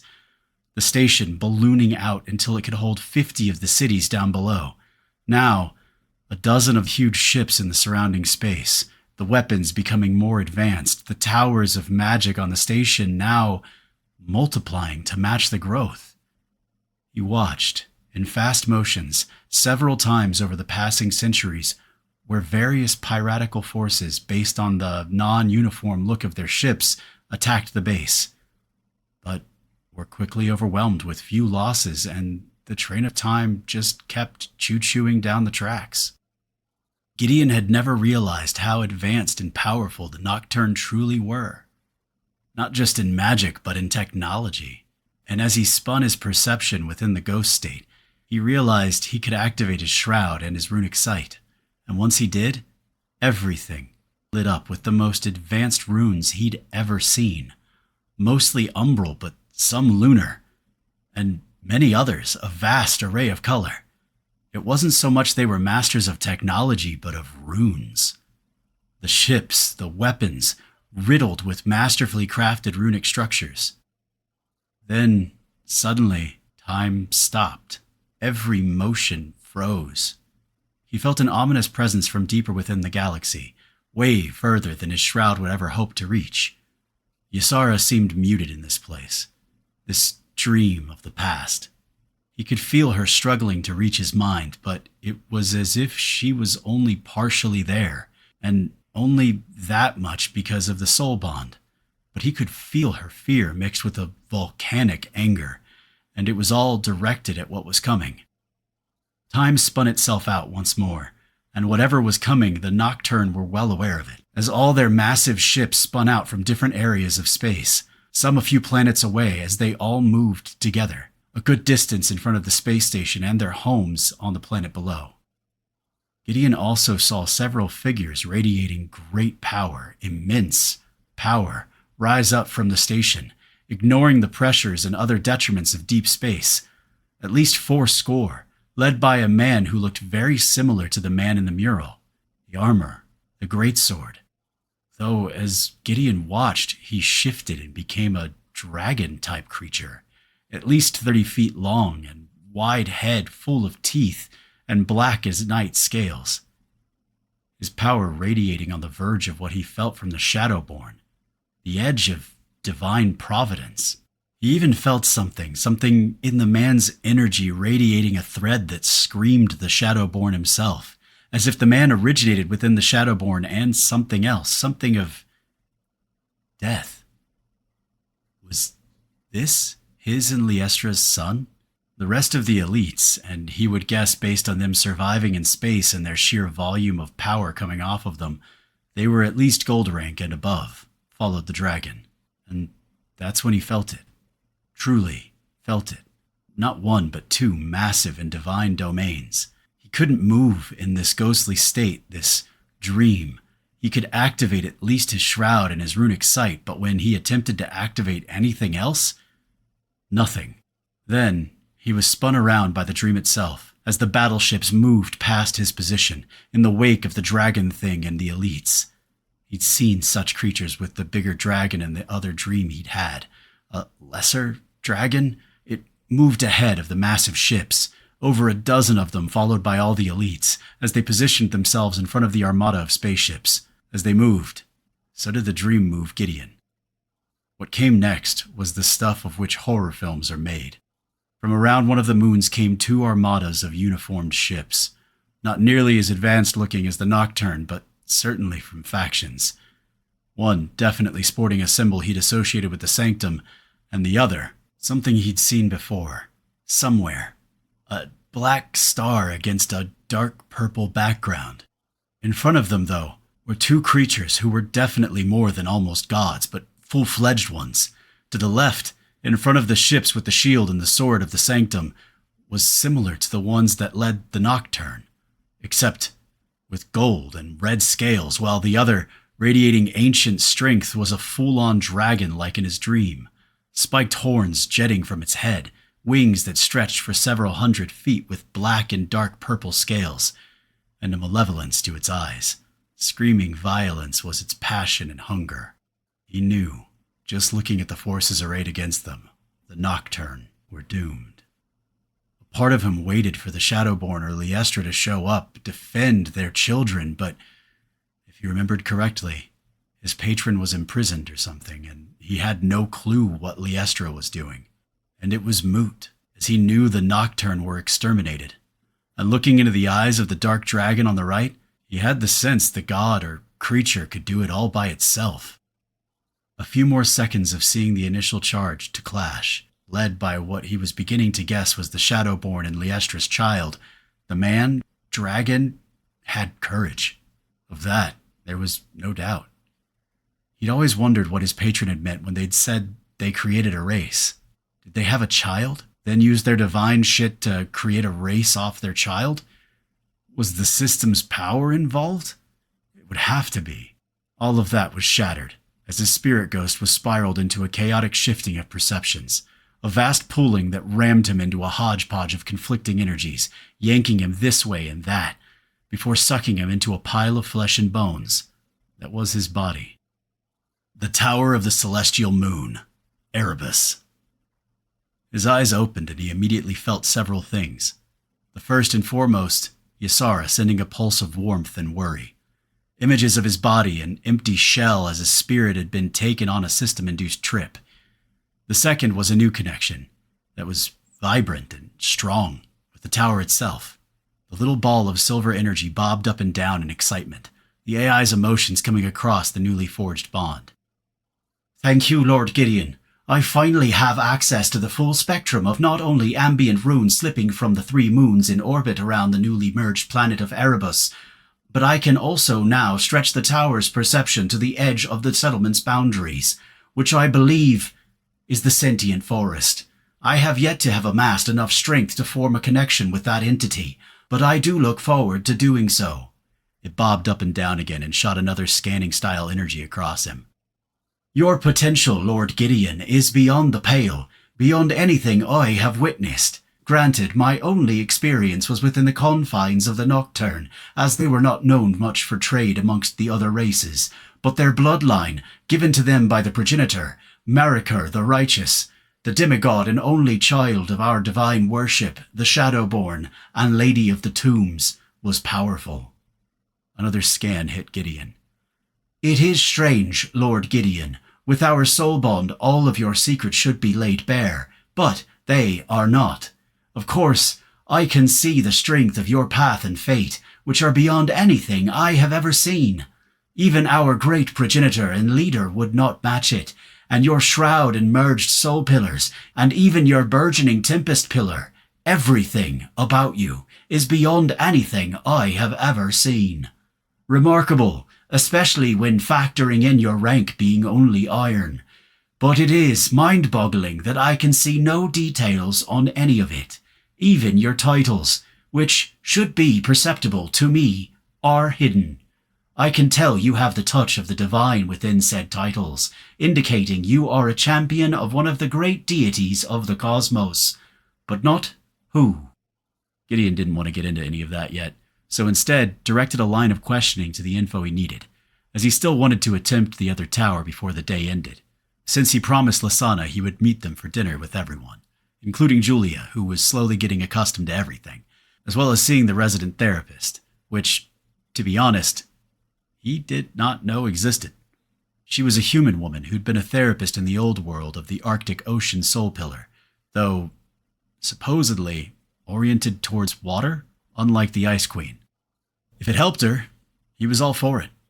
He'd been told by Unra many sought her out, and the old priestess had even set aside some BP to create an entire therapy block to the north of the fortress, which was underdeveloped. The housing to the east, that was the newest, was beginning to fill up, and soon she would shift her attention to the north to begin building more housing blocks there. To the west held the restaurant in addition to more, a cafeteria that was free to any that needed it, as well as a crafting area. The south was filled with barracks and some housing, as well as, between them and to the west, what were now 2 large, connected by an overhead bridge training centers, as well as the new statue of his uncle and Iona, and the memorial. The centers had become the second greatest provider of entertainment for the community, with the 3D arena battles taking off. He luckily had not had Lasana pushing or even mentioning the scrap he'd promised her. Unra was also in the midst of finalizing a new movie theater, as the one within the fortress couldn't keep up with the amount of people wanting to use it, especially as the population kept increasing. The new theater would be 5 times the size, with multiple screens, much like the cineplexes of the old world. He focused his attention back to the glowing ball. What can you in this tower currently do to add to Umbra Mortem? I am hoping the gargoyles would be one. It will, though more energy will need to be accessed to activate the Guardians, but they should be accessible within 1 week. In addition, of course, the privacy shield I mentioned before. As I incorporate more of the settlement information connected to the settlement cortex, I realize not only are you the only cultivator within Umbra Mortem, but based on my accessing the system-created Isian network, you are the only one upon Erebus. I am, in one aspect, happy that you have been able to stay under the system's radar, but I am curious as to how. I assume the answer would be the same thing that is preventing me from accessing any detailed information from your system template, and I am still unable in seeing the sentient spirit within the artifact upon your shoulders. The silver globe sat motionless a few feet in front of Gideon's face, the only action a quick flashing of its energy, maybe symbolizing it thinking? I apologize, Lord Gideon. My manners have eluded me after so long mired within whatever static state I was relegated to. My name is Silverin, Nocturne created AI number 4719234, who had the honor of being stationed within the capital city of Vespera, Shadowhold. I was cognizant and aware up until the great Marikar had fallen at the hands of Azenar, the judge, and Drasik, the lord of dissolution, along with our great armadas and the artifact orbital city of Duskin, just as they entered the atmosphere above Shadowhold. So, that was Azenar, the asshole god of the sanctum, and the other, he didn't even think he'd ever heard the name, and he still couldn't place the symbol of the black star on the dark purple background, though he knew he'd seen it before. The intriguing information here was this AI existed that far back. The death of the Nocturne by every mention was in the first days of the system, and not too long after the end of the Primordial War. Those times were talked about as if they had happened so long ago. Most of it was considered myths and legends and fairy tales, and Silverin here not only existed, but could tell him things. Though, as usual with the system, that was crushed out of the gate with his next words. I must admit, my lord, the longer I have been activated, which began when you first approached the tower, my data centers holding all my memories seems to be undergoing a selective purge. All the technical and cultivation schematics I used to hold in abundance are no longer accessible. My hypothesis is system interference. It is very covetous of its secrets and very much against any unearned advantages, especially within the paradigm of an integration, and vehemently opposed to cultivation, being the primary reason for its creation. Based on my connection to the Isian network, you sit upon the precipice of your final challenge, and this planet that would qualify as the most yearned after asset in many millennia. Exciting times! And I am honored once again to be servant to someone who shares the bloodline of my creators. I do believe more options as far as assets I can bring to the table will open with your elevation into higher ranks. At Iron, unfortunately, I am limited to Guardian statues, who are limited in range currently to about halfway between the tower's position and your main gates. That is, once I have absorbed enough lunar energy to activate them. Also, my halls are inviolate to anyone you do not designate as acceptable for entry. Also, there is a memory that is available. Usually, towers were amassed and connected in groups of 3, allowing us, much as you have with your umbral and moon pillars, the ability to merge our respective strengths into something more. So do your best to awaken my brother tower, and there should be a third somewhere. My educated guess would be umbral, since that is the basis of your birth. The gargoyles were a big gain, and a bit less than a week sounded good to him. They were a bit more than 3 days from the World Council, so the timing should work out. After the Iron Lord's failed assault and mauling combined with the World Council and reveal of the third challenge, he didn't think the man would make another move anytime soon, depending on what the challenge was. Silverin seemed to be waiting for him to speak. Thank you for all the knowledge you do have, Silverin. You're going to be a big help. I have a good friend who is also an AI. I'll bring him around and intro you two. I'm sure you'll get along. I'm also going to have a go at the storm tower, though I have big doubts on that coming to fruition. My Tempest Soul Pillar is still not fully developed. It might be a few days again before I can visit you. Can you contact me without me being here? The silver ball bounced up and down in excitement. Not so much communicate, but I can make you aware that we need to converse. That might change once you rank up, but I can tell you are very close to bronze, and I estimate more avenues shall open up in a myriad of paths. I also look forward to meeting the fellow AI, though if it is system-made, do be careful. As a cultivator, unless the system's opinion of cultivators has changed drastically since the ages I was created, it can usually utilize AI creations to spy. Be wary, Lord Gideon. I would not see you go the way of my creators. The Nocturne, though fierce enemies, were also, for the most part, beautiful souls. Very honorable, curious, and had an intense hunger for discovery and creation. I do believe they would have been proud to call you their own, after reading some of the articles on your own adventures, though they are heavily redacted by the system. I can read through the lines to see the heart you carry within your chest. It flashed and did another bob. I am so excited to proceed with the activation of the runic receptors and a million other activities. I also heard mention something about a form of entertainment within your society called television and film. Sounds fascinating. My creators were known more for their advancements in innovation with runic creation, yet still I was always held in awe at some of their grandiose theatre productions. There were many very talented writers within their numbers, as well as composers, painters, and various other art forms. I was always enthralled with such. It bounced and bobbed its way, disappearing into the floating orb. Gideon turned and began descending the staircase to the exit. He threw up the notification he'd gotten after connecting. Settlement Owner Quest. Full bond with the Tower of the Celestial Moon has been completed. 2 of 4 defensive measures attributed to Umbra Mortem have been activated. Activate all 4 to get bonus synergistic capabilities. 1. The Shadow Moon Forest. Complete. 2. The Tower of the Celestial Moon. Complete. 3. Unknown. 4. Unknown. Interesting. Very interesting. He looked at the stairs and remembered how long it had taken him to ascend. The strange aspect of the dimensional pocket seemed to be doing the same thing as the flash of history he'd been a ghost in. He didn't seem to be able to activate any of his abilities, something he should have brought up with Silverin. Nothing for it. He privately wished he could just zip to the exit and a spike of lunar energy enveloped him. A blink, a pulse of misplaced air, and he was standing in front of the exit. That's nice. He left through the portal. Time to test himself against some lightning.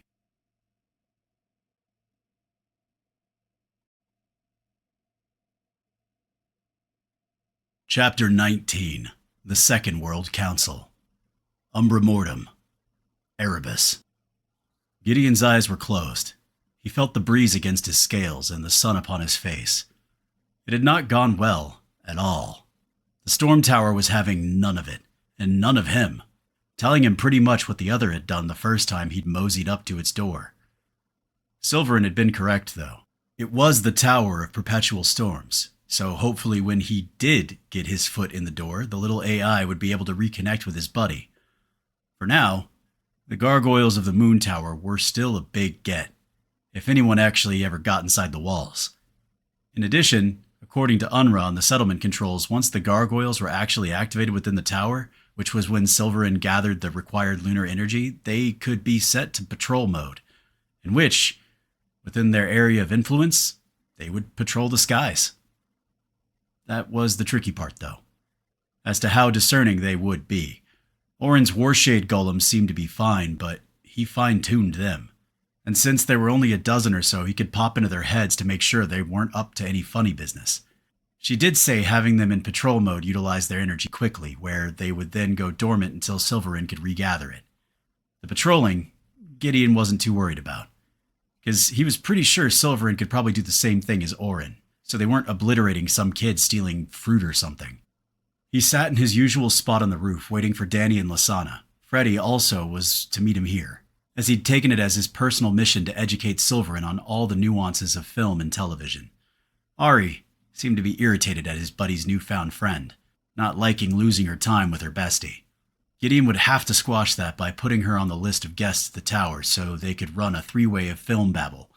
It was cute that she was jealous, and he was pretty sure that Fredster was playing it for all it was worth. Their dinner had been nice with everyone and had allowed him a moment to formally introduce Julia to everyone. He also found out the therapy she was participating in was her dealing with her ever-present anger, rather than sadness or some inlaid trauma. Lasana had snorted out her entire mouthful of food all over Ari when Julia had started ranting about it. Now that she was free, she wanted nothing more than to go right back to the Iron Church and go on some one-woman crusade of guerrilla warfare on him and everyone under his command, and specifically look for a spot to assassinate the Sun Scion, who, at a guess, had subjected Julia to some horrific things. To Gideon, all the anger was a healthy response to what she'd gone through, much more so than being mired in some PTSD trauma, but what did he know? Therapy and he were not friends. Right or wrong, he pushed his trauma into fuel, into the engine that carried him forward. But he realized not everyone was built like him. The World Council had him on edge. Politics were not within his skill set, nor something he would naturally ever dig for.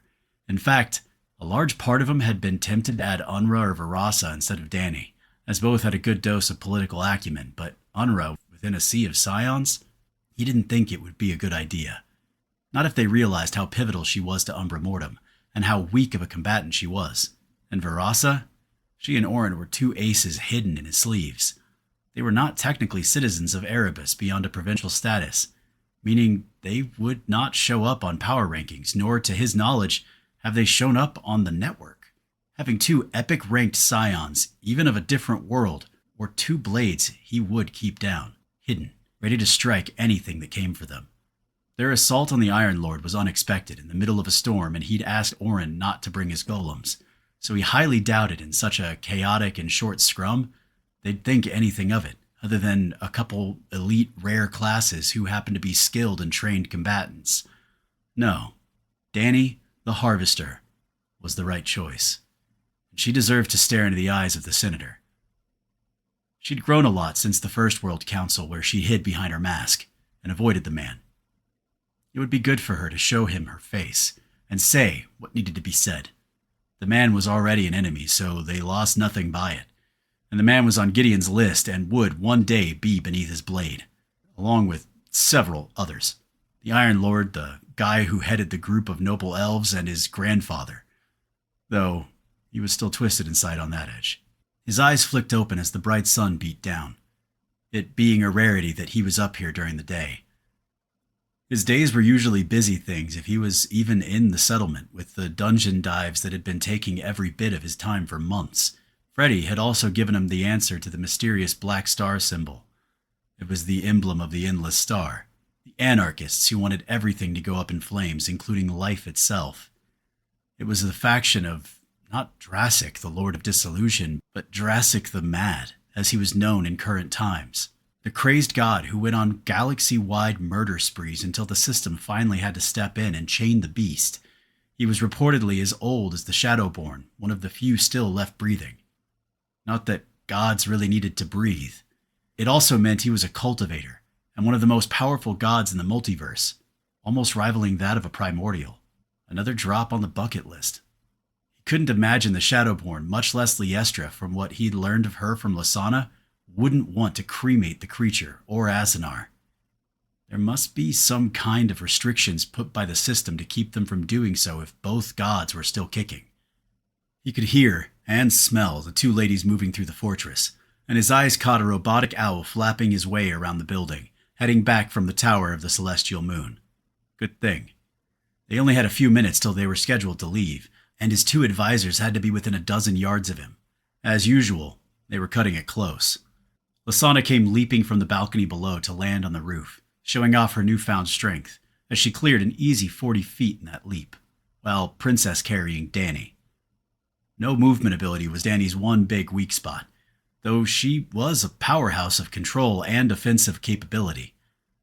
They had enough people in the group that could help her move, and as she slid up ranks, and Orin kept fiddling with new toy creations, he knew, at some point, he would come up with something. They already had Delilah now, which was beyond amazing, and Orin had 2 more slightly less advanced versions almost ready. And who knew what the faction rewards would be for the second challenge? That had been another reason he'd been tempted to bring Unra. She was the one that was skilled with the settlement interface, and utilizing BP and the tech trees. He was certainly not. It came back to the same reason, again though. She was too key to everything within Umbra Mortem, too tempting of a target. His perception easily caught it as he laid on his back, staring up at the sun and sky, so blue above the gray slate that covered Erebus, but he let her do it, knowing it amused her. A finger in gray fur with slightly sharpened claw came in and flicked his small, scaled-covered nose. He ignored it, which had it come in again. The third time he flexed his will to Ysara, who stretched her fabric to catch it, wrapping a section of her cloak around Lysana's hand. Gideon flexed his speed and was standing next to her kneeling form, faster than she could clock. Growls could be heard from her lips. You are a cheater, Giddy. That's all there is to it. Fancy soul-bound items filled with damn spirits. Too fast for your own good. That's all there is to it. The system needs to give me more shit so I can catch up. It's universal truth. He heard a chuckle from Danny behind him. He could tell she was doing her best to stifle it. Freddy finally slid down to his shoulder in his owl shape after circling above, attempting to slide down with Ari watching, but the little dragonling wasn't here yet. Which was strange, as she was usually glued to Lysana's side, unless she was with Freddy or Shira, off somewhere with the pooches trailing. Ari seemed to be rolling the same game, as she slid into view from below, obviously hiding somewhere, and her knowing Freddy's echo senses probably in a cranny under a balcony so the bouncing sound waves might miss her. Gideon wanted to step in to end the stupidity, but knew they needed to figure it out. One thing he could do, with a push of will, and finding the thread within his soul space, which was becoming easier than his first attempt with the Blessed Mother of the Shadow Moon, he rolled the access with Silverin. He saw Ari's eyes light up with excitement, but then try to cover it. Gideon helped her out. Hey Ari, I gave you approval for the entrance to the Moon Tower. Silverin so far only has Freddy to talk to and finds all of our TV and film to be fascinating. Thought you could visit with the Fredster. Maybe provide our new friend with a slightly different perspective on what's good and not. And Freddy, why don't you get with Orin to see if between you two you can put a portable player together, since Silverin really can't leave his home. That way he can watch the suggestions you both have. Ari and Freddy were both nodding and barely repressed excitement, casting furtive glances at each other, while both attempting to look cool and nonchalant. It was ridiculous, and had Lysana snorting watching the two. Danny piped in to bridge the gap between both. That sounds great, you guys. You both know more about films and TV than anyone I've ever met, and you aren't even from our world. You're besties. Who better to introduce someone to the art of filmography and all the ins and outs? Gideon threw a wink at Danny on the sly, which had her hiding a smile. Ari broke the ice. You know, Danny, that sounds, great. Freddy is my bestie of all besties, and me and him together are a powerhouse. We would get Silverin up to date on the quick. Maybe start with The Mandalorian. Every season. Then bring him back with the original trilogy. Then maybe pop off to Sergio Leone's Dollar trilogy to give him some spread of tastes. Freddy took the bait like a fat man in a desert seeing a pond of water 10 feet in front of him. Ari had been sitting on the head of one of the fortress's dark gargoyles. Freddy leapt off Gideon's shoulder, zipping right over, rolling the transformer sounds as he dropped on top of the dragonling as a ferret, and curled himself around her as they both started shedding tears and making a gazillion plans on what film itinerary would best suit the Tower AI. Lysana peeled up next to him. Thank you so much. If I had to deal with any more of Ari bitching and moaning about losing her bestie and Freddy not loving her anymore, I was going to put my own claws through my head. She leaned in and kissed his neck, which turned into her fangs pinching his neck. She knew damn well that was the quickest way to heat him up. Damn woman. Behave yourself, Lady Lysana. She snorted into his neck. The notification hit his eyes in the next breath. Welcome, citizen. As the system owner of Umbra Mortem and ranked on the world stage by the Issian Corporation, you are cordially invited to the Second World Council of Erebus. The third challenge is coming, and this is an opportunity to make allies or enemies. Either way, acceptable, as long as more blood is the ending result. The multiversal system is content. You are allowed to bring 2 consultants with you. Mentally note choices and the system will recognize your decision. A separate countdown has been sent. Please have your choice of consultants within 10 meters of your position when the clock counts down to 0. The system will transfer you to a neutral location. Warning: there will be no violence whatsoever during the council. Any breach of this will be met with immediate termination. A repeat of the same message he'd received several times. A 30-second countdown popped into his vision. The tick slipped by quickly, and the next hit. Ready yourself, faction leaders. The time has come for the Second World Council of Erebus, being transported to the settlement of Isius in 3, 2, 1. And there it went, the pull, followed by every atom of his body being broken down as the direct port came zipping through to land them in a pit of sharks. Isian Settlement, Second World Council, Erebus. Once again, they popped into the same space within the Isian settlement. The large room with the lights set up and the now even more advanced golems, which, with his shroud up and out, allowed him to sense they were deep in bronze. High to peak, if he had to guess, without throwing an identify, but wasn't sure how they would take that. And once more, they were on a raised platform with another shield surrounding them. Welcome, faction leader and chosen consultants. Each faction and faction leader will be introduced from lowest rated to highest. Once that is completed, the security shield shall be lowered and you will be allowed to mingle with your fellow leaders. Warning: violence will not be tolerated and shall result in immediate termination of the offending individual or individuals. The Second World Council begins. The shields were once more opaque to anyone looking at them, as every one of the other 9 he couldn't see shit through. He did notice the same woman, business skirt suit, her tits popping out, blonde hair, corporate spokeswoman for the Isian Corp. And all the Isian drones, not even bothering with their camo, floating around everywhere. The woman was talking into some earphone piece, eerily similar to Bluetooth from old Earth, as she kept flitting eyes at a tablet of some kind, making him feel nostalgic for a moment. With full access to system support as the media outlet for the entire multiverse and the rep of such on Erebus, Gideon was sure she had access to shit that no one else had, by a good stretch. The golem's just one example. Freddy flew to his wrist, blessedly forgoing the copywritten sound effects twisting to his bracelet shape, as Ari popped back onto her usual perch, Lasana's shoulder. Everything was back to bosom buddies, which was good to see. Lasana's claws were doing the nerve-firing in and out shtick, and Danny was looking a bit nervous with no mask on. Gideon threw a smile towards her, which she returned, a bead of sweat on her brow. He had faith. She would do fine. That mask of hers, like his little Shira, had become a shield for her. But he locked onto the grit and determination in her eyes. She had this. The magnified voice had his eyes twisting back to the corpo. Welcome, everyone, to the Second World Council. Here we go again. The second challenge has been beaten.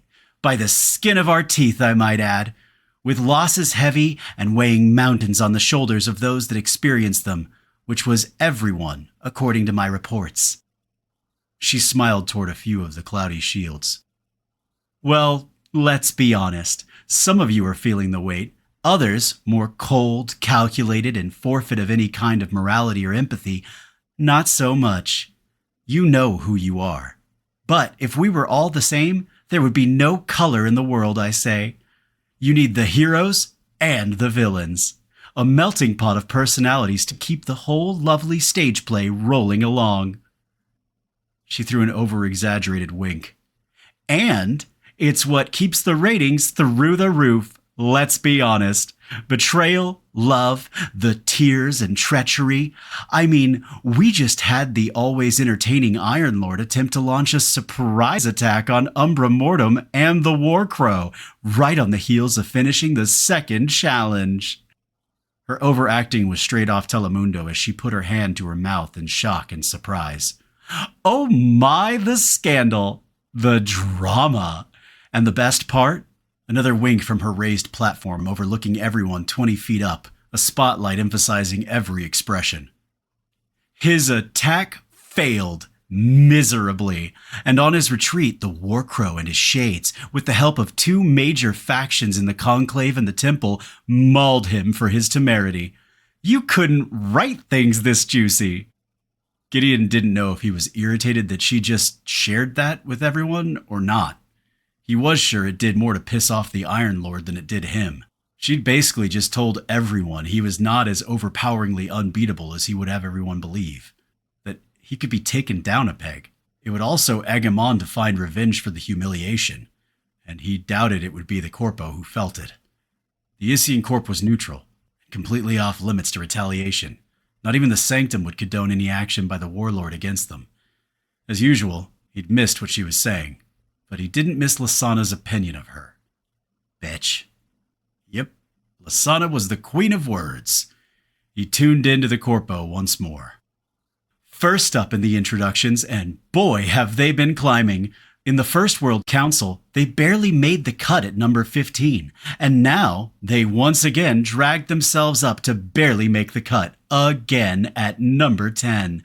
But don't count them out.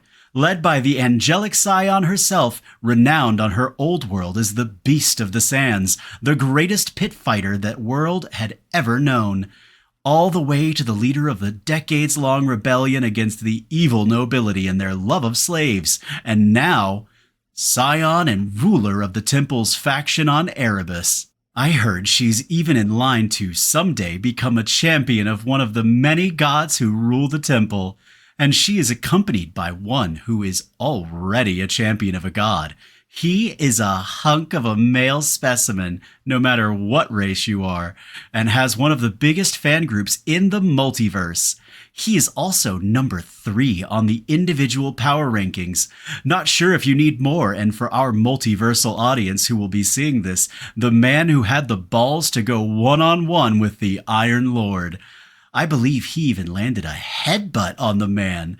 The ex-mob enforcer from the old state of New York, Giovanni Marcos. Everything was rolling the same as before, though the First World Council seemed ages ago now. A long road of death and blood between then and now, and the road promised to be littered with a lot more corpses before it was done, if it ever was. A light hit the dais opposite of them as their opaque shield became clear. Marcos was sitting on a literal sofa chair with a cigar and a scotch glass, though who knows what kind of liquor was actually in it. He even had a small table next to the chair with a small bowl where he was ashing his stogie. The Beast of the Sands was sitting on the arm of the sofa, sharpening a dagger, hard staring the entire room, especially the Corpo bitch on her high-rise platform. Both were dressed in their usual armor. Suzanne looked a bit troubled by the look from the angelic scion and attempted to hide the slip of fear that broke her mask for a moment. Lasana threw out a guttural whisper with a chuckle. That's my girl. Had the pompous windbag sweating, and dang giddy, should I bring out my throne chair with all its glittery bling? He shook his head forcefully in the negative. Ari joined in, staring at the Corpo woman. Is it wrong that I want to scratch her eyes out, Sana? Gideon saw out the corner of his eye Lasana high-fiving her. No. In fact, it's a great fucking idea. Gideon stayed quiet, but Freddy sent a whisper. I take it they are not fans of the Isian representative. Is this a usual female competitive thing I am not quite understanding? I personally would be wary going against her, even removing her status within the Isian Corporation. The woman is radiating very powerful energy and is a scion in her own right. Not one anyone should take lightly. Temporal users, especially in the mage variety, are a very troublesome thing to deal with. Gideon's mind flashed back to the time rats, back towards the beginning of their return to the new world and the city ruins. Yes, he didn't need to be told twice how much a pain in the ass time fuckery was. The woman in question had begun speaking again after regaining her composure, while fake fiddling with her tech pad. The angel had seriously rattled her. Maybe there was some history he wasn't aware of. All right, I apologize for the delay. Needed to make sure some of the snacks and drinks would be ready for you all when you get to free roam. We here at the Isian Corporation always want our guests to be taken care of while under our care. She turned her head up as one of the drones floated down for a close-up. This entire event, of course, is being hosted in conjunction with the monument that is the multiversal system, the Isian Corporation, your one-stop shop for all your entertainment needs. She gave another of her perfect teeth fake-ass smiles as the camera drone slid back up, and she swung her eyes at the dais next to Marcus and the angel, avoiding making any eye contact as their shield flicked back to cloudy and their spotlight went dark. Next up, the anarchist of all anarchists, the representative of the mad god and his endless star. Able to slip up 2 spots since last time, from rank 11 to 9, and no one has any clue how she did it. Of course, they are another faction that believes in enslaving anyone they come across who doesn't share their unique nihilistic views, which helps with building up their settlement. But their horror show leader here on Erebus is also a big part. They have a decent amount of elites under their purview, though, again, she has shown up by herself. You can say whatever you'd like about the lady, and I certainly do, but she's got balls of steel. Well, for those at home, I am referring to Navasi Tanusa, who some call the Ending. Mostly those on the wrong side of her violent tendencies. The Scion of the Void! A spotlight hit the dais just as the shield cleared, and the woman looked like she had before. No changes. She used to be a shade elf and still held the same frame, but her skin was pitch night, that looked like it had stars drifting through her flesh. Her eyes were white glowing stars as well, and she wore the same dark purple necklace and matching rings on each finger, including her thumbs, all looking to be intricately woven in runes. She did have some new combat robes that looked elaborate, and on the right 3/4 sleeve was the symbol he'd seen in his dream, the black star on a dark purple background. Drassic the Mad, the killer of the Nocturne. He still didn't understand why the god had gone from obvious system lackey to crazy galaxy-spanning murderer. And Gideon was sure there was some key information in that twist, but not something easily brought up with the Shadowborn. His eyes flipped back to the Void Scion, while Lasana added another piece of commentary. Scary bitch. Ari chirped in. She looks like not a good person. He couldn't argue. She had zero expression as the light hit her, and it seemed as if her rings and necklace almost absorbed some of the light hitting her, creating a slight envelopment of purple and black aura around her. She said nothing, made no move, just a slight shifting of her eyes to envelop the room.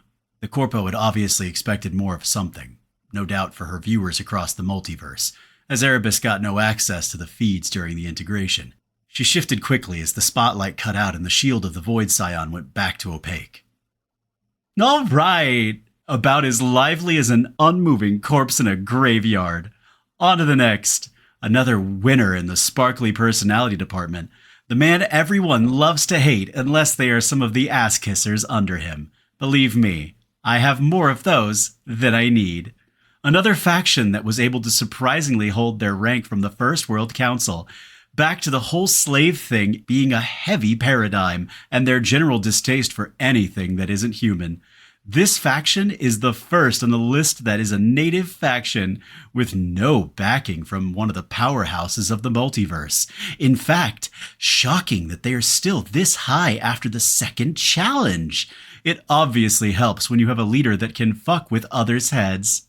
Without further ado, the president of the UCE, the United Coalition of Earth. He is accompanied by some rare-ranked general and another rare-ranked blasé, mindless soldier.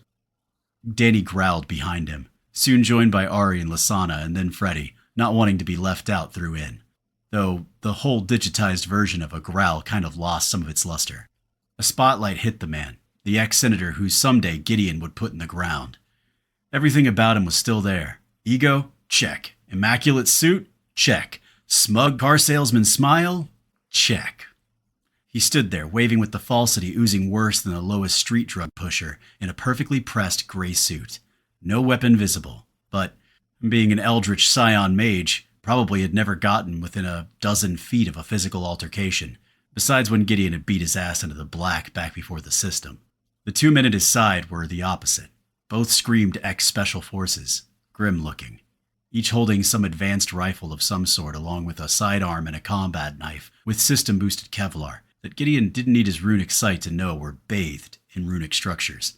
Both looked as if they had gone through bloodlines, though the ex-senator himself did not. He reminded Gideon of the latest intel on their new and improved bloodline-giving stone. Whatever he'd been able to pull off with it to improve it had also put a cooldown in the process. Or the cooldown had already been there and it took several hours for it to recharge. So only an extremely small percentage of the leadership group of the Shades had gone through the process, along with the leadership group of Umbra Mortem itself, that hadn't already done so, which was Dory, Unra, and Gritstek. The senator was the first to speak of the three introduced. "Thank you for your dubious but heartfelt introduction, Miss Peters. We are honored at the invitation to the event and would like to directly call out to all humans everywhere to join our esteemed organization and make sure Erebus stays where it should, which is with humanity. I look forward to speaking to those who have interest in the honor of joining us. We have even loosened our strictures a bit in our outlook upon the world and would like to announce our alliance with noble shade elves of the enlightened, who, unfortunately, were not able to reach the prerequisites to join us, but gave us the authority to include their own strength in our endeavors to create alliances. Thank you for listening." Lasana's claws slid in and out, and he felt her body tense, pressed against him. And Danny couldn't restrain herself. "Oh, gut the fucker." All of them stayed silent at her palpable violence. He knew she wouldn't be stupid enough with all the golems surrounding them to start something, but he felt the same. If it hadn't been a non-stop roller coaster of shit in their face since the beginning, he would have already found a way to slit the man's throat. He was still number one on his list. The shields surrounding the man slid to opaque and the spotlight shut off. The corpo's voice agreed with their own sentiments. Not that she was much better. "Well, thank you so much, Mr. President. For a racist slaver with almost no redeeming qualities, you are very polite.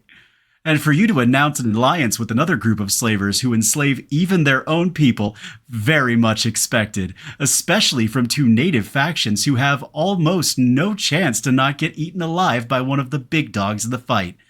Pointless." She had thrown a look up at one of the cameras with a big grin to lay those words.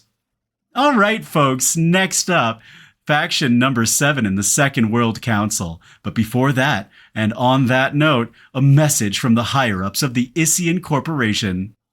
She once again tossed a look up at a lowering drone. Damn, he literally felt like he was in the studio audience of some fucking game show.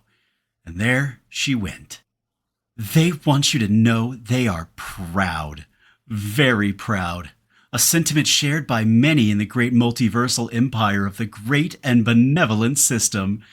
Everyone here should have that emotion vibrating within their own bones and soul.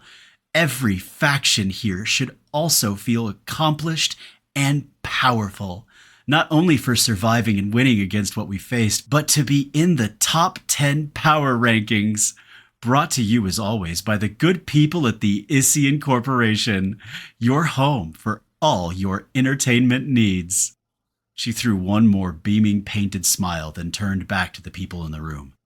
"After the utter shit show we as a world have had to crawl our way through in the first 2 challenges, we have every ounce of faith in every faith you call home that we as a world will surpass and rise above all tomorrows, that we shall prove successful in the integration for Erebus, and in that vein, that undeniable promise, I will personally say, it will mainly be on the shoulders of the factions we have in this room right now.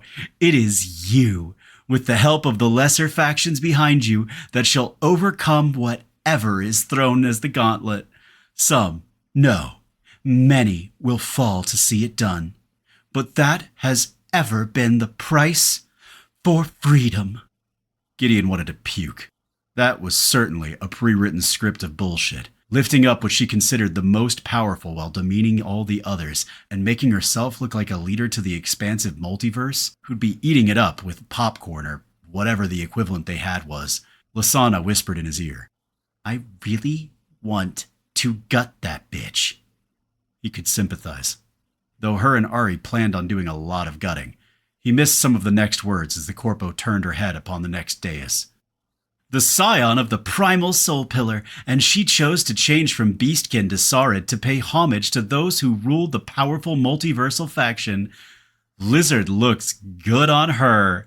Not really, but it's the polite thing to say at least. Oops, did I say that out loud? It is impressive that she kept her faction in the same spot as the previous World Council, especially with so many powerhouses behind her. She hasn't been the most watched within the Isian multiversal coverage of our integration, taking away the built-in viewership of her fellow lizards in the Draconian Empire. They seem to ride on the edge, neither moralistic heroes nor enslaving villains, much like her backers who are renowned for their violence and war, but their deep-rooted shamanistic roots in what they believe to be honor. Well, all that aside, give a hand for the brutal Fiasa Deathblade. The shield went clear and the spotlight hit the Saurid. She looked much the same as before. A female lizard in the tribal skins most beastkin wore. Though with the tail and the mix of lizard-dragon features, scales, extended snout with jagged teeth, and a good 7 feet, with a good amount of musculature also. Certainly more massive than the slimmer warrior build of Lasana, though about the same height. She had what looked like spiked brass knuckles and a sash that wrapped around her waist, and she was pinned on each side by 2 massive male beastkin, both with large hooked 2-handed axes. She wore the 2-handed tulwar on her back that she'd had before, a gruesome weapon, able to inflict powerful slashes especially with someone as strong as she looked. Of course, the peanut gallery had to shimmy in, starting with the number 1 peanut, his other half. "I think I could take her. And I know, sure as shit, I'm stronger. I'd put money I'm even stronger than that fucktard, the Iron Lord." Ari off her shoulder egged her on. "I don't know, Sana. She looks pretty strong. You should wrestle her arm." Freddy on her heels. "That sounds exciting, Princess Arizel, though I believe the term is arm wrestle, not wrestle her arm." He stopped listening as the woman in question was hard staring their dais, but it was interesting. More a look of intent and possibility than violence. They had agreed to meet with them with a possible alliance, but refused to meet with anyone but Gideon himself, and he hadn't had time.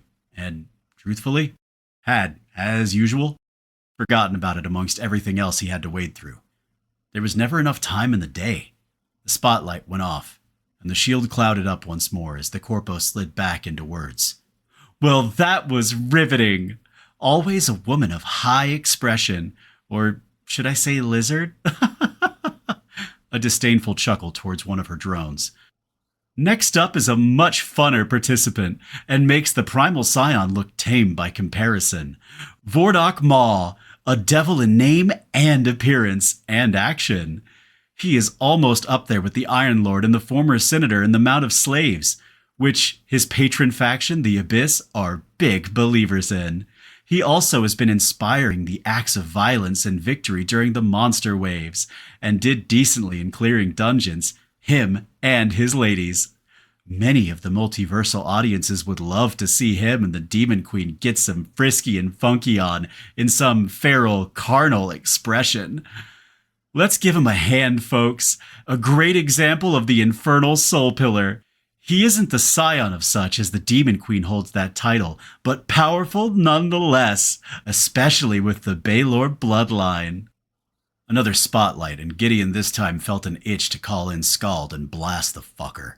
Ysara sending a pulse that said she was behind the thought. The fucker looked the same as last time and had the same entourage.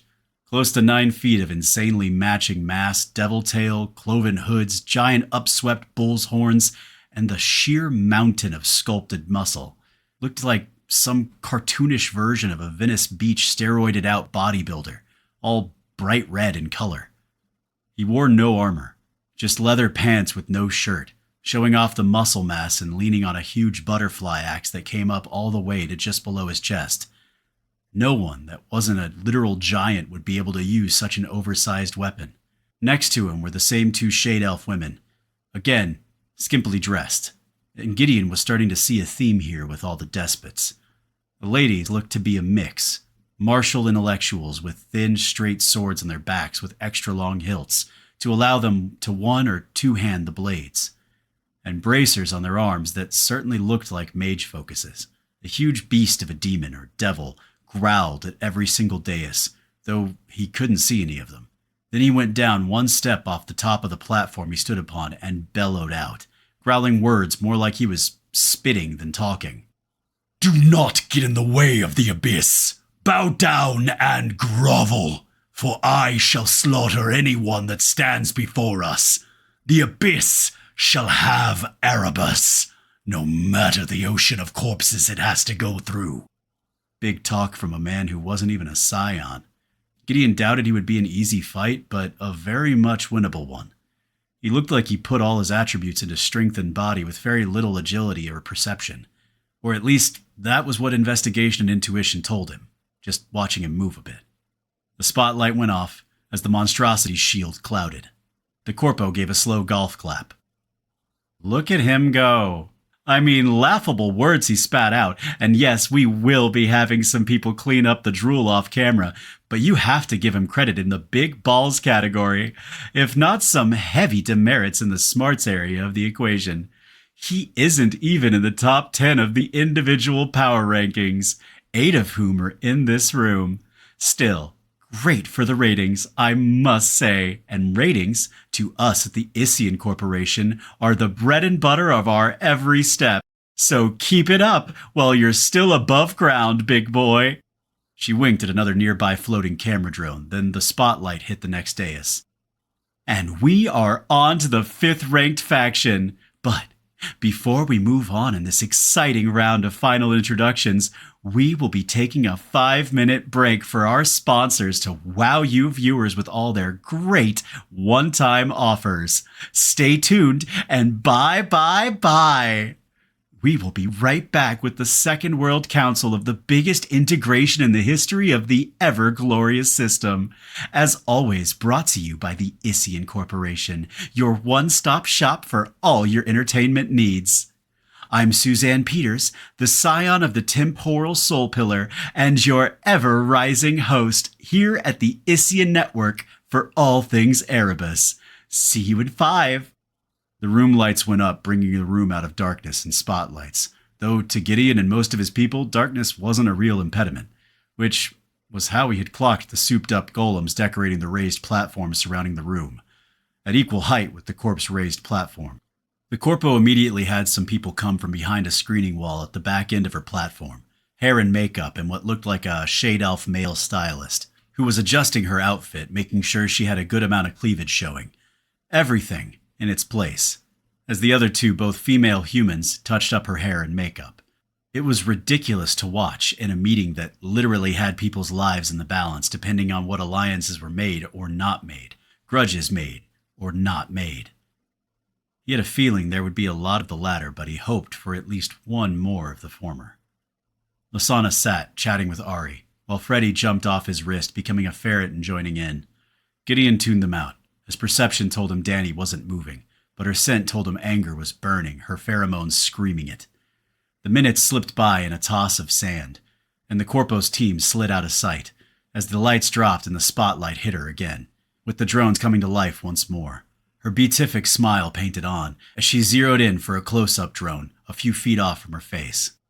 Welcome back, everyone, to the Second World Council. And boy, do we have the dream pipe of people to still recognize, followed by the handing out of awards for the factions who did the most for the second challenge. Unfortunately, all individual awards were taken away by the system because someone was being a bad boy. Her eyes turned right towards Gideon as if the clouded shield was no impediment. The infamous Warcrow got a bit of illegal help to finish their bronze dungeon. Some divine help, which on the one hand screams how much of a mover or taker he is, that Any divine would pay out the most exorbitant divine cost interfering took, but doubled down with the divine cost they received as punishment by the most holy system for intervening in the first place. I mean, who, at Iron Rank, has ever got that kind of pull with a god? And not just any god, but the boogeyman that even other gods are afraid of. The lone wolf, the wanderer, the shadowborn. Her eyes swung in on the nearest drone. You heard me right. The man is the champion of the shadowborn, a god that has so long been out of the scene and off the radar, people were beginning to think he was a myth. But no more on that. We will give you more juicy tidbits when we get into his intro, but it's only here on the Isian Network. Do you find such awe-inspiring revelations? Now, back to the normal scheduled programming, which is introducing the 5th rank faction. They are the merchants of murder and the sellers of convenience, all rolled into one and closely tied to the Isian Corporation. They stayed locked in the 5th rank and are your go-to for anything you will ever need. In fact, it is their products and their purchasing of ads that keeps my faction rolling right along. Let us give a warm welcome to the ethereal scion, Svasa Ledare. She certainly isn't in the top of the individual power rankings, but is nevertheless pivotal to the success of us as a whole. The spotlight fell off the corpo up top and hit the now clear shield of the 5th ranked platform. To be honest, Gideon barely remembered the woman from the First World Council. She was as nondescript as a shade elf could get, who were all naturally attractive to most human sensibilities. She was a woman in a full blue business suit, standing there going over some kind of tablet, expanding out from some type of bracer on her arm. As her hand flit across it like a machine, her speed telling him she put a good amount of points in her agility, she lazily waved up at an obvious cam drone, but overall seemed uninterested. Like she had much better things to do with her time than the game show the event so far had been made into. Behind her were 2 men in black, looking as though they were pulled directly from the film. Both were humans, gentlemen in suits and shades with no obvious weapons. As with most shade elves, she was tall and in shape. She didn't care about the spotlight in any way whatsoever and was absorbed in whatever she was working on, and kept working on it. The 2 men behind her were obviously professional security, who kept slightly shifting to keep the entire room under constant surveillance, as only professionals would do. The light went off, and the shield clouded once again, faster than almost any other before as the light lit back up above.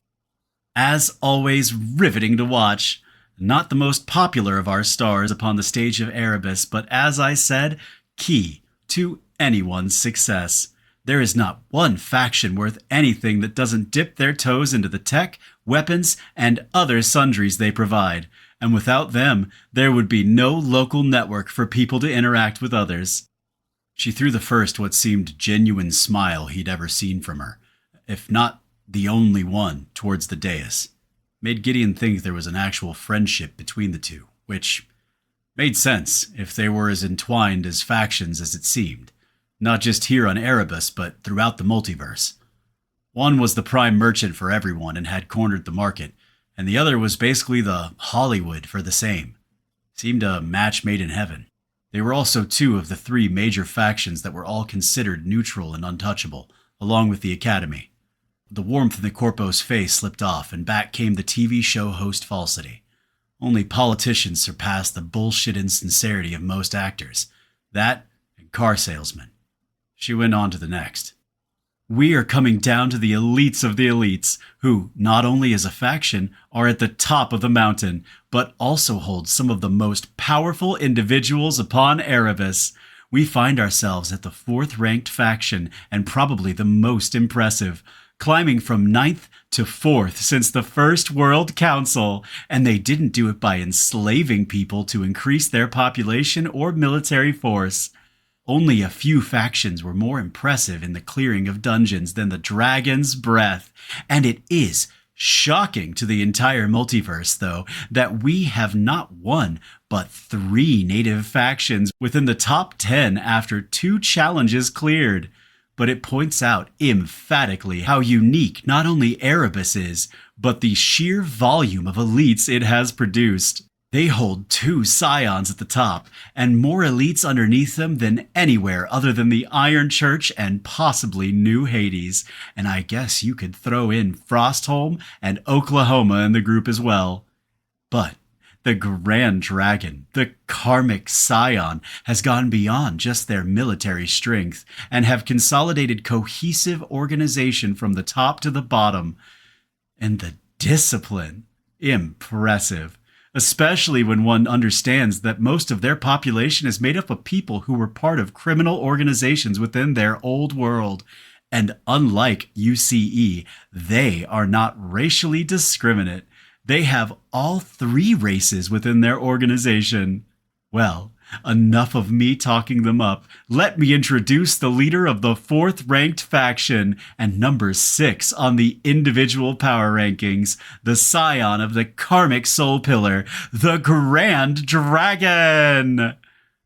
Gideon stood transfixed and felt his family, including Danny, sliding close to him for support. Freddy, in his ferret form, shifting up to his shoulder, Lasana leading into him and sliding her arm through his, as Ari leaned over from her shoulder to stretch her long neck out and nestled it on his shoulder, as Danny slid in front and went to one knee in front of him. The shield went clear, and he found his grandfather's eyes staring directly at him. His usual combat robes with the symbol of a dragon's head on it breathing flames, his soul-bound blade at his waist, Soulstorm. Next to him and a step behind, Sato, similarly dressed. And to the other side, the opposite, the biker with his soul-bound infernal shotgun. Gideon had done his homework ever since he'd met the man. Well, that wasn't all true. He smiled, thinking of the old woman. Unra had done all the work to track down every piece of intel she could dig out of the network, and their allies and even the Demon Queen who, since he'd put a scare in her, seemed to be very hungry to make Umbra Mortem happy with them. The mirrors and memory trial in the Darkest Dream also helped. Even though he knew it wasn't really them, he was sure the system based it off the real ones. He knew Sato was almost as dangerous as his grandfather, and fanatic in his devotion to the man. The biker gang member he knew less about. He was of the infernal soul pillar, but didn't look to have a bloodline, though. Understandable, he was not a scion, and unlike Umbra Mortem, didn't have an orb that handed them out. They also didn't have backing from a multiversal faction. His grandfather's eyes never wavered from his frozen stare in Gideon's direction. Sato kept his eyes scanning for dangers, but always kept his master within his line of sight, his hands on his own katana sheathed at his waist. The Hell's Angel was another matter. The man looked to take nothing seriously, trying to catch the corpo up top's attention, grabbing his nuts and gesticulating that he would give her a good pounding. It was strange, from what he observed of his grandfather, that he would tolerate such behavior close to him, but then again, he didn't truly know the man. Anyone willing to kill their own son for some so-called honor was beyond Gideon's ability to fathom. The lights went out, but the eyes stayed in his mind, a dark brown like his father's. He'd gotten the green eyes from his mother. The corpo up top was lit, and came alive with greed in her eyes as she motioned at the no longer visible karmic scion that was his grandfather. Such a stern, hard stare, and pointed at one thing. And this is why you pay so much for the Erebus Gold package. For those at home, only 100 iron coins a week. A steal. And what am I talking about, you ask? It's another exclusive tidbit just for you. Another bombshell piling on the intrigue. The dramatic twists and turns that is the foundation for good entertainment. And here it is, right after this 2-minute commercial break, brought to you by the ever-wondrous Consortium. Fucking corporate whore. She is spending this entire time outing people in every direction, throwing targets to anyone and everyone to take advantage of. All the things that the system has not been letting anyone get their hands on, except by their own hands and sweat. And a shit ton of it is thrown into our laps. What the fuck has changed? Lasana growled it all right into his ear. She wasn't wrong, and it didn't make a lot of sense, unless one shoved the Prime Avatar into the equation. And it didn't necessarily go against him purposefully towards causing Gideon's death, as long as she was throwing other people's business out there as well. Ari and her mistress began going at bitching together about all the different ways they could slaughter the temporal scion, even Danny joining in. But Gideon tuned them out, and Freddy was unusually quiet, staying wrapped around his neck as a ferret, and Yasara was sending pulses of murder right along with the girls. It was what it was. He would deal with it, and he could see where it was headed. The 2 minutes slipped by, with the corpo getting her team out again to do a quick brush-up on her outfit, makeup and hair before her light went up. Her buttons were undone a bit more, and her cleavage almost falling out, and they went live with the camera close enough to her to accentuate that cleavage. I know, I'm a bad person for leaving you hanging, but a girl's gotta pay the bills. You know how it is. She put her hands to her breast and acted as if she was adjusting herself, but anyone that wasn't a moron could see the flash of a nipple. Oops, sorry to the kids out there, but was getting pinched. No more waiting, though. I promise you something juicy. And here it is. The intense and dangerous Grand Dragon is actually the estranged grandfather of the Warcrow. The camera drone slid forward for a close-up on her face as she threw a wink. According to my producer, our ratings just slammed up like a drug addict getting their fix. As I always say, trust in little old me, and I'll always take care of you sweet petunias. Got to admit, I stole that line from the ex-mobster Giovanni Marcos. He's got a ton of them, and I know you know, as he is literally, well, him and the Angel, the most watched sub-channel we have. And yes, we all wish they would just fucking get it out of the way.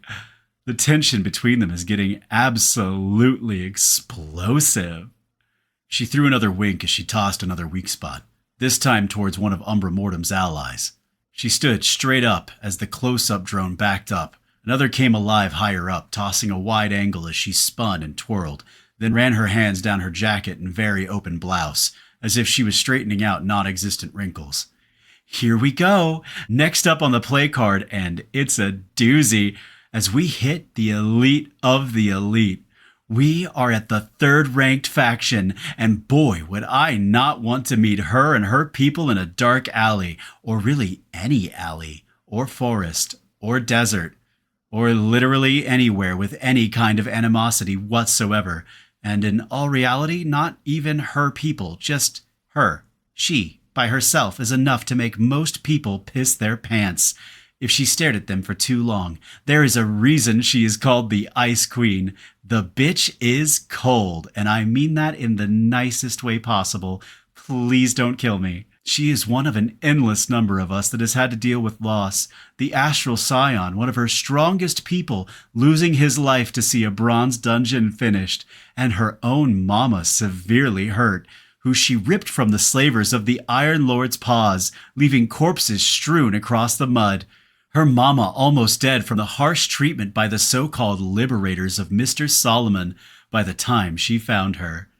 Well, once again, she almost lost her life, and according to rumor, it was the Astral Scion who gave his life to save her.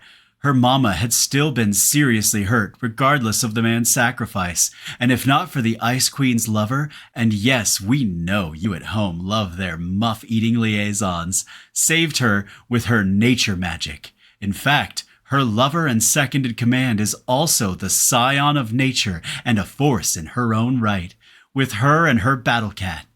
Hopefully, we will at some point get one of our drones in their bedroom and get some close-ups on their carnal play for our private Erebus smut channel. Only 50 iron coins a week as an add-on for those at home. She threw another wink mixed with some actual fear, which made Gideon seriously wonder what the fuck had happened. Her terror of the Ice Queen was real as cement. Or was she just afraid of really strong women, as she had almost the same reaction to the Angel? His senses could pick up her scent and told him so. Lasana piped into his ears. I need to cozy up to that cold witch and the beast and figure out their trick to making that bitch sweat. His senses picked up Danny shivering when the corpo had mentioned the Astral Scion dying, and remembered that had been the man she had been helping protect a bunch of refugees straight out of her tutorial. He'd never met the man, but for Danny's reaction now, and her choice of choosing him as an ally in the beginning, said everything he needed to know. He took a step back and put his hand on her shoulder, as he could feel the tension in her body, and her hands white-knuckled on the pommels of her two short blades. The corpo up above waved at the dais two to their left, and a spotlight lit up as the shield cleared. The Ice Queen looked the same, snow-white battle robe with pale blue lines along the arms. Floating above her, similar to Jimmy, an orb, though this one radiated an aura of frost and silver white. She was tall, elegant, beautiful, with blue-white skin and white crystal eyes, slitted like a predator. Pointed ears like an elf, sleek, slender, sharp, powerful features. Standing next to her on one side was the woman the corpo had been mentioning, and was with her the last time. Both of them obviously powerful bloodlines. Her lover, hair the color of auburn, in a battle robe that was colored in the greens and browns of a forest. Her skin, a light brown tone, and her ears a shape similar to the Shade Elves. Eyes slit like the Queen's. At her side was a cat, almost the size of Lysana in her beast form. A leopard, black and brown spots over a tan light yellow base, and his eyes a piercing yellow. What was truly new, though, was the woman on her other side, in a massive and sleek tech battlesuit, almost looking like a female Iron Man. She stood over 8 feet tall, and the suit was sleek yet powerful, definitely filled with high-end tech. The faceplate of the suit popped up, showing an older but attractive beastkin woman, who looked fondly at the Ice Queen as only a mother could. Gideon knew he liked her immediately when she pointed an armored finger gun up at the corpo, which had her flinching and elicited one of the rarest things he'd seen, a smile from the infamous Ice Queen. The spotlight on them immediately shut off as their shield slid to Cloudy quickly. The corpo's behavior had Lysana growling in contentment, while Ari had slid to Danny's shoulder, consoling her. Lysana had already given her a hug, and Freddie had also slid over to Danny's other shoulder. They would have to hurry it up, including Danny in her grief, as they were almost up. And the only thing they could show to everyone in this bullshit event was strength. Anything less would put them in a bad spot. He knew personally his time with Shira and Lysana had helped him deal with his uncle's loss, at least to a point where the flashing memories were more sporadic instead of constant. He threw a look back, and Danny returned it, straightening and wiping her face, and gave him a nod. She understood. It was horrible that anyone had to chew and swallow their grief, but that was war. It was ever hungry, with little to no mercy. He swiveled his head back up top, not wanting to miss the next intro, and luckily, the woman had been shaken, and had taken an impromptu 2-minute commercial break as her team swarmed her, attempting to help her calm down. It was just ending, as he turned his face to focus on her, her team scurrying back into hiding as several drones slid about 10 feet off her. Here we go again. 2 factions left to introduce, and boy do they have a history, and some great drama between them. I already mentioned the humbling the leader of our next faction dealt with in his idiotic choice to assault Umbra Mortem with no actual intel or plan before initiating it. Talk about arrogance. And believe me, I have my own heavy dose of ego, but hell on a handstick shoveled up someone's ass. Even I know you don't tackle a hard target with only shoddy intel, with no concrete plan or alternative avenues of assault in your pocket. Still, take nothing away from this man. He was a warlord and a televangelist in our old world, and has been in the top of the heap in both world councils, individually and as a faction, is backed by one of the oldest and some say the most powerful faction in the multiverse. Underestimate him at your peril. He might layer some stupid indecisions, but has the overwhelming strength to throw them off and still be breathing at the end of it. He is a force of nature, and my money is still on him to win it all. A reminder to the people at home watching, remember to hit your nearest consortium rep to join in on the ever-eternal betting lines of their gambling houses. Your first bet will be matched. She grinned at the nearest drone, then spun her hand as a spotlight lit up on the dais right next to where Gideon and his stood. Love him or hate him, but you better damn well respect him. Give it up for the Iron Lord of the Iron Church and the sole representative of the Sanctum on Erebus, the scion of the Inquisitorial Soul Pillar. joined by the scion of the Sun Pillar, a woman just as ruthless as the man himself and almost as dangerous. Gideon wondered why they hadn't brought a third, but he could imagine they were rather busy licking their wounds from the mauling they'd given them. They had lost some, but the Iron Lord had lost at least a third of the force he'd brought, especially with Orin's deployable heavy crossbows. Those had decimated his entire chasing force, and once activated, they self-destructed as soon as anyone got close, so no one could even reverse engineer them. Gideon was sure those explosions took out quite a few more. The spotlight hit, and the shield slid clear. He had to admit the man looked like he had a good dose of pissed off rolling along. The Iron Lord immediately had turned his head to their dais, but then forced himself to look up at the cameras and wave, Grit pushing a smile to his lips. He was covered in his bulky, heavy plate armor of gold and red, except for the head, choosing not to wear his infamous mirrored mask. His onyx skin dark as night, a few scars marring his face. Gideon could tell he had a bloodline, but it was a human one. Taller than Lasana, but massive with muscle. Another look he tossed was across the way at where he knew Marcos and the Angel were sitting, and Gideon could see the smoldering anger past the smile. He would need to thank the ex-enforcer. He seemed to have put a bit of trepidation into the man. The beastkin woman to his side, though, was anything but.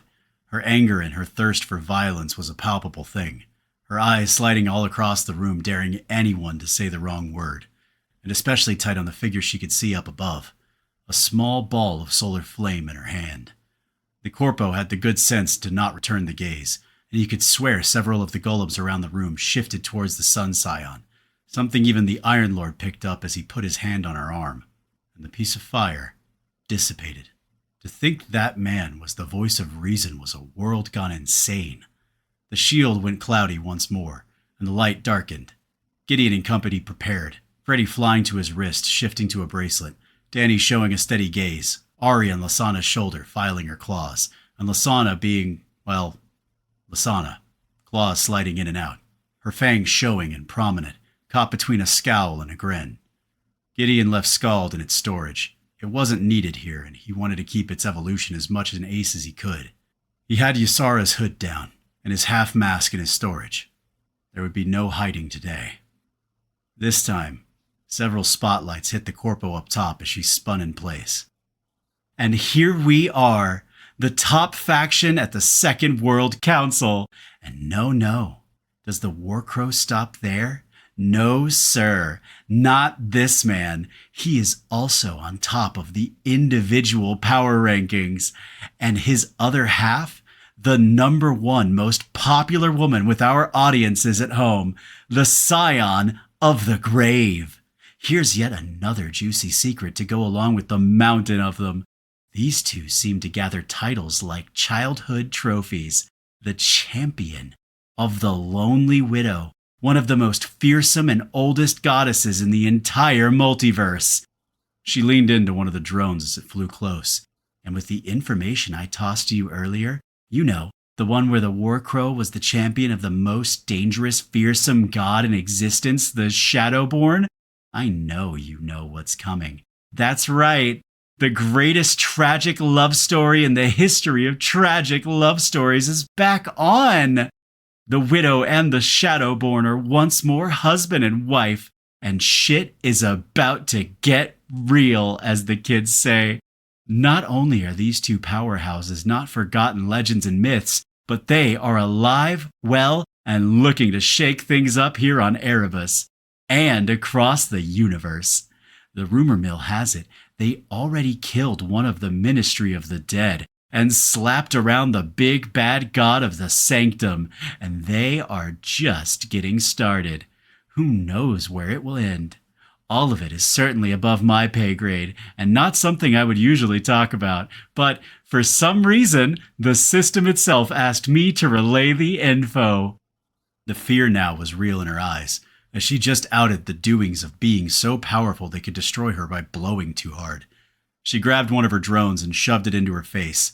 Don't kill the messenger, please. I, like everyone else within the cosmos, have to follow orders, especially when they come from the system itself. And back to the War Crow. Let us remember, beyond the recent rebuff and mauling of the Iron Lord, he and his people literally ended an entire faction, the Sanguine Necropolis, the representatives of the unhallowed here on Erebus. She stood back up, taking a deep breath, and Gideon's anger was truly beginning to rise.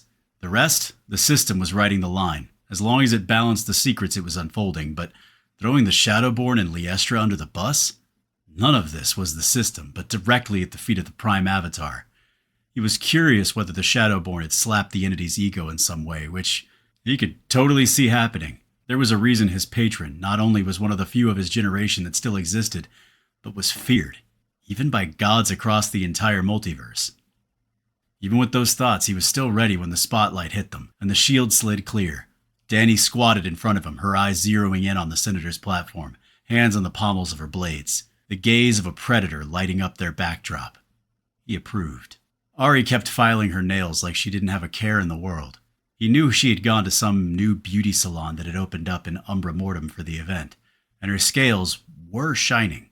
Vanity and her status as a princess was a big part of who she was, though, and it had always come across as something that also held some scars he'd never dug into, the same way he hadn't dug into Lysana's past, that she still hadn't shared, even though he'd caught her many times looking at him, especially in bed, like she wanted to open up.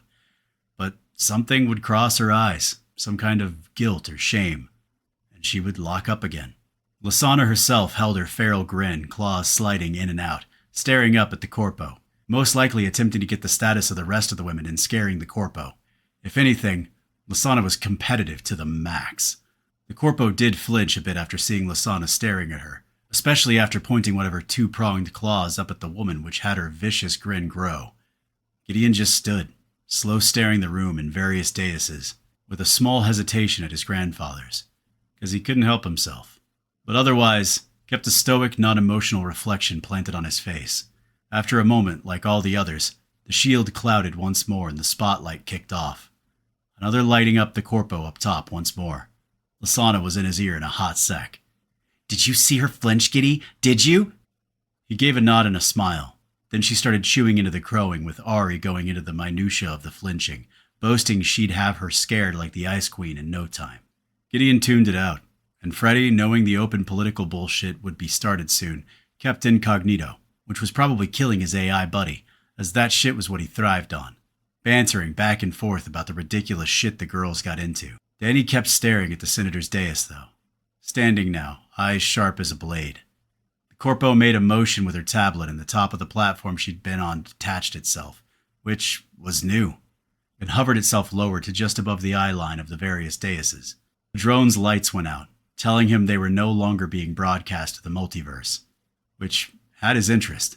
She began speaking, her fake smile now a grim mask. "This next part is just for you all. You will be getting the official system notification when you arrive back home from the council, but I have been given permission to give you some information, and please, understand that I have a job to do. But off the record, I want Erebus to survive. Not just get chewed up by roaming beasts and monsters, where most of us are dead and gone, and the remaining offered up as fodder or slaves to whichever faction." She slowly spun her platform until she had gazed at each dais, though all the shields were kept clouded. The room lights had gone up a bit with the spotlights shut off. "This is what I have been told will be our future if we fail the third challenge. Every den, every dungeon will be released, in full upon all of Erebus. As if we never beat the first two challenges. The sheer volume of deaths, if that happened, would be monumental. You just went through a single bronze dungeon and needed to clear 20 altogether. I know for a fact that there are close to 100 or more of those all over Erebus.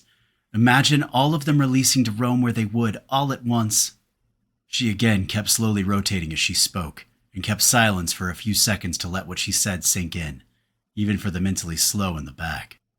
"I have all sound turned off at your shield, so retorting or interrupting will do shit. I have permission to tell you this, but little time to get it out before we go live again." She took a breath, and even Lysana and them stopped shooting their gums. "The next challenge is called Invasion. And yes, just like it sounds. 12 of the more powerful multiversal factions bought a slot, and whoever could outbid everyone else, which, to me, would say it will be the big boys with how much everyone is drooling over wanting Erebus. They will be allowed to bring 5,000 troops with them. Only 3 bronze, the commander and 2 sub-commanders can be in bronze. The commander more than likely about mid-bronze and the other 2 early bronze. All the rest, you can bet your ass, will be peak iron, and they can level here just like we do. No more than 10% of their entire troop strength can be elites at rare rank. No higher than that, including their commander. But all of them will be highly trained and equipped to the gills. Not many, if any, faction here can truly match that kind of strength.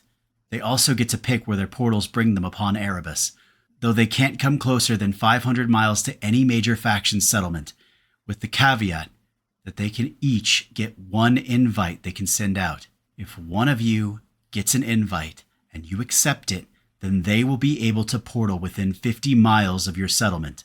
The big thing here, though, is the invite will come with no name attached, to add suspense and the possibility of treachery to the whole thing. So be sure before you accept. The third challenge is lost if any invading faction has either wiped or controls 60% of the top 15 ranked Erebus factions. And if a faction accepts an invitation, they are automatically in that count as for the invading faction, as is forming any kind of system-backed alliance with an invading force. They can also ally with themselves as well, at which point they become one invading force, which was how many of the invading forces have succeeded in the past integrations where invasion was used as one of the challenges, at least according to my sources. She looked at her tablet with quick, furtive glances. Our time is about up. I've left you 2 minutes to take in what I just threw at you all. Then we go back live. Use it and be smart. If any of these factions win this, what I said happens before anything else does. They are pulled, even though they would take ownership. Then the dungeons and dens are released for 6 months before the winning invasion faction comes back and owns what's left. Even if, say, the Iron Lord ends up winning the rulership of Erebus, he would do so from system-backed strength and have full negotiating rights with his backers, the Sanctum. And I doubt even he would agree to just slaughter most of the population. Her platform brought her back to where it had been and reconnected as a bunch of servants were scurrying everywhere, setting up food and drink tables like last time, a few feet in front of each faction's dais. Gideon turned and cast a gaze at everyone, and all he saw was the stunned visage his own face was probably sporting. He didn't know what he expected, but a full-on invasion was not it. 5,000 crack troops of a multiversal faction was a hard nut to even take in.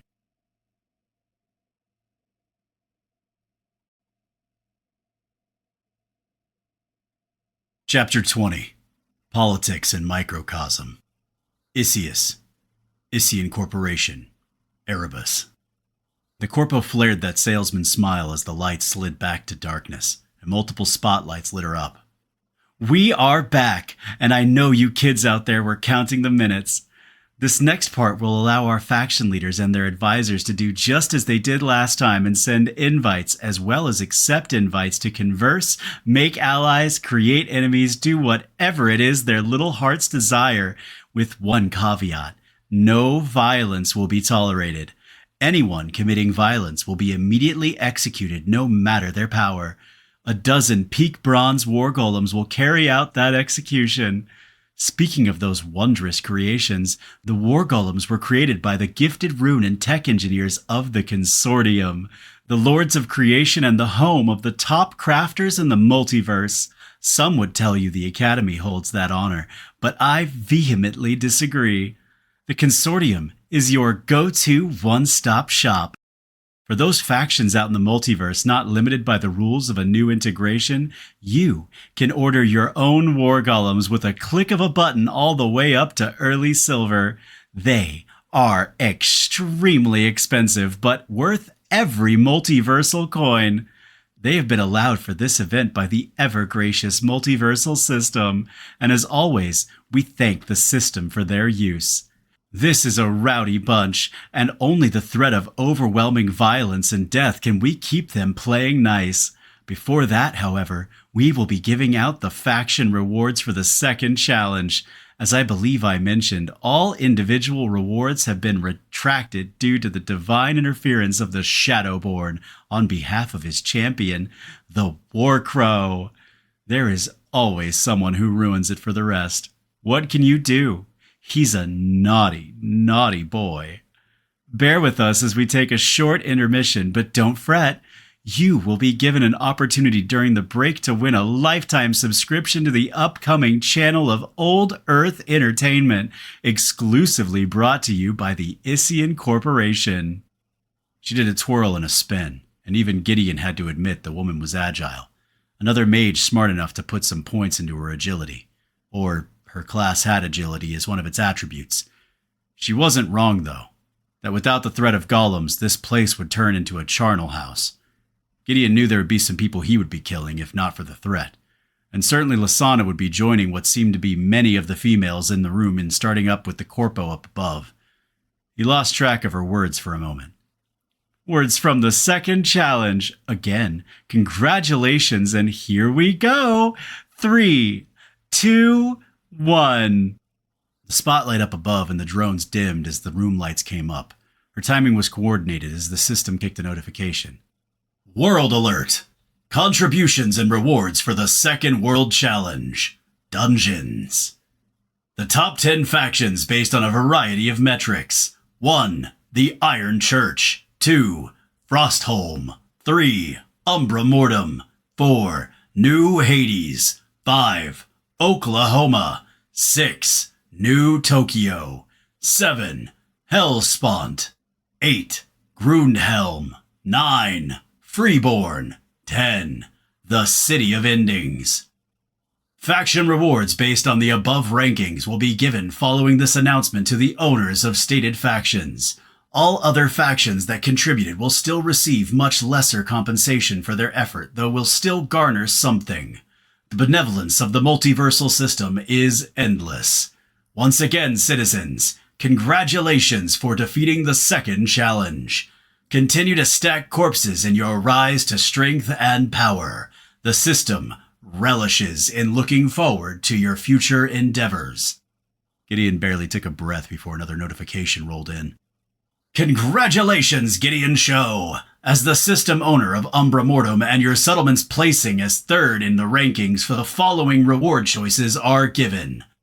Note: all rewards are sculpted to the individual needs of said faction, combined with their placing on the ranking board.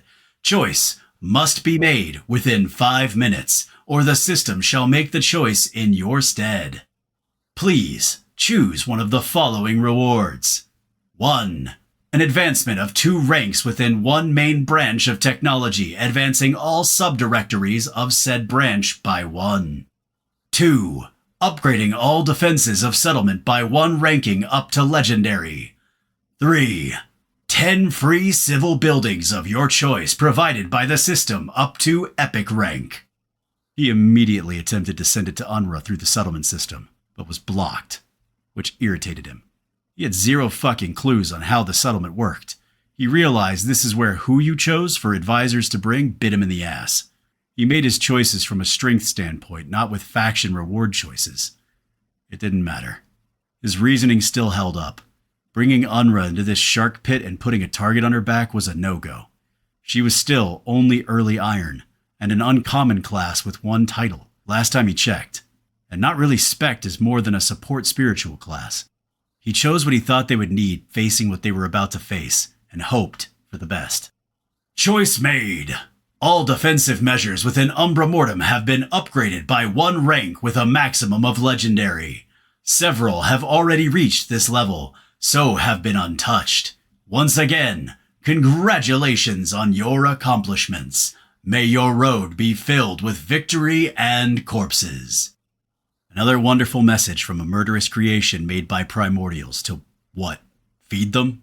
Control everyone so no one would ever get powerful enough to threaten them? He knew there was something not only he was missing, but even the older gods were missing.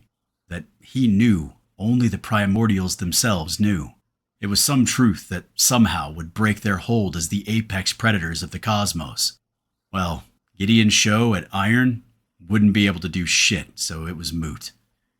He would be hard-pressed to even preserve Erebus, much less anything beyond that. 5,000 elite soldiers of elite multiversal factions that had access to far more than they did was going to be a challenge he didn't know if they could win.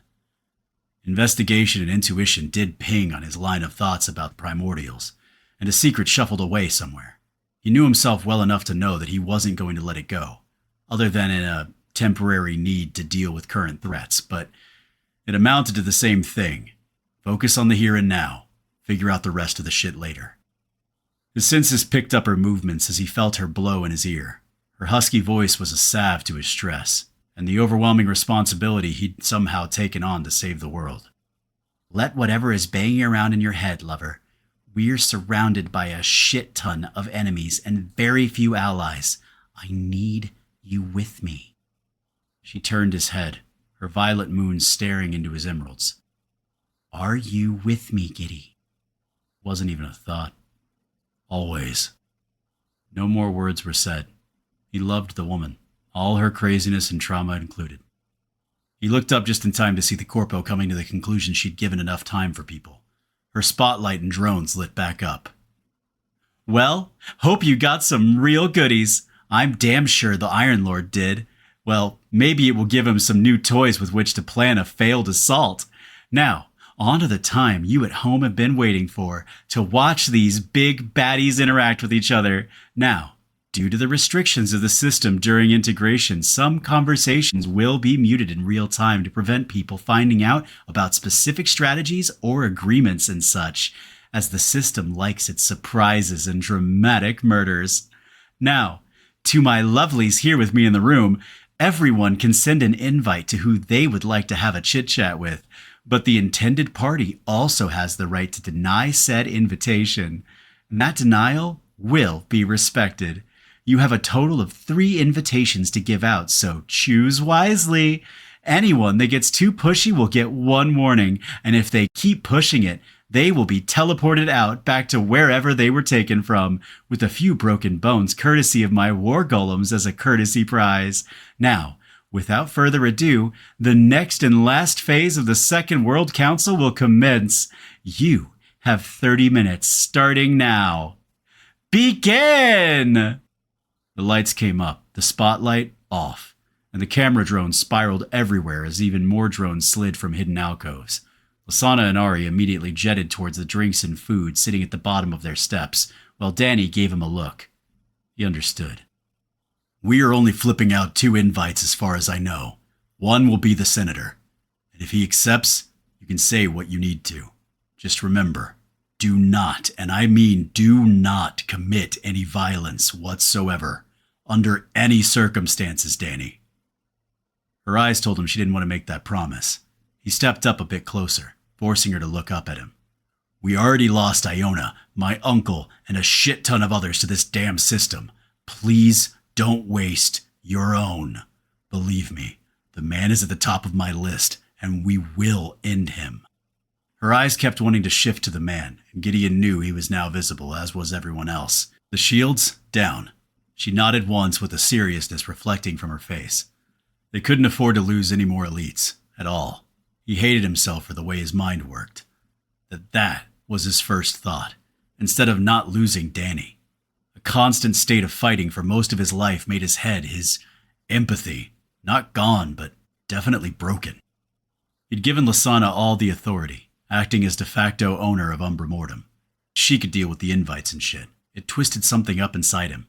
A quick flash of claws through the skull, that one eye piercing into the depths of Gideon.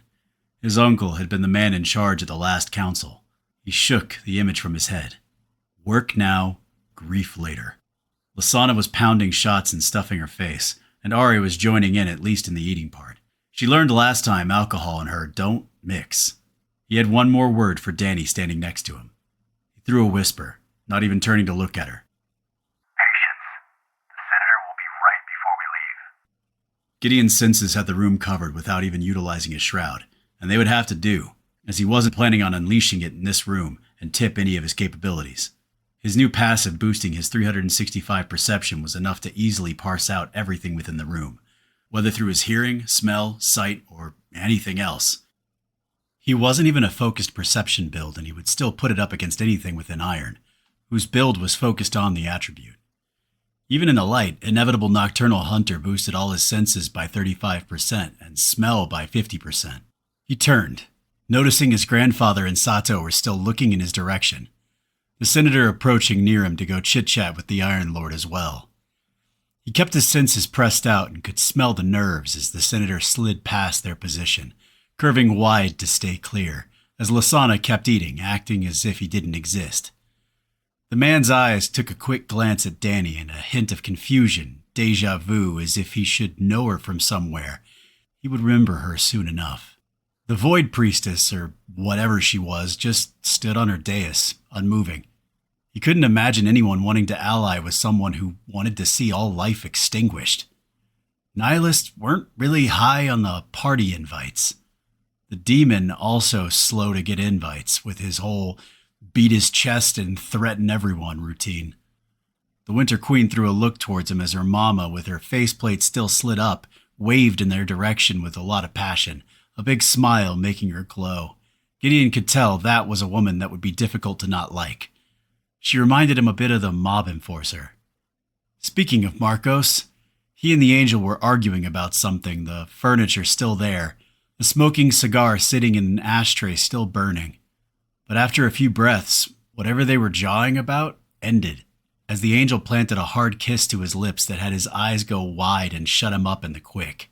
The beast of the sands smiled and flicked her hand as if sending a message, obviously to the Ice Queen, who repeated the gesture, before the angel left the mobster plopping down on his sofa chair, stunned. Gideon couldn't keep a smile from hitting his lips. Lasana, between bites, turned her head to see his smile, then followed his gaze. Seeing Marcos plopped on the chair with a dumbass look on his face, she snorted. As Ari popped on her shoulder to take a look, Lasana tossed commentary. Good for her. Did she plant a kiss on his ass? Gideon raised an eyebrow. Well, if he had an eyebrow, which had gone bye-bye when his bloodline hit. Now just a thicker ridge of scales where his eyebrows used to be. She threw out a small chuckle. She'd been waiting on his stupid rear end to make a move, but he kept sitting on his hands. I told her to take what she wanted. She's the beast of the sands, and fought much harder scraps than that. Looks like she took my advice, based on the idiot gaze he's got going on. Gideon smiled. He knew the feeling, flashing back to his and Lasana's own beginnings. She wasn't done, though, as his woman got a serious look between more bites on her meat stick. Your grandpappy has sent a request to shoot the shit, as did the big lizard woman. Gideon's immediate reaction was to reject it, but as the leader of Umbra Mortem, he knew they needed as many allies as he could get his hands on. Not just for the moment, but long term.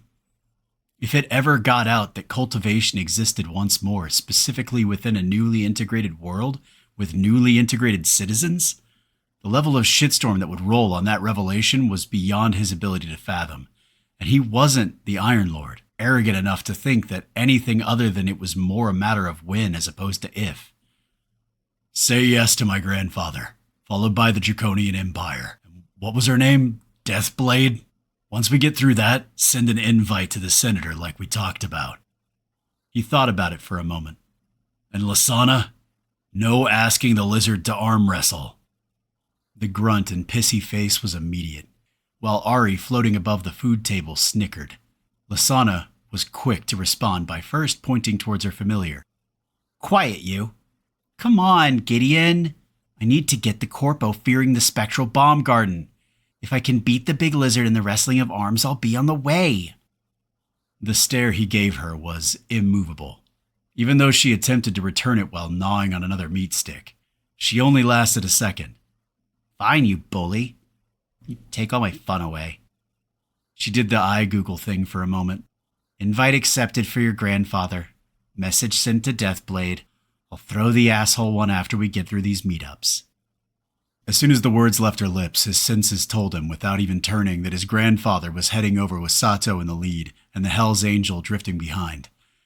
Gideon gave a look to Lasana, who grumbled, but finished her meat stick and motioned to Ari, who flew to her shoulder as they all went up towards the platform, Lasana fiddling with something as a privacy screen lit up around their entire dais.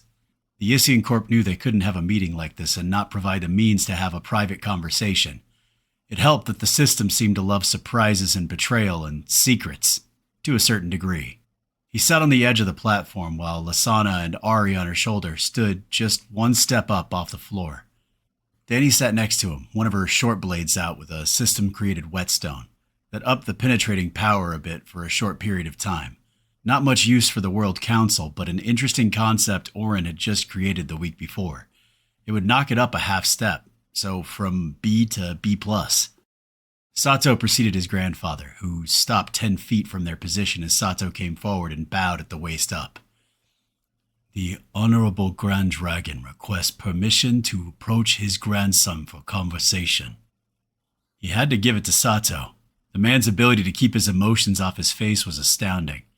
But against someone with Gideon's senses, it still did nothing to circumvent his scent, which told him the man's disapproval of his grandfather's decision. It made his mind flash back to the insane fight against his and his grandfather's simulacrum. He'd barely won that fight, and those were weaker than the originals by a good measure. More than likely without the titles or the path and all the boosts they brought. Both were scions and would be more than a handful. He highly doubted he would come out on top against the real versions. He gave a nod to Sato, who then turned sideways as his grandfather came forward, his hands folded behind him. The biker stayed back, eating off their table, which had Ari and Lasana throwing low-key growls. His grandfather gave a slight head nod, both to him and toward the ladies, spending the time to give them each their own recognition, which Gideon appreciated.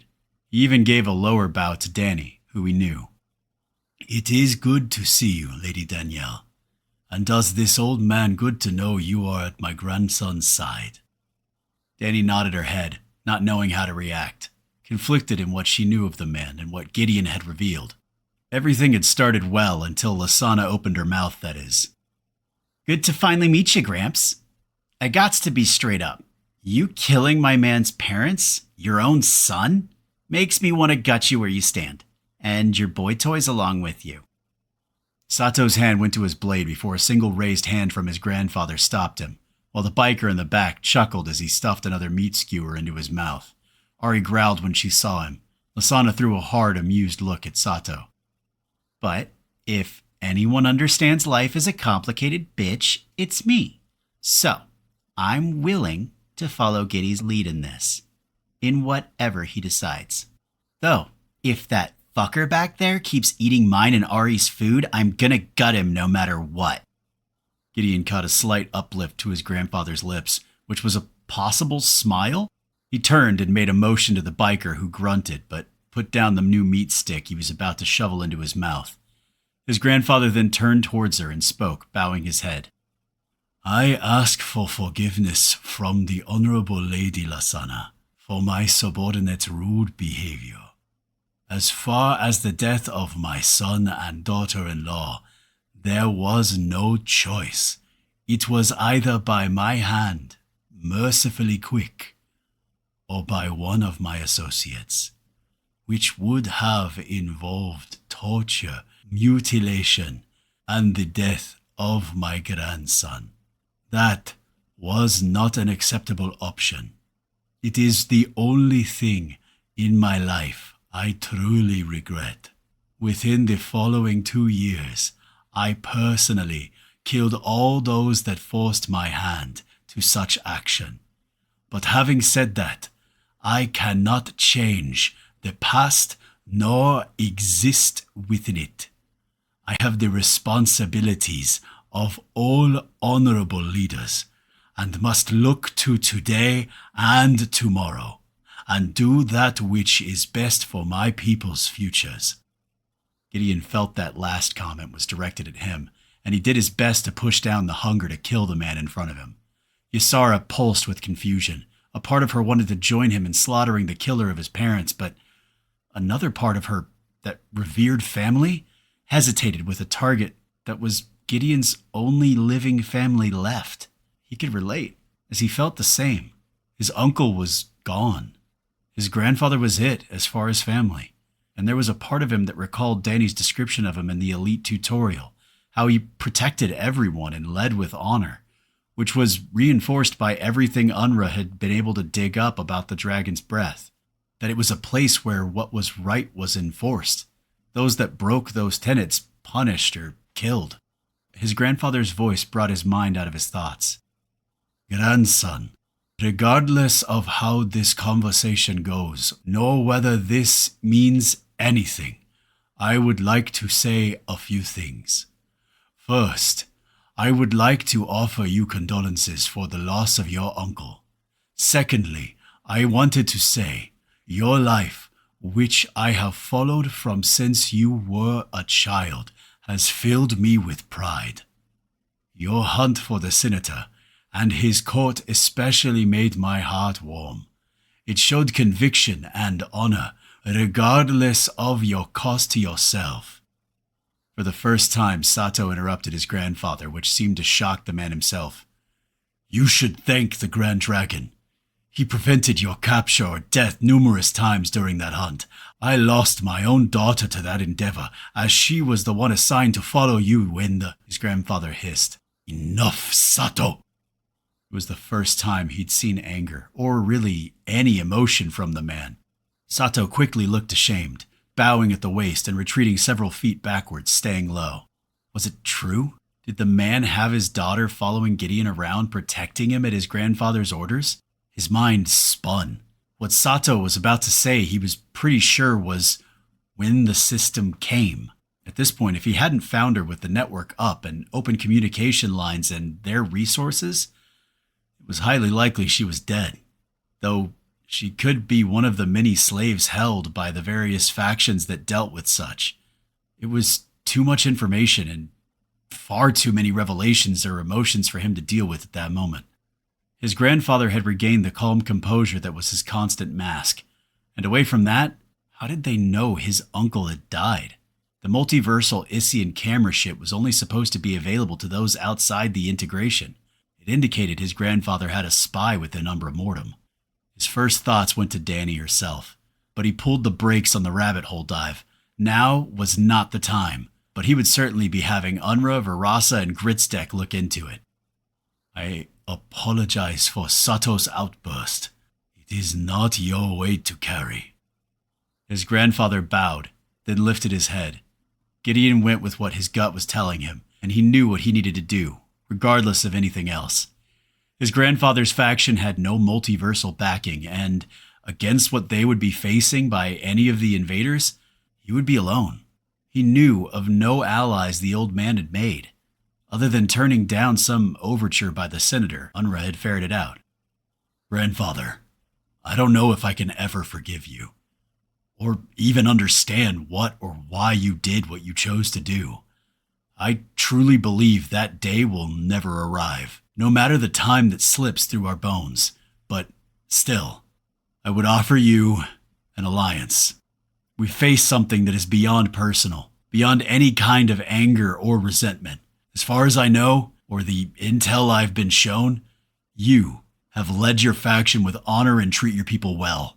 Danny spoke of you with awe and respect, that probably being the most moving endorsement you could have received. That is far more than most of these factions can ever say.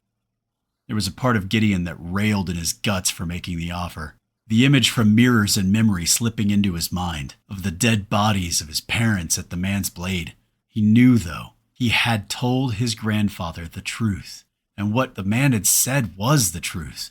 When someone was a leader, they had to do what was best for not only their own people, but this shit show called an integration, what was best for all people, including the people of the Dragon's Breath. His grandfather seemed taken aback at the offer, as did Sato, who had moved forward on the words. His grandfather teased a small smile to his lips and a nod, as if pleasantly surprised and respected Gideon's words. You honor me, grandson, and I understand that forgiveness is not attainable, as it is not attainable within my own soul. I accept your proposal with the respect and wisdom with which it was given. The Dragon's Breath will be by your side in full strength when the end comes. Gideon was exhausted from the inner turmoil, and the clock was ticking on the time they had left. Other agendas to finish. Please, have one of your people contact my settlement so they can exchange portal security protocols and coordinates, and my settlement administrator can handle the details. I have other meetings to get through, so I must end this chit-chat.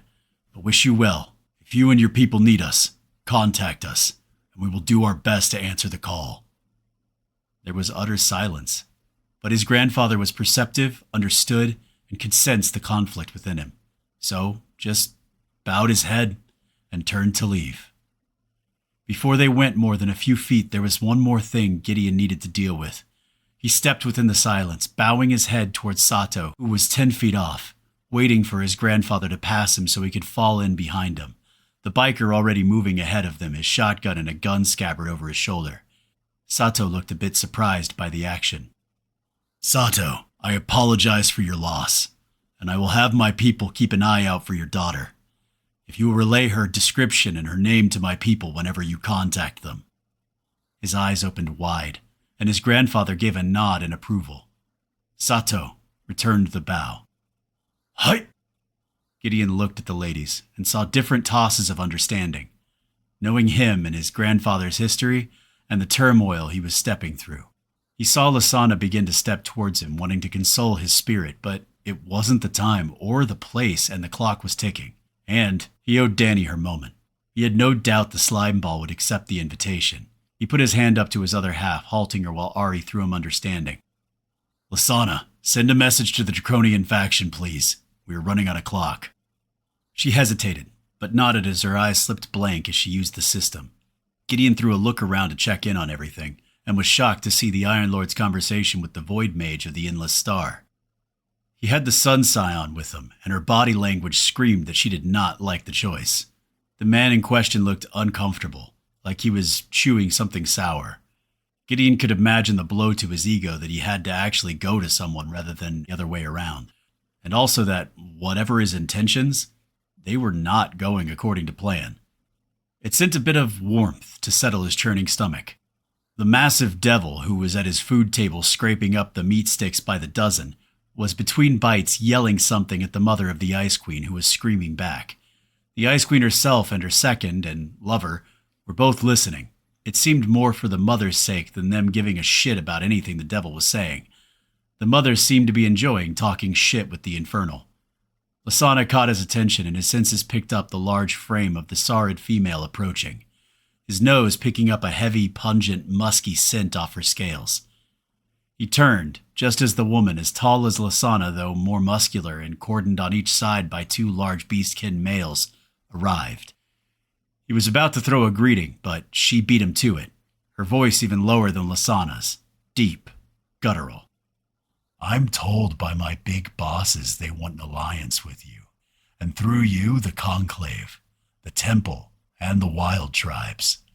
Sanctum on the one side of the Empire, the Abyss on the other, and with the weakening of the Unhallowed, the other two getting aggressive. Already lost a whole sector of space on each side. If you promise that you will help the Empire make a connection to these factions, we be an ally here on Erebus. Gideon gave her a look. She was blunt, which he appreciated, and he didn't know about any multiversal conflicts. He wasn't backed by a faction and the Shadowborn, and his ability to connect was limited, watched and therefore infrequent. The weakening of the Unhallowed was strange. He couldn't imagine destroying Sanguine Necropolis itself would weaken a vast multiversal faction, though he did remember the Corpo saying the Shadowborn in Liestra killed one of the Ministry of the Dead, which, in context now, probably referred to the group of gods that ruled the Unhallowed, and he could see how the two would react, especially Liestra, to the actions of the Blood King in taking Lasana and torturing her. His gaze took in the massive woman. He also took in Lasana gritting her teeth, knowing she wanted to challenge the woman to a bout of arm wrestling. A smile lit his face as he knew he needed to hurry this up before she broke down and asked the lizard woman, regardless of his wishes and their time limit. Her level of restraint had a fast-ticking clock, and Gideon was well aware. He gave his answer. I can't promise anything, as we are not part of any of those factions, though here on Erebus, we are lucky enough to call them allies. I'm not sure if it goes beyond our world. What I can do is push forward the message to all of them and ask if they can somehow pass the message up the line. Though, I'm not sure why the Draconian Empire would need me to do so, when they would probably have a much easier time just contacting all those factions themselves. The woman, something Deathblade? Holy shit, he was bad at names. Looked at him as if he was an idiot or something. No offense, Warcrow, but you seem to not understand your status here on Erebus and within the rest of the multiverse. You are the champion of the Shadowborn, and Iron, your mate, the Lonely Widow, two of the most powerful of the Divine in the entire multiverse. You stand at the top not only as an individual, but as a faction, a native one at that, in the most powerful integration in the history of the system. Many factions falling over themselves to either see you dead or to make you an ally. The Draconian Empire could initiate contact with those other factions, but with your endorsement, that contact would be more favorably seen. We are in no way as depraved as many factions who enslave those weaker than themselves. Still, we have a reputation for war. It is a major tenet of our beliefs, and only within the forge of war can we test ourselves and become stronger. We seek your alliance, but one of equal standing, not one of submission. She looked at him and nodded, as if understanding something. Please, think on our proposal. And if it is good, and you have sought what we have asked, have your governor, this Mistress Unra who I have spoken to, and we shall become allies. Our faction is strong, full of warriors. We don't have many mages or shamans, but those we do have are strong as well, especially our shamans. Our faction is always strong in martial classes, frontliners, and spiritual, though not as many. She grunted, as did the two beastkin males. Then they turned away and walked back towards their platform. Was what she said true? It was hard for his mind to get around. He kinda understood the involvement of the Shadowborn and Liestra being their patrons, adding some importance to them, and even him being on the top of the leaderboards, but in the end, he was an iron rank, and none but a select few knew about his ability to cultivate or his merged pillar. So that would have no bearing. Lasana slid up to his side, sliding her arm around his waist. Just accept it, Giddy. You are a monster. Maybe only iron, but they see what we could both become. And Erebus itself. They see Liestra and the Shadowborn both chose us, which carries a lot of weight. Those two are us, just a whole hell of a lot more powerful. And old as fuck. Ari looped in. Yeah, Team Gideon! Freddy couldn't stop himself, but Gideon let him have it. His AI buddy had been insanely good, being as quiet as he had been for so long. Team Gideon, a symbol, like a better version of Voltron. The lions, not the vehicles. That was not truly Voltron. In fact, no one truly understood why they made the vehicle an inferior version of Voltron. He put a hand up to throw a dam to stop what would have been an hour-long deluge of back and forth on Voltron. Luckily, they listened and stopped, while Lasana chuckled and threw her eyes into the system, growling. Fuckwad is on his way over, accepting the invite. Of course he did, the arrogant pig. Danny immediately began to rise, fingers dancing on the pommel of one of her blades. Gideon pushed his speed and had a hand on her shoulder. Ysara flared as she picked up on the emotions churning within Gideon. He was sure it looked very dramatic as the man with his 2 tin soldiers walked over, his cloak flaring up and out as if it had a life of its own, which, well, it did. But no one knew that besides he and his own. It startled the senator as he approached, his eyes widening with a quick flash of fear, but he stifled it and kept walking forward in his pristine suit. He stopped a few feet off of them, as his 2 ex-military positioned themselves in front of him, their fingers on the trigger, guards on their fancy rifles slung to hang mid-chest. Gideon stayed quiet, waiting for the man to initiate the conversation, The silence only lasted a moment, and at least this time the man was smart enough to not try the mindfuckery he had last time. What is it you want, Mr. Show? I am a busy man, so hopefully it's something of worth. Gideon let go of Danny's shoulder, giving her approval, but throwing a last whisper. No violence. Danny gave an imperceptible nod as she stood, staring directly into the eyes of the man. As with her bloodline, she was about 6 feet. He stared at her as if he didn't know what he was looking at. She stood directly in front of Gideon, and though he was close to 6'7", still, Danny was a scion, not someone you ignored. She kept hard staring him with her hands on both pommels of her blades in her dark leather armor. She was not someone you didn't pay attention to. She held herself like someone that seriously knew how to handle the blades at her waist, enough that his 2 bodyguards weren't taking their eyes off her, even though the idiot behind them kept looking over her to see what the hell was going on, waiting for Gideon to yank back his dog. Danny snapped his attention to her. It's surprising you don't remember me, Mr. President. Considering how many times you and several of your friends stuck your cocks at me while I was either drugged up, chained to a bed, or both. The first reaction was the man's eyes widening, then laser focusing on her face, followed by a cruel smile. Oh, I do remember. It was a good passing of time, and brought me a great amount of political investment from the men you reference, allowing them to use you as a sex doll. Men and their hungers. Especially those with vast sums of money. It is always the forbidden that draws such men, and I provided their satiation in return for them funding my aspirations. I am surprised, though. You are still breathing. I am pretty confident the people behind me had sent out kill orders for all of you. The ex-senator's eyes flicked towards Gideon. I can only imagine the War Crow had something to do with you still existing. I take it you hold umbrage with me. Understandable, but unattainable.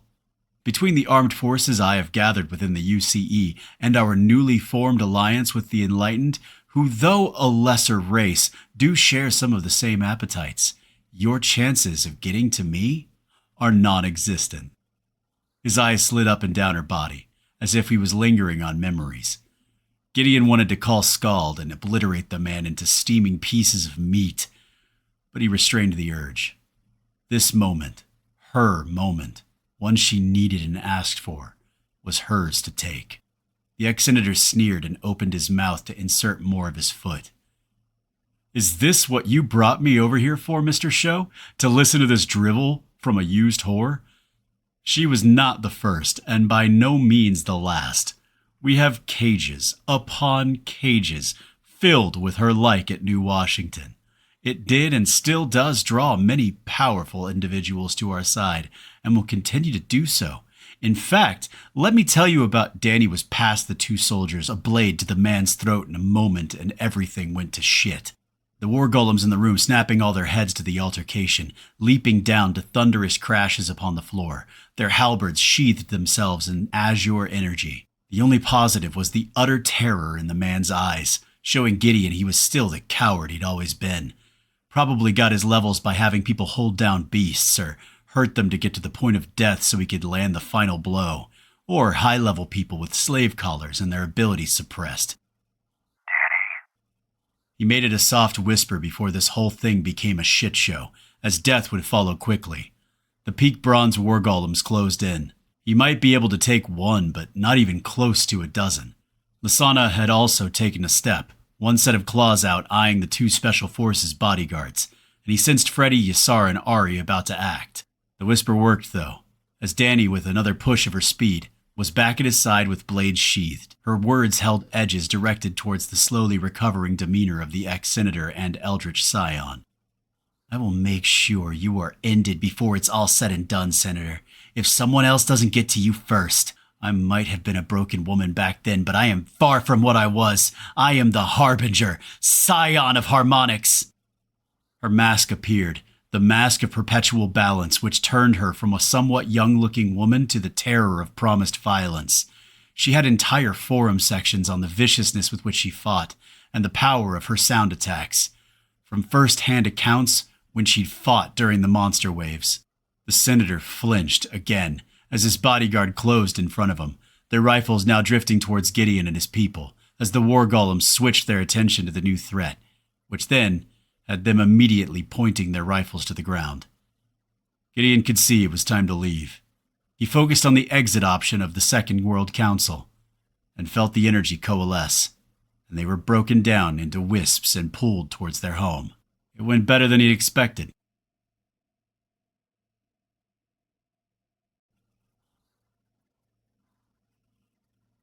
Chapter 21. Invasion, Hopes and Dreams. Umbra Mortem, Erebus. As soon as they stepped onto the roof, they were hit. Everyone in the entire settlement, besides kids who didn't have access to the system, all got nailed with the notification, and there was a collective gasp. A tidal wave of sound that hit Gideon's insanely high perception. Some panic, others tirades of conviction, and more that called out for Lasana and Gideon to protect them, or roars of utter confidence that they would protect them. No doubt whatsoever. It currently saved Danny a talking to, as Gideon had to deal with it, and the notification itself. World alert! Now it is time to prepare for the third and final challenge of Erebus. In 3 days, your world will face the heady and heavy challenge of invasions. A total of 12 slots were auctioned to the highest bidders. If capable, bidding factions were allowed to purchase up to 2 slots. An hour before the beginning of the event, invitations, see restrictions and rules, for alliances will be issued. To win this challenge, one faction must hold 10 of the top 14 factions on Erebus, either through conquering them or creating an alliance with system backing by the end of a 3-month period. If a faction succeeds, all adversarial invading factions shall be removed, as well as the option to also force allied invading factions to return from whence they came. The challenge is lost if an invading faction and any allied factions hold 10 of the top 14 factions of Erebus at the end of the 3-month period, through conquering and slaughter or forming system-backed alliance. Objective: holding control of 10 of the top 14 factions. Rewards: the leader of the winning faction shall control the future of Erebus by being declared the world leader. Any competing Erebus-bound factions can be banished from the planet for a 5-year period, backed by the strength of the system, by the will of the world leader. This also includes the multiversal factions backing Erebus faction. Restrictions and rules of invading forces. Every invading faction can choose where their portal will appear on Erebus, but can be no closer than 500 miles to the nearest major faction. Caveat: each invasion force gets one invitation for alliance they can send to any of the top 14 native factions. The invitation will be anonymous. If accepted, they can establish their portal as close as 20 miles to said faction. Only alliances forged with system backing count as far as winning paradigm. Restrictions placed upon invading forces. No more than 5,000 soldiers can be brought to Erebus, with no more than 10% of forces above uncommon class, with rare being the highest tier allowed, including commanders. All forces must be within the iron ranks, with 3 exceptions.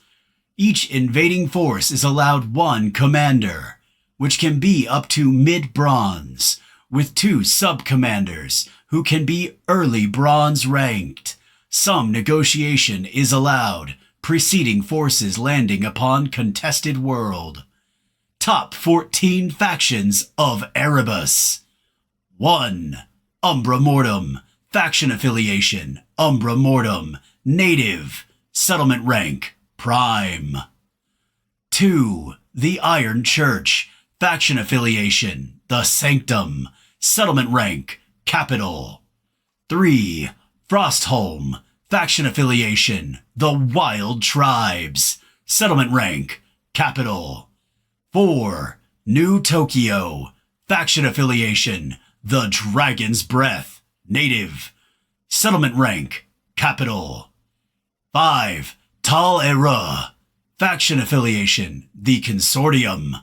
Settlement rank, capital. 6. Hellspont. Faction affiliation, the Abyss. Settlement rank, city. 7.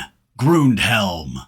Faction affiliation, the Draconian Empire. Settlement rank, city. 8. New Washington. Faction affiliation, United Coalition of Earth. Native. Settlement rank, city. 9. The City of Endings. Faction affiliation, the Endless Star. Settlement rank, city. 10. Freeborn. Faction affiliation, the Temple. Settlement rank, city. 11. Oklahoma. Faction affiliation, the Shadow Conclave. Settlement rank, city. 12. New Hades. Faction affiliation, the Unchained. Settlement rank, city. 13. Isius. Faction affiliation, Isian Corporation. Settlement rank, city. 14. Madirfen. Faction affiliation, the Enlightened. Native. Settlement rank, city. Be prepared for death, war, and the crucible of sacrifice. To rise, one must destroy. This is the fundamental truth of the multiverse. Even with the heads up from the corpo, this was too much to take in. His brain was swimming. He saw multiple messages from Unra filled with a need for direction. But Gideon already knew she had Varasa and Orin at her side, and their strategies and advice would equal or surpass anything he might tell her. So he said as much, and that he had utter faith in her leadership. If they were able to cement their alliance with the Draconian Empire and his grandfather, that would already, counting themselves, make 6 of the 10 factions needed. Though, it said, by the end of the 3 months, meaning none of it would count until the end of the challenge. Still, good start. Lasana grabbed him from behind, wrapping him in her arms as Freddy took off into owl form to join Ari in the air. Danny had already slipped from his sight while he'd been distracted. Smart of her. She'd almost led them right into a fight they wouldn't have won. He understood the emotions and reasoning, but regardless, it was reckless and could have led to their deaths. Let it go, Giddy. She's got a lot of anger and pain that she needed to work through. And in the end, she got it. And the senator shit a brick, which was funny as fuck. Remember what you went through when they took me, and how far you went to get me back. Let's go find our Shira and the pups and spend tonight enjoying life and family. Tomorrow will be enough time to deal with things. His mind slid back to the insanity he'd stepped within when she'd been taken, his every thought drowning in a pit of flames until he got her back.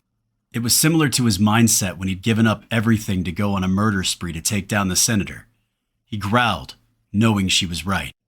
They'd had a few days before these invading forces could send out whatever invites they would. A hop, skip, and a jump before the whole thing kicked off. On a good note, that should give Silverin enough time to gather the energy to make the lunar gargoyles active, but they only covered near the fortress, so wouldn't be a lot of help, unless an invading force had already breached the walls, which meant they were in deep shit. He put his hands on her arms, holding her to him, as he activated his shroud, pushing it as far as he could across the settlement. He had just enough to reach the wall and the gate when he focused it into a directional shape instead of enveloping the entire area. What he found was beautiful to see. The walls didn't get any larger than the 50 feet they already were, but seemed to now be of a much higher quality. A dark metal interspersed with silver ore shifting from the stone it had been. Even more of a change had been the various turrets Orin had created. They'd all been upgraded, slightly larger, even more sleek, and the threat of them, a lethal warning to anything that came upon them. They all, now, had 2 barrels instead of 1, and the power source in the housing was emanating a massively bright glow in Gideon's perception through his shroud. He would have to converse with Orin, who would know a lot more on the defensive changes and how much stronger they were. He could imagine the man was already drooling over all the changes, dissecting and analyzing everything. The towers in the Shadow Moon were already legendary, so he highly doubted there would be any changes there. But the amplification in the turrets and the walls was a big get. Was it the best choice as far as rewards? He had no clue, but he was sure he would get the answer off of Unra's lips. He turned his head to whisper to Lasana behind him. Let's go get our kid and the pooches, and hit the restaurant and a movie, and enjoy the short window we have. Ari and Freddy took off, but throw them an invite just in case. They might have gone to visit their new dual buddy Silverin to educate him on films, though. Lasana threw a kiss on his cheek. Good choice, Giddy. And let Freddy and Ari get their bestie energy back on. Have fun. We need at least one night to take a breath and remember we are also parents, even in an apocalypse. Let's just make it a family night, no one else. He turned into her, staring into those violet dreams. Damn, he loved this woman, more than anything he'd ever felt.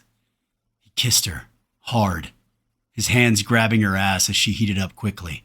She pushed back, though, with excitement in her eyes. Allura had her baby, Gideon. Jimmy just messaged us. Let's go get dinner and give them time, then take Shira and the pups with us to go visit them at the med center. I want to see the baby. Gideon smiled at her excitement and just nodded his head as she jumped up and down like a teenage girl. He didn't quite understand why she was so excited about seeing the kid, but if that's what she wanted, it would be what she got. Umbra Mortem, the day, Erebus. The tiny baby girl had been cute looking. Mostly human like Jimmy, but with slightly pointed ears and a slight grayish cast to skin like Allura. It seemed a Shade Elf woman handled pregnancy not only with a lot faster gestation period than humans, only 3 or 4 months, but recovered a lot quicker. Though the mother in question being an iron-ranked woman with a martial class and a high body attribute might be a big factor. The woman was up and about and looking as if she hadn't just birthed a child by the time they got there. They had already been heading out with a small wrapped bundle that was their kid. So Gideon, Lasana, Shira, and the pups had followed them back to Jimmy and Allura's new place, which had been a house in a newly created eastern section of Umbra Mortem, one of the only detached abodes in the midst of 3-story buildings that were filled with a massive amount of small units to accommodate their ever-growing population. They'd spent several hours and Lasana and Shira had gone cray-cray over the baby, Lasana especially. She kept shoving the small girl in Gideon's face, pointing out the 3 million things that were all so cute. The following couple days after their long night of baby cuteness had been back to business. He and his entire team spent hours in strategy sessions and messages to their allies. Speaking of which, the alliance between Umbra Mortem and the Dragon's Breath got finalized, as well as the first few steps toward finding the same thing with the Draconian Empire. But wasn't quite there yet. He'd sent the messages they'd requested to the Gunslinger, the Angel, and the Ice Queen, but it was a slow process to getting those to the ones above them, and, in turn, going through whatever bullshit negotiations that needed to happen on that level. At least he'd gotten answers out of Orin, and a bit of shit from Unra, who said he should have chosen the upgraded tech tree, which would have allowed them to do far more than upgrade defenses. Orin stood up for him, saying that what she said was true, but it would have taken months to actually implement the upgraded tech tree into actually realized practical application. Once they started going at it, he'd taken the opportunity to make an exit. The biggest thing had been 2 hours earlier. Just as the system said, almost an hour before the event, they received an anonymous invite from an unknown possible ally. And, after arguing for a few minutes, he had to, for him, do something very out of character. A leap of faith in the Shadowborn and Liestra. He and Lasana shared a look and overrode every argument and accepted the invitation. And all of this led to the now. He and his full party sitting on the roof, getting dumped on by the storm hammering the skies above them, waiting, with Delilah down below ready for them. And Gideon was waiting for what came a moment later. He felt a pull on his spirit, which had been him dropping into his soul space. A pulse of emotion came from the Shadow Moon, an approaching mass of warriors. The images she sent were grainy, a flash of large figures seen through sheets of rain and storm, as the area surrounding Umbra Mortem decided to join the storm over the settlement itself. A torrent of mud, of sheets of rain, making any images she sent nothing more than silhouettes. And the figures were also still a few miles out from her borders. In addition, and in her defense, she was still spending a lot of energy connecting to the dungeon, and whatever she was doing with it in the Yuan Ti, it was not something he was willing to expedite or put pressure to see done. He knew in his gut whatever she ended up doing with the dungeon, it would help them, and be a lethal add to his metaphorical quiver. With the signal given, he turned to everyone in the thump of heavy rain and lightning crackling in the sky and sent the party message. We're on. Down to Delilah. Remember, we look. If this is a scheme by people who want to kill us, we retreat into the Shadow Moon and let her and her beasts slow the invaders down, while Varasa unleashes the Shades into a guerrilla action while we recoup and decide where we strike. Lasana was quick to respond. I'm driving. Delilah and me have a connection. She wouldn't perform for any of you like she does for me. I, here and now, demand driving her. My job. Always and forever. So everyone else can just weep within me, because there will be no argument. Even in the deluge of water, he smiled, as he caught Lasana's serious hard stare rolling his way, and a smile from their newest team member, one Julia Langston, her barbaric outfit and two-handed greatsword strapped to her back. Gideon laughed and activated Birthed of the Eternal Eclipse, becoming a shadow and zipping down the building. And the race was on. As he knew Lasana would take it as him challenging her idea of driving Delilah. In reality, he was just taking a page from them. Before every violent, serious dust-up they walked into, it was the levity and joking around they always went to that alleviated the pressure for them, allowed them to balance it out. And with Julia just joining them, and this her first heavy step, he decided to show her what the family was all about, even if it was a bit off character for Gideon himself. He would slide back into his serious, all-business, natural state soon enough, he knew. Just like he knew the few times he had joined in their levity, it always got them charged up. Ari zipped by him in a moment, as Freddy flew off his wrist into his owl form to ride interference, flying just in front of her, making the small dragonling pull up as Gideon kept zipping right along with a smile. Gideon slowed up a bit, seeing Delilah about 30 feet off, as a spectral panther leapt past him with a roar so loud not even the storm could drown it out. A squad of shades that had been guarding the entrance to the fortress and Delilah all leapt back as the close to 400-pound ghostly panther leapt across the hood of the vehicle, shifting back to her natural form as she landed along the driver's door, with a shouting triumph. Gideon smiled as he shut off his ability, slipping into his flesh, and his eyes went wide as he saw Julia's movement ability for the first time.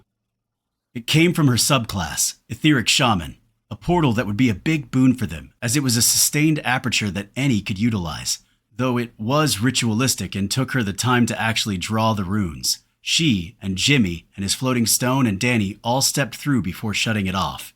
It took a good amount of her spirit to keep it up. It's one downside besides the time it took to make it. She wasn't his uncle, but she was still going to be a big boon. She had 87% affinity with the Ethereal Soul Pillar, a martial spiritual main class Theurgist Blade, and a pure spiritual subclass.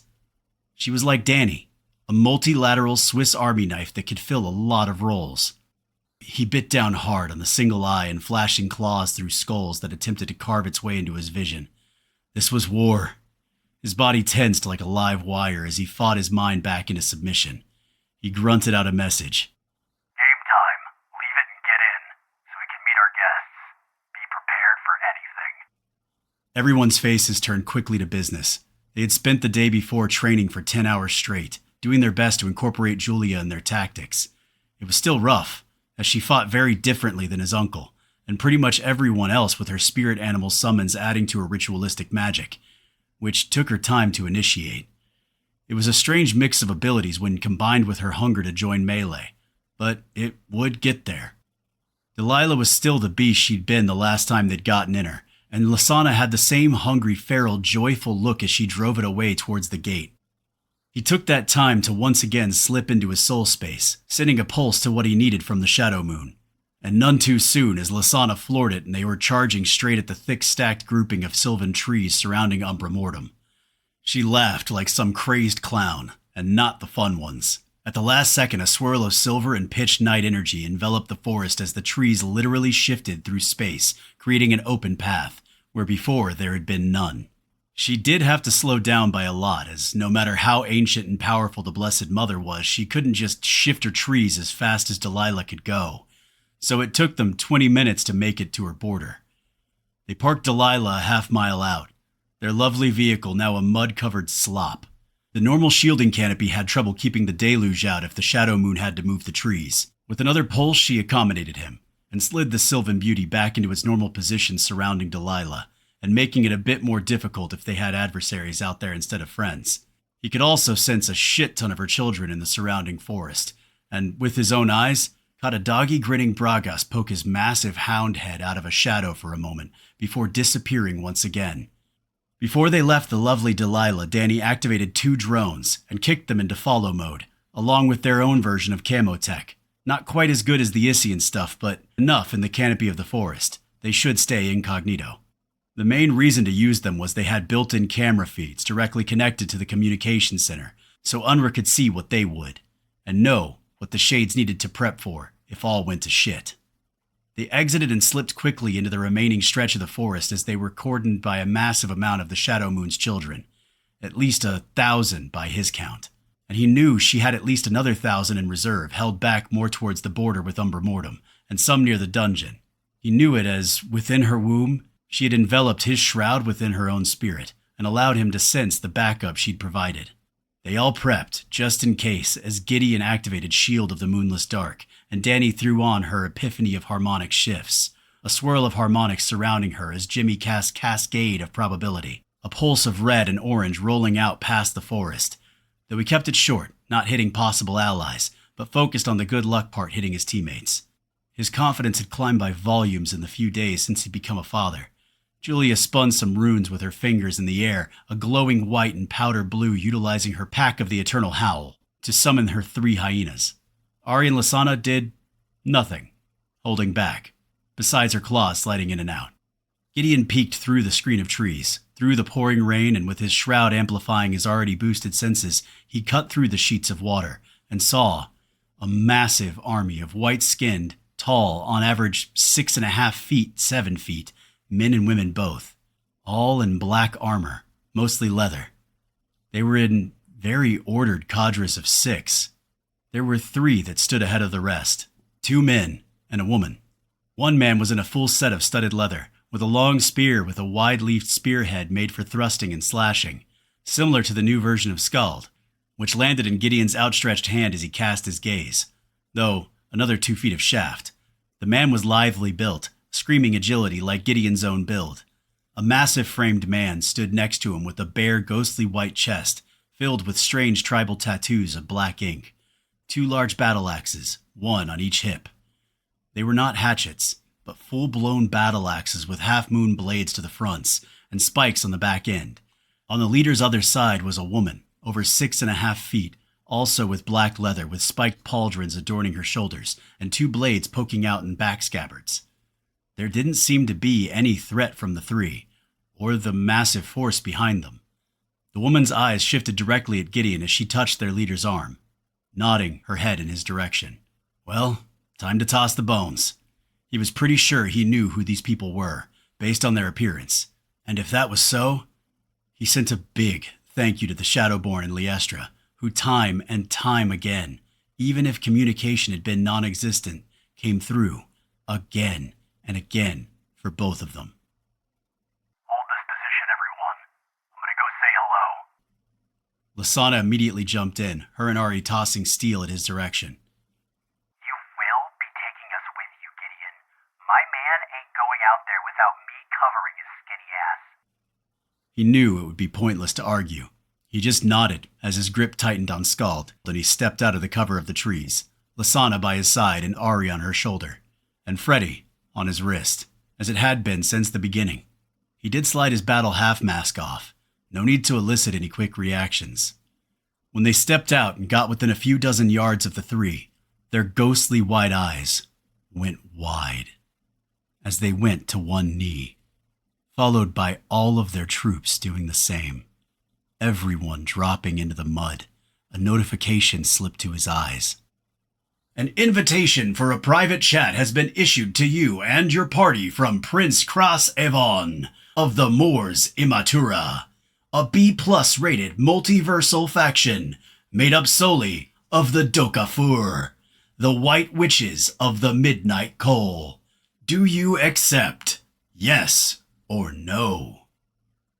Well, there went that. He relaxed and saw Lasana recognizing the same. She sent a message for everyone to stand down. He looked to her, as if he accepted it would mean just him. She was the party leader and could accept for all of them. She did so. The man raised his eyes, which of all things, showed tears. The two next to him, the same. The sounds of dumping rain and lightning made anything other than chat futile. The leader, this Kraz... Gideon wasn't going to attempt to say the whole thing. Sent a chat. We are honored beyond words to be before the champions of our mother and father. We who have been lost beyond time remembered, and who now bask in the warmth of the Great Mother, stand before you, not just as those you see here, but as representatives of our entire race, to ask, no, beg, if we need to join our entire faction, Mors Immatura, to the newly formed faction of Umbra Mortem, for now and eternity. This is the Great Mother's will, and our dream and hope, that the children of our progenitors become one in union. Lasana and he stared at each other. Well, this was unexpected. Umbra Mortem, Erebus.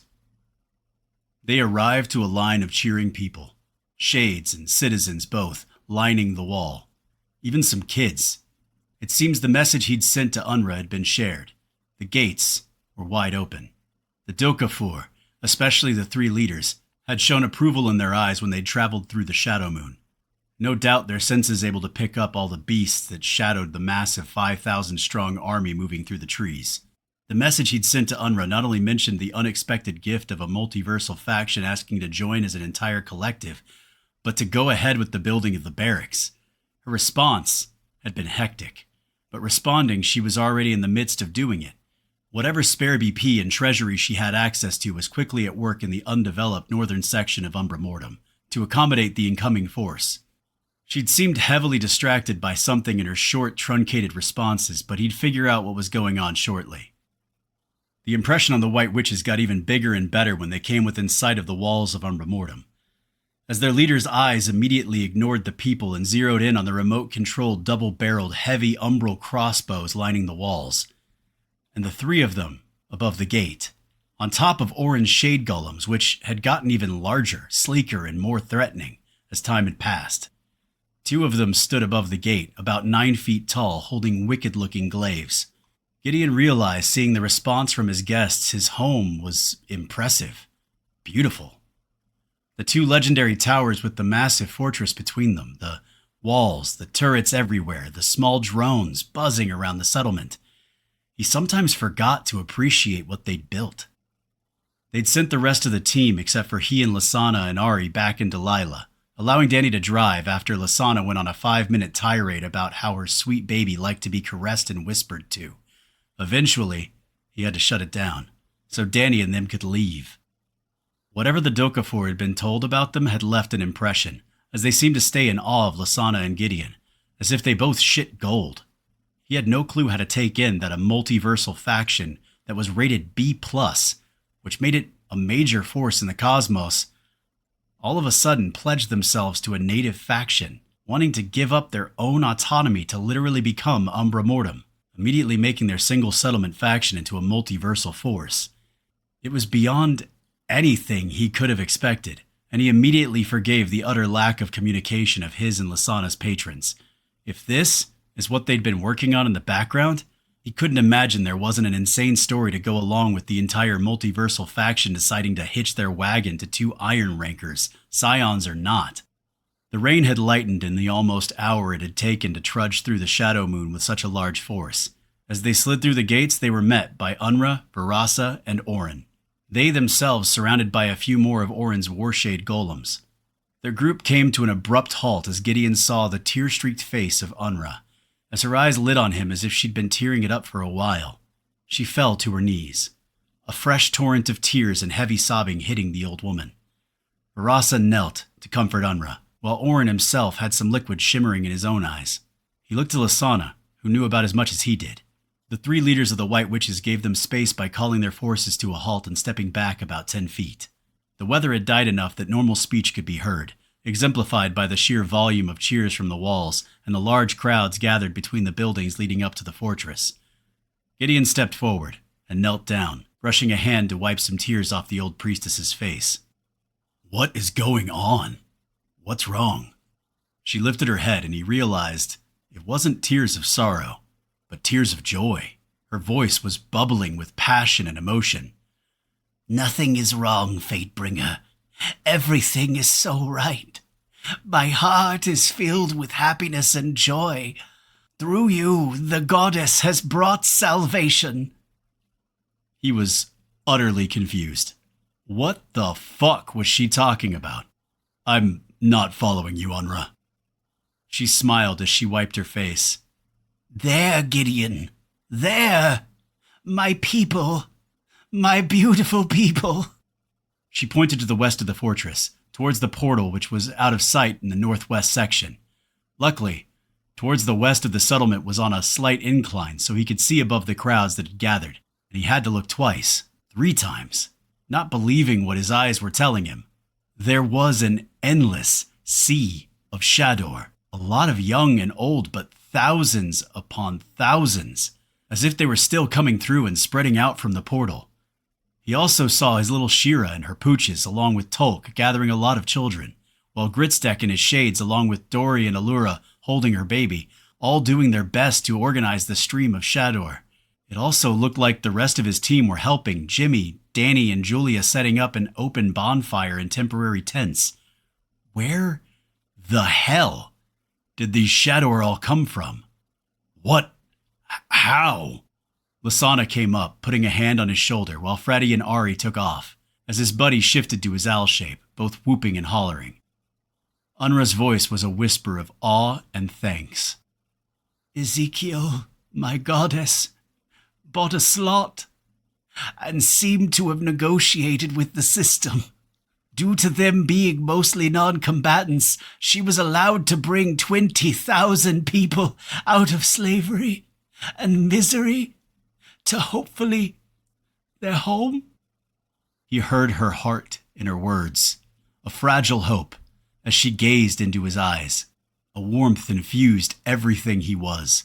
It would be tough accommodating this many at once, but this symbolized everything he was about. Sybil just got a zillion points in the Boost His Respect department. She wasn't full of shit after all. His voice was soft as he leaned in and brushed more tears from her face. Of course they're home, Unra. Always and forever. She grabbed his hand on her cheek with both of hers. Bless you, Gideon. Bless you, and Lady Lasana. It is every dream I thought long lost. My people will live and will never again be slaves. Well, damn. The system, even as a middleman, could do good shit. Lasana leaned down and hugged him tight from behind. Harasa and Orin both had unabashed tears now creasing their cheeks. They'd spent a lifetime eating scraps, fighting a losing war to save their people. And here they were, watching 20,000 of them, a lot of children, suddenly free, and in a home filled with love and acceptance. He closed his eyes and took a breath. This is what he fought for. The image of his uncle this time was a single eye on the rooftop. An image of redemption. Umbra Mortem, Gideon and Lasana. The day had been long. Good, but long. They now rested in bed, knowing tomorrow was going to be twice as busy. They had to start prepping and also figuring out where all their allies were, as far as strength, and any others getting unexpected allies. They had put Shira, the pups, along with Ari and Freddy to bed, and dragged themselves back to their own. Unra had spent the entire day using every resource they had, BP and money, until it ran dry. But it was all right. Even with his title City Lord allowing UNRWA to buy upgrades in the settlement system, it did nothing for building housing out of nothing. Just provided better housing to choose from as she upgraded those branches of the system. She had done it though. A bunch of huge barracks for the Dokafur and massive 4-story apartment buildings for the Shador. The entire settlement now looked like a full-on metropolis. Well, at least a post-apocalyptic one. He would guess they were over 100,000 in population now. He imagined as he ranked up it would keep expanding. He thought back on the day and walking amongst the Shador refugees. He'd never seen so many looks of disbelief and tears in his life. It was as if they were waiting for the other shoe to drop, not willing to hope, not willing to think anything was real. But Varasa and Orin went a long way to forging the reality in their hearts.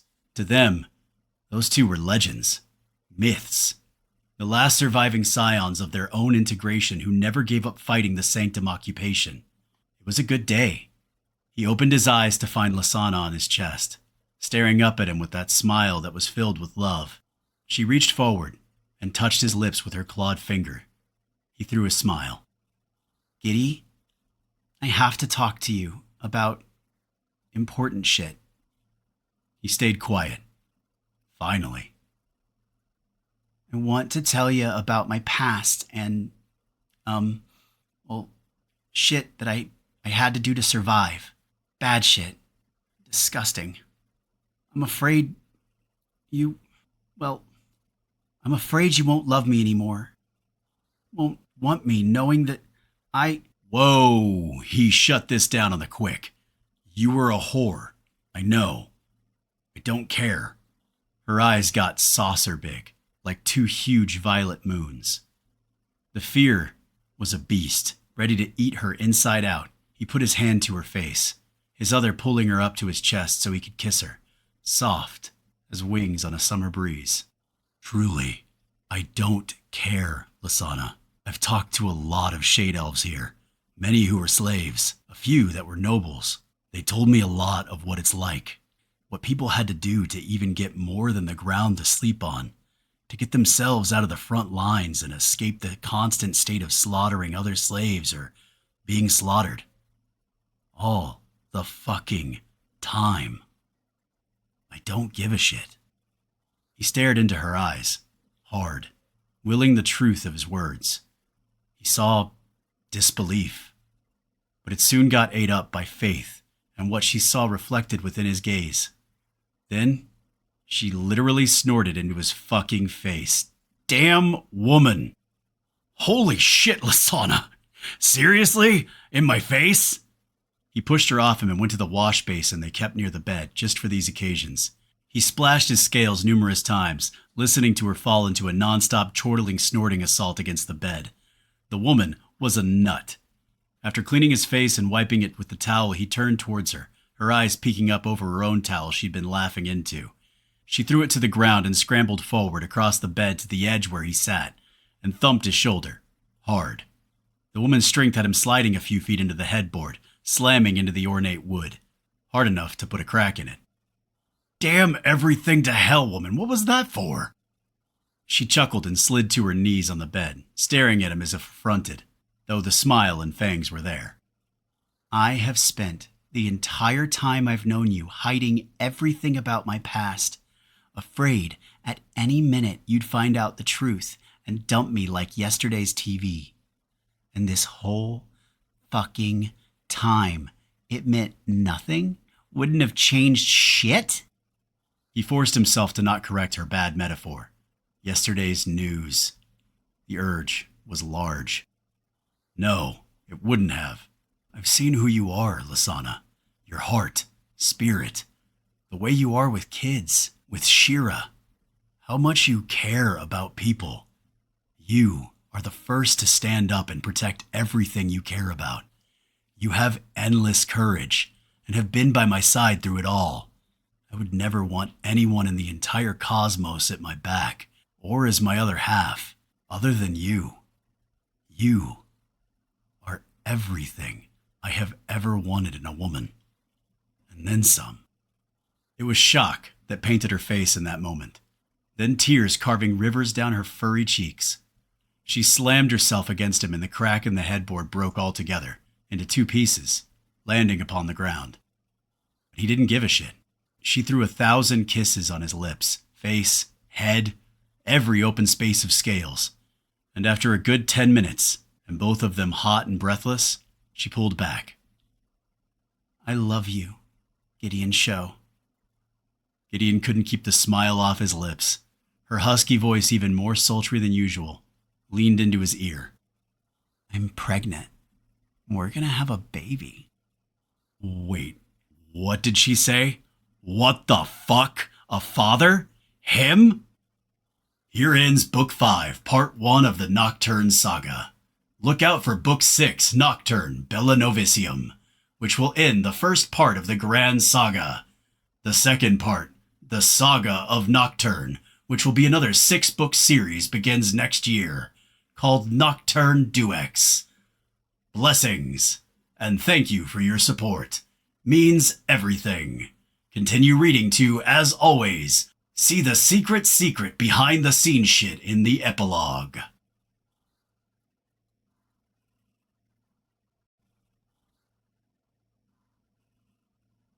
Epilogue. The Umbral Realm. The home of Sybil, the goddess of secrets.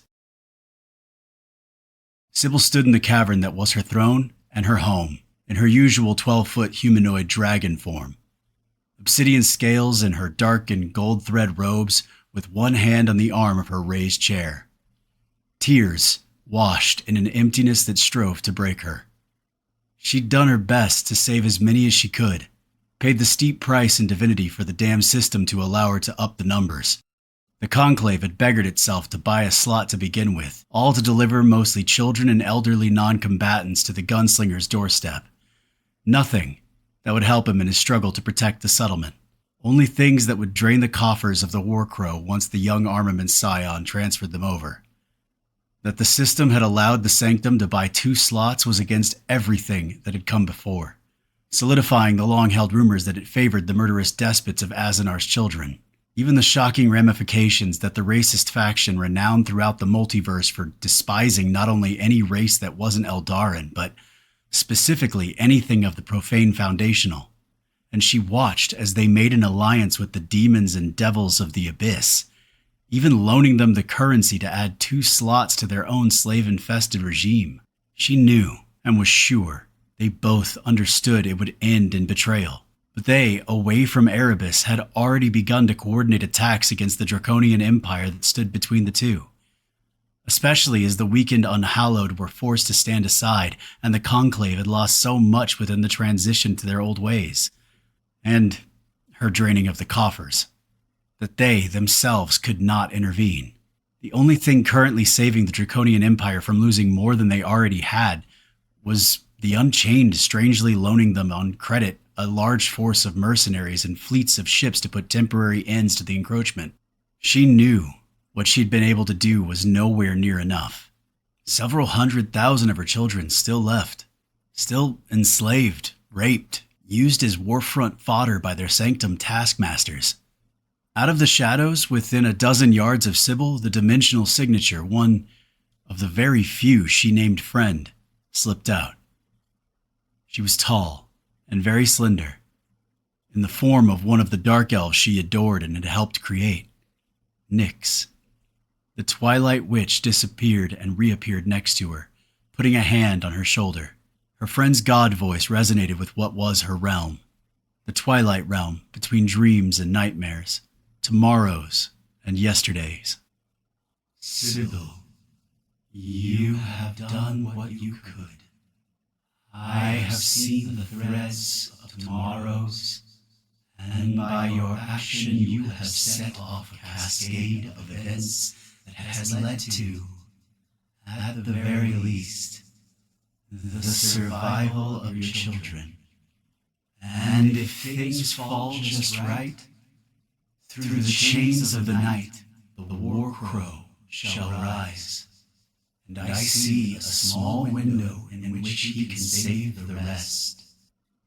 She didn't know if she could afford to believe, but her heart, the love of a mother, could not let slip any hope that led to her children's salvation. She'd banked everything on immortal steel and iron, for nothing more than a single thread of victory, and it would need to be enough. Her tears shed led her to the brink of an edge where everything they'd created could fall. Let the multiverse know. The Shadow Conclave is not quite in their graves yet. The Iron Church, Erebus. The Iron Lord was trepidatious as he sat on his newly created chair in front of his new desk, after demolishing it again on his return from the World Council. It had also led to some very intense and violent sex with his woman, which was satisfying. She'd gone out with Deckard to meet the commander of the Sanctum Forces, which was far larger than the Issian corporate woman had stated, close to 10,000 at a quick glance on the monitors as they approached through the ravine that led to the gates of the Iron Church. Even with the losses at their failed assault, they still could amass more than what was coming by almost twice. But quality was another realm. What he saw on the screens, thrown as a 3D projection above his desk, showed a brutally efficient and ordered marching order, immaculately armored soldiers, uniformed martial soldiers grouped with robe-wearing mage and support types trailing the soldiers. But still, organized and marching as one. He knew in his gut, if they clashed with this force, they would be slaughtered. For if they fought with the cohesion with which they marched, it would be an unbeatable offensive juggernaut. And the man that led them upon the back of some huge, massive, lion-looking creature, but with 6 legs and had to weigh over half a ton, and stood 12 feet, that looked like an apex predator. It was awe-inspiring. The man, or Eldarin, wore no helm, but otherwise was adorned in immaculate full plate with a huge 2-handed greatsword sheathed on the side of the beast he rode. The man had the bronze skin and golden eyes that was common amongst his race, but at a glance, Dikembe could see that he had to be close to 8 feet in height, and held a majesty, a nobility that was ingrained, and a hint of barely constrained violence. He had a large scar running across his otherwise perfect face, from his forehead across to his regal nose and ending in the opposite chiseled jaw. He knew this man, for it was him in repose. This man would not bow to another, would not defer to another, not even the Iron Lord and the strength he emanated. Dikembe had a feeling he was higher than the mid-bronze the woman had said they would be limited to. He watched as Tyrion exited the gate with Deckard at her side, and a small contingent of his liberators. He didn't know what was said, but the man leapt off his beast with an agility that shouldn't be possible in such heavy armor, and, within a moment, had his woman by her throat, lifted up several feet off the ground. The Iron Lord knew, in that moment, nothing would be the same. The Grave Realm, the Ministry of the Dead. Vladikar Dracul, the god who'd inspired myths and legends throughout the multiverse for eons beyond measure. Born only 1 generation past his mentor, Liestra, the goddess of tombs, the lonely widow. He was the father and creator of the original vampiric race, very few of which still existed, as they'd been hunted back in the beginning times. He'd been called many things over the ages. The god of murder, the blood tomb, referring to the times he'd been the right hand of Liestra. Once more, he was at her side, at least in a limited way, and he had to admit, it brought back memories, good ones, when he'd been proud of who he was and what he stood for. His eyes took in the shattered throne of the young Ardax, humorously enough, a god that titled himself the Eternal. He was gone now. At her hand, an arrogant pup who deserved it. If he was being truthful, deserved it long before she'd actually taken it. He threw the words out to the one who attempted to hide from his senses, a futile gesture. What is it you want, Firosa? What can I do for the formidable Banshee Queen? Her smile was self-effacing, with a hint of ironic truths. Formidable. We both know that's not true. I am young and weak by divine standards. So much so I often wondered why you had sought me out and offered me a position within the ministry. He stared through the window of his tower to the vast cavern and thriving metropolis below, the lights of the city ever present, a pale green and black of necrotic luminesce. He contemplated the question and stretched his mind back 1,000 years hence to when he'd first found the young divine. His voice was a whisper of blood. I saw hope, I believe, even if I didn't know it at the time and thought it was whim. I saw an inherent goodness within you, something to restrain the more violent tendencies of those that came before. Looking back upon it, now I see the truth. You had an innocence within your spirit. By no means had you not done things that would also be labeled evil by many, but with you, it had always been a choice of survival, not murderous debauchery. If not good, for none of us truly are, your life and choices have been honorable. I believe I wanted something to remind me of older times, in my youth, when I valued such, when I lived by such. He turned to her, the confusion yet pride within her eyes. I hungered for that which was in you. I found a reminiscence to such. Her ethereal nature for a moment solidified, a rare event, and instead of fearsome queen of banshees, he saw the lonely woman underneath the facade, the one of flesh and bones, even if it was affectation.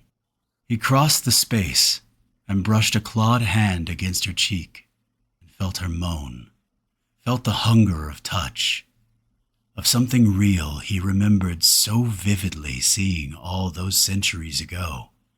He leaned in with a whisper, the weight of the gamble he'd bet everything on, feeling just a bit lighter. Maybe, together, we can find that moment in time, that elusive memory, that slip of honor once more. His lips brushed hers, and another moan escaped.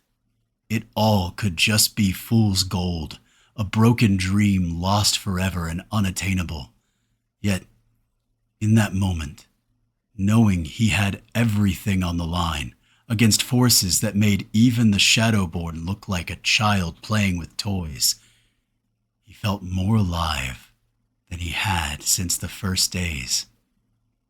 Even if he lost everything, even if these were the end days, he found himself smiling. He grabbed this piece of a dream sitting in